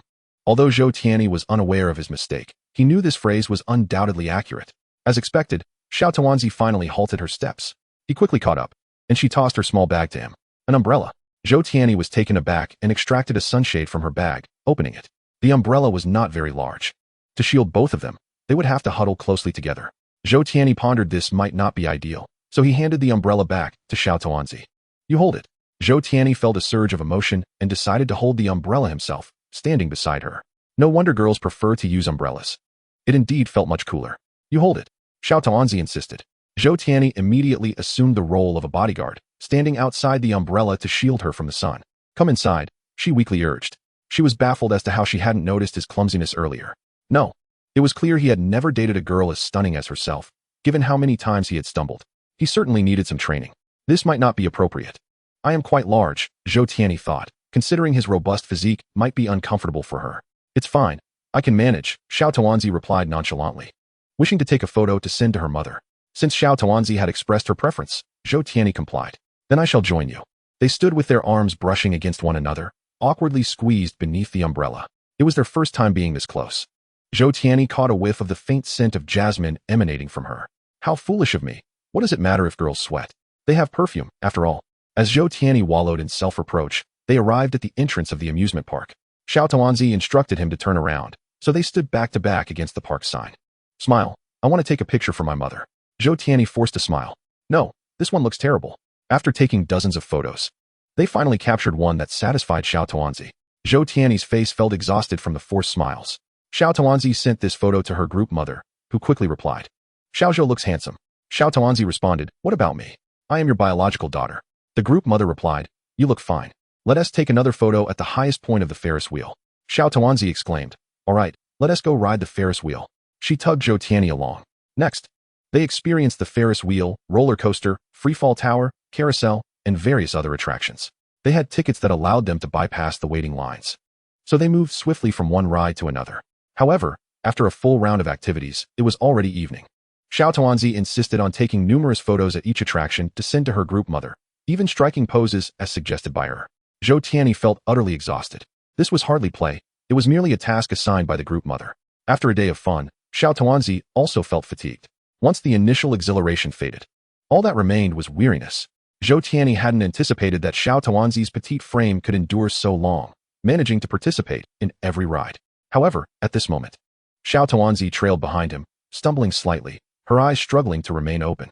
Suddenly, a child stumbled in front of them, causing Zhou Tianyi to halt, only to feel a soft collision against his back. Turning around, he found it was indeed Xiao Tuanzi, who was now resting against him, her lovely face pressed against his back. Zhou Tianyi inquired, shall we head back? Xiao Tuanzi drowsily replied, there are fireworks tonight. Then I shall carry you, he offered. He bent down, allowing her to rest on his back, then squatted to lift her, placing his hands thoughtfully on her thighs to support her ascent. Xiao Tuanzi awoke just before the fireworks display, and Zhou Tianyi gently set her down. They stood amidst the crowd, gazing up at the sky. Vibrant fireworks exploded in a kaleidoscope of colors above. Xiao Tuanzi discreetly glanced at Zhou Tianyi, who was intently watching the fireworks, oblivious to her gaze. His profile, illuminated by the bursts of light, appeared exceptionally handsome. What's wrong? Zhou Tianyi suddenly turned his head. Nothing, Xiao Tuanzi replied, shaking her head and subtly inching closer to him. The fireworks concluded in a serene silence between them. Let us head home, Xiao Tuanzi declared cheerfully, taking her first step forward.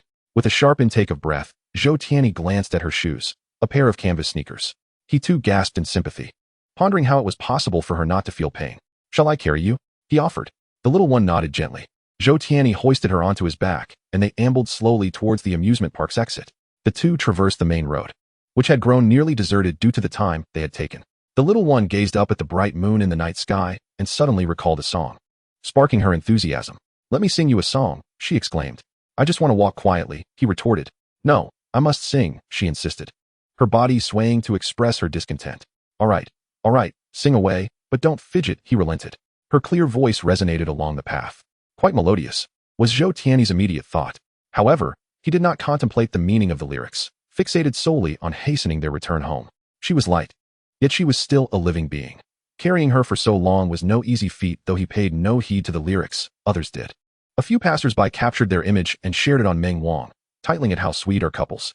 Initially, the viewership was modest, but once the little one was recognized, the interest skyrocketed. Zhou Tianyi and the little one soon hailed a taxi. Within minutes, she had drifted into slumber. The taxi driver glanced back, impressed. You've got quite the charm, he remarked. Please turn up the air conditioning. I'm worried she might catch a chill, Zhou Tianyi requested. Sure thing, the driver complied. Upon returning home and barely lying down, Zhou Tianyi received a news notification. The little one took a day off just to go to the amusement park with him. The images were all those the little one had sent to Zhou Mu. The little one sang love songs on Zhou Shen's back, yet he showed no reaction. It seems the little one and Zhou Shen had a quarrel this morning at the amusement park. Indeed, she went on a date. They even had a spat. I do not approve of this marriage.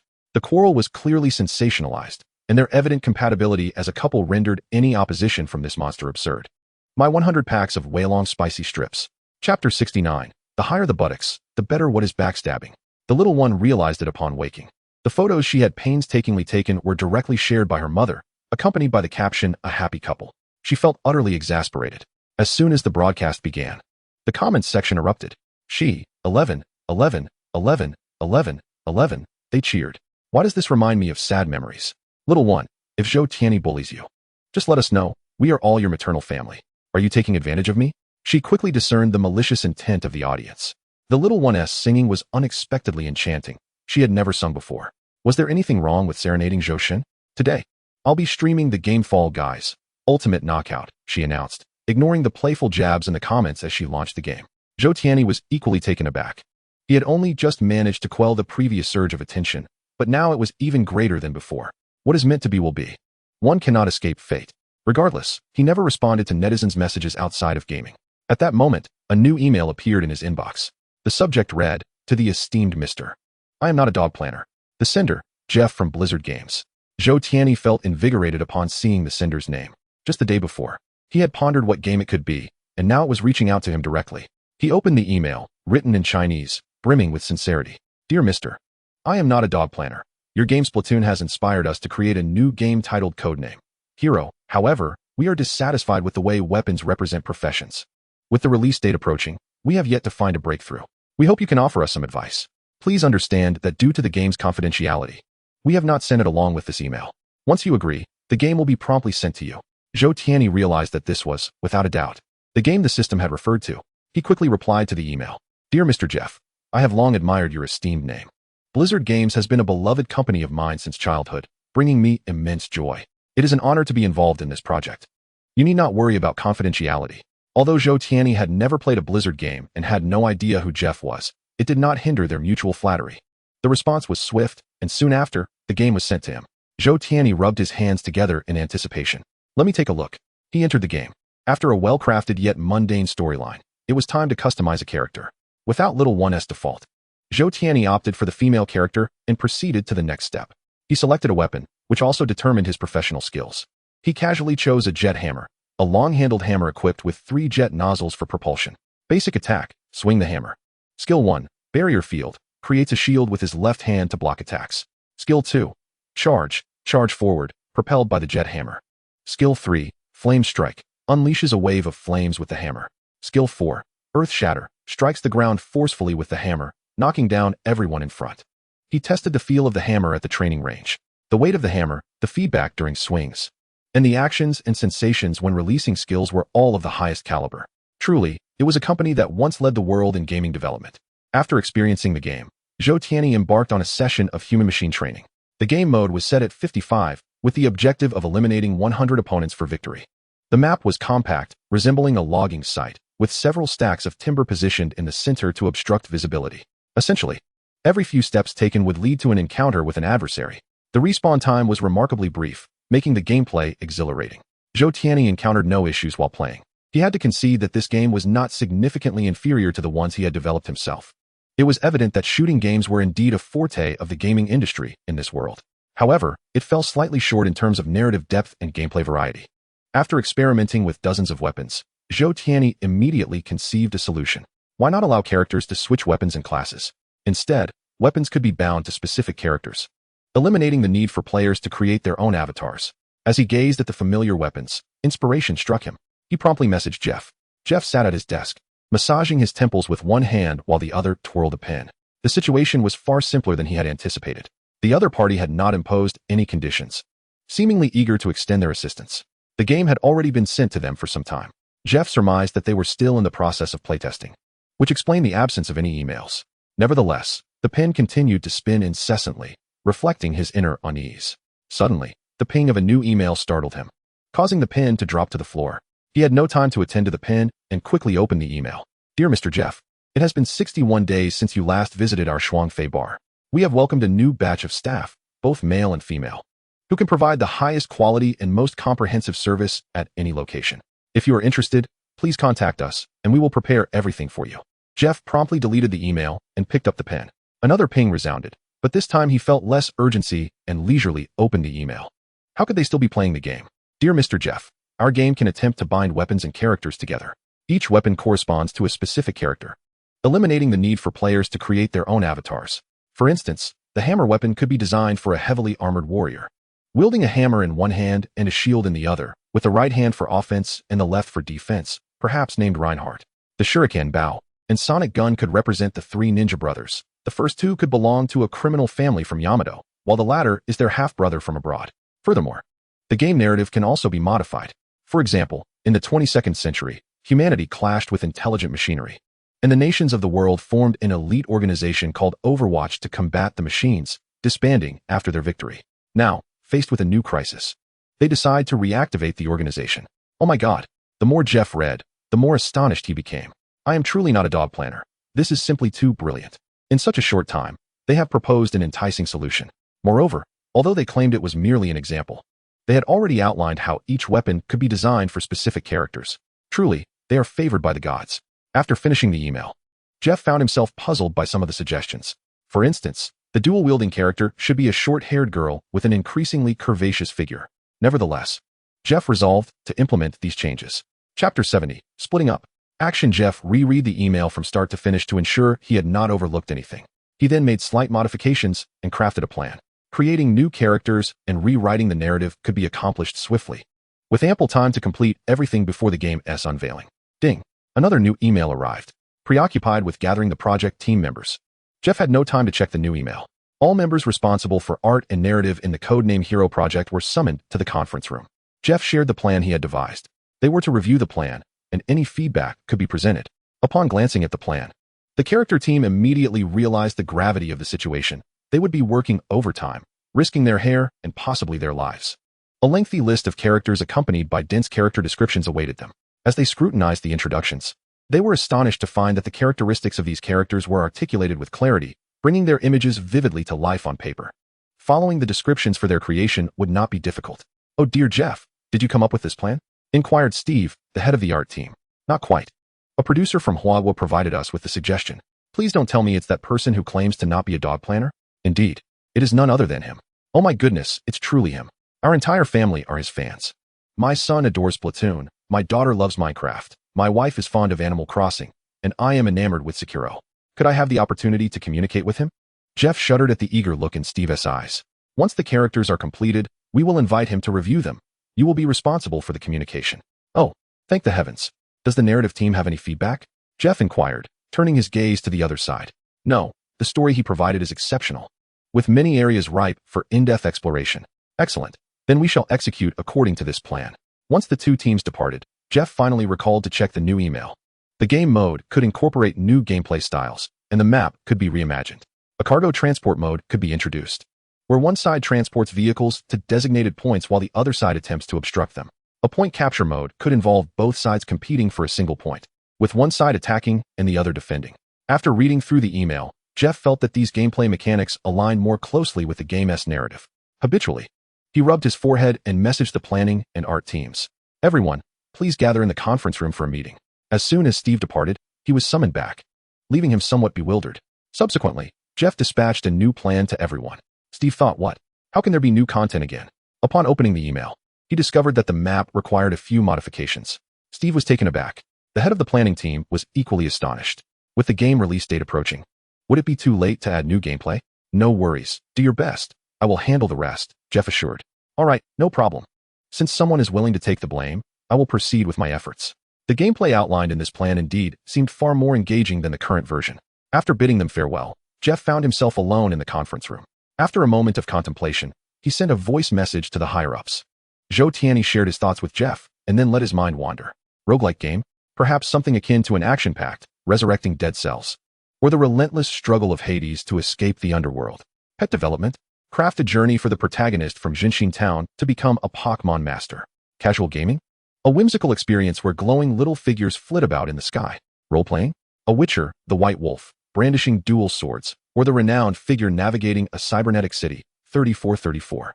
Alternatively, an assassin cloaked in a hood, blending into the crowd to confront the Templar Knights. Suddenly, the notion of separation struck Zhou Tianyi as he recalled watching a live stream of a group attempting to split up in Minecraft, only to fail due to 3 cowards. This time, let them truly divide. It would be an entirely new experience, tinged with excitement. While pondering, he began to construct the framework. System. How long will game optimization take? Estimated time. 2 hours. What about the upgrade duration?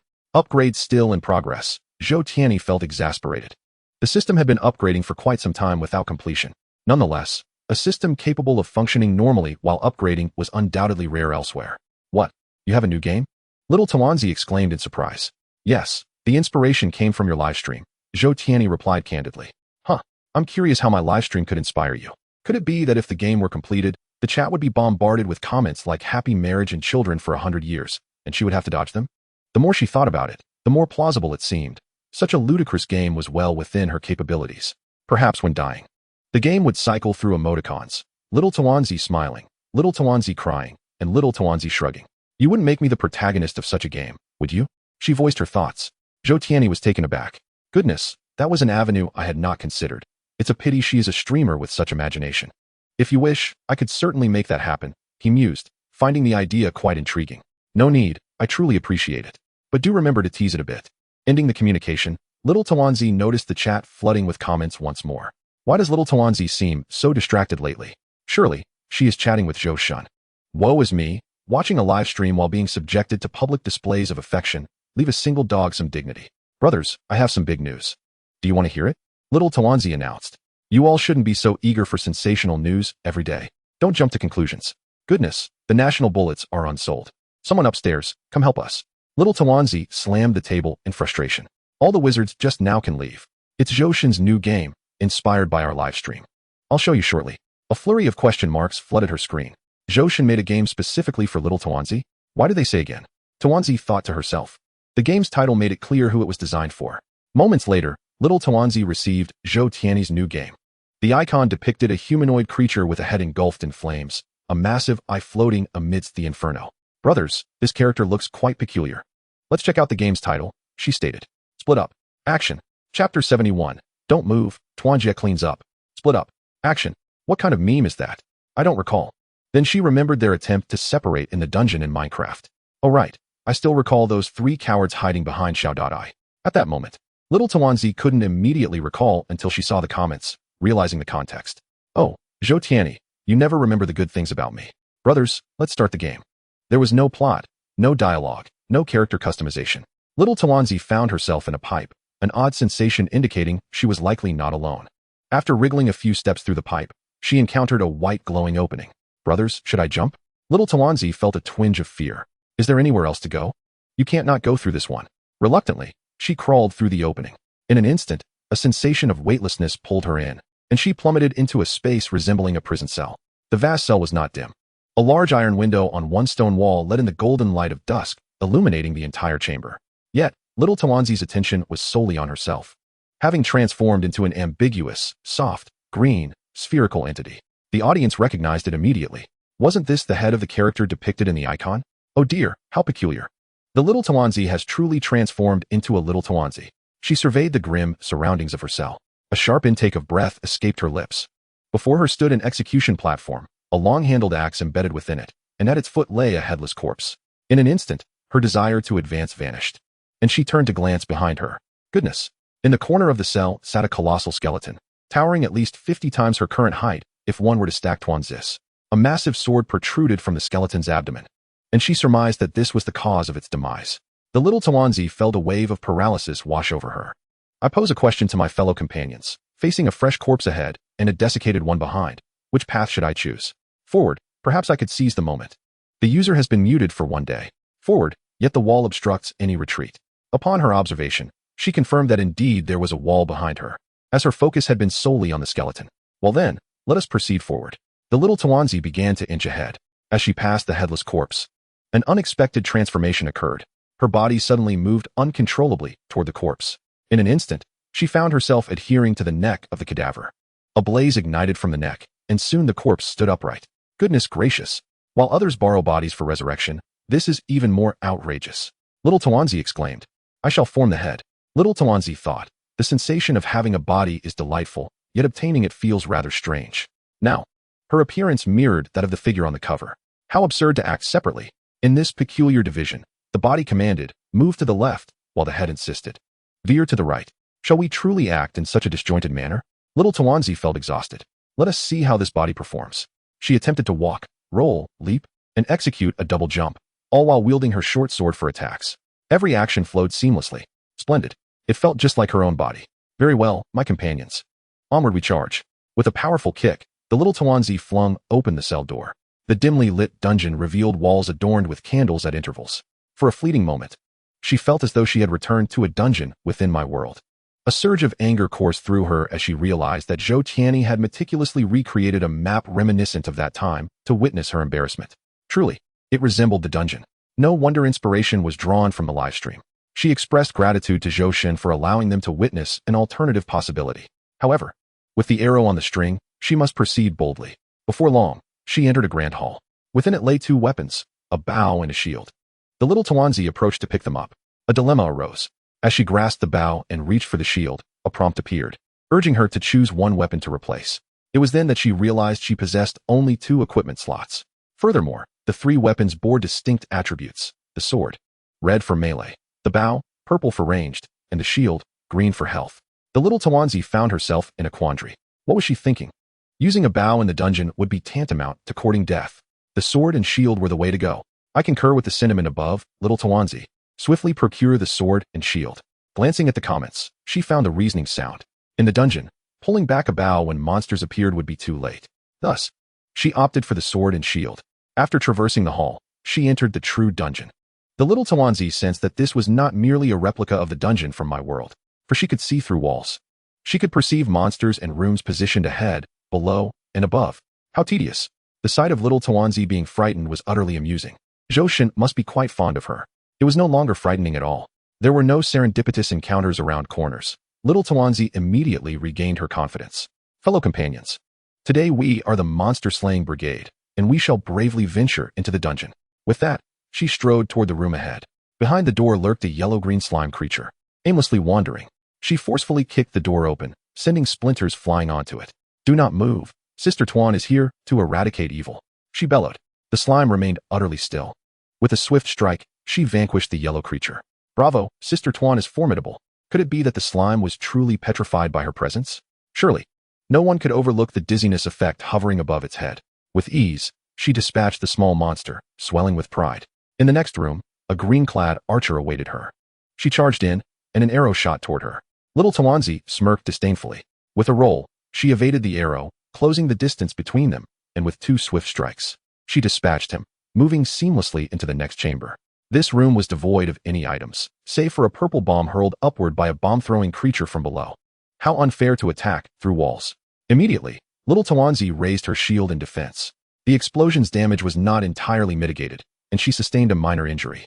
However, she paid it no heed, locating a wooden plank on the floor and forcefully stepping on it. The plank shattered, and she descended upon the bomb thrower's head, just as from above. With another 2 strikes, she eliminated this monster as well. Had Little Tuanzi been possessed? Her skills in the game had soared remarkably. Could it be that Zhou Shun had been guiding her hand in secret? Chapter 72. That day, people finally recalled the terror wrought by Xiao Tuanyi. Little Tuanzi now wished to give Zhou Tianyi a resounding thumbs up. At long last, a combat game has emerged that spares its players from emotional torment at the outset.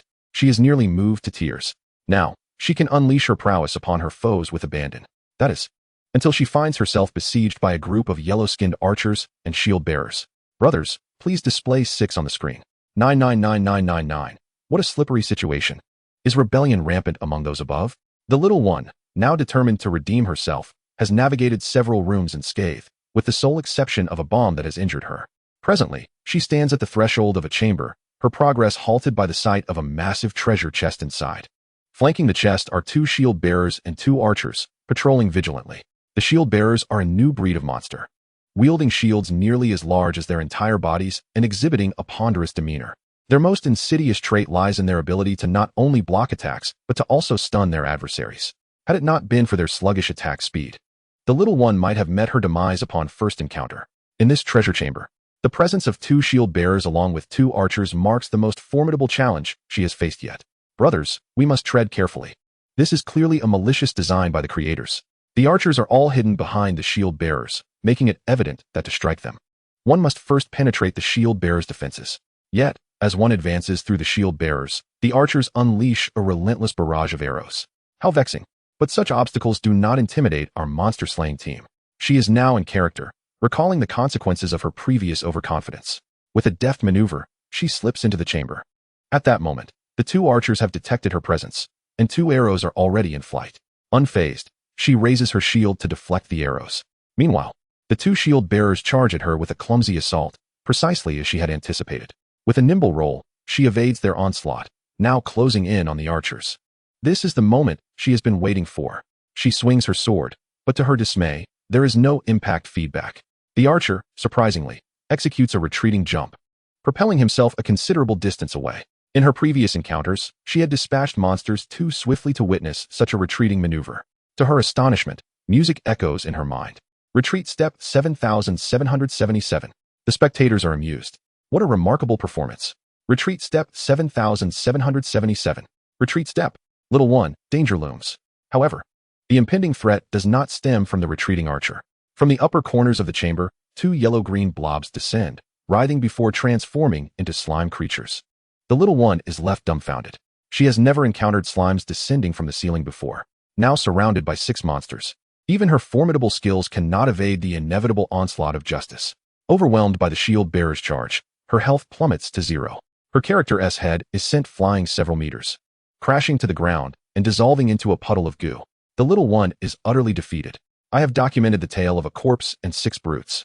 Thankfully, these monsters are not goblins. The little one is seething with rage. This is clearly a trap. Brothers, this is not my forte. It is Zhou Tianyi's malevolence at play. Is such treachery even permissible? I declare that henceforth, these treasure chests shall be dubbed lure chests. The hierarchy among the brothers has been established, and the little one boldly curses Zhou Shun's name, indicating her disdain for the situation. The audacity of those above is truly astounding. After her demise, the little one finds herself re-emerging within a pipe. This time, armed with experience, she dives down without hesitation.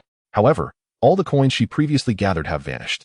Yet, this is of little consequence. Their utility remains uncertain for now. The equipment in the hall remains unchanged, but upon equipping her shield and stepping outside, she is left speechless. The map has transformed, completely different from before. All slain monsters have resurrected. Her prior efforts have been rendered futile. The vengeance she sought against the monsters has been thwarted. The audience is taken aback. Goodness, this map can change. Everything she had is gone, and she must start anew? This death penalty is rather severe. The little one takes a deep breath. Brothers, do not fret. As long as my skills remain intact, all will be well. This time, she plays with far more caution than before. Each entry into a new area is preceded by a lengthy observation at the entrance. Only when she is certain that no threats lie in wait does she venture forth. Through such prudence, she successfully discovers an attribute scroll. Attribute scroll can enhance one attribute among melee, ranged, or vitality. Fearing for her survival, she naturally opts for vitality, witnessing an immediate surge in her health. In another corner of the map, she successfully opens a treasure chest filled with a plethora of coins, alongside a trap. Unlock trap weapon slot. Trap. Place 2 traps that can ensnare enemies. Upon seeing the prompt, the little one realizes she has gained 2 weapon slots designated for trap weapons. Thus, a single player can now wield 4 weapons. She stows away the traps, feeling an invigorating sense of strength. Armed with traps, she adeptly navigates through the first map. At the terminus of the map awaits a vertical lift, which she ascends with determination. Brothers, observe closely what it means to remain composed, to resist temptation, and to refrain from greed. Have you learned anything? The little one exhales in relief. Hush, she is once again in character. What a novel way to articulate her previous cowardice. What has become of that audacious spirit you once exhibited? The elevator ascended for quite some time. Clang. The elevator reached its destination, a grand palace, before which stood but a solitary door. She pushed it open and emerged outside the dungeon. The night had fallen, with an extraordinarily colossal moon hanging in the sky. She found herself on a long bridge, across which stood a giant, adorned with triangular armor on its head and limbs. It appeared as if it were anchored to the ground. Slowly, it raised its head, and a pair of crimson eyes glared at her from within the triangular helmet. With a thunderous roar, it charged toward her. At that moment, its name and health bar materialized. Guard. Goodness, such a sudden appearance startled her. In an instant, she cast a trap in the path of the advancing creature. The beast did not evade. It stepped directly into the trap, immobilized. She hastened to attack. Yet its health diminished pitifully. Was she merely scratching it? Upon seeing that absurdly lengthy health bar and the meager damage she dealt, she couldn't help but think of Xiao. Enough said. That is a pain I carry for life. On this day, people finally recalled the dread instilled by Xiao. In less than a minute of fierce combat, she displayed remarkable courage. Calmly, she held her shield to block the Guardian's attacks. With keen awareness, she rolled to evade the Guardian's ranged fire attacks. However, her demise was tragic. Cornered by the Guardian, she had no avenue of escape and was swiftly dispatched. Was she once a skilled practitioner of scraping therapy? Such frantic maneuvers, and yet it was evident she was but a novice. This execution, this awareness, this positioning, how formidable. Do not misconstrue. I am not speaking of the Guardian. In a flash, she transformed into a tomato, slamming her hands on the table in frustration. There was definitely something amiss with this Guardian. It must be a deliberate ploy by Zhou Tianyi, akin to Xiao. Zhou Tianyi. Fuming, she messaged. Did you give me a problematic beta version again? The official version is ready to launch after approval. She shrugged in exasperation. Then tell me why, upon dying, I lost all my weapons and gear. Moreover, why was the health bar so extensive? The damage so high? The defense so robust? Did you not receive any coins or blue cells when defeating monsters? That stuff is useful. She recalled having encountered blue orbs in previous gameplay, but was entirely oblivious to their purpose. After being slain by the Guardian, all her collected coins vanished. It felt as though she had engaged with the game without fully experiencing it. You can use them to enhance yourself and purchase equipment. I found no place to utilize them, she replied, bewildered. You must not have explored the entire map. I don't care. It's your fault for not providing hints. She remembered fixating on one direction where she spotted the elevator, mistaking it for the map's endpoint, neglecting to explore other areas. Yet, she couldn't afford to lose face. Their conversation amused the onlookers. Goodness, her last self-inflicted humiliation occurred previously. Is this the privilege of a beautiful woman? No, this isn't merely the privilege of a beautiful woman. It is the privilege of a beloved wife. Enough. I'm weeping. Determined, she began anew, meticulously exploring every corner of the map. Indeed, she discovered a giant selling weapons at one edge of the map. However, the prices were steep. Bloodblade causes bleeding damage upon attack, lasting 12 seconds. Price, 3,200 coins. Unlimited bow and arrows. 6 rounds of ammunition. Automatically reloads when expended, with the last shot guaranteed to be a critical hit. Price, 4,500 coins. Spartan sandals. The final blow of a combo can repel enemies, causing additional damage upon collision with walls. Price, 8,150 coins. Brothers, I find the first weapon most useful. Strike once and retreat, allowing it to bleed to death. What are you talking about? We all saw that you only have 3,250 coins. You can only afford that one. That's too harsh. Given her predicament, can't we show her some leniency? She acquired the blood blade. Inspecting it, she beheld a crimson dao, blood continuously dripping from its blade. It looked somewhat impressive. Subsequently, she successfully located a door leading to another part of the map, allowing her to avoid confrontation with the Guardian. Naturally, she opted for the path of least resistance. On her journey to the new map, she finally discovered a place where the cells could be utilized. In the intermediate area between the two maps lay a safe zone. A blue cell creature donned a cloak, carrying a massive cultivation tank filled with blue cells on its back. It offered a series of upgrade options, encompassing everything from birth to burial. Using her scant cells, she opted for a health potion at the start.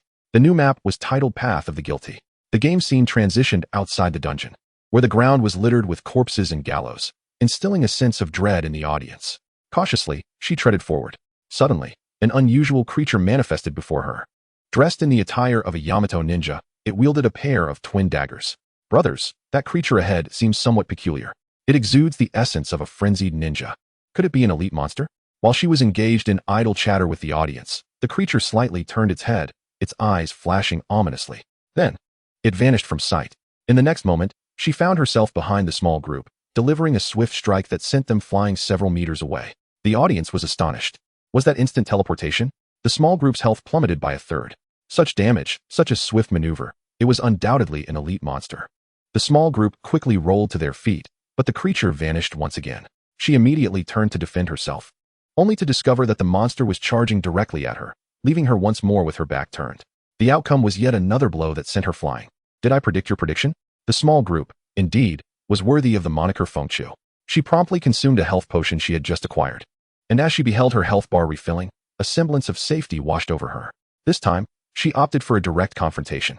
The monster disappeared again, but this time, the small group noticed a faint white line appearing whenever it vanished, allowing her to discern its location post-teleportation. With this newfound insight, the battle became significantly easier. She lay in wait at one end of the white line. Sure enough, the creature truly reappeared in that spot. With a stylish double strike, she inflicted a substantial wound upon the monster. At that moment, she discerned the name above its head, Su Mo. Blood oozed from the gaping wound, and the creature's health continued to dwindle until, moments later, it disintegrated into a pile of gold coins and 2 cells. Fellow brothers, this elite monster is rather formidable. Thankfully, there shouldn't be too many elite monsters around. She collected its drops and pressed onward. Upon arriving at the next area, she was rendered speechless. There were 5 Su Mo present. 3 stood on the ground, while 2 perched upon the roof. Strangely, within the room, a mysterious scarecrow emitted several lines connecting to the Su Mo, forming a protective membrane of sorts. How does one even approach this? The small group was at a loss. Aren't these supposed to be elite monsters? What kind of elite monsters are these? Or is it simply that she is woefully inexperienced? Su Mo, there's a whole nest of monsters as strong as I am. With no other option, the small group resorted to a strategy of luring. She inched closer step by step, and at that moment, one Su Mo detected her presence and instantly teleported to her location. The small group was prepared, and as the silhouette of the Su Mo materialized, her double strike landed squarely upon it. However, the shield on the Su Mo was far more outrageous than she had anticipated, conferring it an invincible state. Thus, she turned to flee, dashing a few steps, rolling, and even escaping with an inexplicable rhythm. Ah, Zhou Tianyi, is it not enough for you to create a game without making it treacherous? Chapter 74, The Cursed Treasure Chest with Endless Banter. Zhou has once again released a game with a difficulty level akin to that of Sekiro. A game where all items are dropped upon death, necessitating a restart, has truly been brought to us. The small group slams the table in excitement. Zhou new work is yet another innovative game type? My goodness, I am overjoyed. I could defeat the most mediocre of players in Sekiro with my eyes closed. Just now, watching the small group face the first monster, she was utterly dominated. Indeed, her interactions with Zhou revealed she was being treated like a plaything. Are the two upstairs discussing the same matter? Most of those intrigued by this new release are loyal players of Sekiro. These players share certain characteristics. They relish the challenge of high difficulty and possess the patience to endure repeated deaths. A small fraction merely enjoys the thrill. As anticipation among the players mounted, Zhou Tianyi received confirmation of successful game registration. It could just be a figment of his imagination, but he recalled that the initial response to his game registration used to come within the same day. Now, it has stretched to a response within half a day. The efficiency of the review staff in Huagua is indeed on the rise. Zhou Tianyi uploaded the game to various international platforms, prefixing the title with death cells, split operations, and set the price at 128. It would be unlocked the following day. Meanwhile, the game was already listed. The small group had just lured the second Su MO when she realized that the invincible shield provided by the Scarecrow had a very short range. It would dissipate the moment she strayed too far. She could defeat the Su MO one by one to pass through this area. However, she now faced a dire dilemma. The three on the ground moved like conjoined twins, continuously revolving, leaving her with no opportunity to lure them. Do not fear, small group. They are merely three burly men. You can certainly manage. Unfortunately, the trio exhibited a unified hostility. Goodness, Zhou game has already launched, and you haven't even defeated the first monster yet. The small group was genuinely reluctant to confront multiple monsters at once. In the current game, her health was roughly equal to that of the monsters. She could dispatch a monster in 23 strikes, but it would also take 23 strikes to bring her down. Thus, more monsters equated to greater danger, particularly such formidable Sumo. The small group examined her equipment, a melee weapon, bloodblade, and a shield, old wooden shield. She had not managed to acquire a secondary weapon this time. Had she possessed even a small trap, she would not be in such a predicament. Suddenly, the comments section erupted in a frenzy. Small group, look at the bridge you just crossed. Is there a downward arrow? Indeed. She turned to look, and there it was. A downward arrow on the bridge. Brothers, what is this? The comments flooded in with explanations. In Zhou newly launched game, Death Cells, Split Operations, there was a screenshot showing a treasure chest beneath a bridge. Though the bridge looked different from this one, the identical downward arrow was unmistakable. As the audience elucidated, Xiao Tuanzi swiftly grasped that Zhou Tianyi's game screenshots conveyed intricate gameplay details. Shall we take a closer look? A sigh of relief escaped her. A delayed demise was still a blessing. She approached the bridge and peered downward. A thick gray mist obscured her view of the abyss below. Although she possessed the ability to see through, it was not without limitations. The depths below remained shrouded in mystery. Xiao Tuanzi spoke candidly. Why not jump a few times? Like stepping on wooden planks in a dungeon. I second that. With a resolve akin to a desperate gamble, Xiao Tuanzi began to bounce on the bridge. On her second leap, a sharp crack echoed. The bridge snapped in two at its midpoint, and in an instant, she plummeted, surrounded by a sensation of weightlessness. She realized her fate was sealed. Falling from such a height surely meant certain death, did it not? Surely, this height would be lethal. A grim thought crossed her mind. Bouncing on the bridge, may your life restart soon. Surely, she would not perish, otherwise, that image would not exist. The chasm below resembled an abyss. Xiao Tuanzi waited in trepidation until she finally landed. Contrary to expectations, yet somehow anticipated, she did not die. In fact, she felt no pain at all. Merely a prolonged bout of dizziness ensued. Once her senses returned, she noticed a peculiar chest a short distance ahead, bound by two enormous chains. If two words could encapsulate it, they would be eerie. The massive chest bore a gigantic skull at its seam, indistinguishable from a typical skull save for its sharp teeth. The slot for a key was none other than the skull's mouth. Brothers, it's not merely resembling a chest. It truly is a treasure chest. Xiao Tuanzi felt a chill. She had no desire to approach that chest. At that moment, a voice echoed ominously. A shrill tone reverberated through the air, sending shivers down her spine. Hey, come over here. Startled, Xiao Tuanzi turned towards the source of the voice. To her astonishment, it was the chest, seemingly animated and bouncing about. Had it not been restrained, it might have already leaped before her. Yes, I'm talking about you. What do you want? Xiao Tuanzi inquired. Oh, nothing much, just that I have something wonderful within me. If you take it out, I shall gift it to you. The unmistakable tone of a villain enticing a child left her perplexed. The chest remained locked in place, prompting Xiao Tuanzi to cautiously approach as its name materialized before her. Cursed treasure chest. Stop dawdling, hurry up. A naughty child like me deserves a proper punishment. Come hit me. Oh dear, I have so many things for you to play with. The audience and Xiao Tuanzi were momentarily stunned. The peculiar dialogue evoked unsettling associations. I have ample reason to suspect it is not a legitimate treasure chest.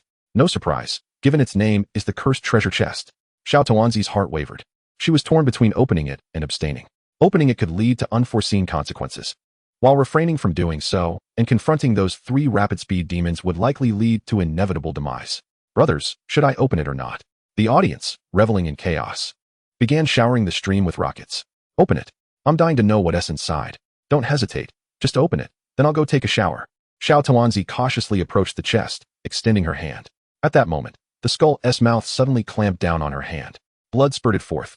Ha! The chest emitted an eerie laugh. Xiao Tuanzi yanked her hand free, and with that, the chest swung open. 3 items burst forth. A attribute scroll, a hefty gold ingot, and a circular saw arrow tower. Xiao Tuanzi's mind was elsewhere. She was now confronted with a notification. Curse. You have entered a one-hit kill state. Defeat 10 enemies to lift the curse. Chapter 75. To follow procedure or to lift it directly. One-hit kill? And I must slay 10 monsters to break free? What a diabolical curse. Now, let us summon our brothers of color to carry Xiao Tuanzi's coffin. Cue the music. Xiao Tuanzi donned the mask of anguish. This is unbearable. Surely, no one truly believes they can defeat 3 frenzied speed demons unscathed?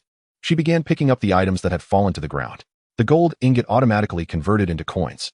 Instinctively, she considered applying the attribute scroll to her survival, but suddenly realized that given her one-hit kill state, adding health would be futile. She turned her attention to the next item. Circular Saw Arrow Tower. Upon placement, it will continuously fire circular saws forward, inflicting damage and applying a 5-second bleeding effect. Upon seeing this item, a bold idea sparked within her. Perhaps she could indeed slay those 3 speed demons without taking damage. This weapon was purple, belonging to the ranged category, and Xiao Tuanzi promptly allocated its attributes to her ranged capabilities. Brothers, I have a daring idea. Xiao Tuanzi exclaimed. I too have a daring thought. Those above, I advise you not to have any. The nation possesses a complete penal code. Xiao Tuanzi continued to survey her surroundings. Although there were no elevators, she discovered a statue engraved with a return symbol. Following the guidance, she struck the statue forcefully with both hands. A flash of lightning erupted, and Xiao Tuanzi found herself back at the bridge. She gazed at the peculiar scarecrow in the room ahead, which would unleash an invincibility shield. You shall be my first target. Xiao Tuanzi gradually approached the designated area, halting her steps once she reached a safe distance. She observed the 3 Sumo, who moved in perfect unison as they patrolled incessantly in front of the house. Xiao Tuanzi waited patiently for the opportune moment, knowing that although they would inevitably discover her, even a second's delay would be advantageous. After a few moments, the time had come. The 3 Sumo turned simultaneously. Without hesitation, Xiao Tuanzi surged forward, leaped, and deftly landed inside the house. The trio of Sumo quickly followed her inside. Upon entering, Xiao Tuanzi immediately placed the Yuanzhan arrow tower beneath the scarecrow. As soon as it touched the ground, the tower began to unleash saw blades upon the scarecrow. Xiao Tuanzi intended to flee, but she suddenly noticed a line connecting her to the arrow tower, identical to the line linking the scarecrow to the Sumo. She immediately comprehended its significance. It represented distance. Should the line break, the tower would cease its assault. Regret washed over her. She should have practiced outside before engaging in combat. However, it was too late. The 3 Sumo had entered and vanished from her sight, replaced by 3 white lines.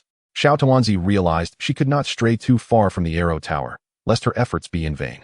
Resolutely, she rolled toward the white lines, narrowly avoiding a perilous encounter with the pursuing foes. In that fleeting moment, they stood back to back, prompting Xiao Tuanzi to swiftly turn and defend herself. As anticipated, 3 blades struck against her shield. Successfully deflecting their attack, she dashed in another direction. The audience was captivated, although the maneuver was not particularly complex. It was executed with such finesse that it left no doubt about Xiao Tuanzi's prowess. Was there someone skilled in magic? Some speculated that Xiao Tuanzi had channeled the essence of Xiao Dai. Astonishingly nimble, she had just earned the title of Master Tuan for the day. The 3 Sumo, seeing her escape, immediately pursued her again. Utilizing the same tactics, she skillfully evaded them once more. However, the scarecrow was nearing its end. Despite her lack of understanding as to why it continued to bleed, its health bar was nearly depleted. Watching the dwindling health, she internally counted down. 3, 2, 1, crack. The scarecrow shattered, dropping a weapon in the process. Xiao Tuanzi's eyes widened with joy as she recognized the weapon on the ground. It was a bear trap. Truly, fortune favored her today. How could she possibly lose with such luck on her side? Without delay, she turned to pick up the bear trap. At that moment, 3 white lines appeared before her. This time, she chose not to advance, but instead rolled backward, deftly tossing 2 bear traps onto the ground. The sound of the traps snapping shut echoed as 2 Sumo were ensnared. Only 1 blade approached her, which she easily blocked with her shield. Meanwhile, the Yuanzhan arrow tower tirelessly continued to fire at the immobilized Sumo, with the cunning bear traps and the diligent arrow tower working in tandem. Xiao Tuanzi effortlessly dispatched the 3 Sumo without a scratch. Remarkable. She had truly outdone herself today. When her girlfriend inquired about why she was kneeling while watching the live stream, she decided to indulge in a few Tuanzi for good luck. Xiao Tuanzi herself was astonished at her own performance, yet it did not hinder her from striking a pose of a seasoned master. Brothers, do you now recognize my strength? However, just as she was about to boast, darkness suddenly enveloped her, and she was explosively defeated. She was dead. Xiao Tuanzi. The audience was equally stunned. Does anyone have a recording? They were baffled by her inexplicable demise.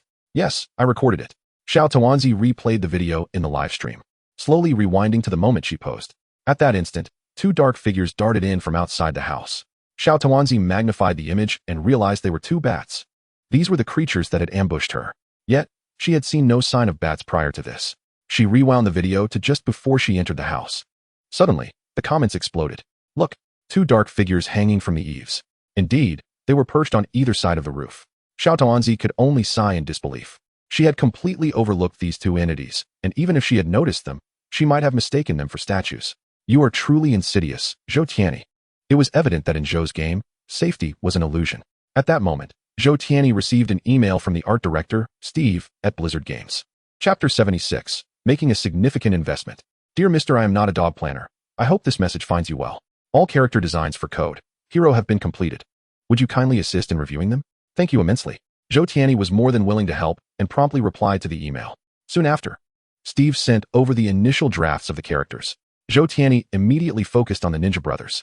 The eldest brother, Hans, wielded a bow and arrow, capable of unleashing a dragon's spirit as his ultimate move. His current design had him clad in traditional blue ninja attire, complete with a bow on his back.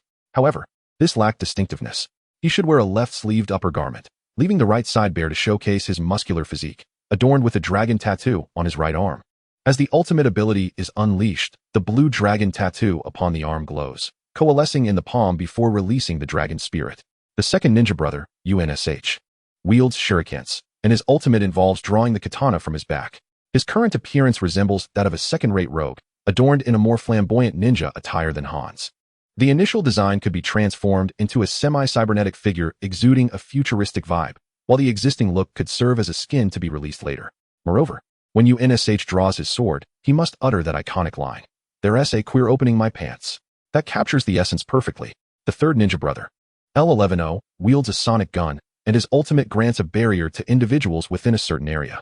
After all, they are half-brothers by different mothers. So perhaps a change in skin tone would suffice.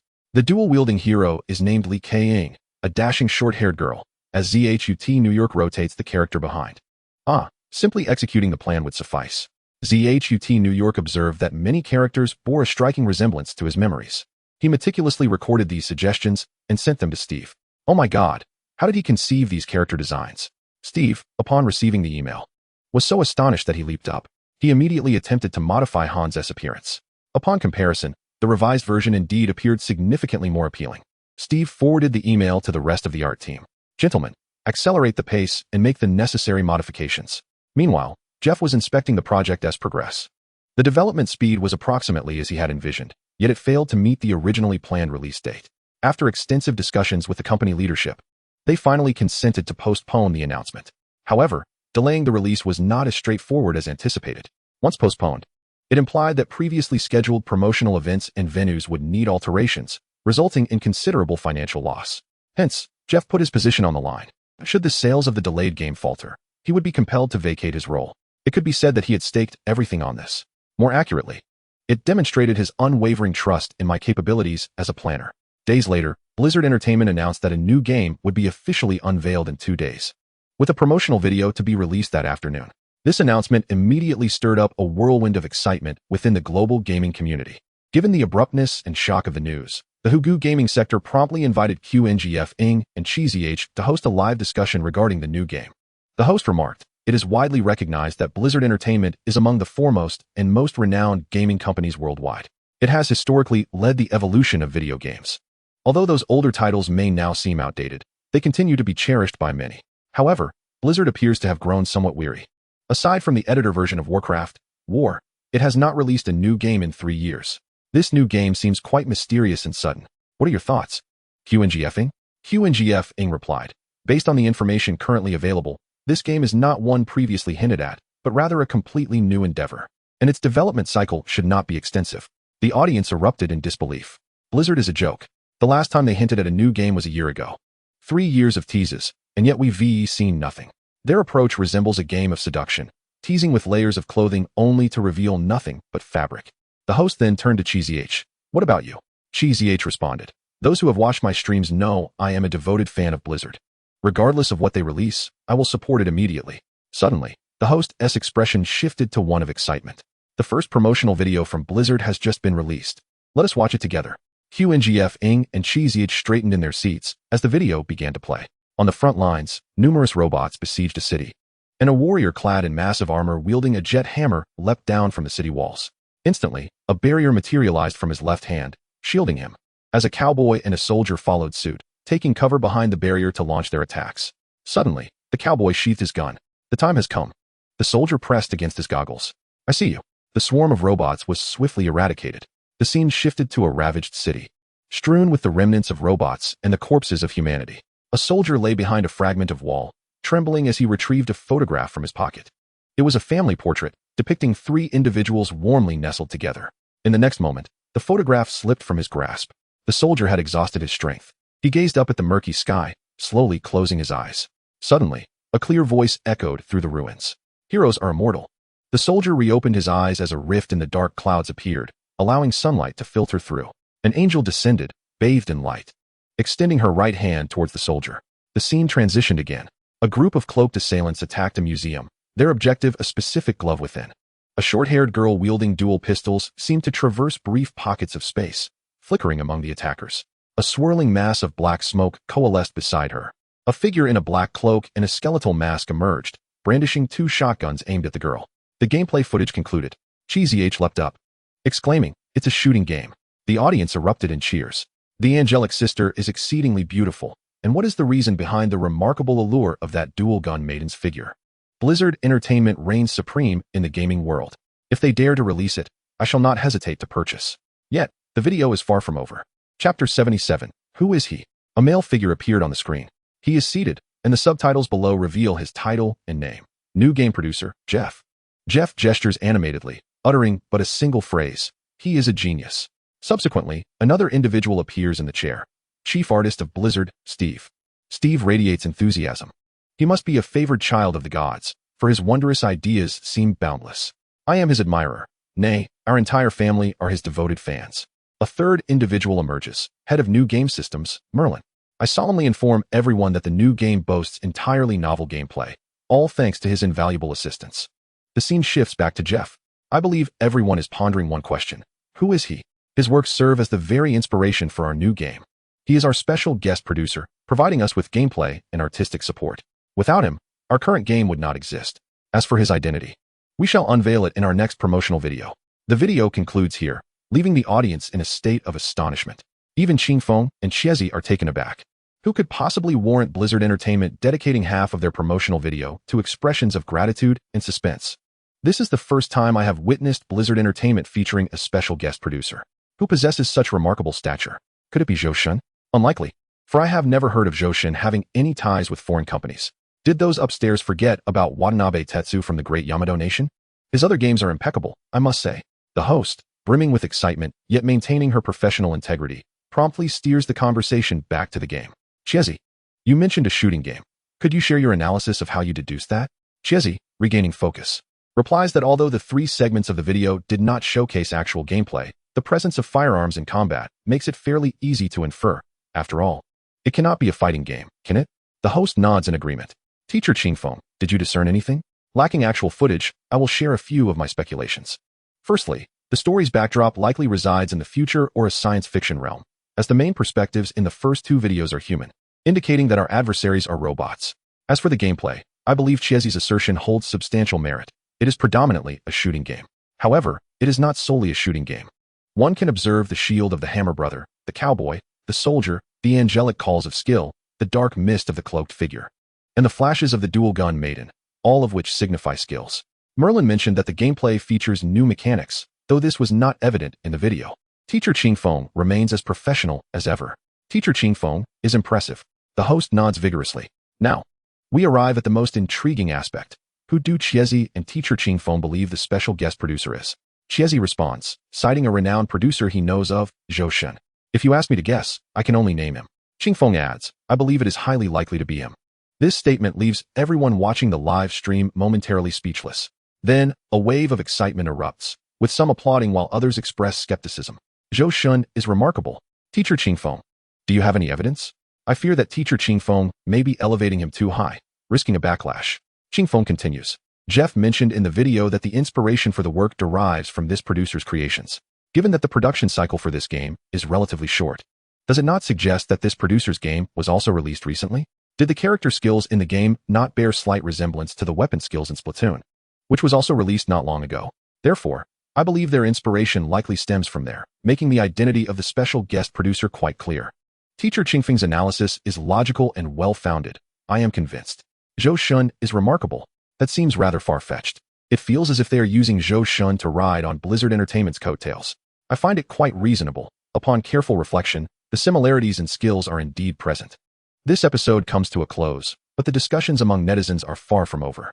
A segment of the audience firmly believes it to be Zhou Tianyi. Another group remains skeptical, arguing that Zhou Tianyi has never had any interactions with foreign companies and has never specifically promoted abroad. The final segment outright denies it, listing a plethora of well-known producers and selecting their own favored candidates, adamantly asserting that Zhou Tianyi lacks any significant reputation abroad and could not possibly be the one. It is as if they have completely forgotten how Monster Hunter Legends topped the charts in multiple countries upon its release. Furthermore, they vehemently criticize Qingfeng, accusing him of constantly flattering Zhou Tianyi. Ultimately, they share the program's video on foreign video platforms, encouraging international viewers to voice their disdain. Initially, foreign netizens were also speculating about the identity of the special guest producer. Following the release of this video, those harboring hostility towards Huagua vociferously condemned it. Huagua people are just like that. Even Blizzard Entertainment must be included in their attempts to usurp. What can Huagua Games do besides plagiarize? They should awaken from this dream. It is absolutely impossible for it to be a Huagua individual. Of course, these individuals conveniently omit the fact that many of Zhou Tianyi's games have graced the best-selling lists in their countries. They are not unaware. Rather, they simply wish to criticize. Unable to bear the thought of others surpassing their own household, these derogatory comments from foreigners are weaponized by some to attack back home. Upon witnessing such behavior, the small group felt utterly exasperated. Dear friends, could it be that these individuals' brains did not develop normally during their childhood? The small group could not fathom their actions. It is not that they are simply foolish, they are merely misguided. It is not that they are just naive, they are akin to wandering fools. It is not that they are just a bunch of simpletons, they are akin to walking embodiments of ignorance. At this moment, someone began to inquire whether the mysterious producer was indeed Zhou Shen. They had left messages on Zhou Tianyi's page, but he never responds to inquiries outside of the game, thus they turned to her. However, the small group knew nothing. Zhou Tianyi never reports to her about his work, so how could she possibly know? The audience, however, remained skeptical. You must know, don't you? Is it Zhou Shen? They pressed. Do share a hint. What secrets could possibly exist between us? After your scuffle, he must have spoken to you, they insisted. What nonsense. You expect me to know about your husband's affairs. Who are you fooling? The small group felt overwhelmed. Our relationship is innocent. They exclaimed. If you want to speak, then so be it. Who would believe such a claim? One individual remarked that just when they thought they had laid her to rest, they heard such words and sat up laughing, thanking the small group for saving their life. Oh dear, there is no need for such theatrics, someone from above interjected. In Chapter 78, it was he, indeed.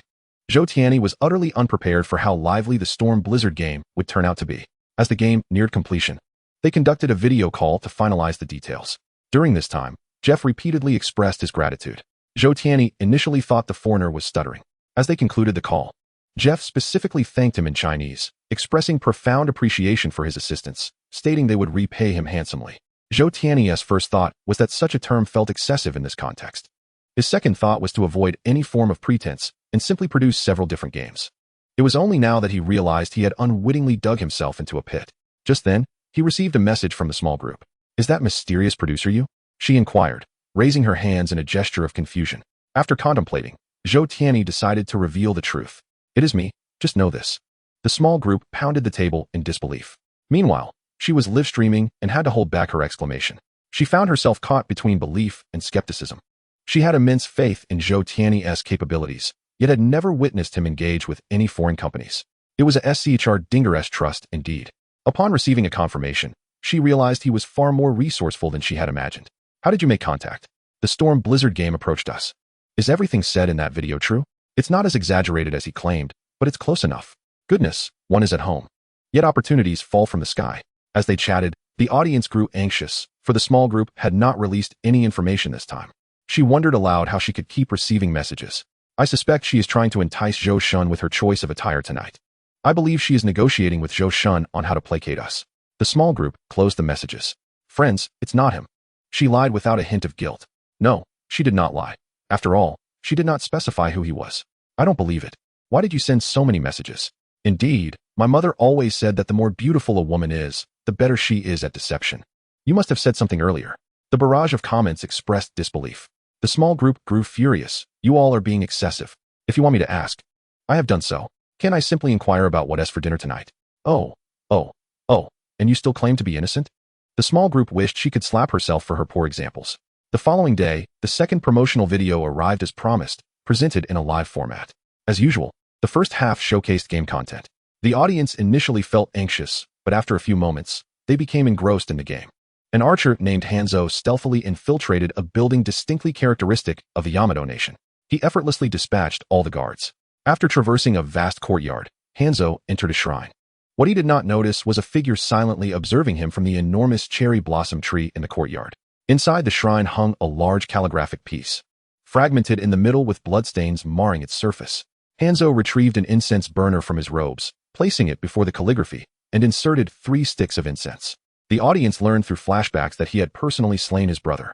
At this moment, Hanzo spoke, "You are not the first sent to kill me, nor will you be the last." The figure descended silently from above. It was a mechanical ninja. Hanzo swiftly turned and shot an arrow. The mechanical ninja drew a short blade from its waist, deftly slicing the arrow in half, embedding both pieces into the wall behind it. Observing this, Hanzo drew another arrow, aiming it directly at the ninja. From the dragon markings on Hanzo's arm, a colossal blue dragon manifested, coalescing into the arrow. 6 of me. How could this be so unfair? I am weeping. As the arrow was released, it transformed into 2 intertwining dragons, soaring towards the mechanical ninja. When the mechanical ninja drew the long sword from his back, a green dragon coiled around it. He rebounded Hanzo's dragon attack. Astonishingly, is it possible to wield a sword in a game that isn't a shooting game? I bet that once the game is released, Xiaoji will undoubtedly play this archery. I didn't unfasten his pants, did I? Could the person upstairs leave a contact? My home is quite spacious. Would you like to come and play? The audience was completely immersed in the dazzling combat. Then, the scene shifted, and Jeff appeared. Everyone became excited. Hello everyone. I am Jeff. Now, let us continue discussing our special producer. Undoubtedly, he is an exceptional producer, having created numerous highly creative games and pioneered new genres. His games have captivated many players worldwide, including myself. At this moment, the viewers from Huagua erupted in excitement. Multiple games, highly creative, pioneering game genres. Just these 3 phrases were enough to reveal his identity.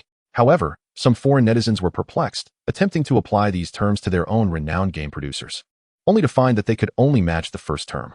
Those foreign netizens who had been vociferously criticizing Huagua suddenly realized something amiss. They all thought of one producer, who just happened to be from Huagua. He wholeheartedly assisted us. Here, I would like to express my gratitude to him once again. We are friends forever. I assure you, I am not a deceptive planner. The video concluded here. The Huagua gaming community erupted with excitement.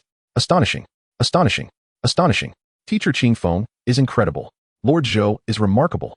It was a moment of pure joy. Now it was the players' turn to retaliate, as they rushed into the foreign dream network, posting screenshots of insults from foreigners while mocking them. I sincerely apologize. It is indeed our Huagua producer. Oh, what is happening? How could it possibly be someone from Huagua? It must be Jeff who is at fault. Those foreigners, who had been so arrogant yesterday, now found themselves like turtles retreating into their shells, not daring to utter a word. At this moment, a group of people rushed into Xiao Tuanzi's livestream. Wicked woman, you deceived us. Truly, trusting a woman's words is less reliable than trusting a ghost. Xiao Tuanzi, you big liar. I will no longer believe anything you say. Xiao Tuanzi feigned an innocent expression, saying, brothers, please do not misjudge a good person. I was merely referring to him as fat brother, helping you eliminate one erroneous option. Damn fat brother. Wicked woman. Get out. Chapter 79. Zhou Xun's first time with Xiao Tuanzi. The game Overwatch, developed through the collaboration of Zhou Xun and Blizzard, has officially been announced. Pre-orders have commenced today, and players who pre-purchase will have the opportunity to participate in a limited test lasting 2 days. Overwatch narrates the story of heroes striving for a better world. This world needs more heroes. Media reviews. The gameplay is innovative, weapons are unique, and the feel of the firearms is top-notch, allowing players to choose their heroes in a delightful manner. Special note. Male players will find a unique experience when selecting female characters, and vice versa for female players. What is this special note? Why am I suddenly more excited? Can I become a strong man? I want to transform into a little modification. In the official video just released, the characters had such delightful appearances. My Tracer, my Mercy, my safeguarding the best forms. Overwatch, this world needs more forms. In Xiao Tuanzi's livestream, she formed a 4-person team with Xiao Daidai, Fat Brother, and Xie. Just then, she received a message that left her perplexed. Brothers, wait, when the game starts. There will be someone else with us. Xiao Tuanzi spoke with a look of disbelief on her face. Fat Brother inquired, who? Xie was equally puzzled. Yes, who? Come on, hurry up and tell us, urged Xiao Daidai. You all know him, yet you don't know him, Xiao Tuanzi said mysteriously. Goodness. Hearing your words is like hearing nonsense. The last time I heard such frivolous talk was during the last incident. It relates to Xiao Tuanzi, and we both know and do not know him. It can't possibly be Zhou Shun, can it? What are those upstairs thinking? It is widely known that Zhou Shun only creates games and never plays them. While everyone speculated, the game was already unlocked. Upon entering the game, a player named I Am Not a Deceptive Planner joined their team. The audience immediately understood who it was. Oh my goodness, Zhou Shun actually knows how to play games. Shockingly, Zhou Shun's first time was indeed with Xiao Tuanzi. This limited test only opened a 6v6 control mode. On one map, 2 progressive control points were set. Capturing the first opened the second. One side attacks while the other defends. The respawn points shift with the control points, while the respawn point remains fixed at the location of the third point, which is relatively far from the first. The map is the same location where Hans infiltrated in the second promotional video, which in the backstory was once the home of him and Genji. The heroes were selected, and they began matchmaking. Zhou Tianyi instantly chose Genji. Xie selected Hans. Xiao Daidai picked Reinhardt. Fat Brother tried Tracer. Observing their team, Xiao Tuanzi pondered and ultimately chose Mercy. Unexpectedly, Zhou Shun, being so bold, directly selected a knife-wielding character. I was quite taken aback to see Fat Brother's hefty 300 pounds opting for a petite girl. Finally, Xiao Tuanzi was not wrong. She was moved to tears. As the game commenced, a 5-member team, accompanied by a lone cowboy, materialized within the confines of a gaming parlor, their designated spawn point. Upon exiting, they encountered 2 adjacent wooden doors. To the left of the first door, a gap in the wooden fence permitted passage, predominantly accessible to flying characters or the members of the Shimada clan, Genji and Hanzo. Inside, a staircase awaited, while only the rightmost door stood ajar, leading directly to the first control point. This control point was characterized by a red wooden structure, nestled beside an ancient clock. By merely standing within the room, unchallenged by opponents, they could accrue control points, ultimately achieving their objective once the points were fully amassed. With the system's cue, the 5 members surged forth. As their figures faded into the distance, the cowboy suddenly realized he had inadvertently joined a streamer's team, which included the chubby little brother and the clumsy one. Feeling overwhelmed, he lamented the futility of their efforts, fearing defeat was imminent. Just as he donned a mask of despair, the chubby team reached the wooden door, with Zhou Tianyi stationed below the opening. The opposing team had already prepared their formation in anticipation. As they cautiously peeked through the open door, a barrage of attacks rained upon them, prompting them to withdraw hastily. However, they soon discerned the enemy's lineup, which closely mirrored their own, save for a soldier replacing the hammer-wielding character featured in promotional material. Clumsy commanded her team to take cover behind her shield while she advanced. Suddenly, her eyes widened in confusion. Where had the other 2 gone? Zhou and the cowboy had vanished. An onslaught of comments flooded the screen, revealing that Zhou had ventured through the side gap. It seemed he had some skill. The cowboy was still en route, and resigned, Clumsy decided to proceed with their strategy. With a flourish of her left hand, a formidable blue shield materialized before them as they cautiously approached the door. The enemy's attacks resumed with ferocity, yet this time, all were effectively deflected by Clumsy's shield. The cowboy, overwhelmed by the situation, marveled at Clumsy's prowess while aiming for Hanzo, who was concealed beside the clock. The first arrow missed, the second struck his leg but failed to eliminate him, and the third, a well-timed shot, also went awry as Hanzo anticipated his move and refrained from revealing himself. Laughter erupted from the spectators as they witnessed the cowboy's misfortunes, leading to a chorus of jests regarding his performance. The battle atmosphere became palpably awkward. The enemy unleashed relentless assaults while Clumsy remained immobile behind her shield. The cowboy struggled ineffectively, and the chubby brothers' dual pistols required close proximity for accuracy. Clumsy, utilizing her angelic powers, wielded a staff capable of emitting either a yellow healing light or a blue damage boost, albeit limited to 1 ally at a time. Thus, she focused on enhancing the cowboy's damage output, yet their collective efforts remained lackluster. At that moment, the cowboy arrived. Puzzled as to why his teammates lingered at the door instead of advancing, he boldly charged through the shield. Subsequently, a notification appeared in the upper left corner. The undead knight, Ning Kaichen, has slain a civilian. The team noticed the shield's integrity dwindling, cracks beginning to mar its surface. Clumsy exclaimed that her shield was nearing its breaking point, prompting them to retreat behind the wooden barrier. Suddenly, The unmistakable sound of Genji's ultimate ability reverberated throughout the control point. Accompanied by Genji's ultimate, a flurry of messages flooded the screen, each announcing his remarkable feats of elimination. The audience was left in stunned silence, questioning the absurdity of the situation, while the names of the fallen became a source of bemusement. Hidden outside the door, the remaining four exchanged incredulous glances, wondering if such prowess stemmed from the game developers themselves. Meanwhile, the resurrected Ning, unbeknownst to the unfolding chaos, remained behind the clock, stealthily launching arrows. However, from behind, Genji emerged, 3 shurikens embedding themselves into his skull. With his health almost depleted, Ning was swiftly dispatched by Genji's blade. The fallen Xiao Su shouted a warning about Genji's presence, but the assassin had already refreshed his shadow ability, dashing towards the nearby soldier, ready for another assault. The soldier turned around only to be swiftly taken away. Genji, having eliminated 2 foes in quick succession, had his ultimate ability fully charged. Without a moment's hesitation, he unleashed his ultimate. Drawing the katana from his back, a crisp dragon's roar resonated as a vibrant green dragon manifested alongside the blade. With both hands gripping the sword before him, he leaned slightly forward, poised like a predator ready to strike. Reshaping, in a flash, he executed a swift strike beside the cowboy, delivering a blow as fierce as a dragon's claw, ending the cowboy's life in an instant. At the moment of his demise, Genji had already launched an assault on the angel, followed by his companions, Genji and Tracer. No fragile character could withstand the combined might of his shadow strike and blade slash. Within mere seconds, all 6 adversaries were vanquished by Genji alone. The opposing team was overwhelming. This was a level of skill beyond what mere mortals could achieve. The 2 of you might have succumbed to a surprise attack, but we faced a direct confrontation. Silence enveloped the group of 6. Wait, look at his name, Xiaoning, the perceptive one, pointed out. 34 Little Dumpling, Little Dazed, Fat Brother. Tomato Sauce, have we encountered a streamer-s team? Shouldn't we have secured this match against that one? Tomato Sauce alone cannot carry the team. The name of the one who struck us, doesn't it ring a bell? No way, Zhou. As Little Dumpling and the others charged in, they found Genji spinning his sword to flick off the crimson remnants, then sheathing it back with a deliberate slowness. Little Dumpling incredulously asked, "Did you kill them all?" "Indeed." Zhou Tianyi replied in a tone as casual as if he had merely cut a few blades of grass by the roadside.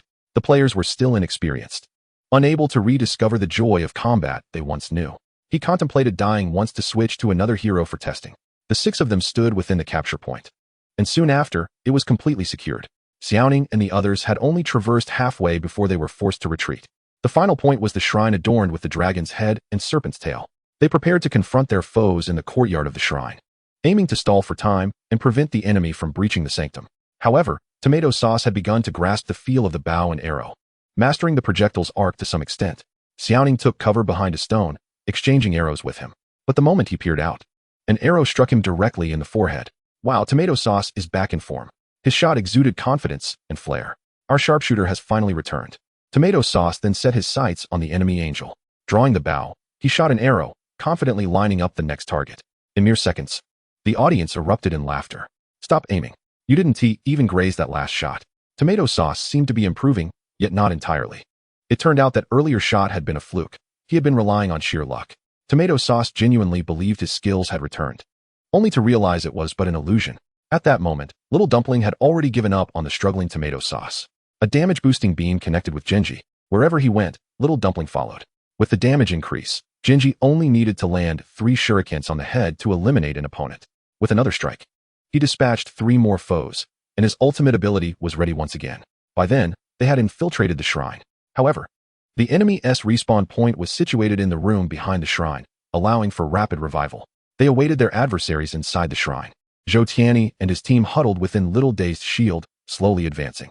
The opposing team could only press forward with fervor, attempting to breach their barrier. At that moment, Zhou Tianyi noticed that the enemy Genji was absent from the fray. Suddenly, shurikens flew from behind them. The enemy Genji sought to replicate Zhou Tianyi's earlier maneuver. Reshaping. He drew his blade and charged forward. Zhou Tianyi assessed the situation and promptly drew his sword as well. Little Dazed activated a charge. After uttering that command, he dashed into the enemy ranks, with Little Dumpling following closely behind. Little Dazed contemplated for a moment to execute the charge. She would have to drop her shield, but without it, wouldn't she become an easy target? Nevertheless, she chose to heed Zhou Tianyi's words, aiming her charge at the approaching Genji. The enemy Genji had not anticipated such a turn of events and was caught off guard. Propelled out of the shrine by Little Dazed's force, the 2 engaged in a fervent clash of blades. Yet, despite the struggle. Little Dazed's substantial health pool allowed her to overpower the enemy Jinji, leaving him defeated. A moment of sympathy for the opposing Jinji washed over me. I wish to inscribe the character for disaster upon Jinji's thigh, and he thinks he can emulate Zhou Xin? He is far from it. Meanwhile, Zhou Tianyi's Jinji accompanied Little Dumpling into the fray. The enemy cowboy charged directly at him, reaching into his lower garments to produce a dark object and hurled it at Jinji. With a swift motion, Jinji brandished his katana, creating an impenetrable wall of blades.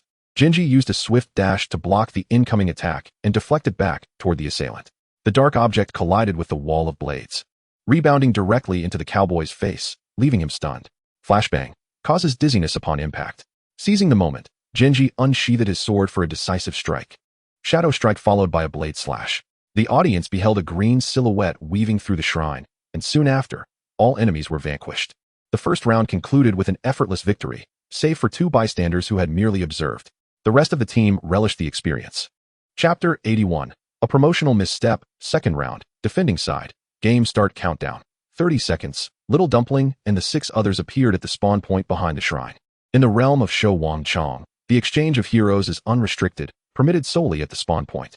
Qiaji opted for the sharpshooter He Bai He.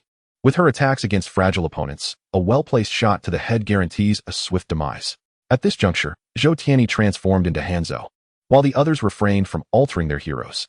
An inquisitive audience member posed a question: what does it feel like for Qiaji to play a female character? Indeed, reports suggested a unique sensation. Qiaji pondered, sensing a lack of something yet in addition of another. What precisely, those in the know would understand, whilst others would remain oblivious. Thus, he casually remarked, "You should ask the chubby brother. He's already played a round." The chubby brother, upon receiving the blame, responded without hesitation. "I just feel much smaller." "Much smaller? Much smaller? Is it what I imagine? Where exactly have you shrunk? Please clarify." At that moment, the game commenced, and they surged towards the first capture point. The opposing team mirrored their strategy, substituting Soldier for Reinhardt. Consequently, both teams found their formations identical, leading to a rather comical stalemate. Both sides fortified their positions with shields at the gateway, engaging in mutual fire. However, the opposing Jinji was absent, and Hanzhou from the small team was also missing. They encountered each other at an opening on the upper left side of the wall. Zhou Tianyi remained vigilant, aiming at the aperture. Sure enough, the enemy Jinji ascended through that very opening, only to be greeted by a well-aimed arrow that struck him squarely in the head, sending him back to the spawn point. Subsequently, Hanzhou positioned himself at the opening, observing the group advancing from the lower right. Their backs were entirely exposed to Hanzhou's line of sight. With a peculiar arrow drawn from his quiver, he twisted it in his hand. The intact arrowhead instantaneously fragmented into multiple pieces, orbiting around his central core. The split arrow was unleashed, capable of generating numerous smaller projectiles. He aimed not directly at the enemies, but rather at the ground behind them. Whoosh! The split arrow soared through the air, striking the ground in an instant. Upon impact, the arrowhead shattered into several smaller arrows, hurtling towards the group at a 45-degree angle. In no time, the notifications flooded the screen. 3 kills. Only an Angel and a Reinhardt remained. The chubby brother, noticing that all enemy damage dealers had perished, swiftly blinked 3 times to teleport beside the Angel. With his dual pistols, he unleashed a relentless barrage of bullets upon her. As a support character, the fragile Angel could hardly withstand the unyielding assault and was swiftly dispatched. Now, only Reinhardt stood alone. He abandoned his shield, raising his hammer to strike at the chubby brother, who remained unfazed and even offered a courteous gesture. Suddenly, a blue light enveloped him, transporting him back to his position 3 seconds prior, restoring his health and ammunition to maximum capacity. The chubby brother, emboldened by this second chance, decided to charge headlong into the fray. This was the essence of the chubby brother in my heart. It is worth noting that his accuracy seemed to improve when he was up close. The audience unabashedly revealed the truth. The duo, Xiao Tuanzi and the chubby brother, were seasoned gamers. In any shooting game, they were master-level players, often referred to as the human outline masters. While Xiao Tuanzi was renowned as a master of various games, one as a master of demise and the other as the human outline master, they found joy in this game. Their struggles lay in their aim. Yet they had not yet taken a shot. Since they had not shot, the issue of accuracy was rendered moot, effectively resolving the problem at its core. They even wished to exclaim, "Blizzard games are remarkable. Zhou Xun is incredible." Even the chubby brother managed to solve issues through close-range shooting, rescuing fellow shooting novices. What to do about Zhou Xun's overwhelming strength? Jinji could hardly penetrate their defenses and could only gather for a unified charge, ensuring that they did not allow him to aim at them individually. Furthermore, they were advised to avoid walking normally. opting instead for a combination of jumping and moving to make it challenging for the enemy to target them. Thus, the viewers in the live stream witnessed the peculiar sight before them. 6 adversaries hopped and approached in unison. What was amiss with them? Were they rendered mute by the onslaught? Their antics evoked the impression that the floor was scorching. The tradition of hot feet in shooting games seemed to manifest. This time, they did not split up. All congregated behind Reinhardt's shield, advancing towards the capture point against the fierce offensive from Xiao Tuanzi's team. Yet, Hanzo's ultimate ability had long been overdue. Zhou Tianyi summoned Xiao Tuanzi to amplify his damage and drew an arrow aimed at the enemy's shield. 6 of me. How could this be so treacherous? Oh, devour my foes, oh dragon. The arrow flew a short distance before transforming into 2 intertwining dragons. Dodge the ultimate. Quickly disperse. It was as if the scene mirrored the promotional video. Promotional video? No need to dodge. Let me send it back.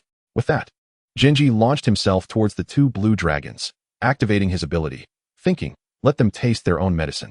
His teammates genuinely believed his words. Assuming the ultimate could indeed be reflected, thus standing still to witness the spectacle. The results reveal that Genji's ultimate ability was utterly ineffective. 2 dragons traversed through them without a moment's pause, and they were all sent back home. The promotional video misled me. The players on this side were left in astonishment. What on earth is happening? One moment the ground is scorching, and the next they stand still, enduring powerful attacks. Goodness. It feels as if they have retreated into their shells only to indulge in flamboyant antics. Remarkable, truly deserving of the title of the 6 great warriors. They are formidable indeed. This match, of course, concluded with an unquestionable victory. Among the 12 participants, 5 found the game intriguing yet overly simplistic, while 6 deemed it captivating but excessively challenging. After the battle, Zhou Tianyi exited the team. Isn't Zhou Shen dissatisfied with our skills? Asked the chubby brother. No. He mentioned discovering an issue that needs addressing. Chapter 82. Do you wish to restart your life? In a rapid news update from SHUW, Ingshi and Qing, Blizzard Entertainment announced that first-day pre-order sales exceeded 5 million. Several players reported encountering problems, stating that Genji could not reflect Hanzo's ultimate as depicted in the promotional video. Indeed, in the actual gameplay, Genji met an untimely demise rather foolishly. The scene of that group standing there, willingly marching to their deaths, was quite spectacular. So, does the game genuinely contain flaws? At that moment, Zhou Tianyi's homepage unexpectedly released a gameplay video. In this footage, players clearly observed Genji successfully reflecting Hanzo's ultimate back. They meticulously compared the 2 scenarios. It turned out that Hanzo's ultimate remained as arrows for a few seconds after firing, before transforming into 2 colossal blue dragons. Genji could reflect it while it was still in its arrow form, and the reflected ultimate would still be unleashed, inflicting damage upon the adversary. Astonishingly detailed. Zhou Shen truly deserves his reputation. His attention to detail is remarkable. Is that you, little Tuanzi? Are you seeking a ban? While everyone marveled at the game's intricacies, a well-meaning individual uploaded a video montage of Zhou Tianyi using Genji and Hanzo onto the Dream Network. Viewers exclaimed in disbelief while hastily selecting Genji and Hanzo in the game. In no time, these 2 heroes became the most frequently chosen, virtually appearing in every match. However, the problem was that these players performed abysmally. Genji charged headlong into the enemy ranks, only to be swiftly eliminated. Hanzo could barely hit 1 arrow out of 10, leaving their teammates in despair, exclaiming that fate had conspired against them. Thus, they acquired new nicknames, Infant Genji and Preschool Hanzo, after Zhou Tianyi left the team. The 4 remaining players managed to secure more victories than defeats. Apart from Xie, who utilized a sniper rifle, the others wielded weapons that did not require aiming. The chubby brother later switched from Tracer to Winston, a mighty gorilla armed with an electromagnetic gun capable of firing streams of electricity, automatically targeting enemies.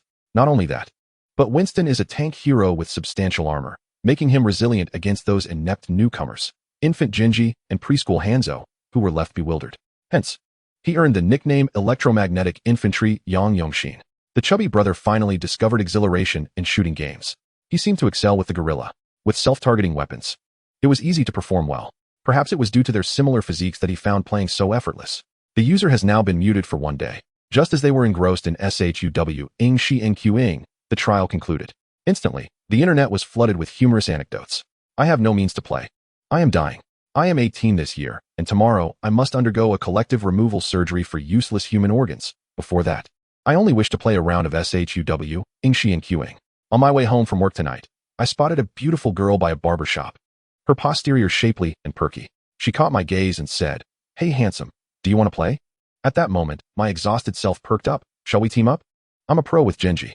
While everyone felt an overwhelming emptiness, Zhou Tianyi's almost imperceptible system finally completed its upgrade.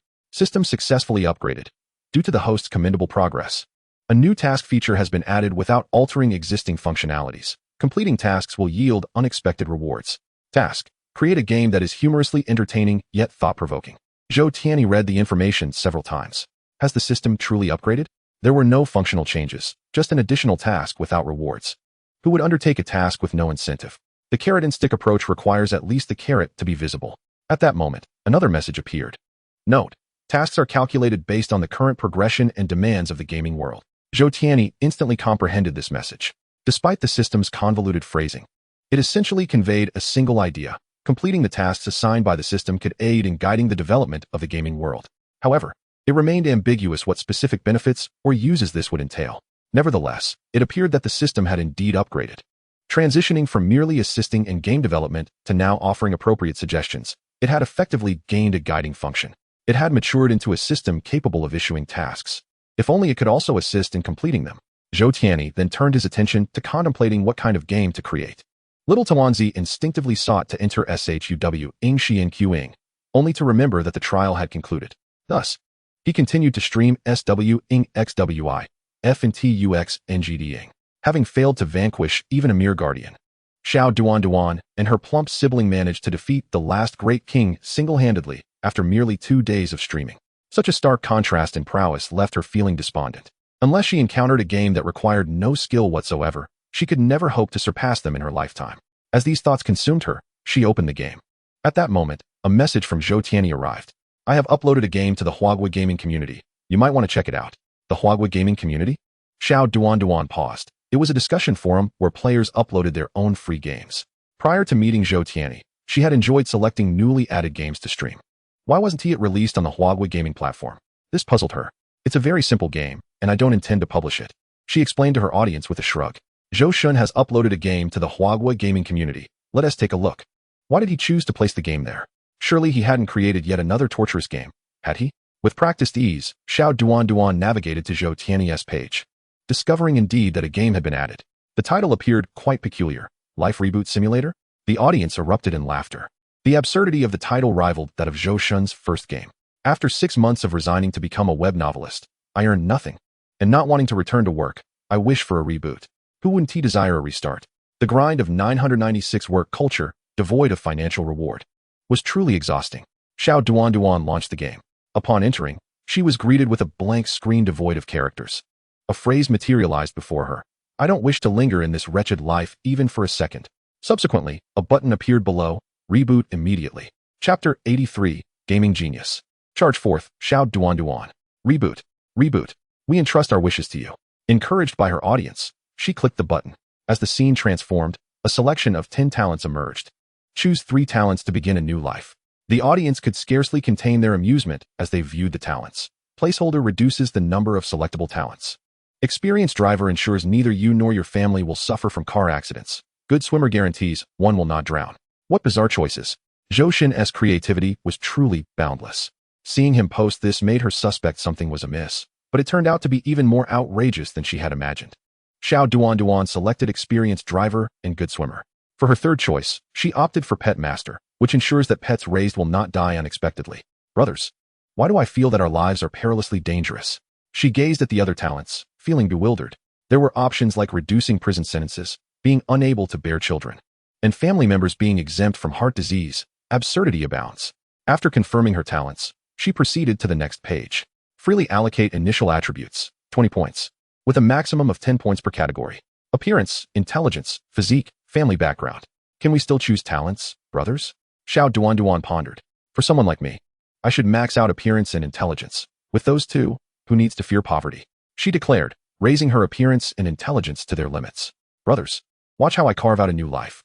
With a confident fist pump, she pressed the Start New Life button. Where was this place? Xiao Tuanzi found herself in a warm, humid environment, yet everything around her was engulfed in darkness. Suddenly, a glowing portal appeared ahead. She felt herself slowly moving toward the light. At last, she emerged from the portal, only to be met with utter darkness. Please accept my condolences, the child has died. 0 years old. Due to your low physique, you died in utero. Xiao Tuanzi. What does it mean to be both talented and beautiful? Incredible. Even a game that requires no operation caused me to perish right at the onset. Xiao Tuanzi exclaimed. I just sprayed my drink all over the screen and ended up getting punched. No way, brothers, we must try again. She slammed the table. This time, her selection of talents changed, and one talent caught her eye. Fetal protection pill ensures one will not die in utero. She promptly chose it, followed by born male, which guaranteed her gender and prenatal education, granting her 1 intelligence point. She still allocated all points to intelligence and appearance. Brothers, let us go? This time, Xiao Tuanzi successfully entered the world. Before her stood a couple whose faces were obscured, gazing at the infant Xiao Tuanzi lying in a crib. She inwardly groaned. Although they lacked discernible features, their expressions exuded disdain. What is this? Already being judged at birth? Would anyone truly disdain a person who is both talented and beautiful? As the audience speculated, Xiao Tuanzi's new life came to an abrupt end. 0 years old. You were born a boy and died because your parents wanted a girl. Xiao Tuanzi. This is so difficult. She felt an urge to laugh, yet the reality was far from humorous. Indeed, it seemed to be a satirical commentary. However, Xiao Tuanzi was exceptionally unfortunate. On her third attempt at rebooting, she thought, brothers, I refuse to believe I cannot survive past 1 year. This time, she was born successfully without the fetal protection pill, as a girl. Her parents appeared to love her dearly. Finally, she managed to live through her infancy, and Xiao Tuanzi let out a sigh of relief. At the age of 1, she lived with her parents in a rural area, and their circumstances were quite humble. At the tender age of 2, a swallow's nest appeared on the eaves of the family's home. By 3, my mother had saved a life, receiving abundant gratitude and improving our circumstances. At 6, I commenced my primary education. By 15, I performed moderately in the high school entrance examination and enrolled in a county high school. At 18, a sense of melancholy enveloped me. As my life came to an abrupt end. What a bizarre fate, I pondered. Why must my existence cease at such a young age? I found myself bewildered. Moreover, the events of each passing year seemed increasingly absurd. Thus, I embarked on my 4th rebirth. At 13, I witnessed a street vendor embroiled in a brawl, drawn by curiosity. I approached, only to be struck by an unknown dark object that abruptly ended my life. Attempts to continue were futile. Perhaps my constitution was too weak to endure. I had encountered misfortune, yet this was an unparalleled tragedy. I offered a moment of silence for myself. Suddenly, I realized that merely surviving to this point was a blessing. Defiantly, I declared, I refuse to believe that I, endowed with both beauty and talent, cannot reach the age of 20. Thus began my 5th reincarnation. At 3, a devastating drought beset the land, leading to famine, and my life ended once more. In reality, I pressed my forehead in despair. Surely, this was envy directed towards someone of my caliber.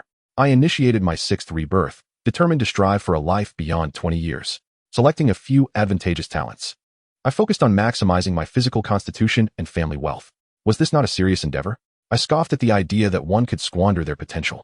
With robust health and affluence, what need was there for beauty and intellect? A new life unfolded, and I was born a boy. Upon acquiring wealth, my family moved to the city. At 3, I attended an expensive bilingual kindergarten. At 5, despite being slow-witted and unable to speak, this did not hinder my entry into a prestigious primary school at 6. By 15, I enrolled in a key high school, followed by a prominent university at 18, and embarked on an entrepreneurial journey at 22. The audience was captivated, many moved to tears. I too shed tears. Was this the power of wealth? The game felt remarkably authentic.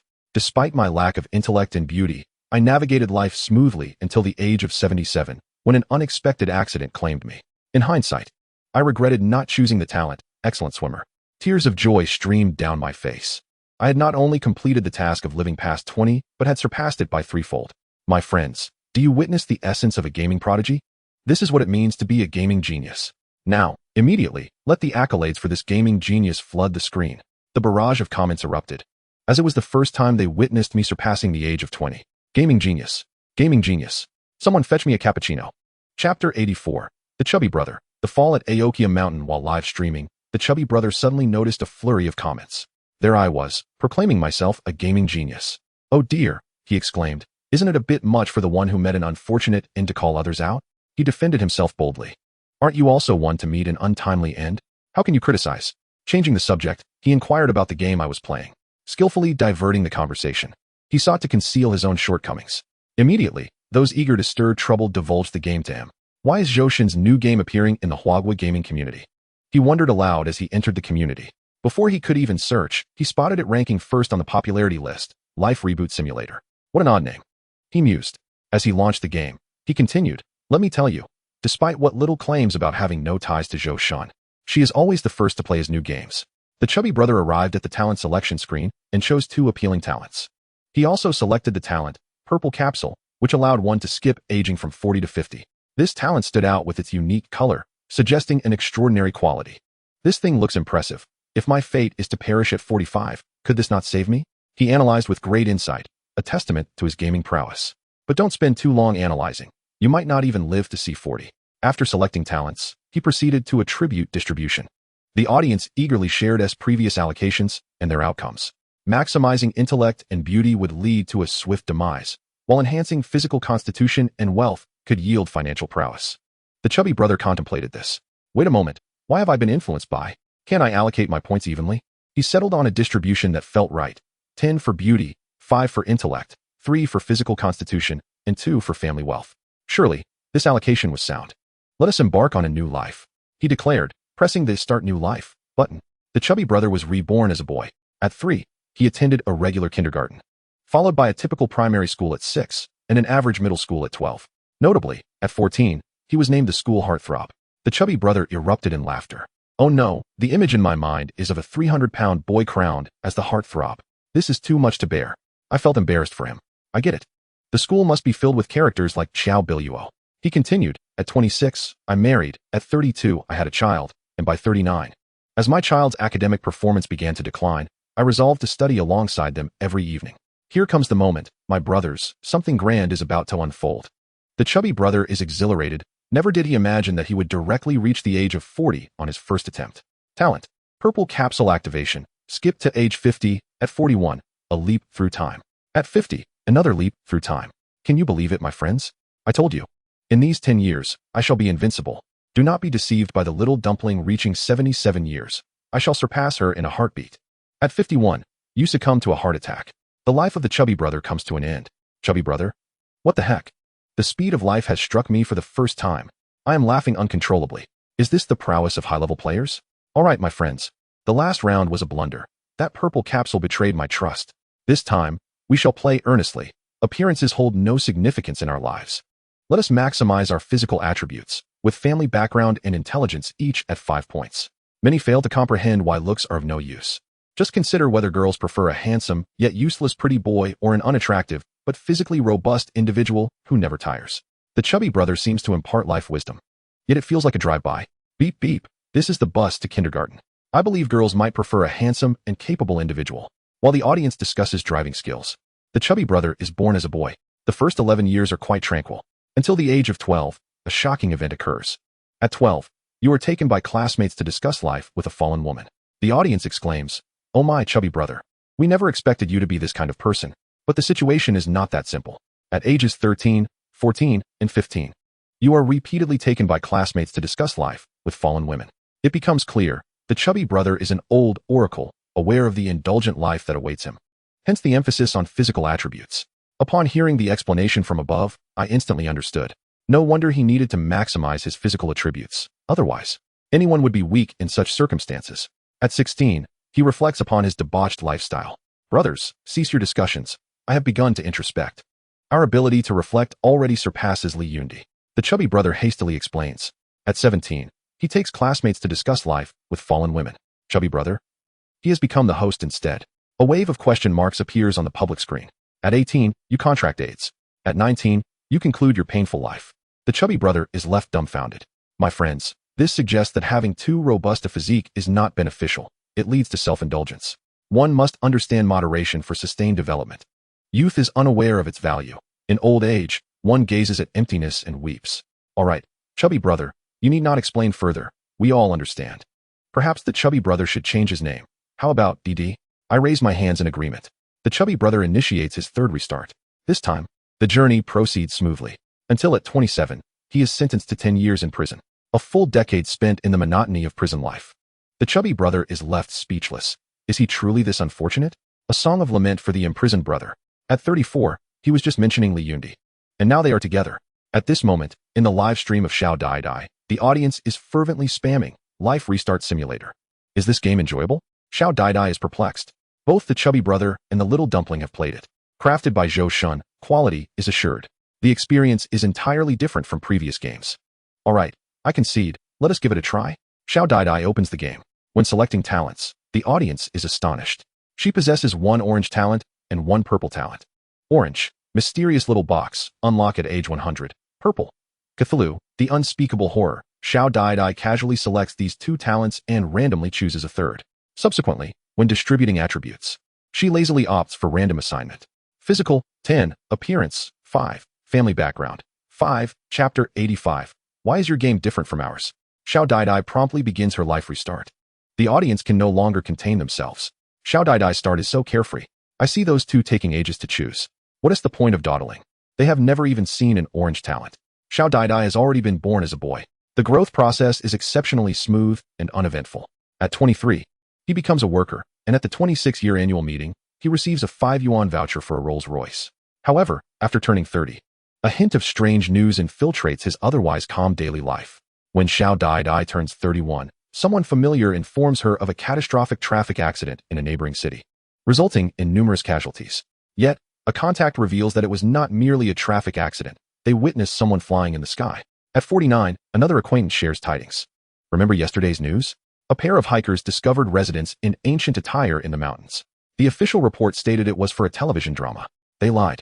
At 56, 67, 89, and 99, she encounters the unspeakable horrors, feeling her physical attributes strengthen. Goodness, Xiao Dai has reached 99 years on her very first attempt? Apart from the human outline, she is virtually invincible. What exactly is this unspeakable horror? At 100, you have acquired a Qi training method from the box, breaking through to the first layer of Qi condensation. Lifespan extended to 200 years. The tone has suddenly shifted. What have I witnessed? Are they truly engaged in the same game? In the days that followed, Xiao Dai diligently practiced her Qi cultivation, incessantly enhancing her levels. At the age of 111, she transcended to the fifth layer of Qi condensation. By the age of 114, she finally comprehended the words spoken by an acquaintance at the age of 49. She encountered the inner world and witnessed a sect dedicated to immortal cultivation. Subsequently, she participated in a grand competition, successfully entering the sect and becoming an outer disciple. As time passed, her strength gradually increased, allowing her to break through to the foundation establishment stage.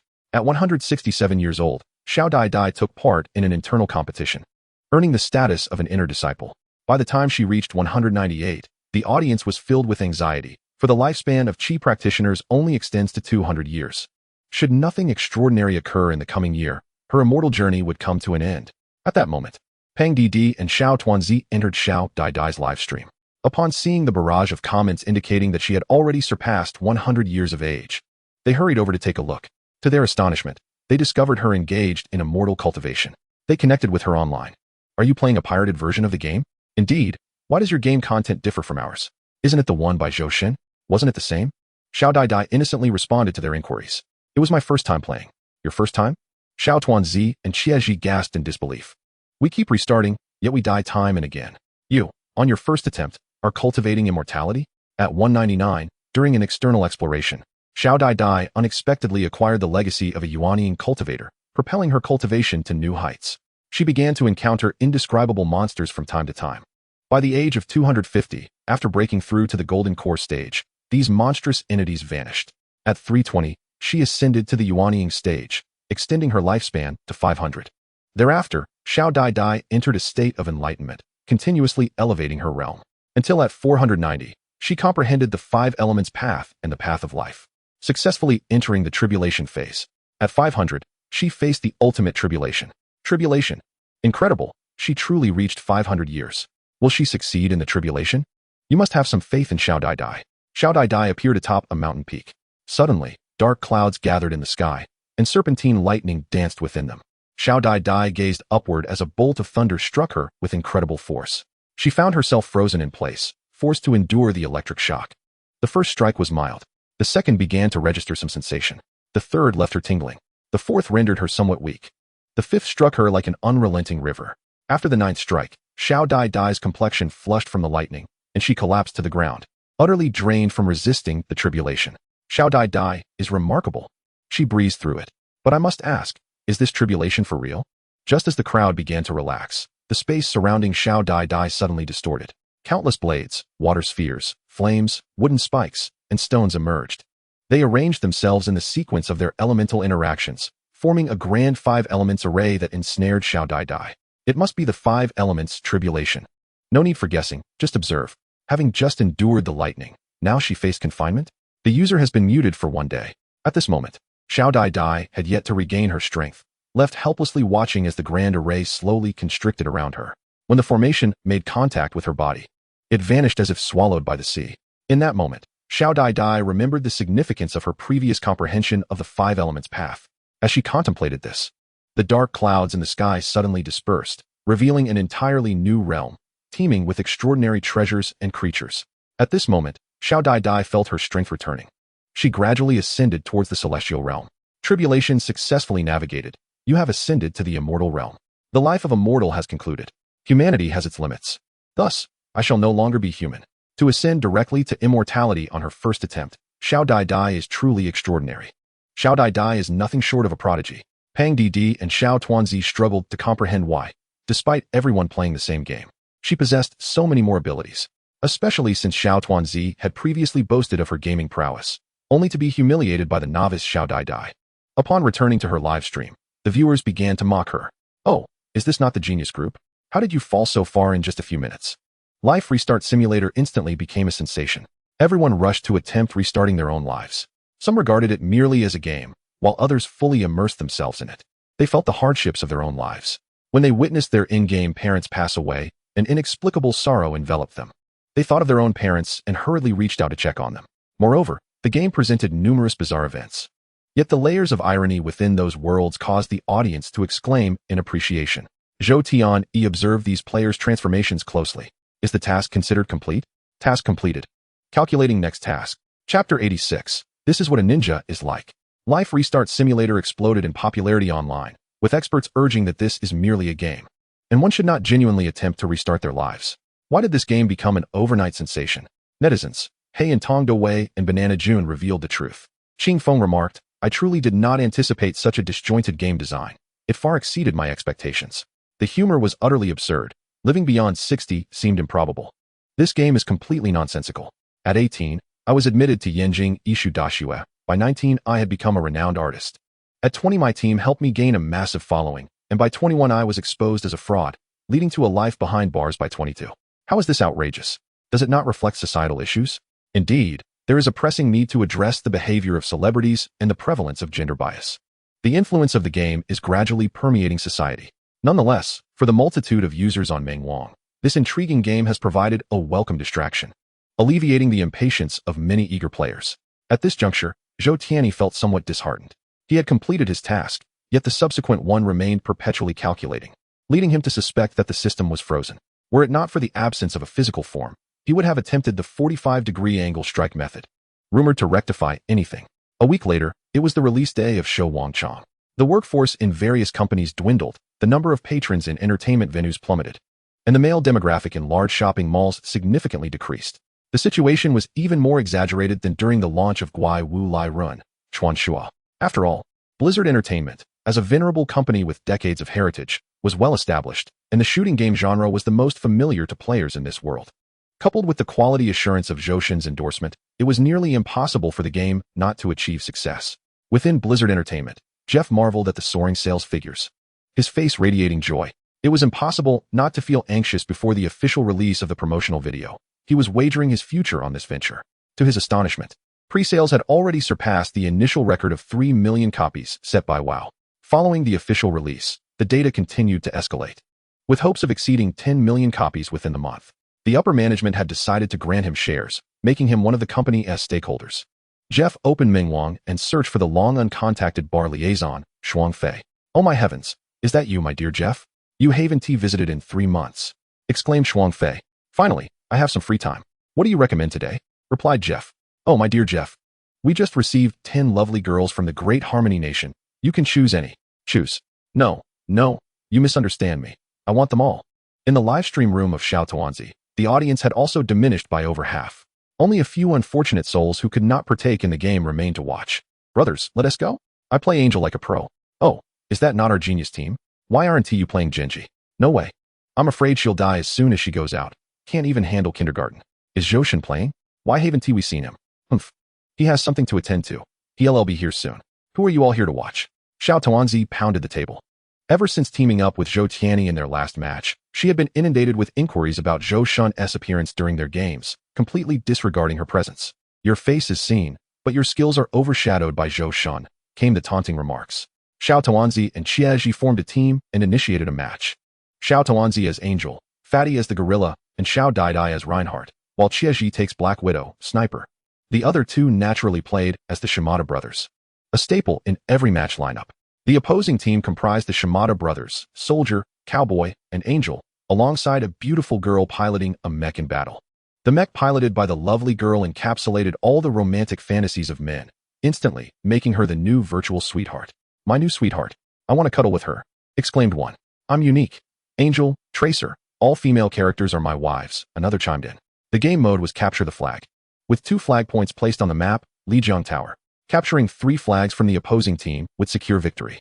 Entering Lijiang Tower, game countdown, 30 seconds. As they appeared at their spawn point, they heard 2 passers-by exclaim, Wow, Qiaji, we've got this in the bag. Wow. Xiao Tuanzi, Xiao Daidai, and Fatty. This match is done for. The audience erupted in laughter, seeing their trio immediately concede defeat. Their fame precedes them. But it's hardly impressive, remarked Fatty. Let me tell you, they probably haven't seen our legendary gameplay. They haven't witnessed our prowess. Xiao Daidai defended. I'm telling you, give me a chance to shine.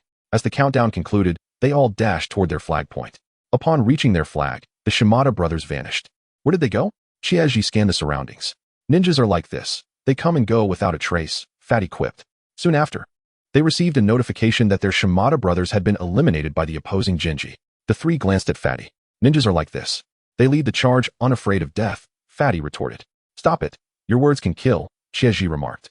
In just a few minutes, their team had lost 2 members, leaving them too fearful to attack and forced to huddle near their flag.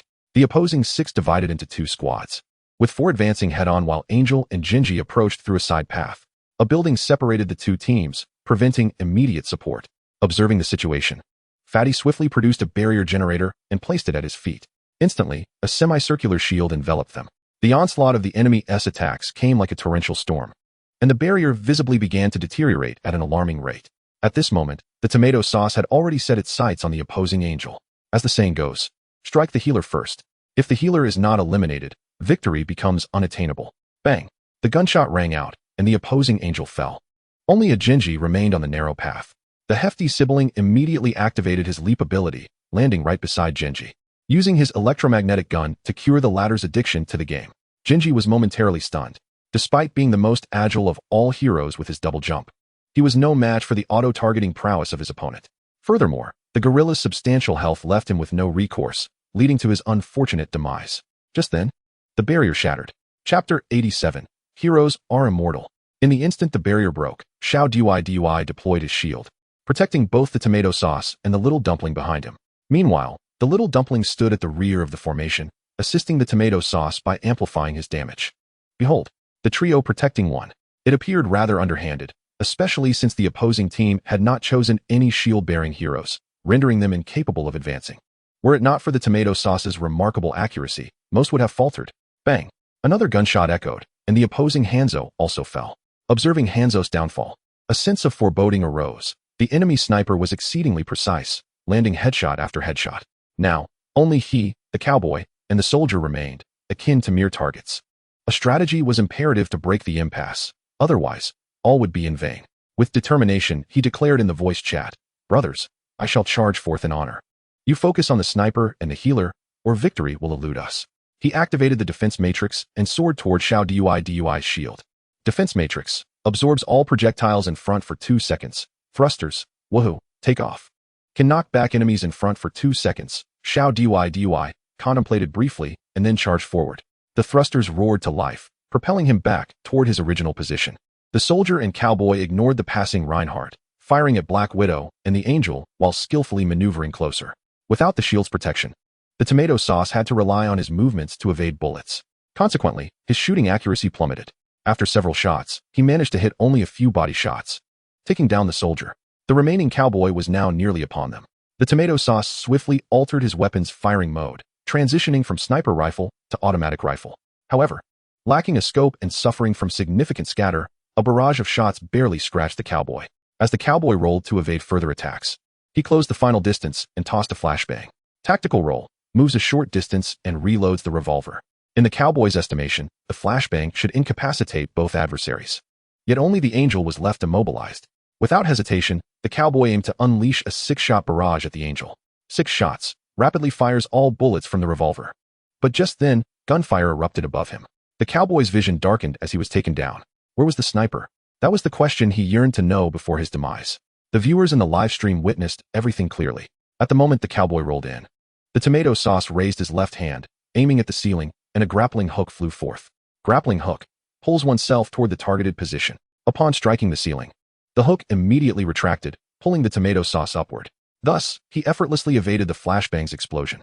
Subsequently, he scoped in midair, aimed, and delivered a headshot. 1 shot, 1 kill. What a spectacular shot. The tomato sauce's marksmanship was unparalleled. I would call him the greatest sniper. Once the tomato sauce concluded his engagement, Xiao Tuanzi continued to battle. The 2 tank heroes exchanged blows, one firing a shot while the other swung a hammer, neither willing to relent. Their health bars were closely matched. The next strike would determine the victor. In the next moment, the mech exploded. A petite figure emerged from the wreckage. It was the mech pilot, Song Hannah. Upon landing, she produced a small handgun from behind, aiming at Xiao Tuanzi. Xiao Tuanzi promptly activated his shield, blocking the bullets. Following that, 2 powerful strikes dispatched the adorable Song Hannah, eliciting a chorus of lament from the audience. My wife has fallen. From above, someone remarked, your wife was truly amazing. Another chimed in, brother, the height difference is too great. Song Hannah barely reaches Reinhardt's waist. Would she fall directly into his stomach, then into his grasp? After eliminating Xiao Tuanzi, she turned to see the tomato sauce had fired the shot, giving him a thumbs up. The little dumpling quickly followed suit, healing Xiao Tuanzi. With the frontal battle concluded, the hefty sibling had already navigated from the narrow path to near their flag. Before the opposing team could respawn, he successfully captured the flag and brought it back to his position. The little dumpling's side secured the first point. The hefty sibling immediately dashed toward the enemy's flag location. Little did he know, as soon as he exited the alley, 2 shotguns were aimed squarely at his gorilla face. Startled by this unexpected encounter, he intended to retreat. Bang! Despite his thick health, he could not withstand 4 shots. Treacherous! The hefty sibling seethed with rage as he realized that Genji had stealthily switched to Reaper. This Reaper was the same one who had appeared in the initial promotional video battling Tracer. Dual-wielding shotguns, he was undoubtedly a counter to tanks. Facing Reaper was as effortless for him as facing Genji was for the gorilla. This was clearly a targeted assault. Brothers, let us eliminate that Reaper. The revived Shimada brothers and the little dumpling converged, pressing forward from the front. Upon realizing their inadequacies, the 2 individuals concealed themselves behind the shield of the diminutive character, embodying the essence of pity, fragility, and helplessness. The shield, too timid to advance, rendered them mere human shields, as arrows and darts flew inaccurately. The flag lay tantalizingly close. Yet the specter of the Reaper who had slain the portly sibling remained unseen. The most agile among them, Genji, surged forth to seize the flag, while the other 4 maintained a defensive stance at the enemy's resurrection point. Everything progressed smoothly until a blazing shadow emerged among their ranks. By the time they comprehended the threat, it was too late. The Reaper materialized amidst them. Shadow step. Upon confirming the target's location, the Reaper vanishes and instantly reappears at that spot. 2 shots struck the eggplant, causing immediate demise, leaving little dumpling no time to react, yet fortuitously allowing her ultimate ability to charge fully. She promptly abandoned the crowd and darted sideways. The Reaper, with deftness, delivered another shot to the diminutive character, who, too, had charged his ultimate, unleashing it instantaneously. He transformed into a swirling tempest of black and crimson, unleashing a torrent of bullets from the storm. Death Blossom rapidly unleashes ammunition upon all nearby enemies, inflicting massive damage. Witnessing this, Genji forsook the flag and dashed into the lethal radius of the Death Blossom, aiming to reflect the ultimate back. However, in his folly, he neglected to activate his blink ability before charging in. Genji was swiftly dispatched. Hanzo fell. Reinhardt perished. In the blink of an eye, the Reaper had claimed 4 lives. Astonishing. Such prowess. To instantaneously eliminate 4 opponents is undeniably impressive. Even Eggplant met an untimely end. At that moment, a figure rushed towards the fallen bodies of Eggplant and the others. The Reaper, recognizing his oversight, realized he had failed to eliminate the most crucial target. This figure was none other than the recently escaped little dumpling. She had awaited this very moment, with her right hand raised toward the corpses. A golden light cascaded from above, illuminating the fallen. Her voice resonated throughout the space. Heroes never die. Chapter 88. The strategy of the old coin, a single resurrection of 4 individuals? Little Dumpling, who had fled in a state of disarray, now exuded a sense of bravado. Incredible. It was the first time witnessing such a mass resurrection. With the activation of the angel's ultimate ability, Jinji, Hanzo, Reinhardt, and Widowmaker all stood once more, encircling the Reaper.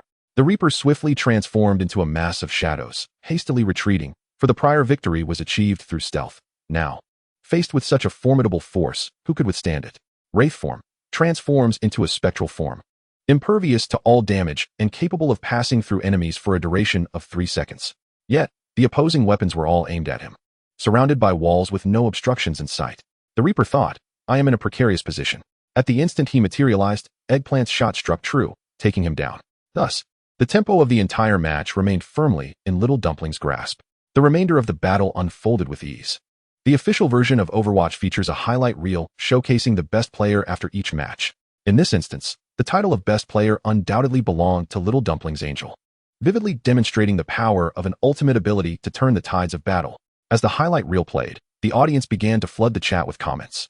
Little Dumpling is amazing. I was mistaken to call her inept before.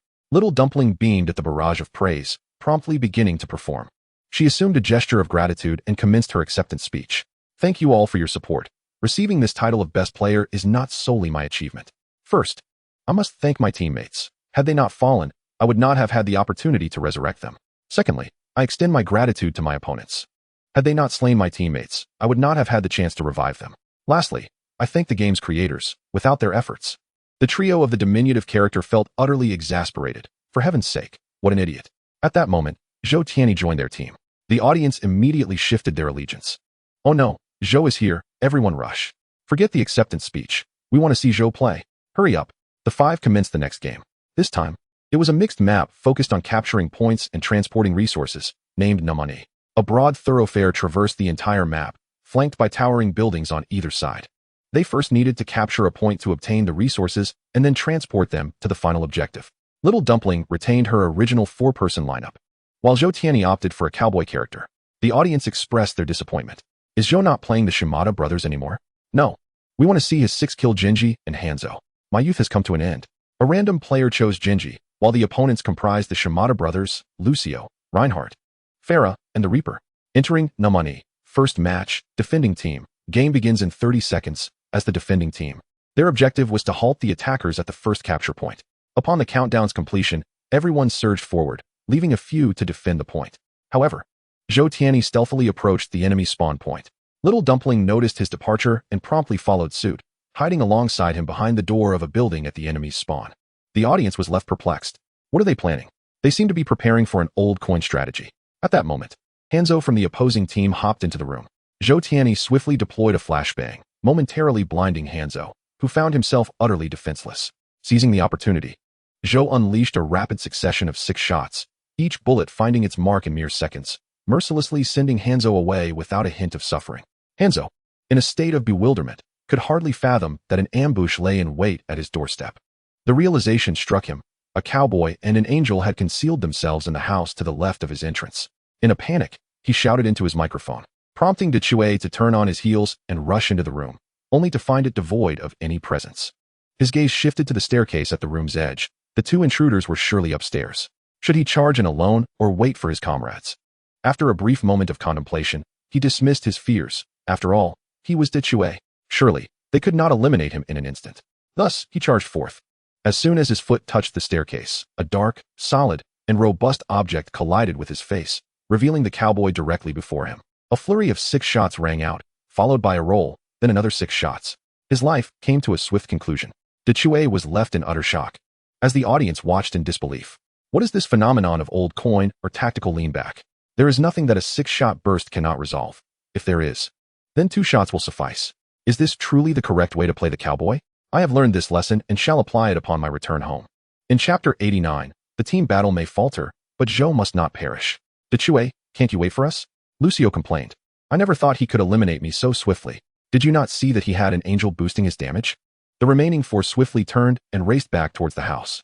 If they did not neutralize the duo, they would be continuously ambushed, which posed a grave danger. The first floor was empty, and they exchanged glances. Farah declared, you ascend the stairs, while I take flight from outside to the 2nd floor platform. Let us create a sandwich of chaos. Adorned with a combat suit that enabled her to fly and hover. Her weaponry consisted of a grenade launcher capable of inflicting area damage. Following the plan, she ascended towards the second floor.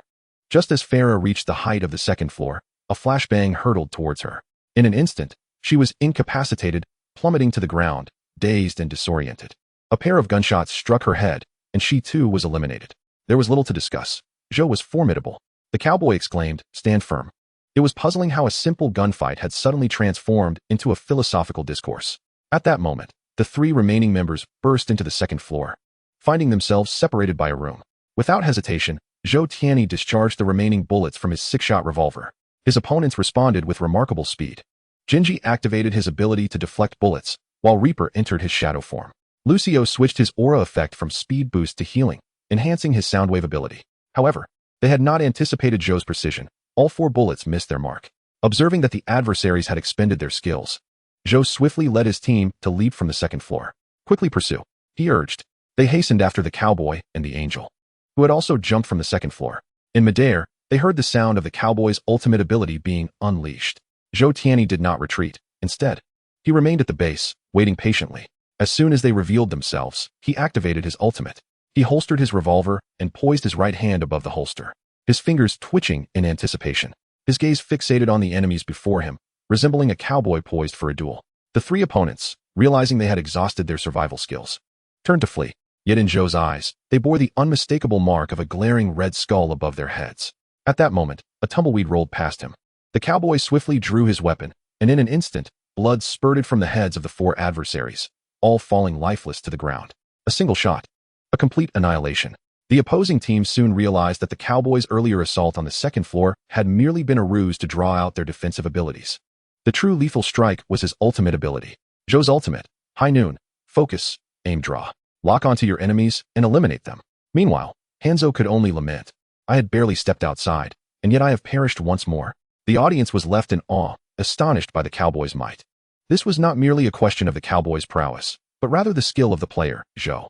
This maneuver, luring out skills only to follow up with an ultimate, was nothing short of masterful. Meanwhile, the four players who had been lurking at the point were left dumbfounded. How had it come to pass that in less than 2 minutes, they had encountered no one? Yet Zhou had eradicated the entirety of the opposing team. In the previous match, they had exchanged blows back and forth, but this time they were utterly crushed from the outset. They felt utterly ineffective, as if they had no experience of the game at all. Hanzo felt aggrieved. Anyone would feel distressed after being eliminated consecutively. In his earlier unawareness, he had only just now recognized that the cowboy was, in fact, Zhou. Lucio suddenly recalled the familiarity of the cowboy's playstyle, and the others soon shared in his realization. It was no wonder he was so formidable. With him present, victory seemed assured. "Wait a moment, has Zhou not died even once?" Hanzo queried. It appeared to be the case. If they could eliminate Zhou even once, it would be a triumph worthy of celebration for an extended time. They exchanged glances, sharing a conspiratorial smile, for the prospect of slaying Zhou was enough to fuel their ambitions for an eternity. At this moment, Zhou Tianyi was returning to the supply point with Xiao Tuanzi. "What is the matter? Aren't we going to continue ambushing them?" Xiao Tuanzi inquired, puzzled. Although she had not personally eliminated the recent waves of foes, the thrill was undeniable. "One cannot go too far. Ambushing is sufficient for one occasion," Zhou Tianyi explained. The issue lay not in the act of ambushing itself, but in the aftermath. Once the opponents had been ambushed, their vigilance would be heightened, rendering them more difficult to deceive again, and their animosity towards Zhou Tianyi would be fully ignited, likely leading to a counterattack. For instance, in a team battle, if they lose, they would prioritize eliminating Liu Ban and Timo. It would still be a 5-against-1 scenario. In Overwatch, it could escalate to 6-against-1. Who could withstand such odds? Xiao Tuanzi felt a twinge of disappointment. Zhou Tianyi, sensing her fixation on ambushing, suggested that she observe whether the enemies would band together. Moments later, the opposing team revived. Sure enough, Xiao Tuanzi witnessed all 6 opponents clustering together, methodically searching each building. With the majority of their offensive time elapsed, they had yet to launch a single attack. Xiao Tuanzi watched as the enemies moved in and out of various houses. "Surely they aren't looking for you? Who else could they possibly be searching for?" The spectators could hardly contain their amusement. "This is hilarious. They are utterly outwitted." Truly, as a game designer, Zhou Tianyi had a keen understanding of their intentions. The opponents seemed to have lost their desire to fight, fixating instead on eliminating Zhou Tianyi to relieve their frustrations. Lucio and his comrades thoroughly searched every building but found no trace of him. FAG suddenly conceived a possibility and soared into the air, glancing toward the supply point. Darn it! The cowboy was just sitting there in boredom. Not only him, but everyone else was idly waiting around. He had anticipated their anticipation. Charge, brothers. If we can take him down once, this match won't be in vain. With that, they surged towards the supply point like feral dogs, their rallying cry resounding. Meanwhile, FAG, airborne and without shield protection, became a prime target. The enemy's Widowmaker aimed and fired, sending her plummeting to the ground. Come on. Just give me one chance to shoot. FAG was left dazed. Throughout this game, she had soared into the air twice, only to die immediately without a single shot fired. Lucio activated his speed boost while the others shielded themselves behind Reinhardt as they charged at the cowboy. However, Zhou Tianyi was also concealed behind Xiao Tuanzi, rendering them untouchable. As they approached, Reinhardt charged forward, and soon two Reinhardts vanished from sight, leaving both sides exposed. Chapter 90. Zhou Shun. Sorry, you won't be able to kill me. At last, the two sides faced each other directly. Hanzo, Jinji, Lucio, Reaper, Mercy, Jinji, Cowboy Winston, and Widowmaker. In the next moment, Zhou Tianyi's side donned their gear. The portly brother placed the barrier generator on the ground. The opponents rushed straight into the barrier, relentlessly attacking the cowboy. Hanzo unleashed a flurry of arrows. Jinji teleported beside him. Lucio fired while enhancing speed, and Reaper transformed into a shadow form. Zhou Tianyi rolled sideways. The portly brother leaped in front of him, using an electric gun to zap the charging Jinji, but Jinji remained unfazed, throwing shurikens at the cowboy. Zhou Tianyi's Jinji swiftly eliminated the enemy's weakened Jinji. Zhou Tianyi skillfully dodged incoming attacks, and if it weren't for Xiao Tuanzi healing him from behind, he would likely have perished. Bang! Hanzo was struck in the head by a shot from Chiezi. Only Reaper and Lucio remained among the enemies. With Jinji gone, Zhou Tianyi immediately threw a flashbang. The two enemies were immobilized, and the outcome was predictable. The spectators were left in awe. Zhou Shun had drawn an immense amount of aggro. The opponents no longer saw victory. Their sole focus was on Zhou Shun. They were determined to claim the first blood from him. Zhou Tianyi felt overwhelmed. What grievances did they hold? Just then, the first round concluded. Second round. Attacking side. 30 seconds countdown to game start. That was utterly reckless. They charged right at you. Xiao Tuanzi expressed her concern. Fear not. We shall not deploy shields. The game commenced. Zhou Tianyi and his team emerged, completely disregarding any exploration of the rooms. Meanwhile, Lucio and the others concealed within the rooms silently cursed their luck. Nonetheless, they restrained themselves from attacking, preparing to strike when Zhou Shun's team was at their most relaxed. Thus, Zhou Tianyi and his team safely reached the supply point. Just as they were about to occupy it, 5 opponents charged from their direction. One might have mistaken them for the attacking side. However, with 2 tanks and a support protecting the cowboy, they became an unstoppable force. Coordinating with their teammates, they shattered Reinhardt's shield in mere moments. Without their shield, the enemies were mere targets. Zhou Tianyi and Chiezi delivered precise shots to their heads. At that moment, Reaper stealthily utilized Shadow Step to teleport beside the supplies. As he prepared for an ambush, the cowboy unleashed a barrage of 12 consecutive flashbangs. Zhou Tianyi had already noticed that one opponent was missing during their assault, so he had been vigilantly observing the surroundings. Indeed, he spotted a plume of black smoke rising beside the supplies. Zhou Shun's observational skills were remarkable. If he had been present in the previous match, Reaper would never have been able to unleash his ultimate ability. I wouldn't even assist an old man if Zhou Shun were around. After successfully acquiring the supplies, a hover truck filled with resources appeared. Players could operate the vehicle by standing beside it, but if any enemy players were nearby, the vehicle could not function. Their mission is to transport the hover vehicle to the designated point. The route for this transportation follows a road that traverses the entirety of the map. The houses lining the roadside can conceal individuals. Hence, Zhou Tianyi has decided to take the initiative, since they intend to eliminate him. Resolving the matter by dispatching them all would ensure his safety. Zhou Shun and the Angel Jinji are not near the vehicle. Lucio is observing from the second floor of a house. The current situation on the hover vehicle is as follows. Widowmaker stands in the center. Reinhardt raises his shield before her, while Winston positions a barrier projector beside her, creating a semicircular shield that protects the vehicle. He has acted alone. This presents our opportunity. Hanzo declares, should we defend against their push? Reaper inquires. A brief moment of contemplation ensues. If they do not defend, the vehicle will soon reach its destination, ending the game. Conversely, defending would require at least 3 individuals to delay them slightly, leaving only 3 to confront Zhou Shun, which would be quite challenging. Defend. Lucio ultimately makes the decision. Defending still offers a chance, while not defending offers none. I, Reinhardt, and Hanzo will defend. The rest of you go find Zhou Shun. Remember our objective. Eliminating Zhou Shun is worthwhile. Jinji, Farah, and Reaper immediately set out to locate the cowboy. Lucio and Reinhardt then leap from the upper floor as the hover vehicle approaches, landing atop it. Instantly, the vehicle halts its movement. The three on the vehicle respond quickly. Widowmaker immediately employs her grappling hook to fly into an adjacent room. Winston and Reinhardt rush to engage them. However, they both remain focused on their goal of delaying the vehicle. As Lucio switches to a healing tune, he thinks, "Finally, I can showcase my remarkable skills." He begins to glide along the wall beside the hover vehicle, perfectly within the vehicle's detection range. Viewers in the live stream, unaware of Lucio's abilities, are astonished.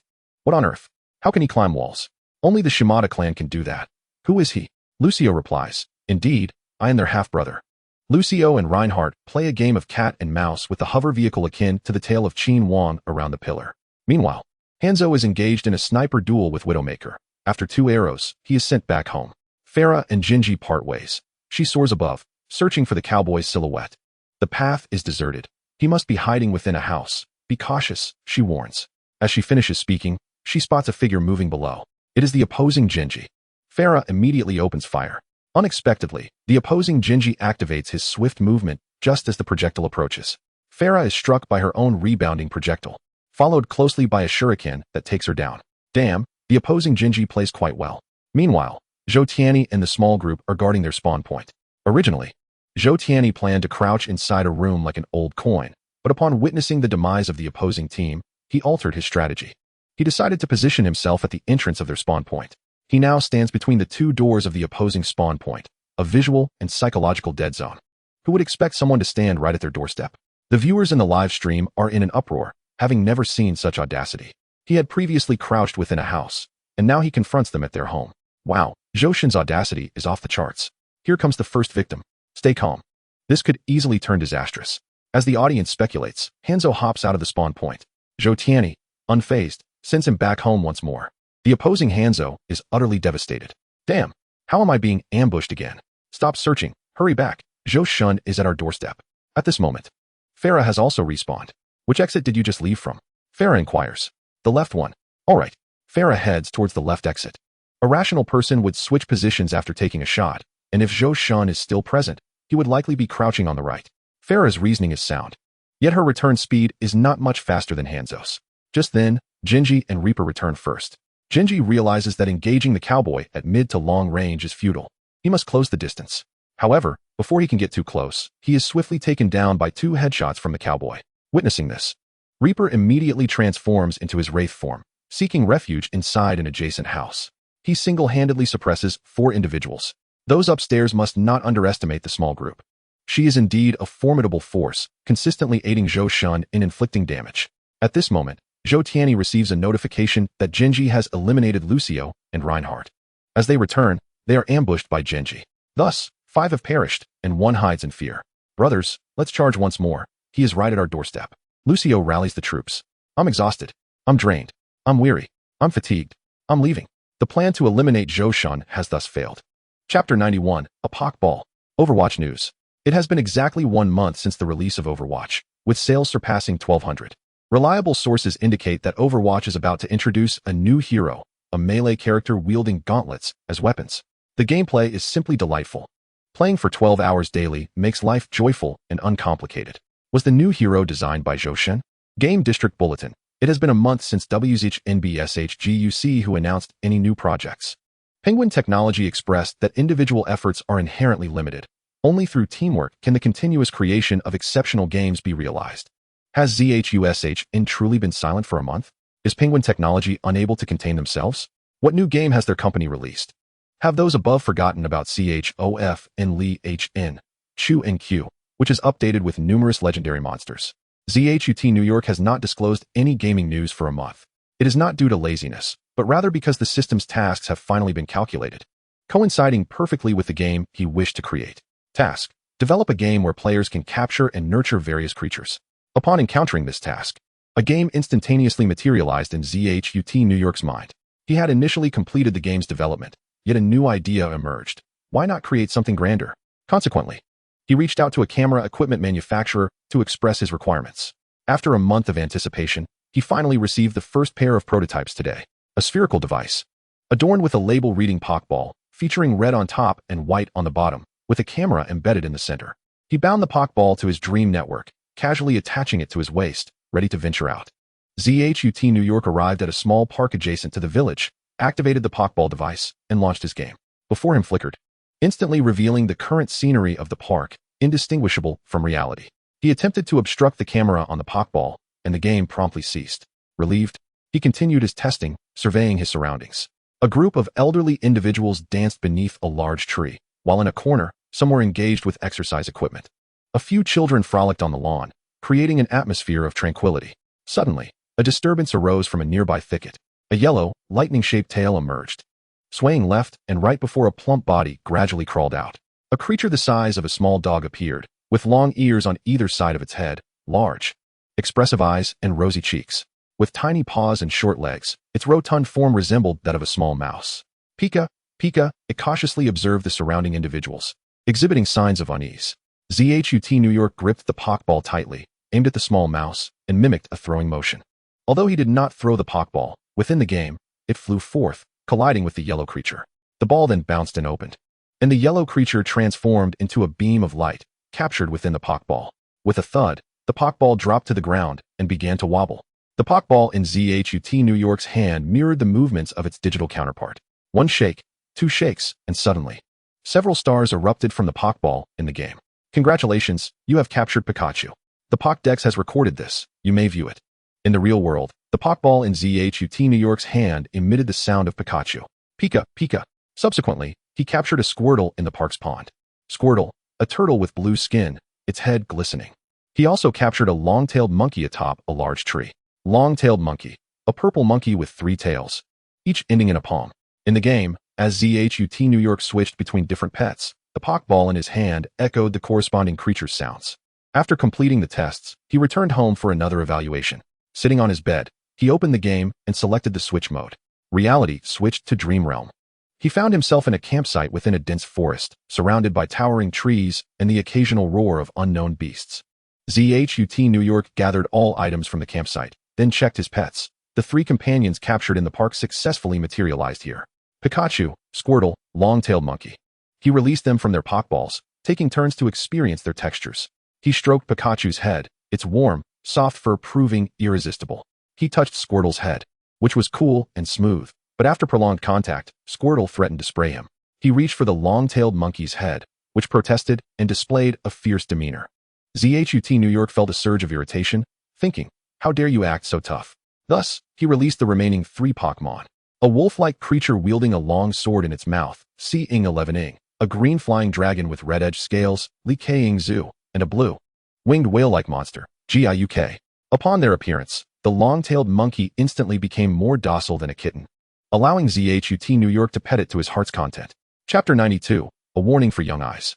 Once all testing data proved satisfactory, preparations for the promotional phase began. You shall be the chosen one, Little Tuanzi. During dinner at Little Tuanzi's home, Zhou New York gifted another Pokeball to him.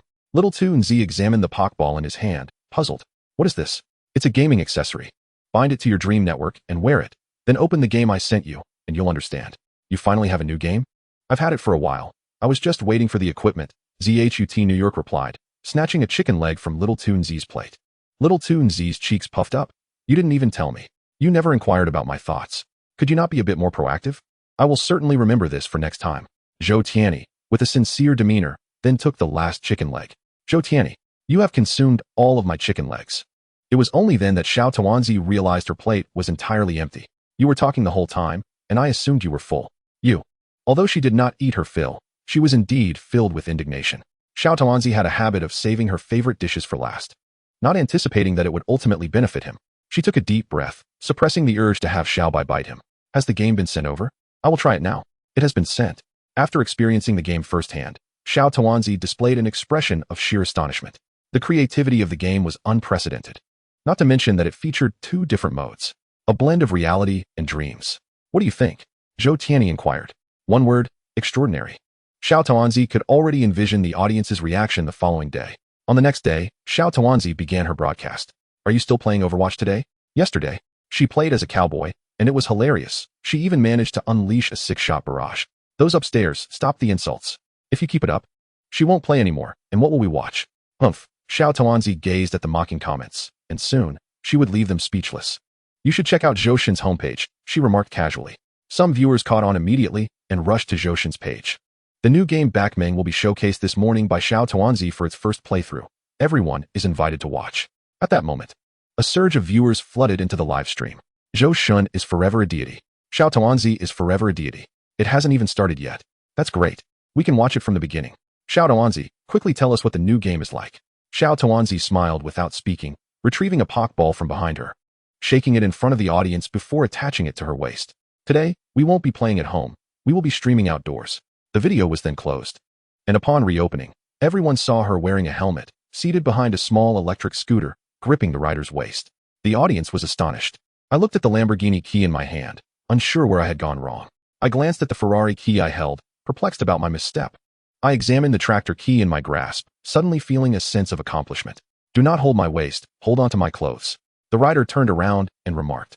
Upon hearing this, the audience instantly comprehended. It turned out that the one riding was Zhou Tianyi. I threw my car keys out the window. Brothers, did I do the right thing? That must be the one with the tractor upstairs. I have already called the police. The small electric scooter journeyed for approximately 20 minutes, leading them to a park nestled against a mountain. This park encompassed a small hillside, vast in area, featuring a small lake, woods, and hiking trails. Brothers, let us charge ahead. Xiao Tuanzi opened Backmeng at the entrance. On the streaming interface, two identical screens appeared. What? Why does the game screen look identical to reality? Is there a glitch in the game? Xiao Tuanzi observed the rows of question marks and reassured them, saying, Brothers, do not panic. Just watch carefully, and you will understand. I will keep you all in suspense for mocking me earlier. The two strolled leisurely along the park's path, appearing utterly unhurried. As they passed the park's largest lawn, an unexpected event transpired. In the dense grass nearby, the foliage began to part, as if some monstrous creature was traversing through. The audience was startled. No way. Could it be a snake? Judging by the distance and speed of the grass parting, it must be something large. Xiao Tuanzi felt a twinge of panic. Although she knew it was certainly a game, she was uncertain of what it truly was. At that moment, the creature halted not far from them, and a large purple snake sprang forth from the grass. Xiao Tuanzi was taken aback by the sudden appearance of the snake. Ah, she exclaimed, diving into the embrace of the person beside her. No way, there is such a large snake in the park. This snake looks so peculiar. I have never seen one like this before. Zhou Tianyi, hurry and run. While the audience worried for their safety, a comment captured everyone's attention. No way, no way. Surely no one failed to realize that this snake was part of the game graphics. At this moment, the viewers finally understood that they had been watching the game display all along, and they quickly glanced at the real-life feed. In the real footage, there was nothing in front of them. Damn, I almost thought Xiao Tuanzi and Zhou Tianyi were in real danger. I admit I was startled earlier, but I must say two words. Unbelievable. This feels no different from a monster appearing in reality. The immersion is astounding. Zhou Tianyi, feeling somewhat flustered by the embrace, could only whisper softly in Xiao Tuanzi's ear, It's just a game, don't be afraid. Only then did Xiao Tuanzi react. Her cheeks slightly flushed. Who told you to make it so realistic? Meanwhile, not far from them, a mother and child were observing. The child loudly inquired, Mom, what are those big brother and big sister doing together? The mother quickly covered the child's eyes, stating, Do not look, dear. Xiao Tuanzi, of course, overheard their exchange and promptly pushed Zhou Tianyi away. She adjusted her appearance slightly. Brothers, do not be afraid. Watch how I handle it. Xiao Tuanzi feigned a rather arrogant demeanor. However, the audience mercilessly exposed her. The most frightened one is you, right? I suspect she is merely pretending to act tough to gain Zhou Tianyi's attention. At this moment, Xiao Tuanzi took down the pokeball hanging from her waist. Brothers, watch closely. I will demonstrate only once.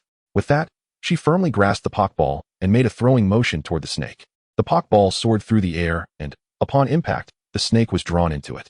After shaking twice, the pokeball burst open, and the snake sprang out once more. Xiao Tuanzi exclaimed. Chapter 93. A woman with a man behind her? Was Xiao Tuanzi attempting to crush it with the ball? It seemed feasible to capture that creature with the ball. Was she intending to showcase how to fail? Xiao Tuanzi could no longer contain herself. Brothers, that was merely a misstep. Let us try again.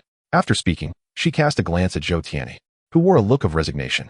The success rate for capturing such monsters directly exceeds 95, and typically, it is a guaranteed success unless one is exceptionally fortunate. Brothers, watch closely.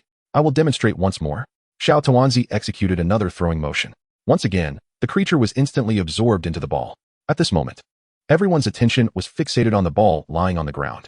One shake, two shakes, three shakes. A few stars burst forth from the pokeball. Congratulations. You have captured the ABO snake. The Pokédex has been updated. You may open it to view. Incredible. It could truly be captured. This was becoming rather interesting. What could one do after capturing it? Once captured, it becomes your pet and can be nurtured, Xiao Tuanzi explained. As she spoke, she released the abo snake from the pokeball, allowing it to follow her. Despite its initial appearance of being rather unsightly and terrifying, upon a second glance, it remained equally unappealing and fearsome. Xiao Tuanzi had initially intended to demonstrate how to interact with pets, but upon seeing this creature, she hesitated to touch it. She opened the Pokédex.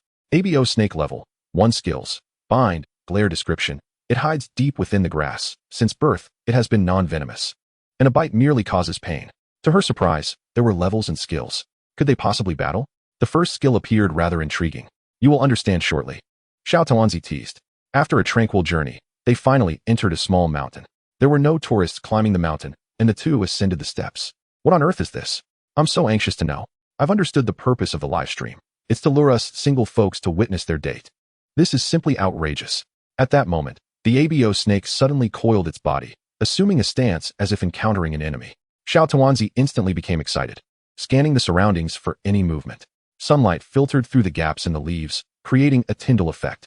There were some insects chirping and birds singing, but nothing else was visible. However, the comments in the livestream chat began to flood in. There's a big bug on the branch to your left. It was entirely green, yet it appeared somewhat dashing. Those sides, that piercing gaze, simply magnificent. Following their hints, Xiao Tuanzi hurriedly looked over. Indeed, perched on the branch was a creature nearly her height. Its form resembled that of a mantis, with striking white sides that captivated the eye. Its body encased in a green shell that appeared quite robust, and a pair of blade-like wings on its back, leaving one to wonder if it could truly fly. Upon realizing that Xiao Tuanzi had spotted it, the creature leaped forward, swiftly arriving before her. Brothers, weren't you just curious about the usefulness of skills? Allow me to demonstrate. Xiao Tuanzi declared with enthusiasm. Abo snake, use bind on it. With her command, the game displayed a prompt. Battle commences. The abo snake coiled its body and then sprang forth like a spring. However, the opponent was quicker, it vanished in an instant, and the abo snake collided with its afterimage. The creature then reappeared, crashing forcefully into the abo snake. The abo snake was sent hurtling backward, landing at Xiao Tuanzi's feet. Xiao Tuanzi, audience, laughing to death. It's impossible to discern the skill's usefulness. I finally understand. One can capture pets to battle each other. While I grasp the concept, why is Xiao Tuanzi so inept at a game that requires no direct manipulation? Perhaps they had forgotten her performance in Life Reboot Simulator. Just then, Xiao Tuanzi said, "Everyone, please hold on a moment." Subsequently, both the video and audio of the live stream vanished. The audience began to speculate. Prize guessing. What do you think Xiao Tuanzi is up to now? I'll say 4 phrases. Those in the know will understand. Desolate mountains, lone male and female, mutual affection, and a lonely eel with a treasure. I suspect she is going to settle accounts with Zhou Tianyi. Zhou Tianyi, you've tricked me again. Xiao Tuanzi was exceedingly furious. Unable to capture Pokemon was one thing, as she accepted her own bad luck. But why had the monster that appeared by the roadside defeated her Pokemon in a single move? Zhou Tianyi was at a loss.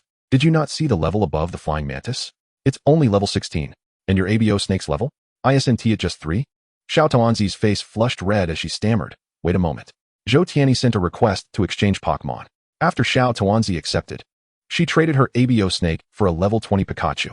Upon seeing the Pikachu for the first time, her heart nearly melted. So adorable. She immediately rushed forward and embraced it. Pikachu, caught off guard by the cleansing milk attack, wore a bewildered expression. Pikachu? The live stream resumed its broadcast. Wow, what is that? It looks so adorable. Is Zhou going a bit too fast this time? The user has been muted for one day. Oh my. My youthful heart is about to melt. Everyone was captivated by Pikachu's cuteness. Brothers, let us continue battling the Flygon, said Xiao Tuanzi. So it turns out she was just asking Zhou for a pet. Indeed, Xiao Tuanzi is a woman with a man behind her. It has been decided, Pikachu. Use Shadow Clone. Xiao Tuanzi had already memorized all the skills Pikachu possessed. Pikachu. In an instant, dozens of identical Pikachus appeared on the ground. The Flygon's electric flash struck only one of the fake Pikachus. Now, Pikachu, use Thundershock. The yellow currents surged through Pikachu, and moments later, a bolt of electricity accurately hit the Flygon. Effectiveness outstanding. The Flygon was instantly charred by the electricity, with smoke billowing from its mouth. However, it was not yet defeated, with only a sliver of health remaining. Xiao Tuanzi immediately threw a Pokeball at it. This time, the Pokeball did not shake even once and captured it successfully. Congratulations, you have captured Flygon. The Pokédex has been updated. You may open it to view. Chapter 94, Reality and Dream Network, Harmonized Game Zone News. Ingenious.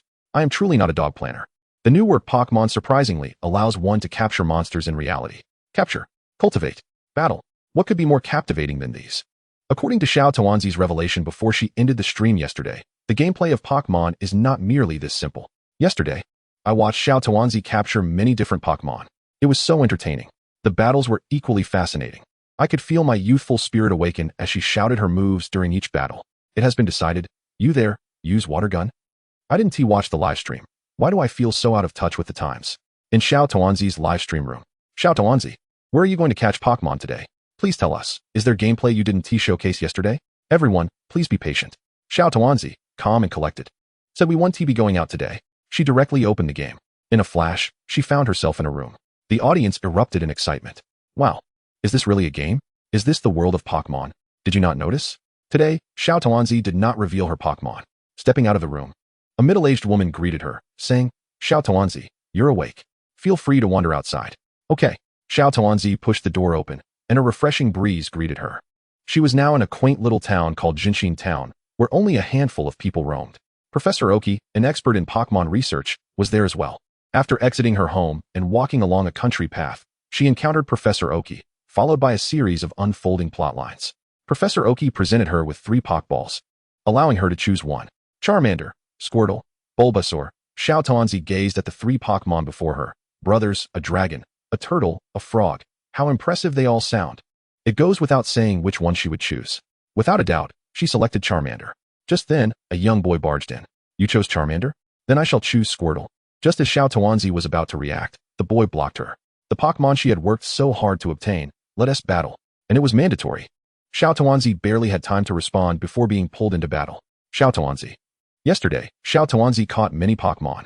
And while checking their Pokédex entries, she discovered that these Pokemon possess attributes. The Flygon from yesterday belonged to the bug and flying types. Pikachu, on the other hand, is an electric type. These attributes have strengths and weaknesses. For instance, electric types are strong against flying types, meaning electric attacks inflict increased damage upon them. Wow, this guy is rather arrogant. Seeing Xiao Tuanzi choose Charmander, he clearly intends to take advantage of her. Battle begins. Both Pokemon are only level 5. Charmander has only 2 skills, Confusion, Growl. After reading the effects of both skills, her eyes lit up. Confusion inflicts a confused state on the opponent. A Pokemon in a confused state has a chance of hurting itself. Brothers, watch how I defeat this arrogant guy. At that moment, Squirtle charged towards Charmander. Charmander couldn't evade and took the hit. Charmander, use Confusion. Charmander emitted a peculiar roar. Squirtle was evidently affected, its steps faltering. Yet it still bravely charged towards Charmander at its owner's command. However, in the next moment, Squirtle suddenly stopped, hitting itself with a punch. The audience was bewildered. What is it doing? Hitting itself? Have you all forgotten the skill Xiao Tuanzi just used? Xiao Tuanzi nearly burst into laughter at the sight. Serving him right for trying to target me. The boy exclaimed, how despicable of you. Squirtle, continue charging. Squirtle hit itself again, and then another punch followed. Squirtle faced Xiao Tuanzi's righteous retribution. It collapsed. What? I actually lost. The boy was in disbelief. Brothers, did you see that? Am I not strong? Xiao Tuanzi said triumphantly. The audience had long since grown accustomed to the presence of Xiao Tuanzi, who was quite adept at boasting about herself. After all, opportunities to do so were rare. 666. Xiao Tuanzi is incredibly strong. They exclaimed. Bravo, Xiao Tuanzi. This round is a masterful retaliation. In this game, which required little in the way of manipulation, Xiao Tuanzi demonstrated remarkable skill. After triumphing over her opponent, she finally arrived at her first hospital. Here, she could restore her Pokemon's health. And upon her initial entry, she unlocked the most significant feature, synchronization between reality and the dream network. At last, Xiao Tuanzi could release her beloved Pikachu. As she stroked Pikachu's fur, she felt as if she were floating on air. The audience was left in astonishment. Could this Pikachu be the one caught in the real world? They pondered. Is there any need for speculation? After entering the game, did Xiao Tuanzi encounter any other Pikachu? This revelation implied that the Pokemon captured in reality and those in the dream network were indeed synchronized. Xiao Tuanzi gazed at the barrage of comments filling the screen. Indeed, not only that, but the Pokemon caught in the dream network can also be utilized in the real world. The viewers erupted with excitement. The prospect of capturing Pokemon in real life had already set many hearts aflame, and now the dream network promised a world of free exploration. They envisioned future gameplay wherein players could capture Pokemon in the real world when it was convenient, and then bring them into this realm for training and exploration. This was simply exhilarating. The Dream Network gaming zone buzzed with energy. Zhou Shun is not one to be trifled with. When he acts, it's monumental news. They clamored. Release it quickly, release it quickly. The funds are ready. This idea is absolutely brilliant. I want to raise Pikachu, 10 of them. Amidst this fervor, Wang, from Penguin Technology, seemed to sense an opportunity. He promptly summoned the planning department. Zhou Tianyi's concept of capturing pets in reality is a novel approach, Wang remarked. Shall we implement something similar? The planning team leader tentatively inquired. Wang shot him a glance. I have an idea. His Pokemon are all figments of his imagination. Why not utilize the creatures from the Shanghai Jing? However, this gameplay could only be realized through specialized equipment and replicating the Dream Network gameplay pose challenges. As for the equipment, we need not worry. We merely require a reality-based gameplay. Chapter 95. King Carp uses water splash. Brothers, I believe I have discovered something extraordinary, Xiao Tuanzi said, looking at the map in her hands. This was given to me by that insipid boy. Who would have thought he was the grandson of Professor Oki? The contents of the map astonished everyone. This world was divided into 9 regions: Kanto, Johto, Hoenn, Sinnoh, Unova, Kalos, Alola, Galar, and Shitsue. Each region boasted its own unique Pokemon. Xiao Tuanzi found herself in the Kanto region, which housed 9 cities. Goodness, this world is enormous. How many Pokemon must there be? She wondered. Regardless of the exact number, she was already thrilled merely by the vastness of the regions. Let us explore other areas, she declared, making her way to the station. However, she discovered that travel to other regions was not permitted. Could it be that the game is still incomplete? Xiao Tuanzi mused. At that moment, station personnel informed her, the outside world is fraught with danger. You must gain the approval of the gym leaders to venture to other regions. Gym? Another new term left Xiao Tuanzi momentarily stunned. She hurriedly opened her map and discovered a place named the Deep Gray Gym in her current city. Come with me, brothers, let us see what a gym looks like. The Deep Gray Gym was situated in a corner of the city, sprawling in size. Inside, numerous Pokemon resembling rocks were present, along with many individuals training their battling skills. Xiao Tuanzi greeted one of the members, and soon a dark-skinned man with squinted eyes appeared before her. Hello. I am Xiao Gang, the gym leader of the Deep Gray Gym. How may I assist you? Xiao Tuanzi explained her intentions. To access other regions, you must obtain the recognition of at least one gym leader. You simply need to defeat me. Would you care to try? Xiao Tuanzi was not in a rush to battle. Having surveyed the surroundings, she noted that the Deep Gray Gym was also known as the Rock Gym, specializing in rock-type Pokemon. She promptly consulted her Pokédex and discovered that rock types were vulnerable to ground, fighting, water, grass, and steel types while being strong against flying, bug, fire, and ice types. She reviewed her 6 Pokemon. Pikachu, Electric, level 20, Charmander, Fire, level 6, Scyther, Bug Flying, level 16, King Carp, Water, level 19, Rata, Normal, level 8, Pidgey, Flying, level 17. Aside from Charmander, which she had acquired in this world, all others were caught in the park that day. After examining their attributes, she felt a wave of despair. Apart from Rattata and Pikachu, the other 3 were severely disadvantaged. Fortunately, she had a water-type Pokemon, King Carp. She vividly recalled catching this King Carp by the pond in the park. At that moment, it had leapt from the water and landed right before them. Upon checking its level, she was astonished to find it at level 19, expecting a fierce battle ahead. However, due to Pikachu's advantage, a single electric shock left it weakened, allowing her to catch it with ease. The Pokemon King of Koi possesses 2 abilities, Water Splash and Tackle. Fortunately, we are blessed with this water-type Pokemon, which serves as our ace. However, have you yet to experiment with Koi Wang's abilities?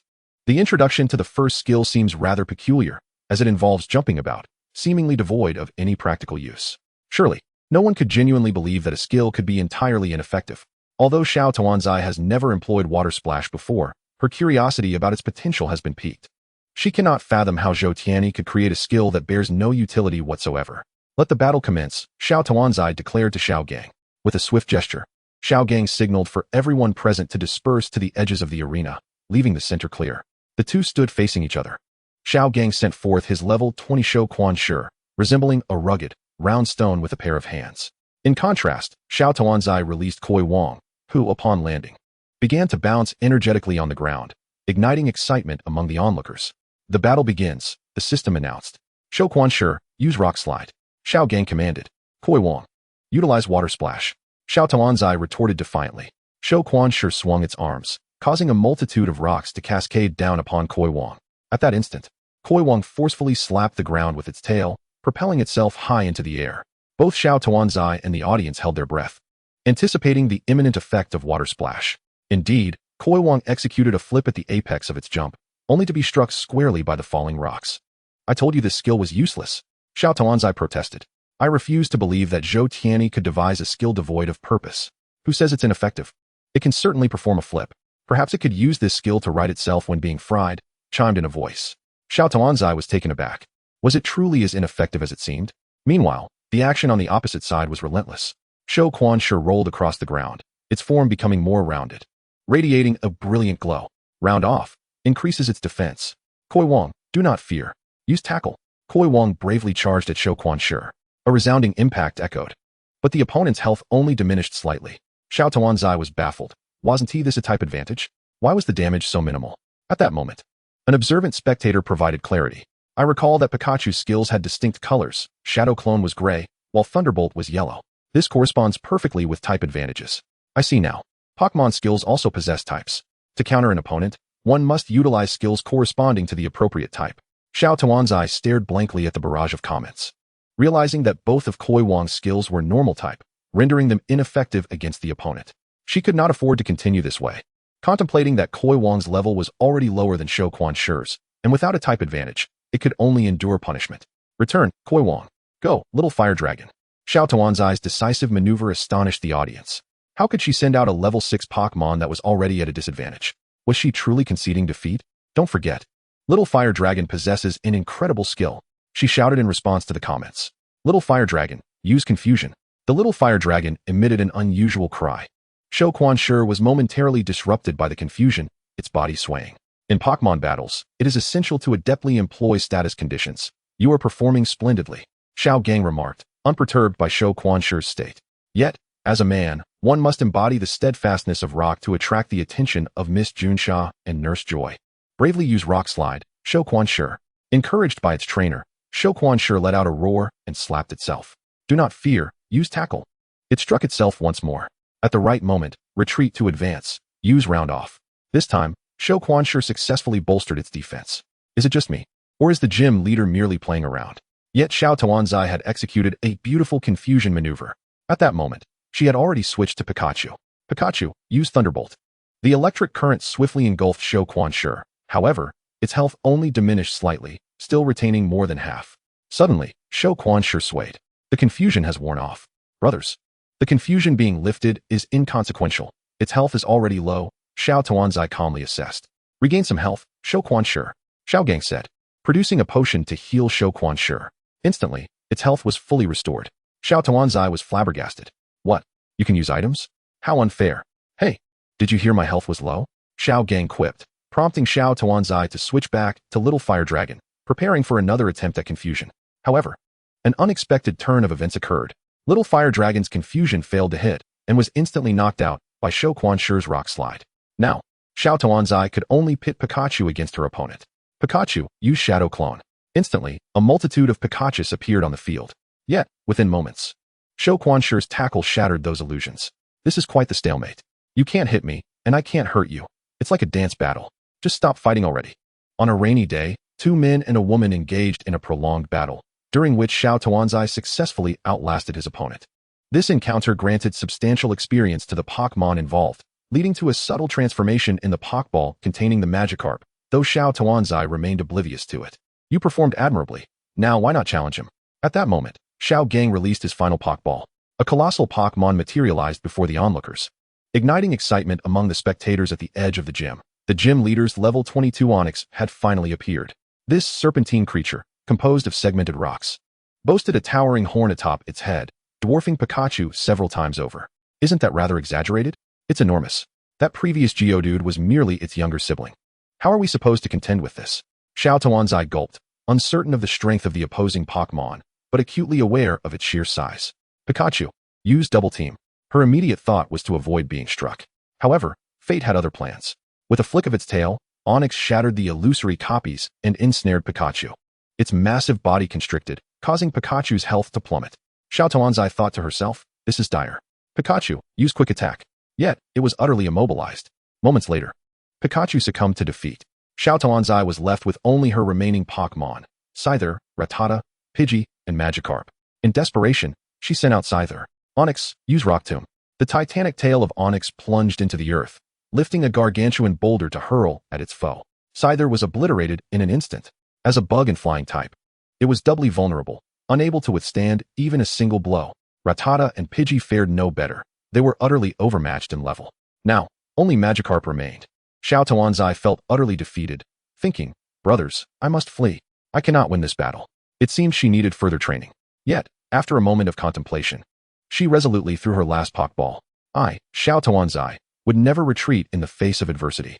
Magikarp reappeared before the crowd, albeit in an unusual state. A faint glow emanated from its body, intensifying until it blinded everyone present. My eyes! What is happening? Could it be that Magikarp is about to self-destruct? At that moment, a system notification appeared before Xiao Tuanzi. Magikarp's level increased by 1920. Magikarp evolved. Gyarados, as the brilliance faded. The crowd gasped in astonishment at the sight of a serpentine Pokemon nearly as large as Onix. Its massive head was adorned with 3 blue horns, a gaping maw, and whiskers reminiscent of fish. The dorsal side was blue with white fins, while its underbelly was yellow, with a tail resembling that of a fish, unmistakably revealing Magikarp's lineage. Xiao Tuanzi and the spectators were left dumbfounded. An evolution? I understand the concept, but why does Gyarados look so magnificent? I see now, after leaping over the dragon gate. Magikarp transforms into a dragon. Its prior ineptitude was merely a prelude to this moment. Fun fact, Magikarp cannot learn Splash. Xiao Tuanzi glanced over Gyarados' new abilities, noting 2 additional moves, the black, Bite, and the blue, Hydro Pump. Upon seeing the blue skill, she was instantly elated. It was a water-type attack move. Gym leader Xiao Gang, too, was taken aback by the unexpected evolution of Xiao Tuanzi's Magikarp during battle. His fighting spirit surged as he called out, Onix, use Rock Tomb. Onix lifted an even larger boulder to hurl at Gyarados. Xiao Tuanzi promptly shouted, Gyarados, use Hydro Pump. A torrent of blue energy surged from Gyarados' gaping maw, striking the oncoming rock with the force of a cannonball. The resounding crash echoed throughout the gym. The boulder shattered into countless fragments that hurtled toward Gyarados, while the Hydro Pump directly struck Onix. It was super effective. Both combatants' health rapidly dwindled. Ultimately, Gyarados was left with but a sliver of health, while Onix's vitality was entirely depleted. Did we win? Xiao Tuanzi could hardly believe it. The live stream erupted in excitement. Gyarados is incredible. Level 20 annihilated level 22 Onix. My goodness, Xiao Tuanzi was magnificent. From this moment on, I declare this place to be the Xiao Tuanzi Gym. At that moment, gym leader Xiao Gang approached and presented a badge to Xiao Tuanzi. Your strength exceeds my expectations. Continue to strive, for greater challenges await you. Xiao Tuanzi accepted the badge, holding it before her. The badge, resembling a rock, gleamed brilliantly under the gym's lights. Chapter 97. A remarkable youngster with resolve. Breaking news. The majority of Pokemon in Pokemon possess multiple forms, and careful training can lead to their evolution to the next stage. The official homepage has released the latest news. Pokemon will be sold separately as a reality and Dream Network game. Early in the morning, Lao Wang habitually checked the news in the Dream Network game section. The first item was something the planning department could incorporate into game development. Upon reading the second item, Lao Wang's eyes lit up.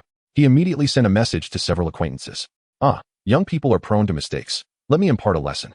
In the morning hours, the news regarding the separation of BOK-M sales from the online platform has surged to the top of trending topics, with a wave of discontent expressed in the comments below.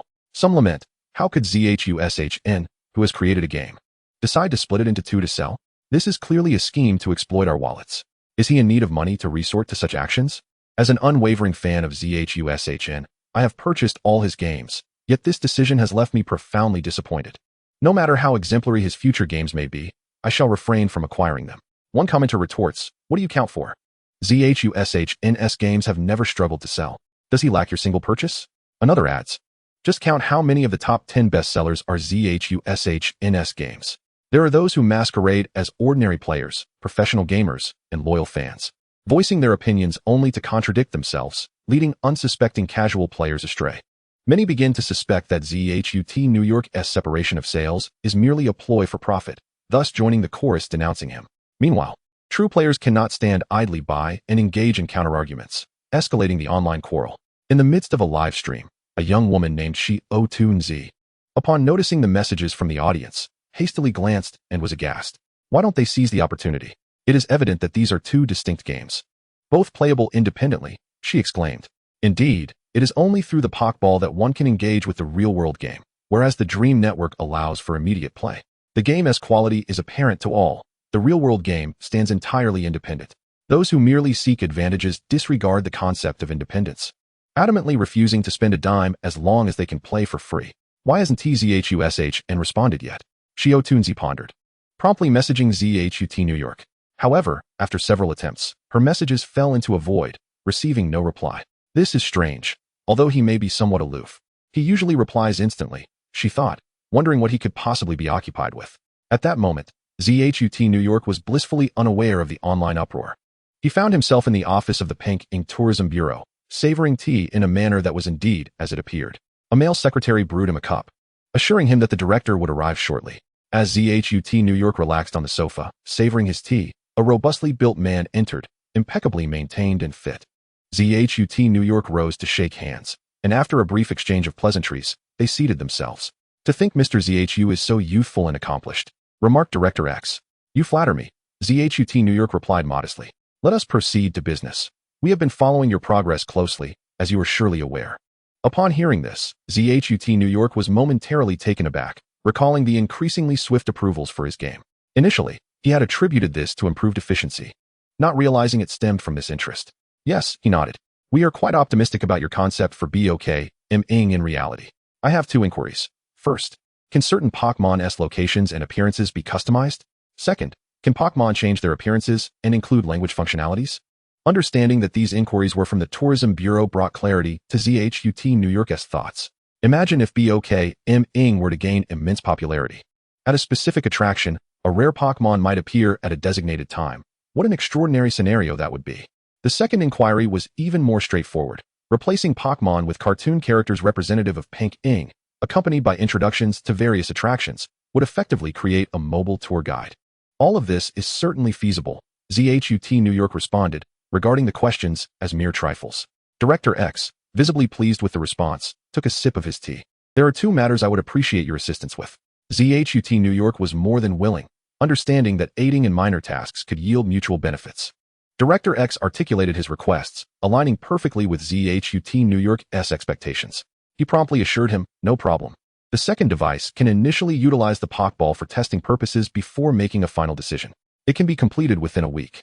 In truth, this task could be accomplished in slightly over a day, but stating such would seem overly ambitious. Thus, he intentionally extended the timeline. Director X was astonished, having anticipated a minimum 1-month time frame for any progress. The fact that ZHUT New York could deliver results within a week suggested he would be working tirelessly. What a fine young man. No wonder he garners attention from above. His commitment is commendable. Director X exclaimed repeatedly in approval. The exchange concluded on a notably pleasant note, with both parties sharing a knowing smile, neither mentioning compensation. Upon exiting the Tourism Bureau, ZHUT New York discovered that he had received a staggering 99 messages from Xiao Tuanzi. Upon opening them, he found an array of her frustrated emoji. What is going on? He queried in response. You don't know? Hurry and check the trending topics, she urged. After reviewing the trending news, ZHUT New York was puzzled. These individuals are arguing without a clear understanding of the sales method. He posted a comprehensive explanation of the sales structure on his homepage. BOK MING is categorized into 3 versions. The Complete Edition, which includes the Pokeball and Dream Network, priced at $648. The Single Edition of the Dream Network, priced at $328. And the Single Edition of the Pokeball in Reality, also priced at $328. Note 1. The real-world game is bound to the Pokeball. Without it, the game cannot be initiated, and the price encompasses the cost of the Pokeball. Note 2. Both versions are independent and may be played separately, ensuring no detriment to the overall experience. Upon the release of this announcement, the professional detractors fell momentarily silent, as their primary criticisms were effortlessly dismantled. While the game indeed operates in separate realms, the reality game is intrinsically linked to the Spirit Ball. Without it, one cannot partake in the experience. Surely, the Spirit Ball cannot be expected to be provided at a loss to the character Zhou Shun, can it? However, shortly thereafter, the professional detractors unearthed another point of contention. Why, they proclaimed, can the complete version not be priced at merely $328? Chapter 98, The Kind-Hearted Little Dumpling. Why can't the complete version be sold for $328? After all, having amassed such wealth, are they still not satisfied? What justifies such a steep price this time? The professional detractors believe that by expressing their grievances, a multitude would rally in support, yet only a scant few echoed their sentiments. The majority chose to observe their antics in silence, as if these very accounts had been the ones to criticize before. Indeed, I recall an account named Do Wei Tian Long, who was particularly vocal in his disparagement. The detractors soon realized that the situation was unfolding differently than they had anticipated. They hastily accused him of employing a bot army. You are merely defending him because he has hired you, they asserted. After all, if he could afford to pay for such support, what difference would it make to purchase the game at a lower price? The detractors wished to continue their tirade, but suddenly, their Dream Network accounts were barred from commenting. The ban could last anywhere from a few days to a year. In this age where each individual possesses but a single account, having commenting privileges revoked signifies unemployment during the duration of the ban. Consequently, the volume of online denunciations diminished significantly. To the many onlookers, this inexplicable feud arose and dissipated with equal bewilderment. It came swiftly and departed just as quickly, returning the discussions on Dream Network to a state of tranquility. What version are you planning to purchase? I intend to buy the Dream Network version. I seldom venture outside, so acquiring the reality version would be a waste. The complete version. I will play the reality version on my commute and the Dream Network version at home. What? Banned. When Lao Ma Wang received the voice message, he could scarcely believe it. They had collaborated numerous times, and while not every endeavor had borne fruit, they had never been banned before. After all, the authority to ban accounts does not lie within the hands of the masses. Why would the relevant authorities assist him? Lao Wang pondered this conundrum and sought out another contact. Had they formed some sort of alliance? He inhaled deeply, exhaling a heavy sigh. I underestimated you, Zhou Tianyi. Little Dumpling has now traversed Kanto, Jiado, Hoenn, Sinnoh, Unova, and Kalos. To her astonishment, she discovered that each region boasts 8 gyms, each yielding a distinct badge upon victory. Moreover, she finally discerned the significance of these badges. Firstly, the number of badges in a given region correlates proportionately with the level of Pokemon one can command. The more badges acquired, the greater the number of Pokemon one can direct. Secondly, upon collecting all badges in a region, one may challenge that region's Pokemon League.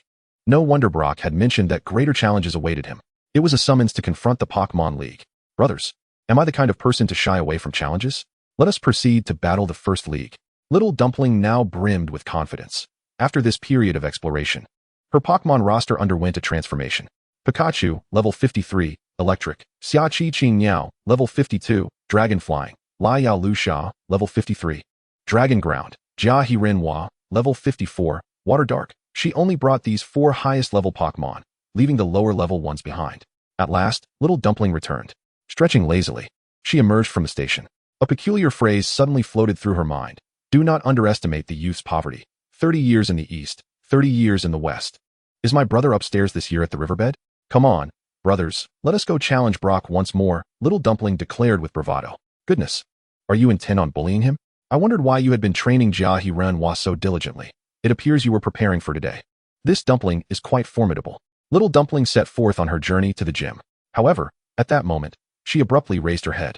In the sky was a Pokemon she had never seen before. Its appearance resembled that of a peacock, yet bore a striking resemblance to the legendary phoenix. It sported a feathered crown atop its head, and its plumage shimmered in hues of gold and red. Most astonishingly, it left a rainbow in its wake as it soared. Little Dumpling gaped in awe. My heavens, is it truly so magnificent? This surpasses the legendary tales of wielding a kitchen knife to slice through electric wires, creating sparks and flashes. Just then, it flew directly over her head. A single feather slowly descended from the heavens, landing before Little Dumpling. She reached out to catch the feather. The quill was white at the base, transitioning to gold and red at the top, emanating a faint glow. Colorful feather, the feather of Feng Wang. Brothers, this name seems familiar. The audience echoed her thoughts. I recall hearing it in the Chengdu region. The legends of Yuanzhou City. Yes, the Scorched Bell Tower and the Brass Tower. Goodness, does this mean that what we just witnessed was the legendary Pokemon? Little Dumpling only recalled this upon seeing the audience's hints. The legend spoke of 2 towers built in Yuanzhou City, the Bell Tower and the Brass Tower. The 2 legendary Pokemon, Lucia and Feng Wang, resided in these towers. After the Bell Tower was struck by lightning and burned, Feng Wang resurrected 3 Pokemon from within, namely Nti, Suicune, and Raikou, after which Feng Wang and Lucia never returned to Yuanzhou City. The legend states that the Phoenix King appears only before those Pokemon trainers who possess a kind heart and a righteous spirit. Brothers, what does that mean? I am kind-hearted and upright. The little group is quite proud of itself. The barrage of comments erupted. How can one be kind-hearted when just moments ago you were planning to bully Xiao Gang? Do not be foolish. It is surely just a plot device. I recall that back then. The monk at Lingdang Tower would not allow entry. Now that we possess the feather, can we ascend? The little group pondered and found it reasonable. Brothers, let us head to Yuanzhou City. Then she seemed to remember something. No rush. Let us first have a bit of fun with Xiao Gang. The little group successfully encountered Xiao Gang at the deep gray gym and proposed a battle. Xiao Gang scrutinized her for a moment. Not going to fight. The little group. Why? You have already obtained a badge, which indicates your strength surpasses mine. If you are stronger, what is the point of battling? The audience burst into laughter. The scheming of the little group failed miserably. What a surprise. Xiao Gang turned out to be a master of logic. Xiao Gang, want to bully me? Not a chance. Chapter 99, Mega Evolution. The little group, having failed to realize her wish, left the deep gray gym with a face full of disappointment. Just as she stepped outside, she was intercepted. The person who stopped her was none other than Professor Okito's grandson, the insufferable youth with a Pokemon of the advantageous type, Xiao Mao. I heard you returned. So I abandoned my gym challenge and rushed back. He crossed his arms over his chest, wearing an air of arrogance. Let us settle this once and for all. I must erase the disgrace from before. Battle commences. Xiao Mao dispatched his strongest and highest level Pokemon. Go, Water Turtle. Its level has astonishingly reached 45. What now? Are you frightened? During this time, I have honed my skills. Xiao Mao's expression was brimming with arrogance. The audience could hardly contain themselves. Wasn't he supposed to be aloof? How amusing. This is utterly ridiculous. A level 45 Pokemon. How terrifying. Not really. The little group commanded her Pikachu to step forward. Level 45 Water Turtle versus level 53 Pikachu. Due to the evident type advantage, Xiao Mao's expression soured, yet he continued to give commands. Water Turtle, use Rocket Headbutt. Instantly, it retracted its head into its shell, radiating a metallic sheen as its defense increased. Rocket Headbutt, first enhance its own defense, then launch a fierce head-on attack. Upon witnessing this, the little group immediately shouted, Pikachu, Thunderbolt. Pikachu leaped into the air, and a sudden surge of yellow electricity enveloped its body. A small cloud gathered above its head. Pikachu. With a cry, a massive bolt of lightning struck down upon the withdrawn Water Turtle. A direct hit. Super effective. The lightning pierced through the large hole in the shell, causing water to flow out. Water Turtle was instantly defeated. Its head emerged from the hole. It turned out it was just frothing from the electric shock. Xiao Mao wore a look of disbelief. His strongest Pokemon had been defeated in an instant. Go. Hudi. The little group was no longer the rookie she once was. She promptly switched to her Gekigashara. Hudi employed Psychic. Hudi crossed its two spoons, releasing swirling purple waves that quickly penetrated Gekigashara's mind. Send a powerful psychic force to attack the opponent. May lower the opponent's defense. Gekigashara grimaced in pain, its body emanating a peculiar glow, indicating its defense had indeed been lowered, and its health diminished slightly. Do not be afraid. It is using a critical hit. Critical hit. Sneak up on the opponent, guaranteed to hit. Gekigashara clasped its hands together, and its body suddenly vanished from sight. Xiao Mao immediately warned, use Reflect. Reflect. Create a mystical wall to reduce physical damage. Hudi raised its spoons before its eyes, and shimmering transparent walls appeared around its body. Gekigashara's form re-emerged as it reflected off the wall. It appeared behind Hudi, delivering a fierce punch to its head. Super effective. Even with the protection of the Reflect, Hudi was still knocked out in a single blow by Gekigashara. The reason the little group chose Gekigashara was precisely due to its critical hit ability. Its dark type perfectly counters Hudi's psychic type. The little group proudly proclaimed, brothers. How do you like this round? A duck's skin is slipping. The little group had completely mastered the art of type advantages. To those above, had you played a few dozen matches, you would understand. Xiao Mao's expression darkened. Darn it. Come forth, Pidgeot. The little group was no longer inclined to play. She summoned her Mega Lottie. Subsequently, she placed her left hand upon her right wrist, where a dazzling, multicolored gemstone was embedded in the bracelet. The gemstone appeared to contain a genetic sequence. The audience buzzed with excitement. It is coming, it is coming. Finally, we can witness the evolution again. Front row sales, spicy strips, sunflower seeds, mineral water. Mega evolution. The little group shouted. A radiant light emanated from her and her Mega Lottie. The brilliance intensified, forming a sphere that enveloped Mega Lottie. In an instant, a scythe-like arm pierced through the surface of the sphere, followed by a powerful slash that shattered the entire orb. The appearance of Li Yolsh has undergone a remarkable transformation. Once resembling the dorsal fin of a shark, its arms have now morphed into scythes. More white fangs have sprouted from its body, exuding an overwhelming aura of pressure that instills a sense of dread upon a mere glance. Xiao Mao stood frozen, taken aback. Use Dragon Dive. At the behest of the little one, Li Yolsh charged towards BDO, emanating an almost imperceptible murderous intent. BDO, paralyzed by fear, could not even spread its wings to take flight, trembling uncontrollably. With two sides crossing in a swift slash, BDO was vanquished in an instant. Xiao Mao, undeterred, sent forth his final Pokemon, DLD. Yet within mere seconds, it too was annihilated by Li Yolsh. Xiao Mao could hardly believe that all his Pokemon had fallen. Battle successful. The little one recalled her Pokemon and prepared to depart. Suddenly, Xiao Mao spoke up. You are incredibly strong. I shall strive harder. I await you at the Kanto League tournament. The little one observed as he regained his spirited demeanor. Pride etched upon his face. She bid him farewell. Goodbye. Chapter 100. Bell Tower. After defeating the novice Xiao Mao, the little one hurriedly made her way to Unadulterated. Unadulterated, an ancient capital of the Chengdu region, is rich in historical significance, with its architecture predominantly reflecting ancient styles. Notably, the two towers on either side of the city catch the eye. These towers boast a history of 700 years. One, now reduced to ruins, is known as the Burnt Tower, while the other, still standing tall with 10 stories, is referred to as the Bell Tower. The little one's objective today is the Bell Tower. She had previously visited Unadulterated and had encountered the Bell Tower, but at that time, a monk had obstructed her ascent, sharing a plethora of tales about the legends of the Bell Tower. As she traversed the Bell Sound path, the maple leaves lining the road had turned a fiery red, creating a breathtaking spectacle as if the trees were ablaze. However, the little one had no time to admire the scenery and dashed straight into the Bell Tower. The monk she had seen last time was now tidying the first floor. Yet this time, he was not the only visitor. At the entrance stood 5 young maidens clad in ancient attire. Remarkably, they bore such striking resemblance to one another that it was nearly impossible to discern any differences. Oh my quintuplets! How intriguing! Despite their identical appearances, my personal interactions with twins have taught me that even the most similar of faces possess subtle distinctions. Is the Riddler upstairs? If not, give me a hint. I wish to discover what sets them apart. A glance at the maidens confirmed they were likely barred from entry. Nevertheless, the little one paid them no heed, making her way directly to the monk. Entry to the Bell Tower is forbidden for outsiders. The monk did not even lift his gaze.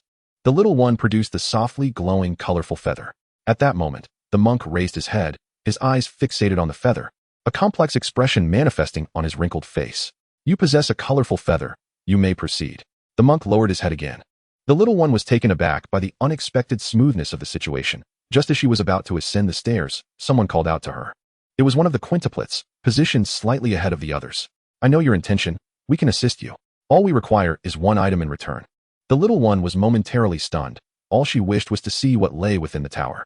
Why are you still dawdling? It was evident that a plot had been triggered. Indeed, let us bring them along. Even if they prove useless, they would still be a pleasant sight. Under the guidance of the comments, the little one led them upstairs. From the outside, the tower appeared square, yet its interior was a labyrinthine maze. Goodness! Why must a tower be designed in such a convoluted manner? It was only when the little one began her ascent that she realized it was not merely winding, but rather a series of intricate turns. There were numerous traps, and one misstep could send her plummeting back to the previous floor. Moreover, the tower was home to various aggressively hostile ghost-type Pokemon, leading to frequent battles. Fortunately, the quintuplets provided assistance in combat and healing. After overcoming a series of trials, they finally reached the final floor. This level presented no obstacles, merely a ladder positioned in the center. The top of the ladder connected to the outside of the tower. One by one, they climbed the ladder to the tower's summit. Before them stood an altar, adorned with statues of Feng Wu-ing at each corner, while a golden pillar rose in the center. The quintuplets exchanged glances and said to the little one, "Just watch us." They dispersed to the 4 corners around the pillar. The maiden before the pillar retrieved a transparent bell from her garment. With both hands, she tossed it skyward. Remarkably, the bell began to float in mid-air. Ding! The transparent bell rang out. Ding! This was the sound emitted by the bell hanging from the bell tower. Following the 2 chimes, the 5 maidens began to dance gracefully to the rhythm of the bell's ringing. Gradually, the sounds synchronized, and all the bells began to emit a radiant glow. A gust of wind swept through, scattering red maple leaves, while the maidens' movements were harmonious and elegant. In that moment, only the sound of the bells resonated throughout the realm. The audience in the live stream was left in awe. Oh my, what on earth inspired such a creation? To be honest, I felt a touch of divinity in their dance. Admittedly, upon hearing the sound of the bell, I felt an urge to relieve myself. At that very moment, a rainbow materialized in the sky. A Pokemon was soaring towards them from the direction of the rainbow. Though distant, Xiao Tuanzi could distinctly see the vibrant trail left by the flying Pokemon. It was Ho-Oh. Xiao Tuanzi exclaimed in astonishment. Wasn't this merely a visit? Why such grandeur? Goodness, they were actually here to summon Ho-Oh. Could it be that the objective they spoke of was indeed intertwined with Ho-Oh? As the crowd pondered these thoughts, Ho-Oh had already arrived above the bell tower. After circling the tower several times, it descended gracefully to the center of the altar, its curious gaze sweeping across the surroundings. The 5 maidens stood rigidly, not daring to move an inch. Meanwhile, A prompt appeared before Xiao Tuanzi. Ho-Oh has appeared. Will you engage in battle? A bold idea sparked in Xiao Tuanzi's mind. Fellow comrades, if it is able to battle, does that imply we can capture it? Xiao Tuanzi was so exhilarated that her words tumbled over each other. Xiao Tuanzi, it's just a game. Let us not indulge in fanciful dreams. Dreaming of peaches at midday? Do you truly believe it is a Pokemon you can possess? However, Xiao Tuanzi resolutely chose to engage in battle,